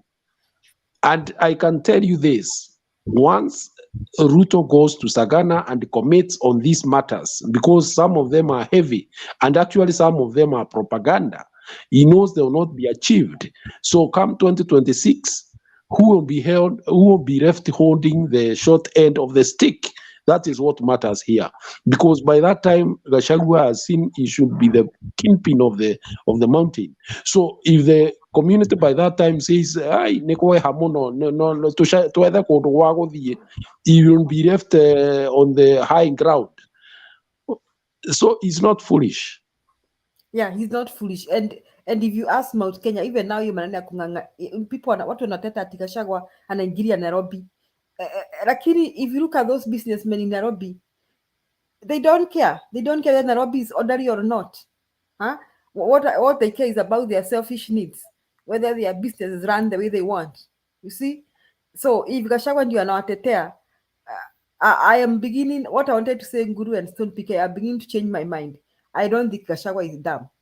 I think he has a very calculated move. And sadly, as Stone PK says, Nanguru, these are the leaders we have in this country. That's very sad.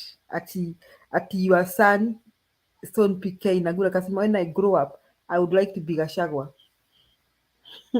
Ole wenyu. Asante Stone PK. Let me ask you, Julia. You are aware that this is a man who was rejected by most of the leaders in Mount Kenya when they were given an opportunity to pick who they wanted to be the deputy. In fact, I think he got 1 or 2 votes, but he bulldozed his way. Today, I think Gachagua comes from the school of thought, just similar to that of Ruto. Power is to be taken whichever way, whichever means. The end justifies the means. Yeah, sadly. And my question is, nobody answered me, Stone PK na wengine juzi. Nikawauliza kana kwamba, if Ruto didn't want Gachagua to be deputy president, and Gachagua walked out, and I think he walked out and told Ruto, I'll be deputy president or else what?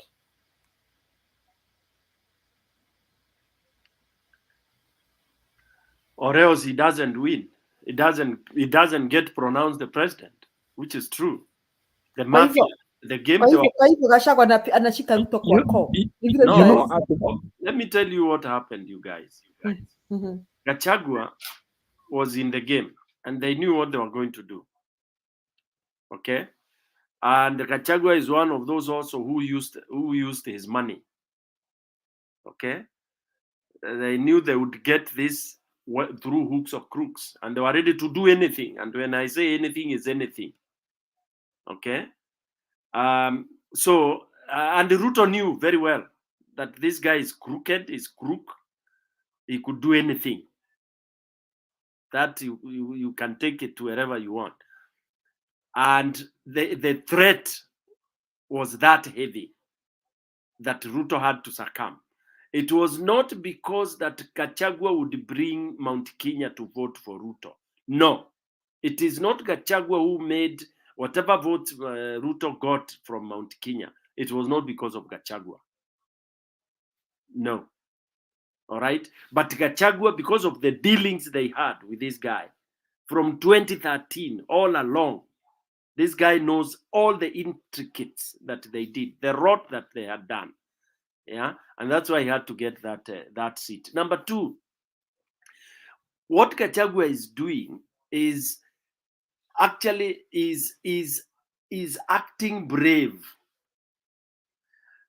He is not relying on Mulima. Mulima inajulikana is not reliable. Mulima now watu wamediscover. Mulima you can buy them any minute. It's only money you need to pour. Mulima imekuwa ni kama, sorry to say, malaya. Sorry to use that. Who walks goes with anybody. Pale Koinange Street. All right. So you only need, and our mobilize. Those are just a few people to come and shout there, and sing around and all that. And then he also wants to instill that kind of what do we call it?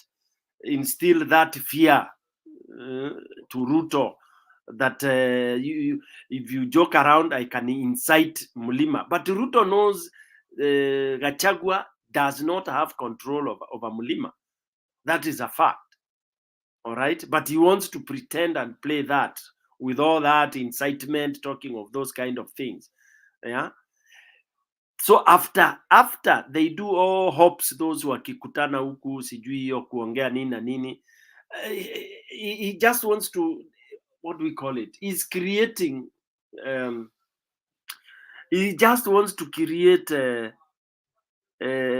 stamp or to show like he's stamping authority in Mulima. That is, you know, the Mulima now has agreed, is their man, okay, is the one who will go and, you know, negotiate all these goodies and all that.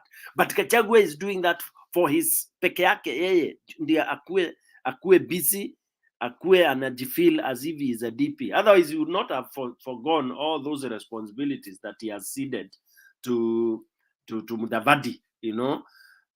Yeah, but he wants to, as he is in the government, he wants to play like the way Ruto played. He will build himself, ataiba pesa nyingi, yeah, you know, looking at 2020, whatever, 27. When you are in the government, you have the opportunity to steal the billions. So, and he knows with his people, the Mulima people, when you come in with a lot of money, he will be able to convince them and play and be able to get a chance come 2027. Mulima ndio imekuwa sasa hata afadhali Waluya. Mulima is on auction for anybody.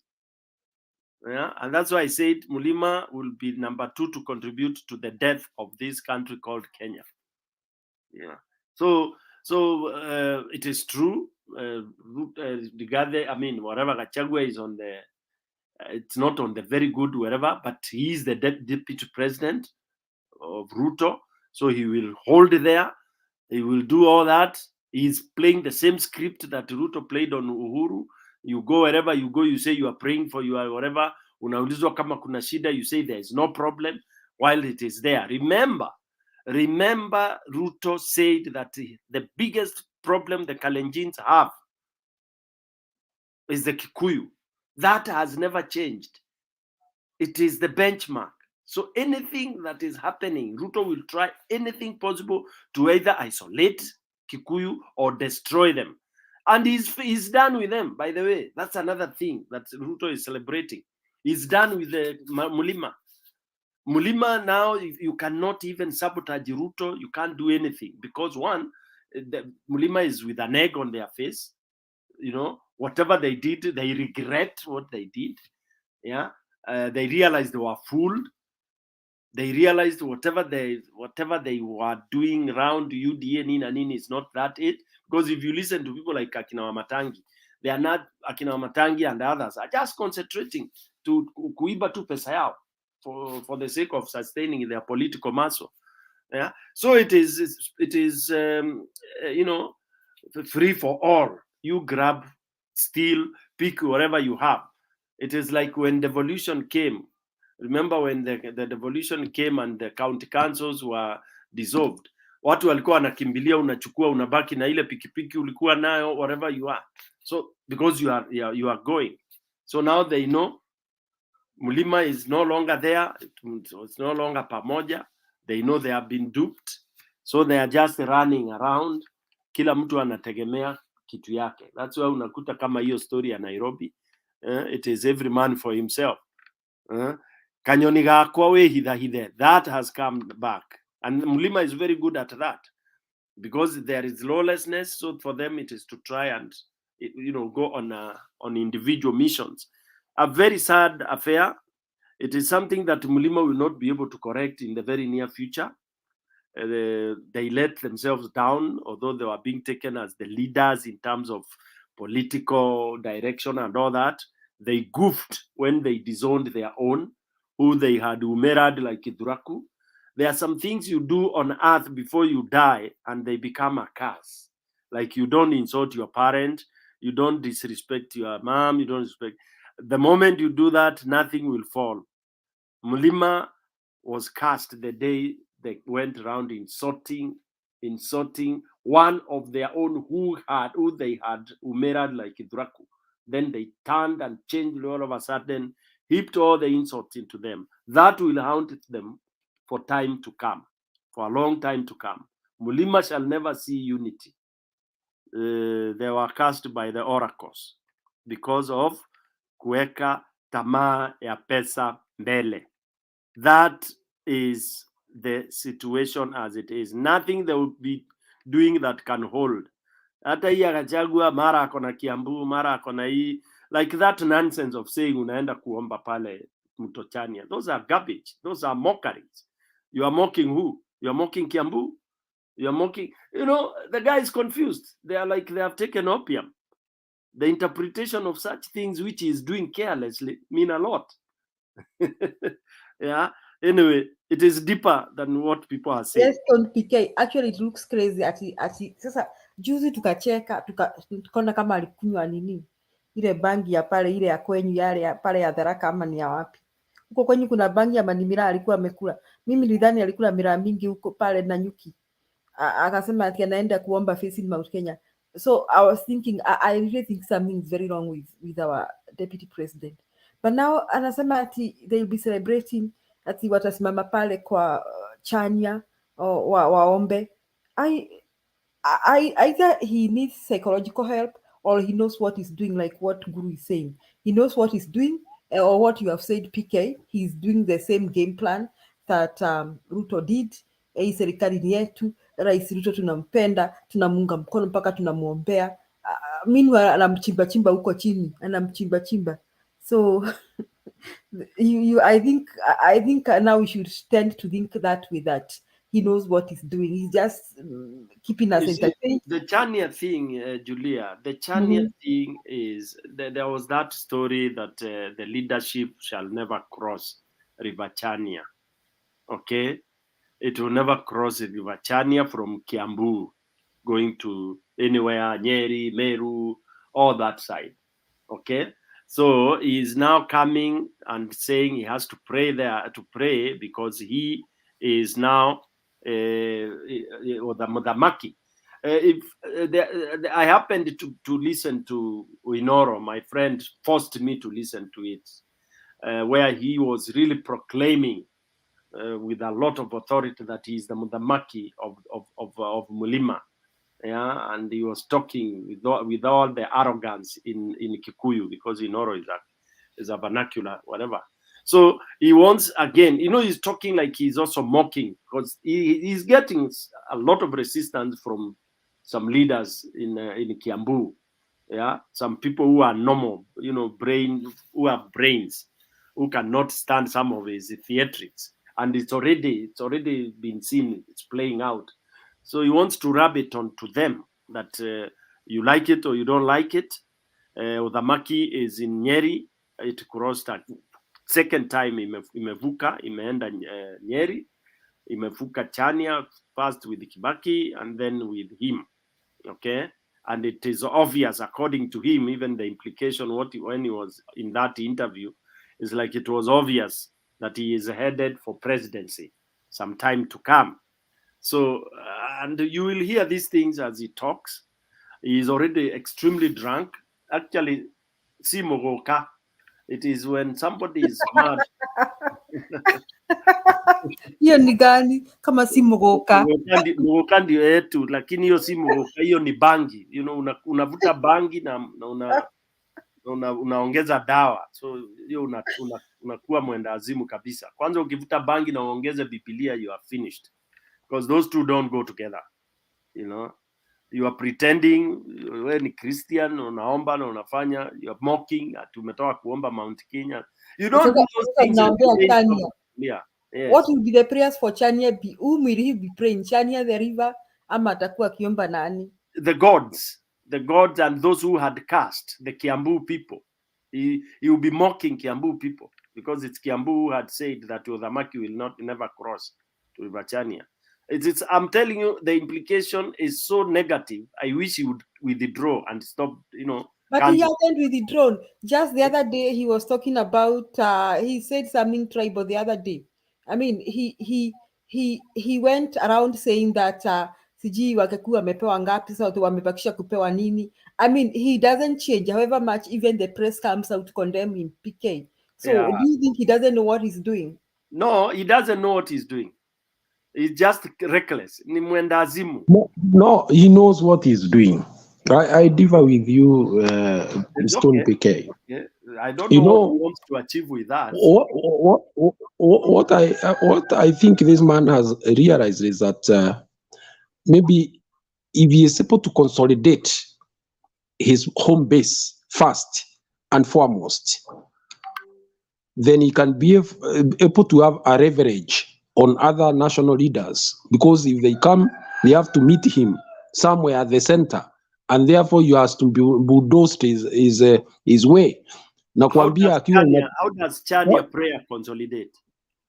No, I mean, that was a total contradiction on his part, and I think he had not thought about it That's that the way. one I'm saying. He doesn't know what he wants. Because I think I think they have overemphasized that for a long time. And in fact, you remember when Kibaki was going for homecoming, they did exact same thing. When they were going with Baba towards Central to celebrate the victory that they had in 2002. For this time, the connotation that has come out is that the Kiambu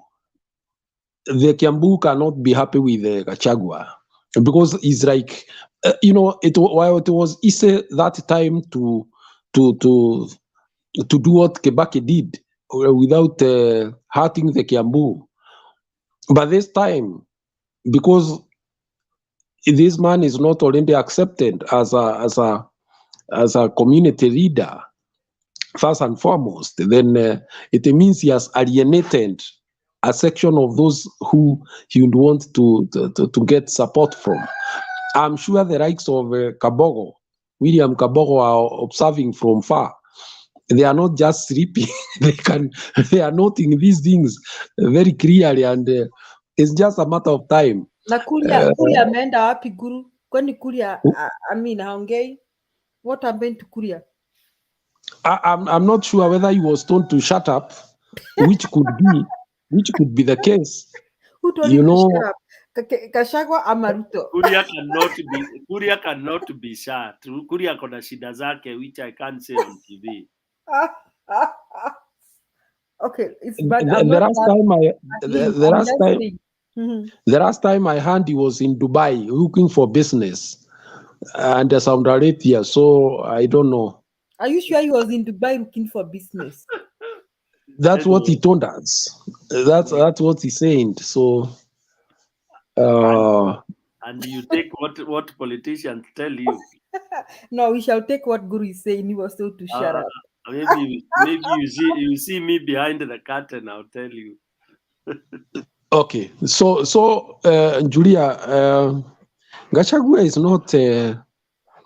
He's obsessed with becoming the Mount Kenya kingpin. In fact, you remember he had said by end of December, everybody will be in his basket. I think. PK including you. Did you enter Gachagua's basket? So I think it's proving harder than he thought, because you see, there's something people don't understand. Kikuyu leadership, or Mount Kenya, Gema for that matter, leadership kind of comes in an organic manner. There is nowhere where people meet and agree that it is so and so. The leader emerges in the most unlikely ways.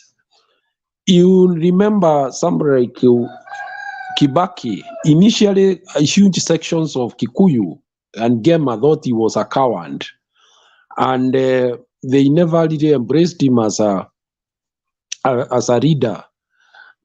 But to answer 2002 elections, things worked for him. Their final stamp was put by Raila Amolo Odinga, kwamba Kibaki tosha. And somehow even those who did not have much respect for him inevitably had to come on board. Then you look at somebody like Uhuru. Uhuru emerged out of a crisis that the community had. He went out of his way to do what he did to protect the community. And when the community came to realize the efforts he had made, and also the people who had worked with him from the background, there's a talk I had with the former MP of Tetu, FT Nyamo.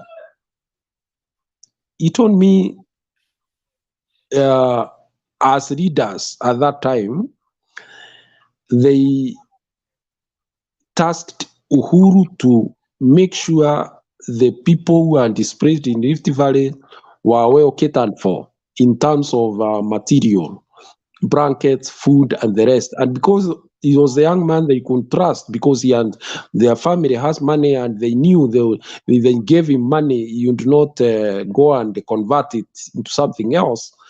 They trusted him and gave him the resources that he could go and alleviate the sufferings of the people in Rift Valley. So you can see then from there, Uhuru became the so-called kingpin, whatever.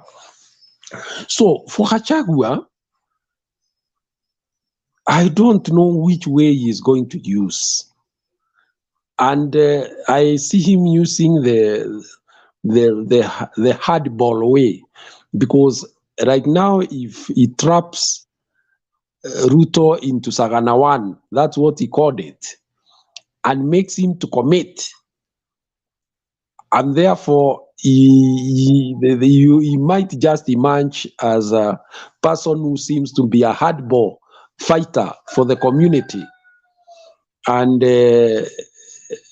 maybe secure himself that space. I don't know. Wanaguru. Wanaguru. Na Julia. Gachagua will struggle. And this is the reason he's going to struggle. Mulima disintegrated long time ago. They can't have a kingpin. And they've never had a kingpin other than Kenyatta the Mzee. And Kenyatta the Mzee was there by default. Just by default. In fact, the only one man that Mulima respected to a larger extent, that you could say, they were believing in him and all that, was Njenga Karume. But Kenyatta just came in by default, and he emerged, and there he was. And, I remember there was a bigger majority of Mulima that hated Jomo with a passion. And he was hated with a passion because of what he did and how he behaved and treated the freedom fighters. I'm just giving you a bit of a history so that you know Mulima, it's hard to climb, as they keep on saying. Mulima you can only buy. You can buy them. Wacha ile nani alikuwa anasema ati you can rent them. You can buy them.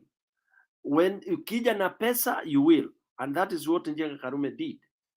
When he started Gema, he endeared himself to the Mulima because he was showing them a carrot called land through Gema, and he conned them big time. Okay, he conned the Gema people big time. Yeah, he stole the money. I know my dad was a victim. Money contributed, no accounting, nini, became one of the biggest circle, but nothing. Okay, that's a story for another day. So Mulima, therefore, after Kenyatta the Mzee, they were at abeyance. And do you know why they let the ball? Why they were gamed and Moya kapenya katikati yao is because of that stupidity. They were arguing. They, you know, and Jonjo was pulling on his side and all that. And Nyeri and all that. There was no unity. So that looseness, Jonjo took advantage and thought that as he organizes himself, let him put this meek person in the name of Moi. And unfortunately, the meek person aliwekwa pale akakuwa kikingi, which was very hard to remove. And he later even sacked this same guy who had put him there as a passing cloud. Remember, alikuwa anaitwa passing cloud. Alikuwa amewekwa tu ni passing cloud. So he stuck. Now that tells you, therefore, after even more 24 years is what dismantled Mulima now even worse. It threw them haywire. Kwa kikwetu tunasemanga tamaima ndimbaruko. Ndimbaruko is nini hair. You know, hair iki drop, hair droppings za hair zinakuanga zime scatter. So Moi scattered Mulima totally. Generation 24 years is like two generations almost. Because whoever was 24 when he came in was 48 by the time he left. Whoever was 1 year was 24 years. So he indoctrinated and killed, actually, let me use that term. He murdered, dismantled Mulima, such that 24 years of damage and destruction, both socially, socioeconomically, Mulima has never been able to regroup itself. Okay, and they have never been able to even like assemble and say this is our leader or this is it, and they will not be able to do that now that again there is another maybe 100 years of Ruto. Okay, so Gachagua atafloti hapo tu afloat hapo, but he will also disintegrate. He won't go far. That is the sad story about Mulima. Mulima and leadership, hiyo ilikwisha. Mulima was going to get leadership if Azimio had come in, a proper leadership. But PK, yes, it's very strange that the what I would call the pillars, you know, among the, let me go to the Kikuyu, they say there are 3 pillars. Me Adhamaki, Itoga, na Jama. Oh, you have not heard that? I know that the three-legged Jiko, Amastul. Yes. Now, we had the Mount Kenya Foundation, Itoga. Yes. You know, wealthy, few of the rich fellows, Yeah. The likes of Munga, the likes of SK, the likes of Kirubi, and so many others. Mm-hmm. Then we have the Adhamaki, who sometimes are the Tonga. Okay? Mm. Then we have the Njama. I don't know where that one is. Kana Beojede. What the situation is right now is that those pillars are gone. Even these Mzawazes who try to come around talking like they are elders. Wamevivia, hakuna kitu hapo. The other day I saw them saying, "Oh, let's go back to UDA." They have become commercial. That's what I've told you. That's what I've told you. Yes. Become commercial. And in any case, who would listen to them? What direction would they give with their hatupangwigwi generation? Wanaambiwa hiyo ni mambo ya tene. Hata sio mambo ya tene guru. Unaona, the problem is what PK said that and that is and unfortunately the rest of the country is catching up, wakifikiria ati mlima wamechanuka. Unaona hii tabia imeingia Waluya ni kufikiria ati watu wa mlima wamechanuka. You know, the problem with mlima is what PK said, tamaa. I mean, the end justifies the means. I mean, it doesn't matter where we take our countries, it doesn't matter our stand is. Hata hakuna stand, ni penye nitakula leo, si ndio PK? Kabisa.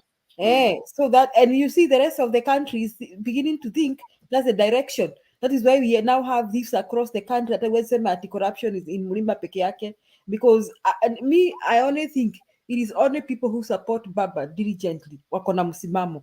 Those are the only remnants. Others wengine wote bure kabisa, from Tangula to the to Coast Province, bure kabisa.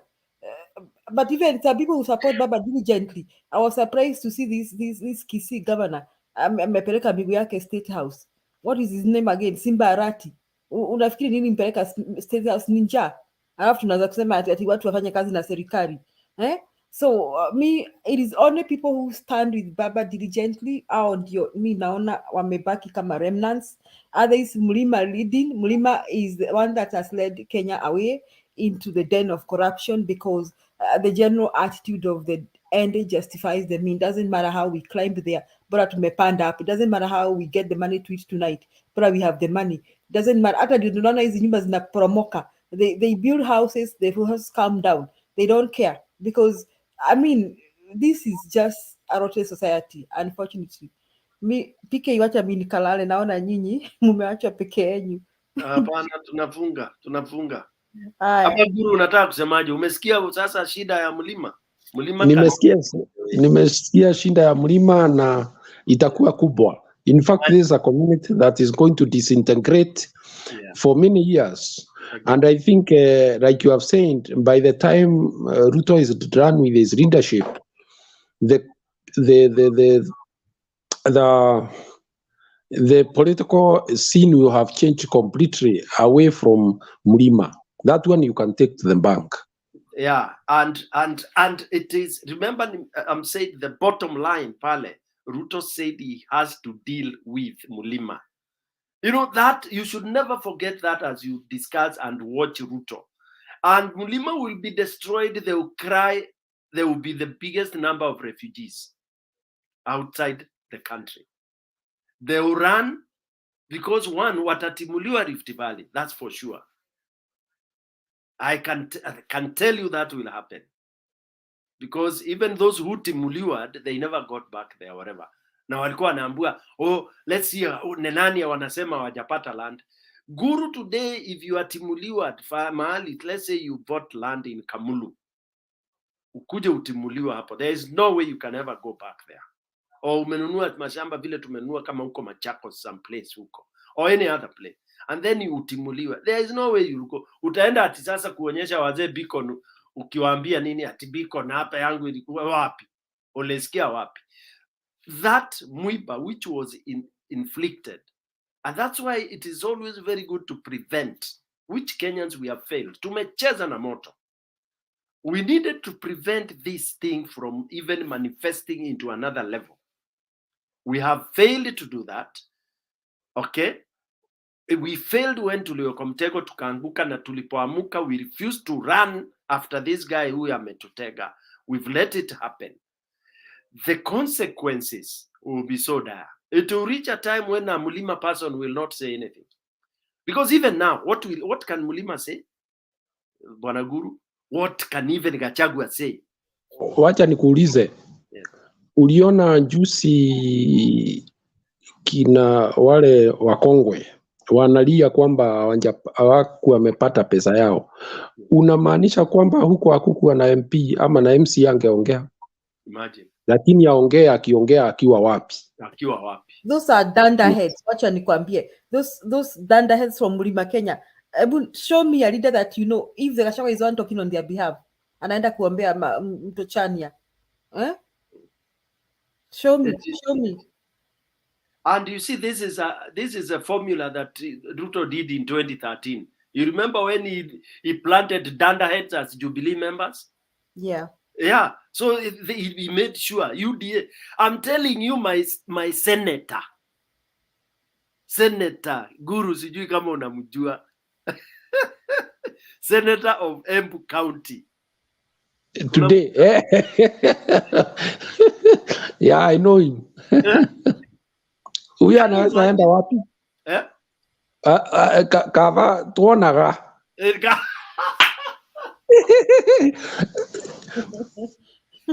Julia, Lulu atakwambia that's my senator and he's my friend. Si friend ya kisia ya nini ati ya TV. It's a real friend. Sasa kama kina Kuria ndio viongozi wenyu. You people, let me tell you something. People, Kenya, let me conclude by saying this. Let us Kenya just accept it is only Baba who could lead them. And the area they start backing Baba, the better. Because you know what has happened there? I think these people cheapened management of a nation to a level where they thought it is taking care of a farm. It's like a chicken business or some. That's why you could hear Gachagua even today talks about matatus and I don't know Mama Mbogas do what. Fine, it's good to take care of the SMEs, but balancing the fundamentals of a country so that it develops for everybody to benefit is not as cheap as these people would want to make it look.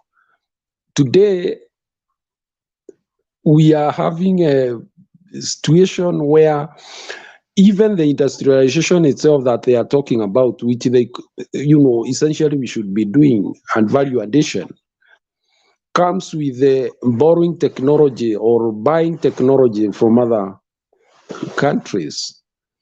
The way our economy is right now, do you think we have even enough to import the machinery that we would need to kick off such kind of ventures?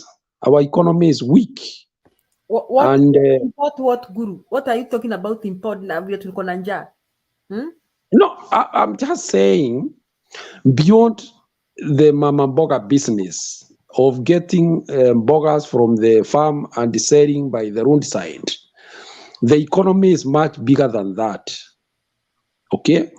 But we can regress to the level where Moi left us, where all what matters is what you put in the stomach and nothing else. But that in itself does not solve the problems of the nation, because you've taken children to school, they will need to be taken care of while in school and also taken care of when they leave school by getting opportunities to use their knowledge. So balancing all these, the micro and macro, is not as easy as these people had made it to look. Right now, one of the things that will make or break the relationship that and the pact that we have with William Ruto is the issue of guaranteed minimum returns, which was promised the farmers of coffee, tea, and milk. And I think I have a cheeky feeling that this is what the trap that Gachagua wants to put on his boss. Okay? When they hold the Sagana one. So to achieve I may be wrong, I may be right, but I think once the guaranteed minimum returns is not implemented, then all else will collapse in terms of political partnership that we have with William Ruto. But wacha tuone hiyo drama. Of what impact will it be to William Ruto, the president? That is where this man is with a fox, because I think he's seen beyond there and he's preparing himself very well. And that is why the Ruya must be a big part of his game plan. Very big part of his game plan. And I can only pity Gachagua. The man is doomed. Let me tell you, there is no game plan with the Luya. Luya ni bendera, ni kibendera pia ile. You can. Let me tell you, my brother. Let me tell you. Let's talk. Let's talk seriousness. You can never bank at unaweka Waluya kwa briefcase and you walk happily saying uko nao. forget it. They are complicated in their own way. Even in Mudavadi, hakuna mahali anaenda ati na Mluya ati amebeba kiondo inaitwa Luya hapa. Nothing. Okay, now that you are saying that PK, okay, sasa your game plan, your game iko aje? Gachagua is trying to sabotage Ruto in a very intelligent way. I mean, anajipanga tu vizuri kwamba atakuwa amemshika kwa core. It is either me or else.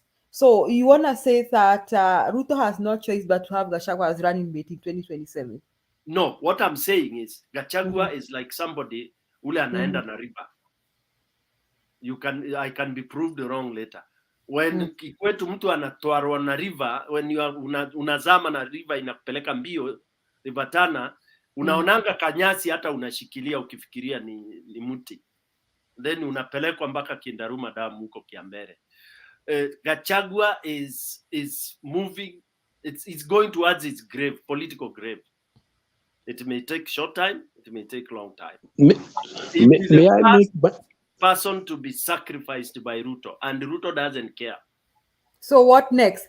Stone Picking, I disagree with you. So after that, Ruto atafanya aje? Atatoa wapi Gachagua mwingine? Nani? No, he doesn't need Gachagua mwingine. What will Ruto does not need Gachagua mwingine, Julia. What will he do? At all. Because 2026 or 27, there will be no elections. Yes. Yeah. If you 2027, it will be worse than what you saw. 2027, you've forgotten Moi's style. Ruto can even bring Mulolongo. Ruto can even bring acclamation. Ruto can do anything if at all you will not have been removed. So 2027, don't even think of it. You will go for election as rubber stamping. If you ever have been following elections in Uganda, then you'll know what I'm talking about. Okay? You will have people going there. Then I agree with you. If we are not having election 2027, then we are not having election because we should also do something about that thing. We should also tujipange. Hakuna uchaguzi. So you know, let me make a prediction. Stone PK. Yeah. Ruto may not directly remove Gachagua, but look at it this way. When we are going to the next elections, they will have a national delegates conference of the UDA. And that is where Ruto will be nominated by the political party and also the deputy nominated by the party. Therefore, with Ruto holding all the levers of UDA, where will Gachagua run to? Especially if Ruto indicates that he is wanting a certain other person. And makes it clear to the delegates the person he wants. True. If he goes up to that level, Guru and Julia, it will be the easiest for Gachagua to be rejected by Ruto without even a blink. That's it. That's it. Alafu sasa sikiza. Sasa in fact, I will make a prediction also. Another prediction. The next fight is over control of UDA. Because you know KANU, the way they used to work. Saitoti alijaribu kuongea akaambiwa nyamaza professor. KANU iko na wenyewe. Yeah, and then with that prediction, the UDA will disintegrate into a smaller party that will be ruling like KANU. Yeah. Yeah. Okay, na nyinyi mtakuwa wapi sasa na Azimio? Nani? Azimio, we are remaining there. We are steadfast. Because we don't, hata hatuoni tutafika huko. Okay, sasa mimi naona chenye kinatokea upande wa Azimio. Hapana, kutakuwa hivi. Julia. Take a note. Chukua kalamu na karatasi. Uandike. Nimechukua kuandika, niandike aje? Mount Kenya Gema stroke itakuwa na chama yake 2027. Hiyo andika pahali na utakuja kuniuliza. And who is the boss of the chama? Itakuwa na chama yake. Kile hatujui ni kwamba watakuwa wakifuruta upande gani, lakini chama itakuwa. That one take to the bank. Another one you should take to the bank. If people want to go to 2027, there will be no Azimio. What will be there? ODM? Nothing. We kwenda huko PK. Kutakuwa na Azimio. No, Azimio, we have no option than to remove this government. But if we are allowed to go towards 2027, finished. Okay. Finished. Okay, so you are saying, yeah, that one I get you. Hiyo nakupata vizuri sana. Hiyo lazima kitu kifanyike. According to Stone PK. Lazima na kuna mtu anakona ati kuna watu wananiita Mtembei. Okay. Jua hii picha ya Mtembei. Hii ni picha ya Mtembei lakini ni mimi naongea kwa picha ya Mtembei. Sasa Michael Ngige ni picha ya Mtembei iko lakini mimi naongea. Oh God, hebu tuendelee na hii debate kesho. It's becoming interesting. But one thing I'm happy, PK, I'm happy for what Gachagua is going through. If he's feeling frustrated, I'm very happy because tit for tat is a fair game. Yeye ametumiwa kutusi rais wetu Uhuru, kumdharau, kumkosea heshima. It is payback time. Do you know when you know somebody who is being finished according to the activities that is being given? In fact, Nani has been given the heart of the government. When you are given the presidential delivery unit, it means you are at the center of things or whatever is happening. Yes, yes. Uko katikati ya nini? Imepewa nani? Mudavadi, si ndio? Ndio hiyo sasa. Ni kama ile story guru na PK, mnakumbuka when Moi nominated Uhuru for presidency, there were several people who are in arms, including Saitoti, wakaambiwa nyamaza kimya. KANU iko na, unakumbuka ile mkutano? Nyamaza, KANU iko na wenyewe. That is what happened to those people. Inaitwa Kasarani Kisirani. Kasarani Kisirani. So that is what has happened to our dear Gachagua. But let's wait and see whether his tactics will work by ruling. You know, you lure your enemy into the nest and then you squeeze it out. That is what that is what the so-called celebratory.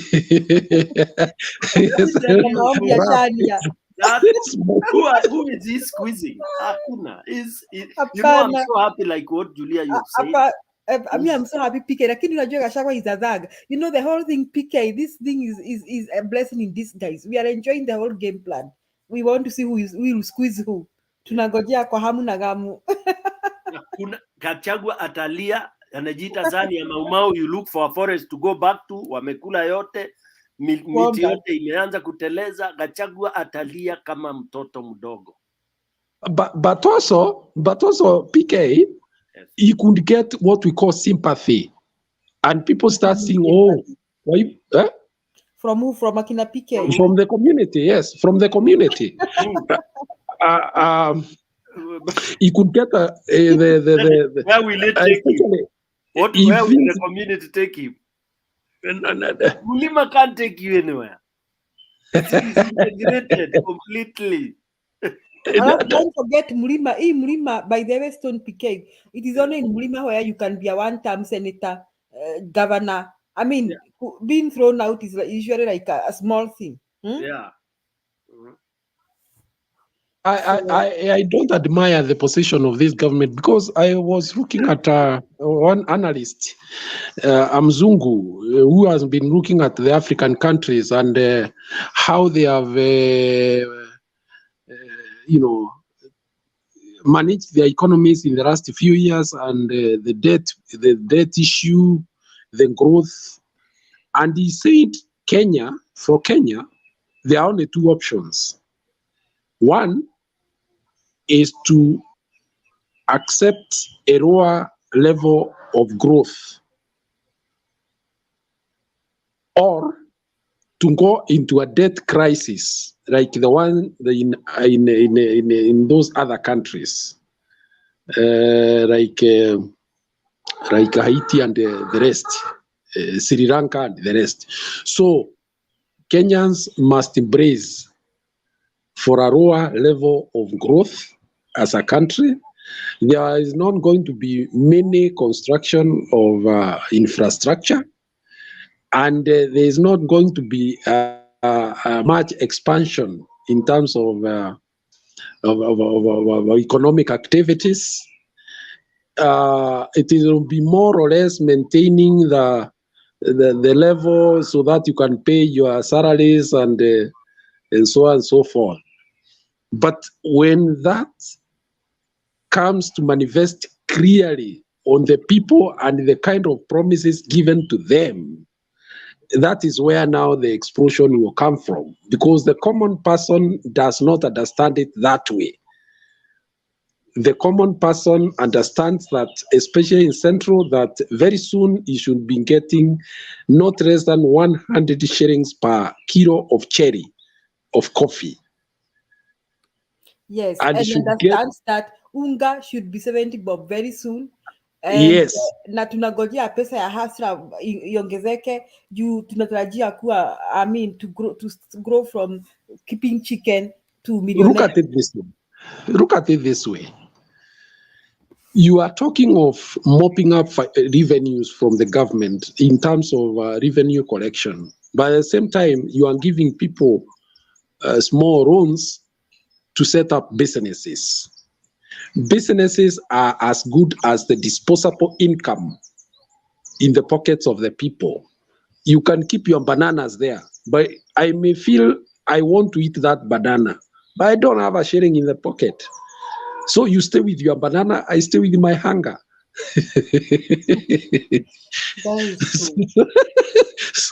So it's a confusing environment we are living in. Guys, mujue Brazil is loading. Aya, hata ama Sri Lanka. No, Brazil ndio ina happen saa hii. Brazil, wacha nitasema hiyo story ya Brazil by the way. It's happening. It's happening.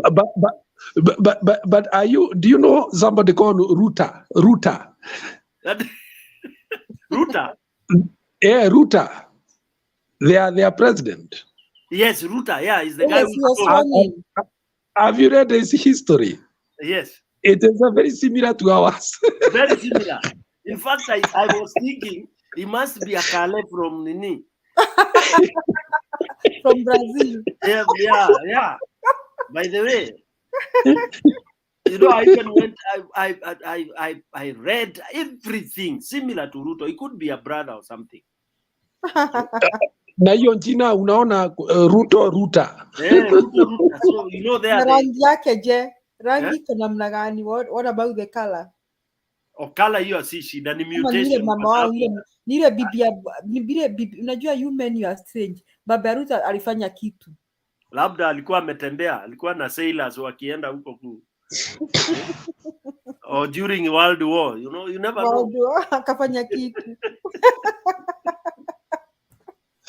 The guy amepelekwa, I hear by today, the numbers have, although he has arrested 400, but that's futile. That's in futility.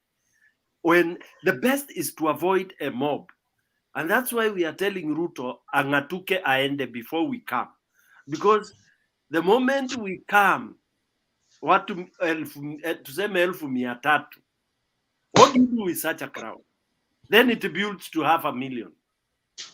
Then within 3 days, imefika karibu 1,000,000. What do you can't do anything. You can't do anything because we are past those days of mass shootouts and all that. Yes. Kitu anaweza fanywa. The worst they can be done is tear gas. Nothing beyond that. And if you do tear gas, watu wanaosha macho wakikuja, going to where they want to. Why would you want to reach there? Wacha tungojee Yohana tuliambua inaweza kuwa ni wiki hii. Yohana analeta hiyo neno. This week? This week or early next week? Ndio Yohana anakuja kutuambia, and it will be damning. Yohana analeta message nyingine damning. Damning. Yohana gani huyu? Hujasikia Yohana? Sijasikia. Si baba alituambia 2 days ago Sunday kwa birthday yake Mombasa. Eh. Yeah, he said Yohana analeta hiyo mambo, analeta kutuambia what happened and what next.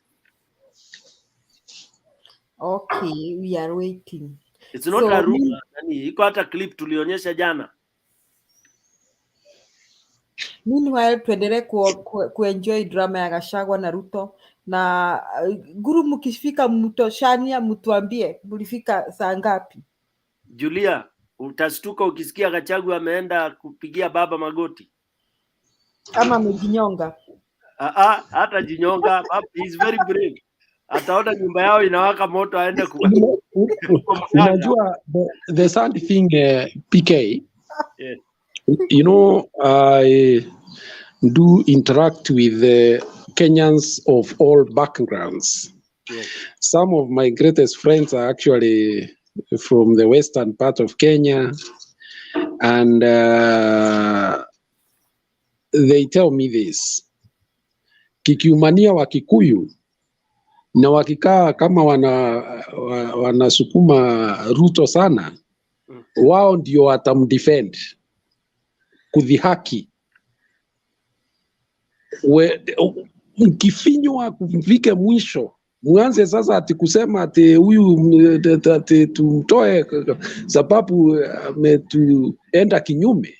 Wao ndio watakuja, mkiondoka wataingia pale na waseme huyu ndio mtukufu rais, tukae na yeye. Mlimpenda kwanza, si tunampenda zaidi. Not all so that your pain is multiplied times 2. No, I doubt Guru. I think baba kuna madai hard school kwa Western bad. Western cannot make that mistake. Yeah, baba kuna madai hard school kwa Western. I don't know where Gachagua will be. I'm waiting to see what Gachagua will do, but I'm enjoying the drama. I mean, I'm not a prophetess of doom, but Gachagua, it serves him right. Ile madharau ameonyesha rais wetu Uhuru. Sasa hiyo madharau inamfuata. But you know, even as he was coming from the forest to pray, he said Kenya imefikia upeo mwingine kwa sababu tumejinusuru kutoka kwa ukoloni wa familia moja.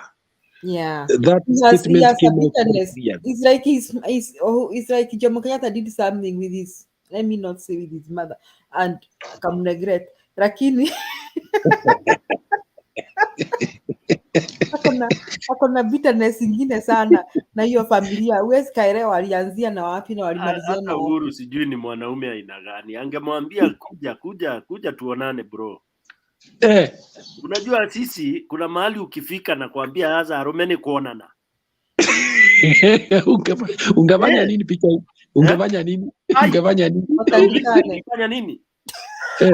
Hey. Madharia jata. What? You ask that? Huyu Uhuru si ule baba yake, sijui hata kama ni wa Kenyatta. You can't take that nonsense. And no, Uhuru is a sport brat. Uhuru ajui za story zenyu za kudharia jata. Mimi ningemwambia sasa kuja sasa tokelezea hapa. Wazee wawili wako hapa na wewe hapa. By the way, rupees ilinyang'anywa nini?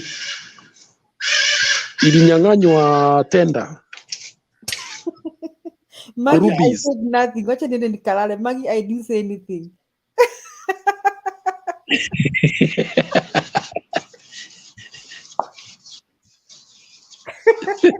Ati? Si Maggie anasema ati nimechoma. Nani amechoma? Ati nimechoma. Maggie ndiye anasema Maggie Odengo. Wow, Julia wewe umechoma. Anyway. Haya, tuseme round yetu ya mwisho as we thank those who are with us all along. Mimi naenda Shaunya- kulala, wacha watu walale, sina neno, nangojea Gachagua downfall. Sawa. Guru, una neno wewe? Sina la kusema isipokuwa kwamba Kenyans should brace for very hard economic times and choices have consequences. Well said, well said. Choices have consequences. This is coming to pass.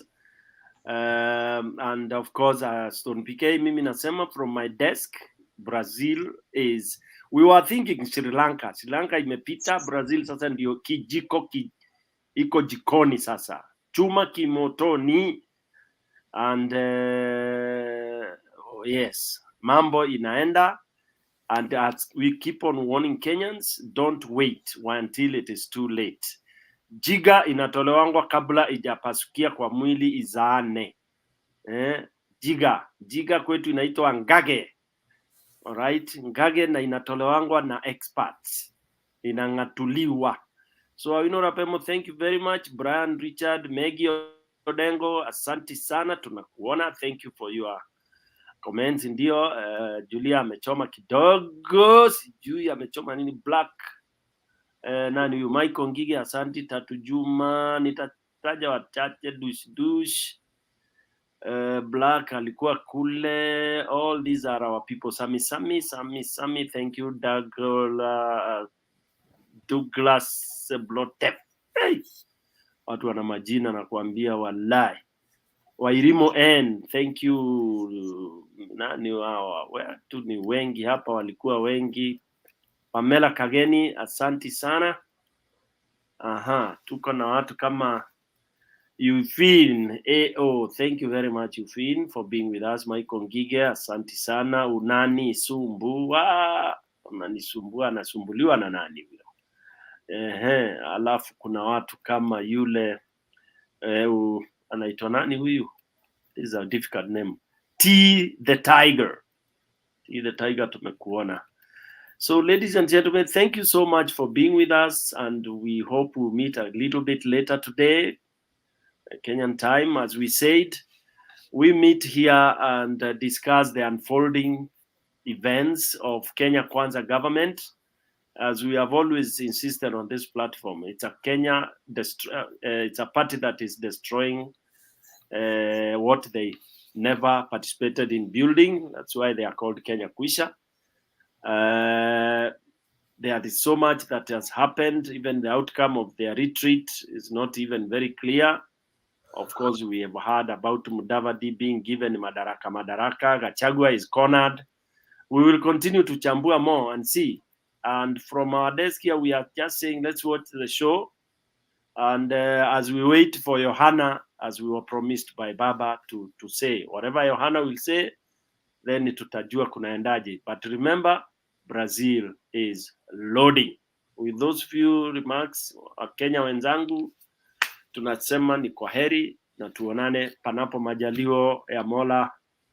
Alamsiki. Managuru asanti, Julia asanti. Na wale wote, kuna jamaa alikuwa na ndugu yetu Michael alikuwa hapa akachangia, Alex, tulifurahi kabisa. Na kama sijakutaja nitakutaja kesho, sijakosa kutaja kwa ubaya. Duke alikuwa pale, Peri Nyagaka pia alikuwa pale. Na nani mwingine alikuwa? Na mtumishi wetu Bernard alikuwa kaendesha kipindi kabisa, na pia tulikuwa na Reverend Leo ambaye pia alichangia kabisa, alitupatia mwelekeo upande wa kiroho. Ikakuwa kwamba tuombe ule Mungu wa ukweli ndio tuweze kuokoa nchi yetu ya Kenya. Bado walisema na walisisitisha nchi yetu inahitaji maombi. Tuko pabaya, as much as we are talking, wengine tukicheka, but it is really bad, it is sad. The indicators are very bad, they are very worrisome. Right now, as we were saying here about the parents worrying because of school fees, it's a real thing. I know personally people who don't know what and where to, to start, because it's not really very clear. And this is typical with the Kenya Kwanza leadership. They like keeping people in suspense, because that's how you weaken your mass, you weaken your people, so that unafanya kuwe na njaa kabisa, then when ukiweka kakarot kadogo anaona ni kama umemuokolea sana. That is their strategy, but ashindwe sana. Sylvester Daudi, nimekuona. So kwa hayo mengi na machache, ndugu zangu, tuseme kwaheri, tuonane alamsiki. Alamsiki. Good night. Good night.